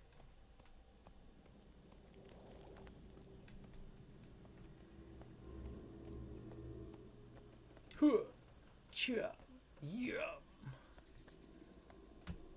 360, baby. That's right, we did it. Oh, wrong way. I'm trying to do a 360. Ready? Watch this. Watch this, Wolf. Watch this, Wolf. I'm gonna show you how it's done, boy. Watch this. I'm doing a 360 in the mid. Ready? And... Oh, look at that. We did it. Go do one real quick. It's pretty sick. The goal is you have to jump and do a 360. And when you land, you got to keep going in the direction you were going. It's not as easy as it looks. Watch. Oh, 360. Let's see how it looks. Let's see what you got, Wolf. I want to see if Wolf can handle the 360. Yo, I can't wait for the new Skate to drop. I hope they have like online features that enable people to play games of Skate live online. Oh my god, that'd be so cool. I miss that kind of stuff. Like the original Skate game, I'd get together with friends and we'd play games of Skate. Oh god, that was so fun. Okay, it looks like he didn't hear me, but I'm gonna do it one more time because I'm the man. I'm the boss. Ready? Watch this. 360. Bam. Nope, messed up that one. Oh, that was a complete. I think that was like a 540, dude. Here we go again. And jump. Bam. Look at that. Perfect. I get entertained by dumb things like that in this game. Arcanon Poros. Okay. He's like, I heard you. I'm just not doing it. Because you can't do it, boy. You can't do it. You don't want to do it because you can't do it. Wolfman can't handle the skills, boy.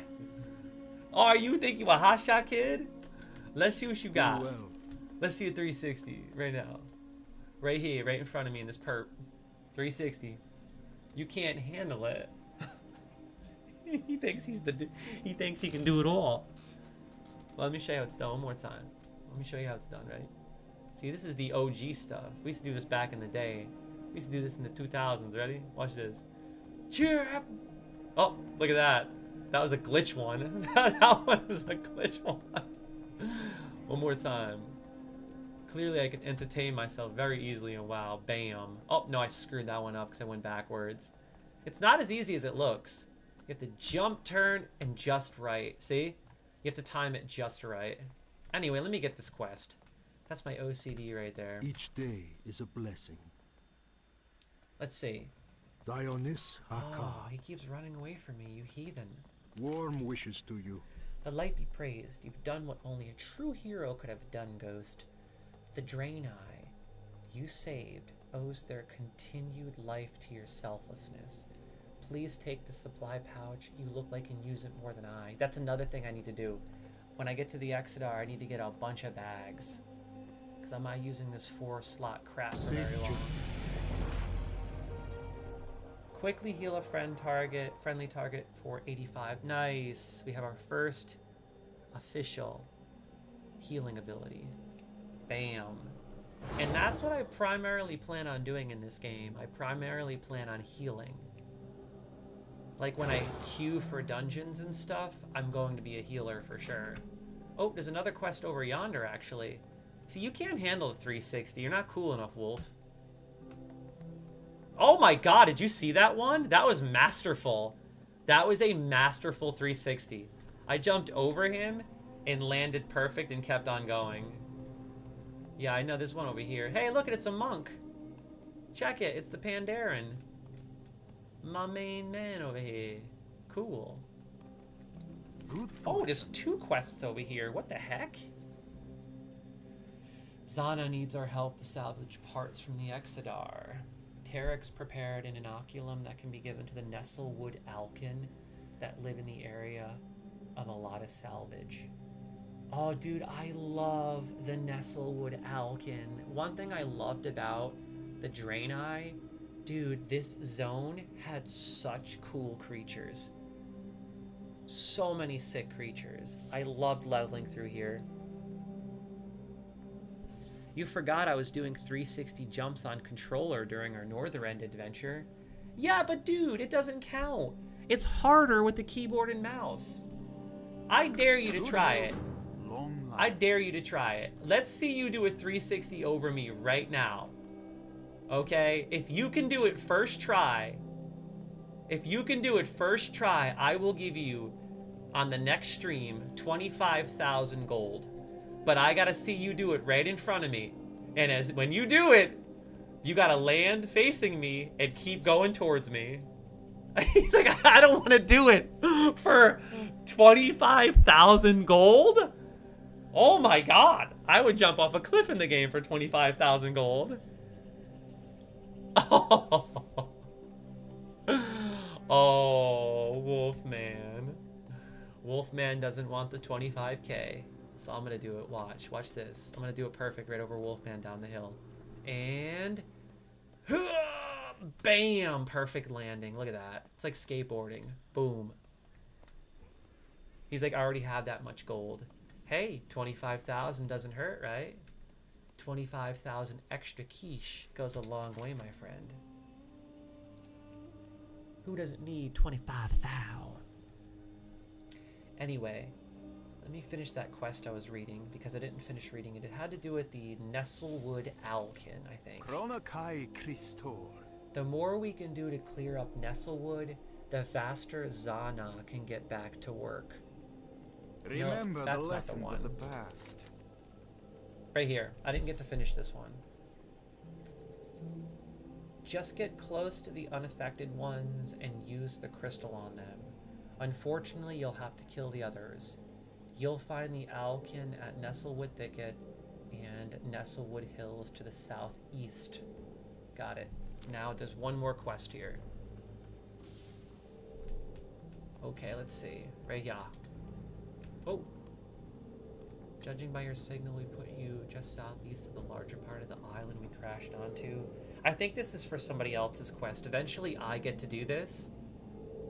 This isn't for me. I think somebody else just finished that quest. We managed to recover a damaged holographic emitter from the crash. If we repair it, we'll have a chance to find other survivors outside of Almondvale. Yeah, this is the quest that does that. And then once we finish it, that's when we communicate with the Exodar and this guy appears. There were devices from the ship that could be salvaged for spare parts in the area, but the local Owlkin carried them off before we can get to them. I love the Owlkin. I think they're so cool looking. I think they would have made for a sick stuffed animal, like a World of Warcraft stuffed animal.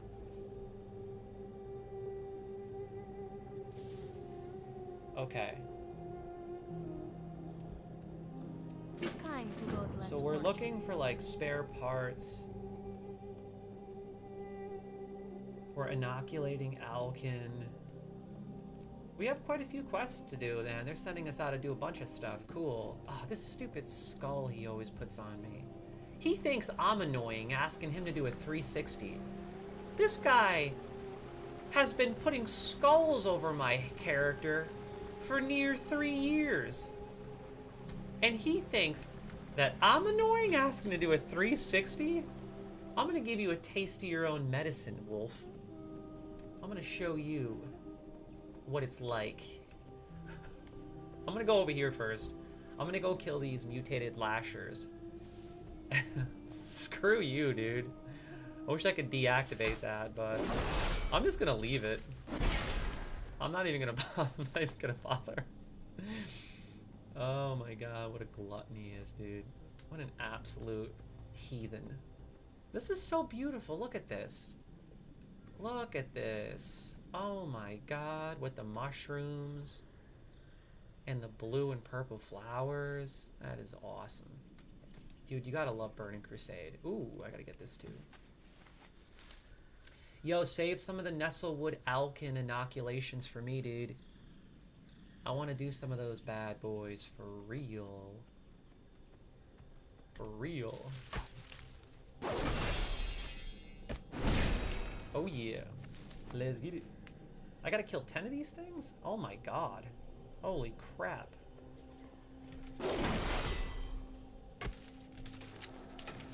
Yeah.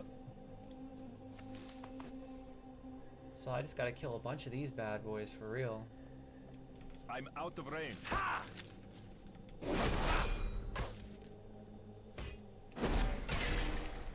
Yeah, I think I'm gonna heal, to be honest. I've never actually leveled a healer entirely. I've gotten to like level 20, 25 with a healer before, but I've never actually fully leveled a healer. I want to like level a healer all the way into new content, and then even heal through dungeons and raids. That would be so sick. I've never done that. I've always wanted to heal. So I gotta collect these flowers galore. I need to collect 3 flowers and kill a bunch of these mutated lashers for sure. Oh, let me get rid of this icon. Oh my god.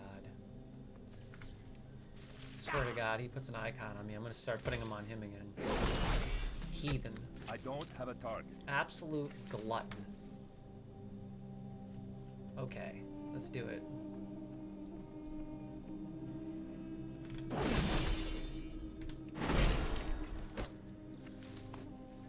See, in classic World of Warcraft, this would be a challenge, and that's what I love. And I truly believe one of the next things that WoW, Blizzard, needs to implement after they implement player housing, which is the primary objective and something I've been wanting for years. Thank God they're finally doing it. I think that they need to implement something of a difficulty, where you can choose when you create your character the difficulty of the game. Characters will scale to that, you know, mobs, all that stuff. I know it would be really hard to probably implement for Blizzard, but I guarantee people would eat that up. Oh my God, they would love it. Everyone would be playing hardcore mode. Imagine hardcore retail. Holy crap, are you kidding me? That would be absolutely insane. Oh my God. I think that's coming, to be honest. They would be crazy not to implement that, because the game is just getting way too easy, to be honest. Lily says, can you play this game on a computer? Yeah, this is a computer game. This is mainly for PC. You can't even play this on console.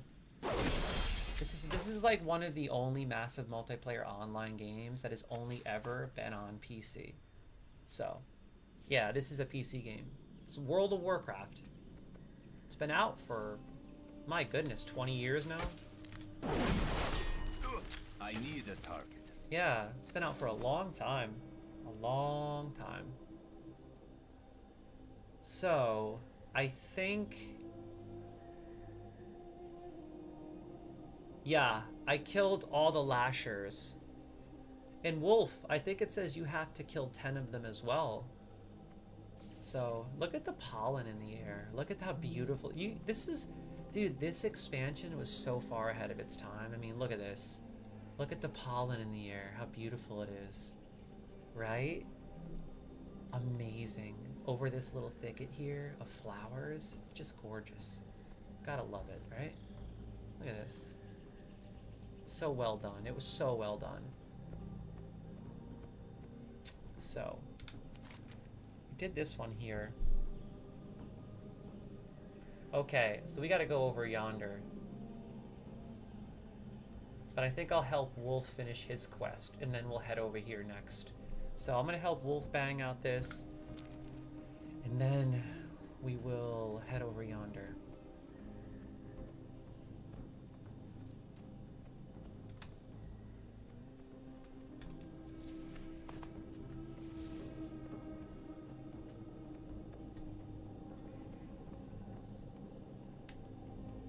Yeah, this zone has some of the best music in the whole game, in my opinion. I can literally listen to this music all day. I'm not kidding. Like, I think this zone has my favorite music. It's a mix of both ambient, dark, but also kind of like native and mysterious. I love it.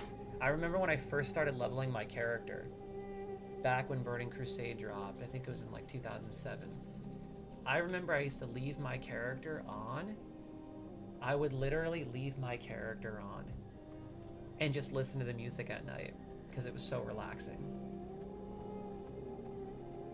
Yeah, I figured you're done already. I'm just looting everything you killed. Oh, you know what? I think I have to do this quest where I heal one of these. No. Yeah, no, I have to go get parts next. Okay, so next up, we're heading over yonder. I gotta inoculate some of these Nestlewood Alkin.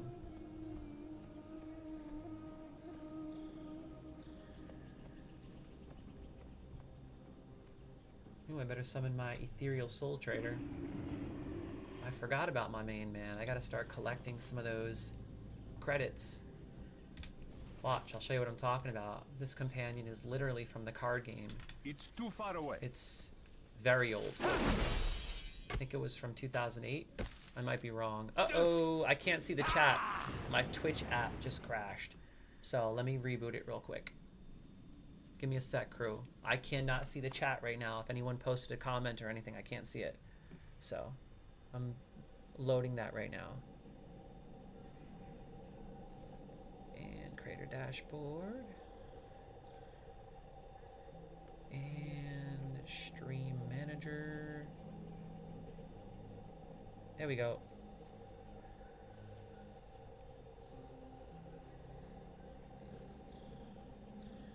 Okay.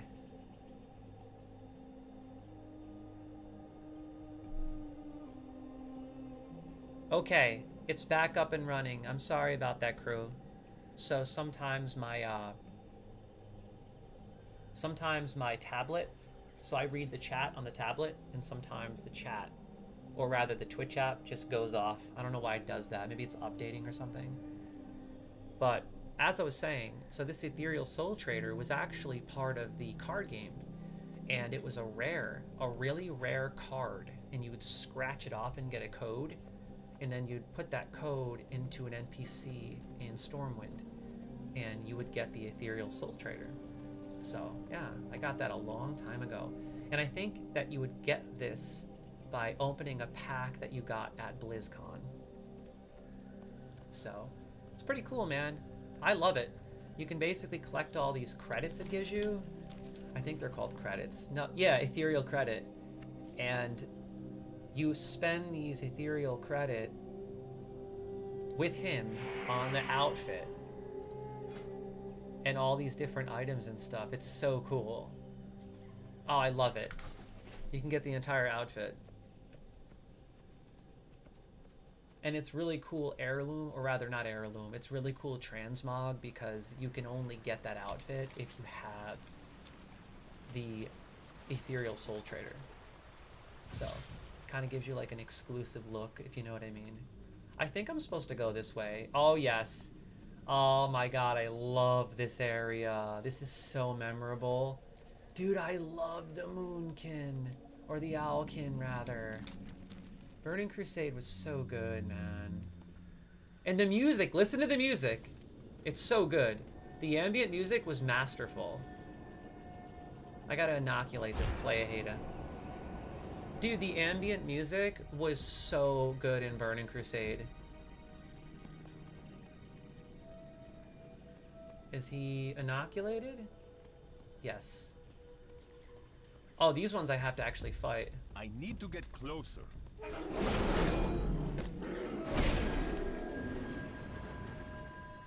See how he turns that into a credit? And then you just collect hundreds of them. It's also the biggest pet that you can get in the game. It's the largest pet in World of Warcraft. Okay. I'm kind of just killing them because I'm having fun doing it, you know? To be honest.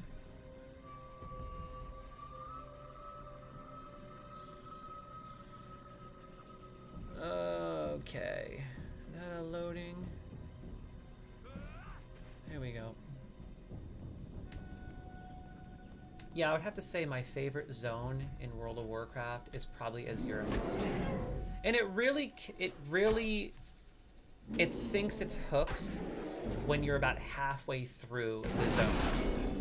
When you're making your trips to Exodar and you know the lay of the lands, you're preparing for Blood Mist, you're doing a few dungeons. Man, it's so addicting. It's such a great zone. It really is one of my favorite zones. And not just because of the quests, because the quests are very story-driven, all the way up until the end in Blood Mist. It's really cool how the finale, it basically takes you to Blood Mist, and without spoiling anything, you become like a hero Draenei of the islands for saving the Draenei. It's so cool. And there's even a part of the story that involves Blood Elves, which I thought was really cool. You can tell they really put their heart and soul into the quests and the story for the Draenei when they released this class and Well, it wasn't a class, it was a race. I don't think there was an exclusive class that came with the Blood Elves or the Draenei. I think it was just that race. Only the hero classes that released thereafter had a new class. That item yet. Another character I haven't created yet, the Demon Hunters. Oh my god. The Demon Hunters, dude. Is it the Demon Hunters? Yeah, Wolf, we were gonna create Demon Hunters, right? Is that the, I think it dropped in, oh god, what is it called? I always forget the name of the expansion even though it was so good. It's like one of my favorite expansions, Legion. Yeah, the Demon Hunters dropped in Legion. That is the only race that I've never created and played yet. I created one and played for like 15 minutes and that's it. But I've never actually truly played it. I'm gonna go wander up here a little bit. I don't want to rush through this area, man. It's a shame to just go rushing through this area. You know, I feel like you owe it to yourself to just cruise around and explore and stuff. I'm just gonna go level up and kill stuff. I don't want to rush through the starting zone because I have so much fun. I have so much fun leveling the Draenei, man.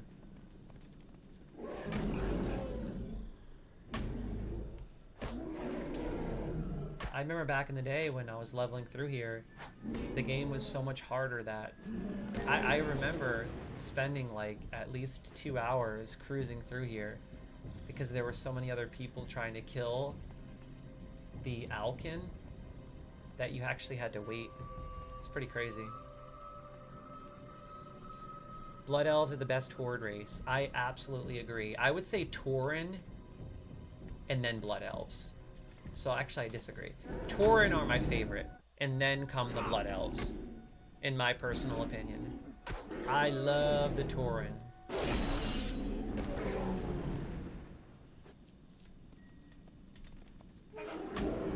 So many good memories leveling at Taurens, man.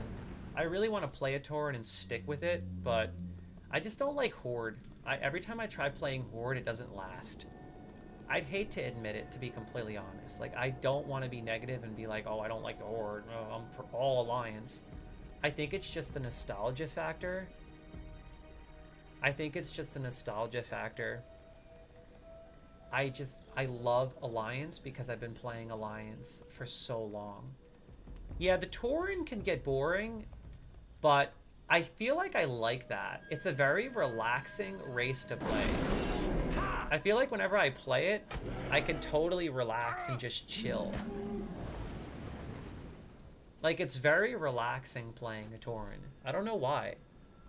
Like, whenever I cruise around in a Tauren, I kind of get, like, sleepy, if you know what I mean. Okay, now my tablet doesn't want to load my Twitch app. So I think I might have to reset it, possibly. Let me see if I can turn this tablet off, then turn it back on. It's acting a little funky. Give me a minute, crew. My tablet is acting up. Maybe it's updating, I don't know. Usually when that happens, I have to reset. So what I'm gonna do is, give me 1 second, crew. I'm gonna reset my tablet really quick, and then we should be good to go.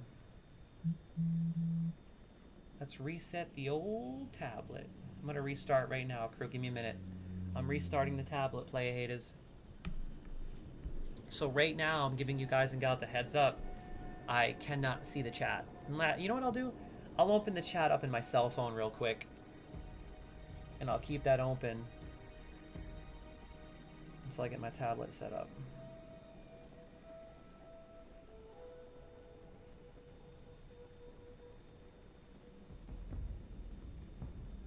You know what? I'm just gonna wait till my tablet boots up. I'm gonna get distracted.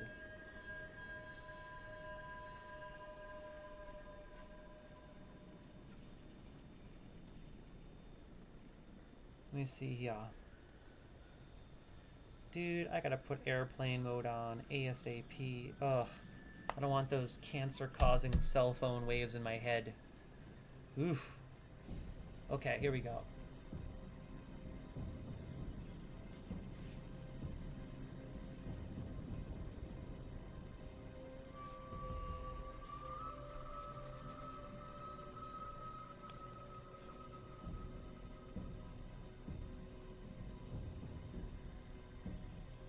It's loading, crew.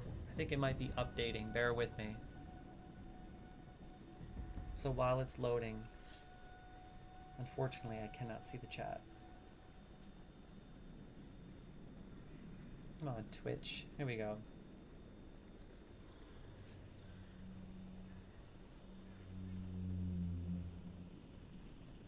It's funny, I've never used this tablet for anything. Literally, I haven't used this tablet for anything except streaming. It's kind of crazy. Okay. The chat is back up, baby. Sorry about that, crew. But I disagree. I don't think the Tauren zone is that boring. I think you just have to be open-minded and kind of look at it as like a peaceful experience. I just really like their passive-aggressive, kind-hearted nature. Like, the Tauren are so peaceful and so friendly. They're so, like, kind and gentle. And I really, really like that. I love the races that are like that. The Draenei are like that, and that's why I prefer them.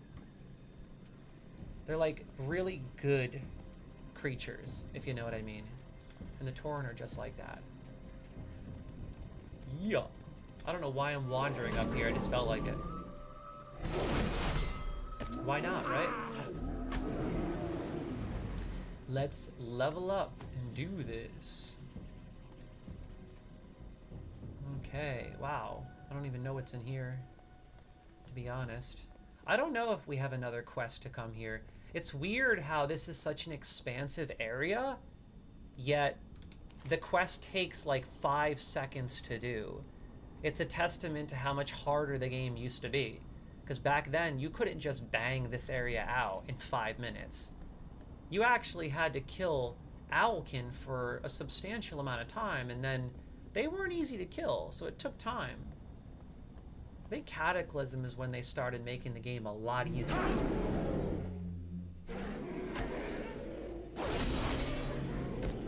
This is good practice for me anyway, because I need to learn how to play my Paladin. This is like a little Owlkin empire inside of the beautiful pine trees. You gotta love it, right? Look at this. Look at this beautiful zone. Oh my god. Dude, I love the Draenei. Hey, at least we leveled up and played our Draenei a little bit today. I think on the next stream I'm gonna invest at least 5 hours into World of Warcraft. I gotta start getting my money's worth, man. I need to start playing World of Warcraft more. I need to target something first. What is that? Oh, you know what? I forgot I need to get spare parts. I almost left here without finishing all the quests. I have to actually get these spare parts as well, so it's a good thing I came over here. I forgot all about the spare parts, man. Look at this little Owlkin village over here. You gotta love it, right?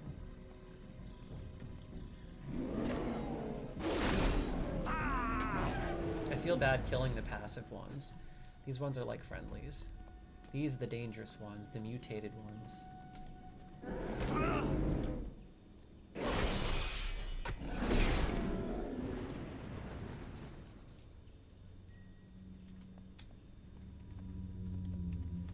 There it is. The emitter spare part. It's just something about that World of Warcraft flow, baby. When you're cranking out quests in a zone that you love with some sweet ambient music, and you're playing a class you enjoy in a race that has really awesome lore and good quests, you just get into that really nice flow, that WoW flow that I love so much, where you're just cruising from quest to quest. Amazing.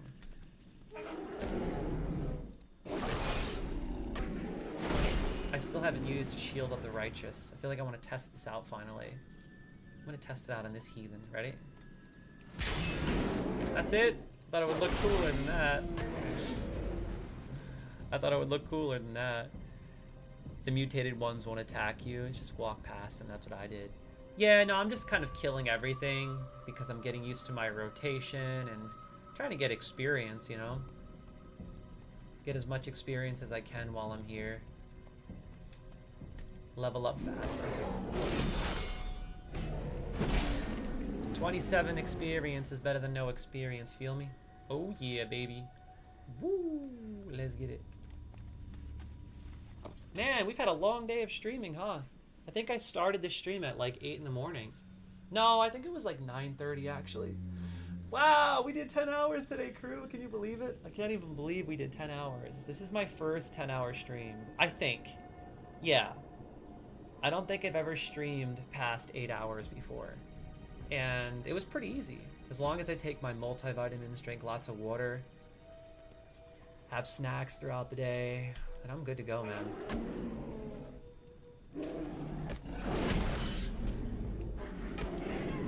Oh, yeah. Perfectione, baby.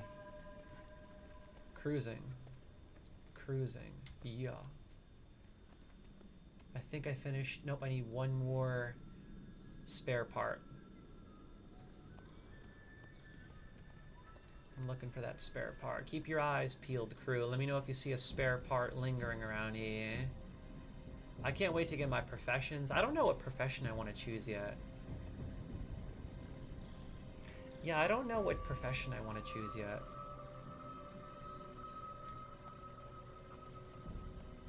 I want to do something different that I'm not used to. I feel like I want to change it up. I don't think I've ever dabbled with jewel crafting. I gotta look up what is the best profession in the game to make money. Maybe instead of even dabbling with a profession, I'll just get gathering professions too. And what I'll do is I'll just gather crap constantly and then just sell it in bulk rather than, you know, actually creating stuff. I'm gonna look up what the best way to make money is in WoW, the best profession in 2025.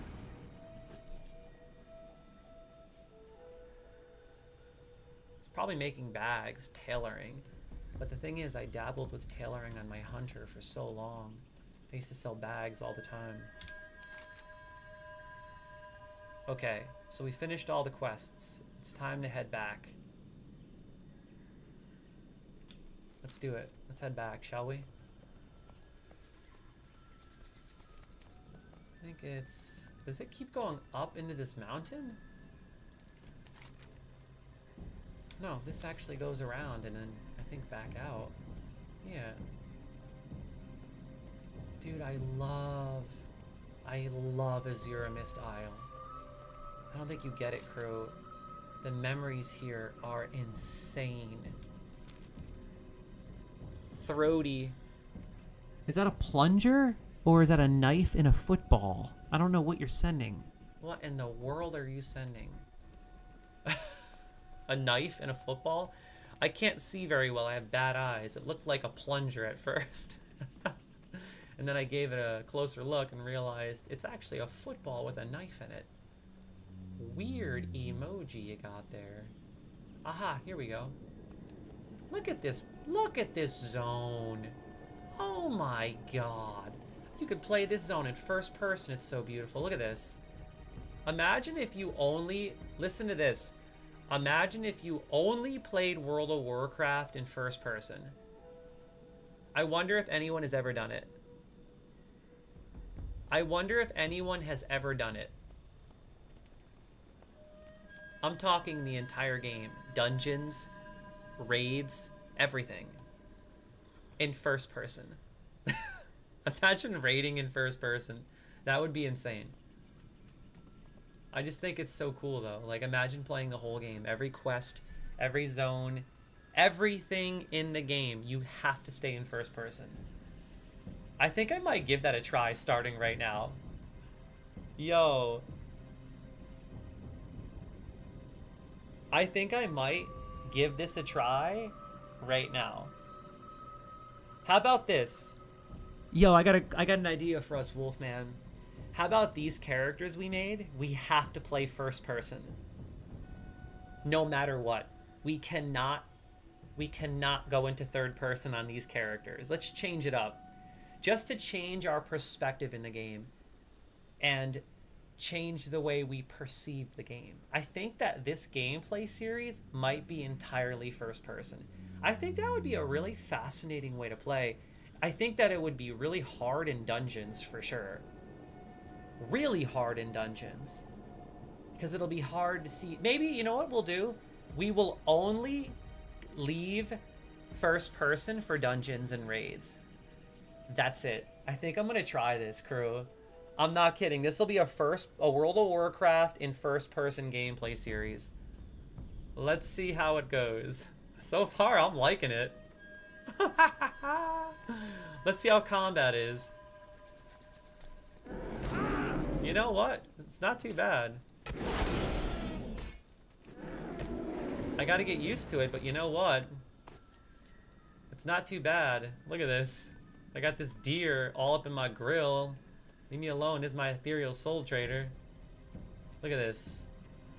Yo, leave me alone, deer. Now that I'm in first person, my main man is lingering. Yo, this is gonna be wild. World of Warcraft in first person.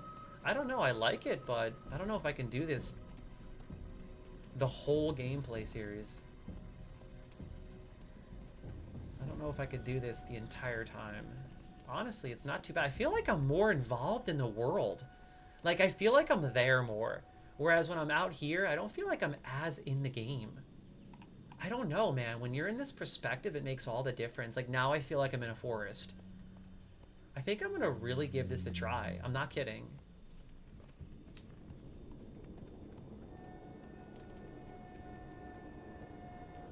Okay, I gotta figure out where I'm going now. Silverline Lake. Did I have a quest in Silverline Lake? I don't remember. No, I don't think so. Not yet. What do you guys think? Do you like me playing in third person more or first person? Are you enjoying this experience more? Or are you enjoying third person more? I feel like this is more immersive, to be honest. I feel like it's way more immersive. Oh, that's the way I'm going, that way. I'm going over here. Like, look I wasn't seeing all this earlier. Because when you're playing like this, you're kind of looking down like this. So you're missing out on an entirely different perspective, which is this. Oh my god, like, it looks so sick. Like, look at, you see the waterfalls and the crystals. Good lord. I know that World of Warcraft isn't meant to be played in first person, but it still looks cool. I think I'm gonna have to get rid of this action bar in order to pull that off, though. So let me do that real quick. Let me go to action bars, because I don't want that action bar in the view. There we go. Take away that one. See? Boom. That's a little better. I think I'm seriously gonna give this a try, crew. I'm not kidding. I might see how long I can play this game in first person. This will be my first person gameplay series. People are gonna tune in like, yo, what are you doing? I don't know, I just want to try.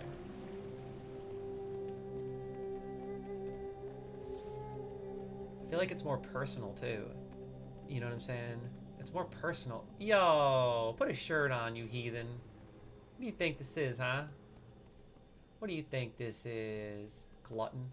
Okay, I feel like it's more personal. You can see the people you're talking to and stuff. Like, earlier I didn't see them. I wouldn't have even really noticed them. Just kind of read and that's it. Now I'm like seeing the characters. The Naru have not forgotten us. With any luck, there will be someone else out there to talk to. Safe journey.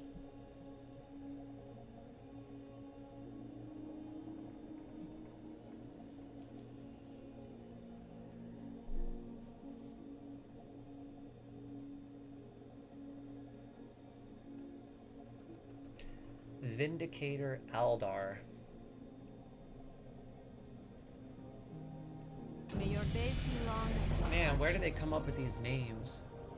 I'm making this area more challenging since I think our gear is making it easy. Isn't it? It's so easy, right? I mean, that's just retail, bro. That's why I was saying, man, they really need to drop some kind of a difficulty. You have to admit, that would be amazing. like when you create your character, being able to choose easy or hard. Or like easy, medium, or hard. Or like normal, which is this. This is normal mode. And then you would have like a really easy mode for people that are just completely clueless. And then like a really hard mode, like classic, you know, hardcore classic. Obviously not like permadeath, but just really hard gameplay. Oh my god, that would be so sick, bro. Like, I would literally choose that. Nah, it would stop being an MMO if they did that.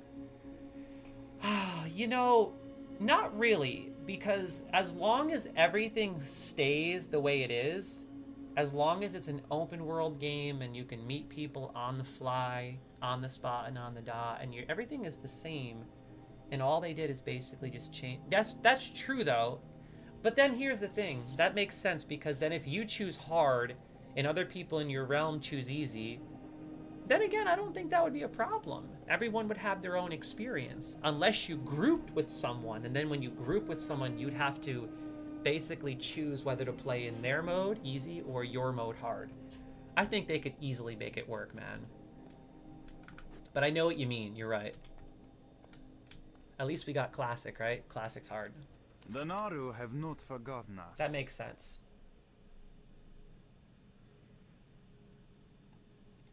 Dude, I gotta be honest, I'm liking playing in first person. I think I might see if I can get through all of Azura Mist in first person.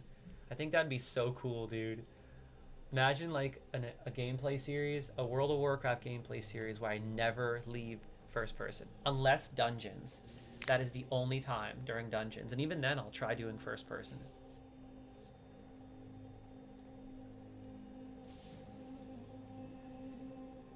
Here, choose from these. You've done good work, and you deserve to be rewarded. I think I'll probably go with the Elixir of Lion Strength, since I'm a Paladin. May your days be long. We now have several separate confirmations of unusual activity up on the Shadow Ridge. This is disturbing. We thought that the scouting missions already undertaken had been thorough. One of my scouts hasn't reported back yet. I'll never forget leveling my first Draenei. Oh my god, it was so memorable. That's why I love this character. I'm really liking this character because it's bringing back so many nostalgic remembrances. Like, I'll never forget when you finish here. The first time I finished this area, Almond Vale, and I made my way through this little valley. Okay, and then once you get through that valley here, you go down this really steep hill over a little river, and then boom, you just see all of Azura Mist. It's so sick. Like, I just love this zone. This zone was just so memorable. Hey, respect to Despacho. Despacho is in the building. Okay, so I finished that. Veil Hunter. I'm trying to think of where I need to go next. It's a little... I'm not used to playing in first person, so bear with me. I think I have to go this way. It's definitely harder traversing, for sure. It's not harder, it's just harder to see things, I guess. But man, the view is nice. You can't deny that view. Look at this. Look at that view, huh? Beautiful.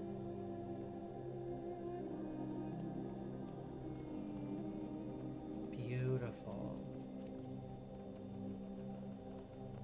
I think I'm supposed to go over here.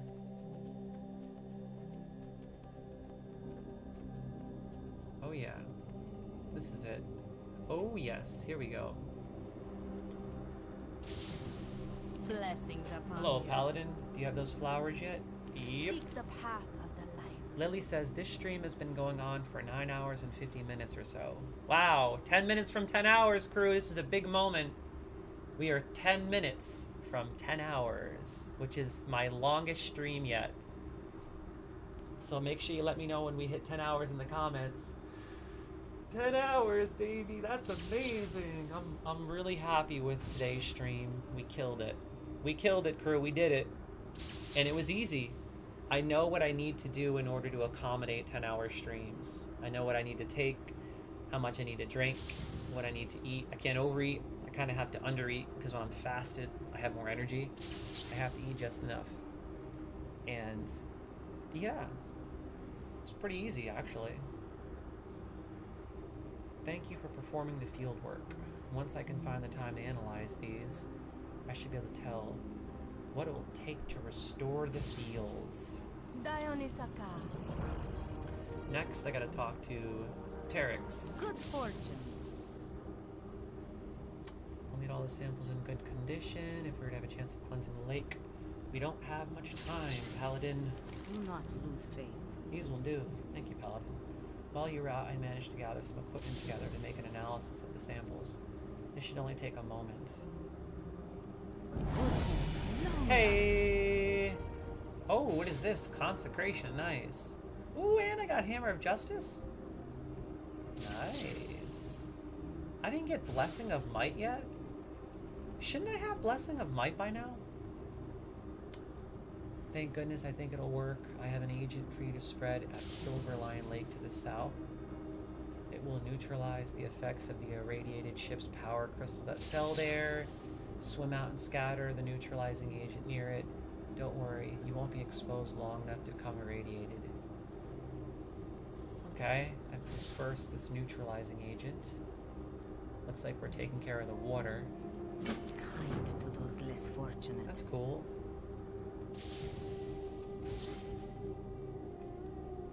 Yo, dude, you gotta love WoW, man. It's like the perfect mix of fun, ambient, and nostalgic. For me, it's like I get a little bit of that nostalgic vibe from when I was younger. Those ambient vibes are relaxing, but not too relaxing. And then there's like an addicting flow to this game that I don't really experience in other MMOs. It's weird. I don't know how to explain it. They just made it so well. So, I don't think there's any more quests here. I just want to confirm that though. Disperse the neutralizing agent. Find and speak with Tolan at Shadow Ridge. Okay, Shadow Ridge. I wonder if you can activate like a head bobbing setting so that when you're running around it looks a little more realistic. Like if there's a first person view option.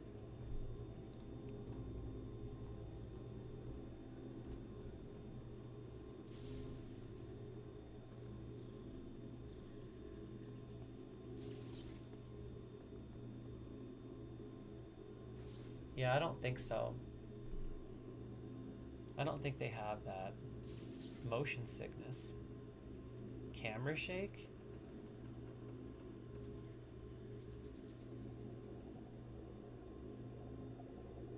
Yeah, I don't think they have it. That would have been pretty cool if they did. Yo, Emerald Mage. Respect to Emerald Mage for hanging tough. I have to say one thing. I feel way more immersed in this world than I did before playing in first person. Like, I feel more in Azura Mist, in Amon Vale. I feel like I'm a Draenei. Truly. I will admit that. Versus playing third person. However, it's a little harder because I can't see as much and stuff. I have to get used to it.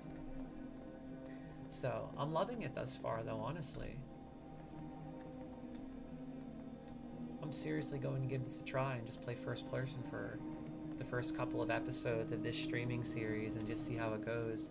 However, like I said, whenever I PvP or PvE dungeons and stuff like that, especially since I'm going to be healing, I'll hop into third person for sure. Yeah, I know the Silver Pine Lake is over here. And then I gotta swim out.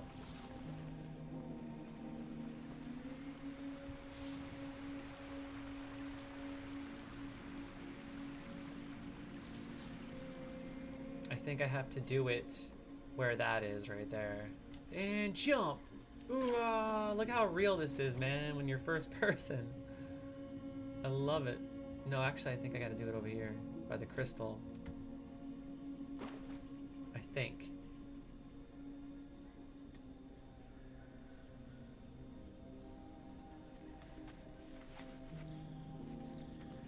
Yo, Lily says, don't forget to drink water when you can, Peter. Yo, Lily, you're awesome. I gotta say, it's a pleasure to have you here. Lily has been telling me to drink water the whole stream. How kind. And my boy Wolf's hanging tough, shirtless, making all sorts of gains, Draenei gains. Can I get up this hill here? Uh-oh, I don't think I can. Oh, God, there we go. Jump up. Nope, I don't think I'm getting up. Looks like I gotta go the other way. No, I can't get up that way. That stinks. Oh my God. You see what I'm saying about first person? It's a little harder to kind of find your way around, but it's worth it. Respect to Despacho, obey, hanging tough. Despacho, man, obey. Where is... I think there's another area over here we have to go to. Nope, it's over yonder. Over there. It is... Shadow Ridge. Let's jump down and jump. And boom.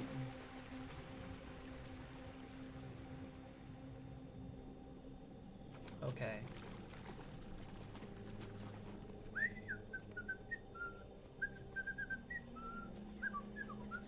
I also have to continue leveling my hunter.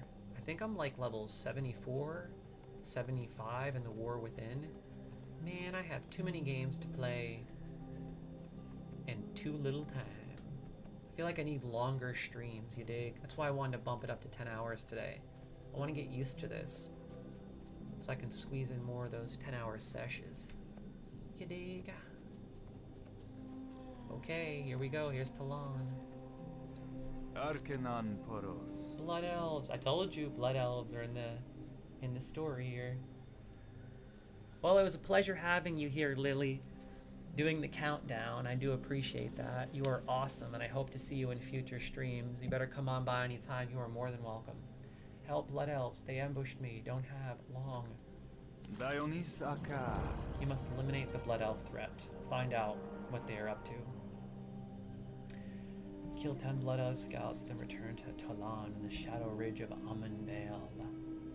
Dude, I love Amonvale. Such a classic starting zone. Blessings upon your family. Okay. So. Yeah, I told you. Stinking blood elves, man.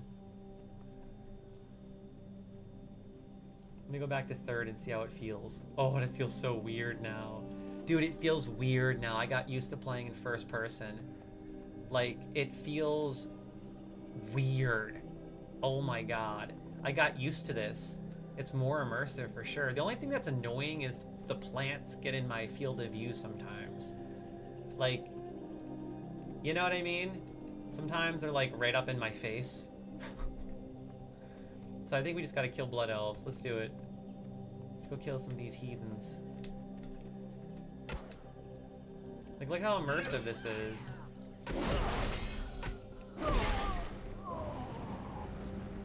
Go loot this. Where's that body? I know I heard. Oh, there it is. Nope, nothing to loot. Let's do it. Bam.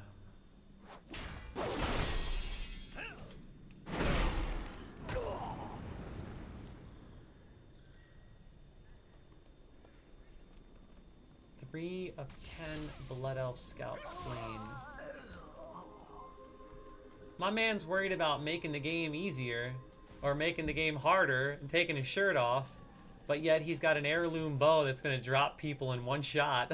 It's like, you want to make the game easy, you better keep using that bow, you peckerhead. That's why the game's too easy for you. You're rocking that stinking heirloom. Oh man, let me jump into third again for a bit. I like kind of going back and forth, to be honest. I like playing in both first and third. You know, I like kind of dilly-dallying. Yeah. I used to have that. I used to use that heirloom all the time. I remember that one. That's a good one. Back in the day, I used to use that bad boy. I'm just trying to like see which one I like more, which view. I think when I'm exploring, I like first person. But like in combat, to be honest, I like third person more. I feel like when I'm exploring, I like first person. Like when I'm just wandering around. But when I'm in combat, I like third person more. Like right now, this is better. Like just wandering around and exploring like this, right? That's cool. Yeah. Yo, we hit 10 hours, baby. We hit 10 hours, crew. Congrats. We did it. 10 hours. We did it. 10 hours, baby. 10 hours, episode 1 of my super cool Draenei streaming series. Feel me? You know how we do. Taking care of business, baby. And with that being said, I think I'm going to end the day. 10 hours deep, baby. Let me just confirm that. Are we really 10 hours? Oh, yeah. 10 hours in. We did it. That's mad funny looking. Look at him smile. He looks so goofy. I love the Draenei, though. They're so sick. I love the Draenei. Yo, crew. I gotta admit, that was a really fun stream. I had a blast. I had an amazing time presenting to you Shadows of the Crucible, reading the first chapter, and sharing the first few episodes of the animated series. I have lots of really awesome streams coming up right around the corner, lots of really awesome games to play, so come on by anytime. You are more than welcome. It feels so good to be back. Here we are, back at it, back in business. Yeah, buddy. I have so many games to play. Let me log out and tell you, because I have a whole list I made, actually. I made a whole list because there's too many. I actually, this list doesn't even scratch the surface, to be honest. So, for example, I started Black Desert Online on the last stream, but unfortunately, I did end up getting disconnected on that stream. However, I have to say, I really liked Black Desert Online. I don't know if you guys and gals ever played Black Desert. So far, I really like it. It's different, for sure. It's a different MMO that I'm used to, but I really like it, and I definitely plan on continuing it. Of course, we will be continuing World of Warcraft, both retail and classic, but my Draenei right now is my primary objective. That's my main character that I'm playing. I wanted to start The Legend of Zelda Skyward Sword because this is the only Zelda game I never played. This is literally the only Zelda game I've never even tried, and I want to play it so bad. So I got it for Switch, and I plan on streaming it. Like I said, World of Warcraft Classic. I do plan on continuing Pokemon Scarlet and Violet on Switch. You know, TCG Card Shop Simulator, I was really enjoying that last year. And I'm looking forward to continuing it because I think they updated it a few times. I forgot to add Starfield to this list. I really, really want to play Starfield again. Oh my god, I was playing that in November of last year. I think I invested about 5 hours. It's so sick. But then I took a break from Twitch, so I haven't played it since. I'm definitely continuing Cyberpunk. I can honestly say it's way better than I remembered. The graphics are now better, and it seems more polished. I didn't experience a single bug the whole time. Of course, I'm going to continue Final Fantasy 16, as I already started that, and it's my favorite game, like one of my favorite games ever. Yo, Wolfman says I stopped playing TCG Card Shop Simulator. How come?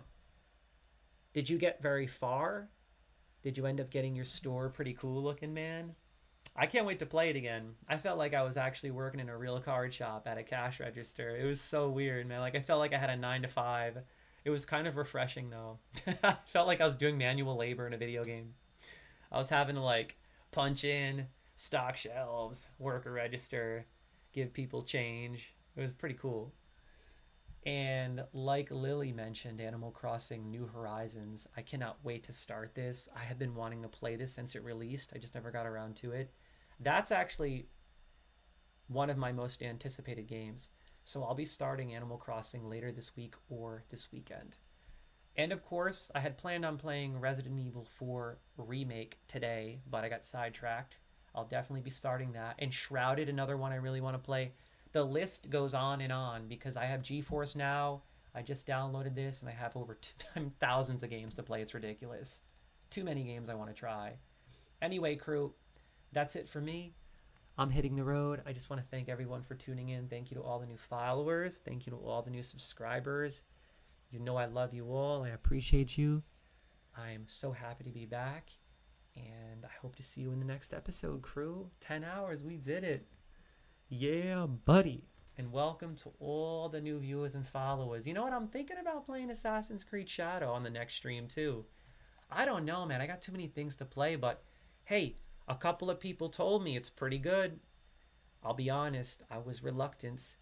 I didn't know if I wanted to play Shadows because I'm getting tired of those Assassin's Creed games, man. Oh, man, I just feel like I'm getting bored of them. But apparently this is like their best yet. I'm not believing the hype until I've at least watched 2 or 3 full extensive reviews and watched people play it. Maybe then I'll consider purchasing it this week and then we'll play it. But we'll see. Anyway, crew, I'm hitting the road. I need to take a break. I need to go move around a little bit. So I will see you guys and gals in the next stream. Be there, be square. Check it. I'll talk to you. Forget about it.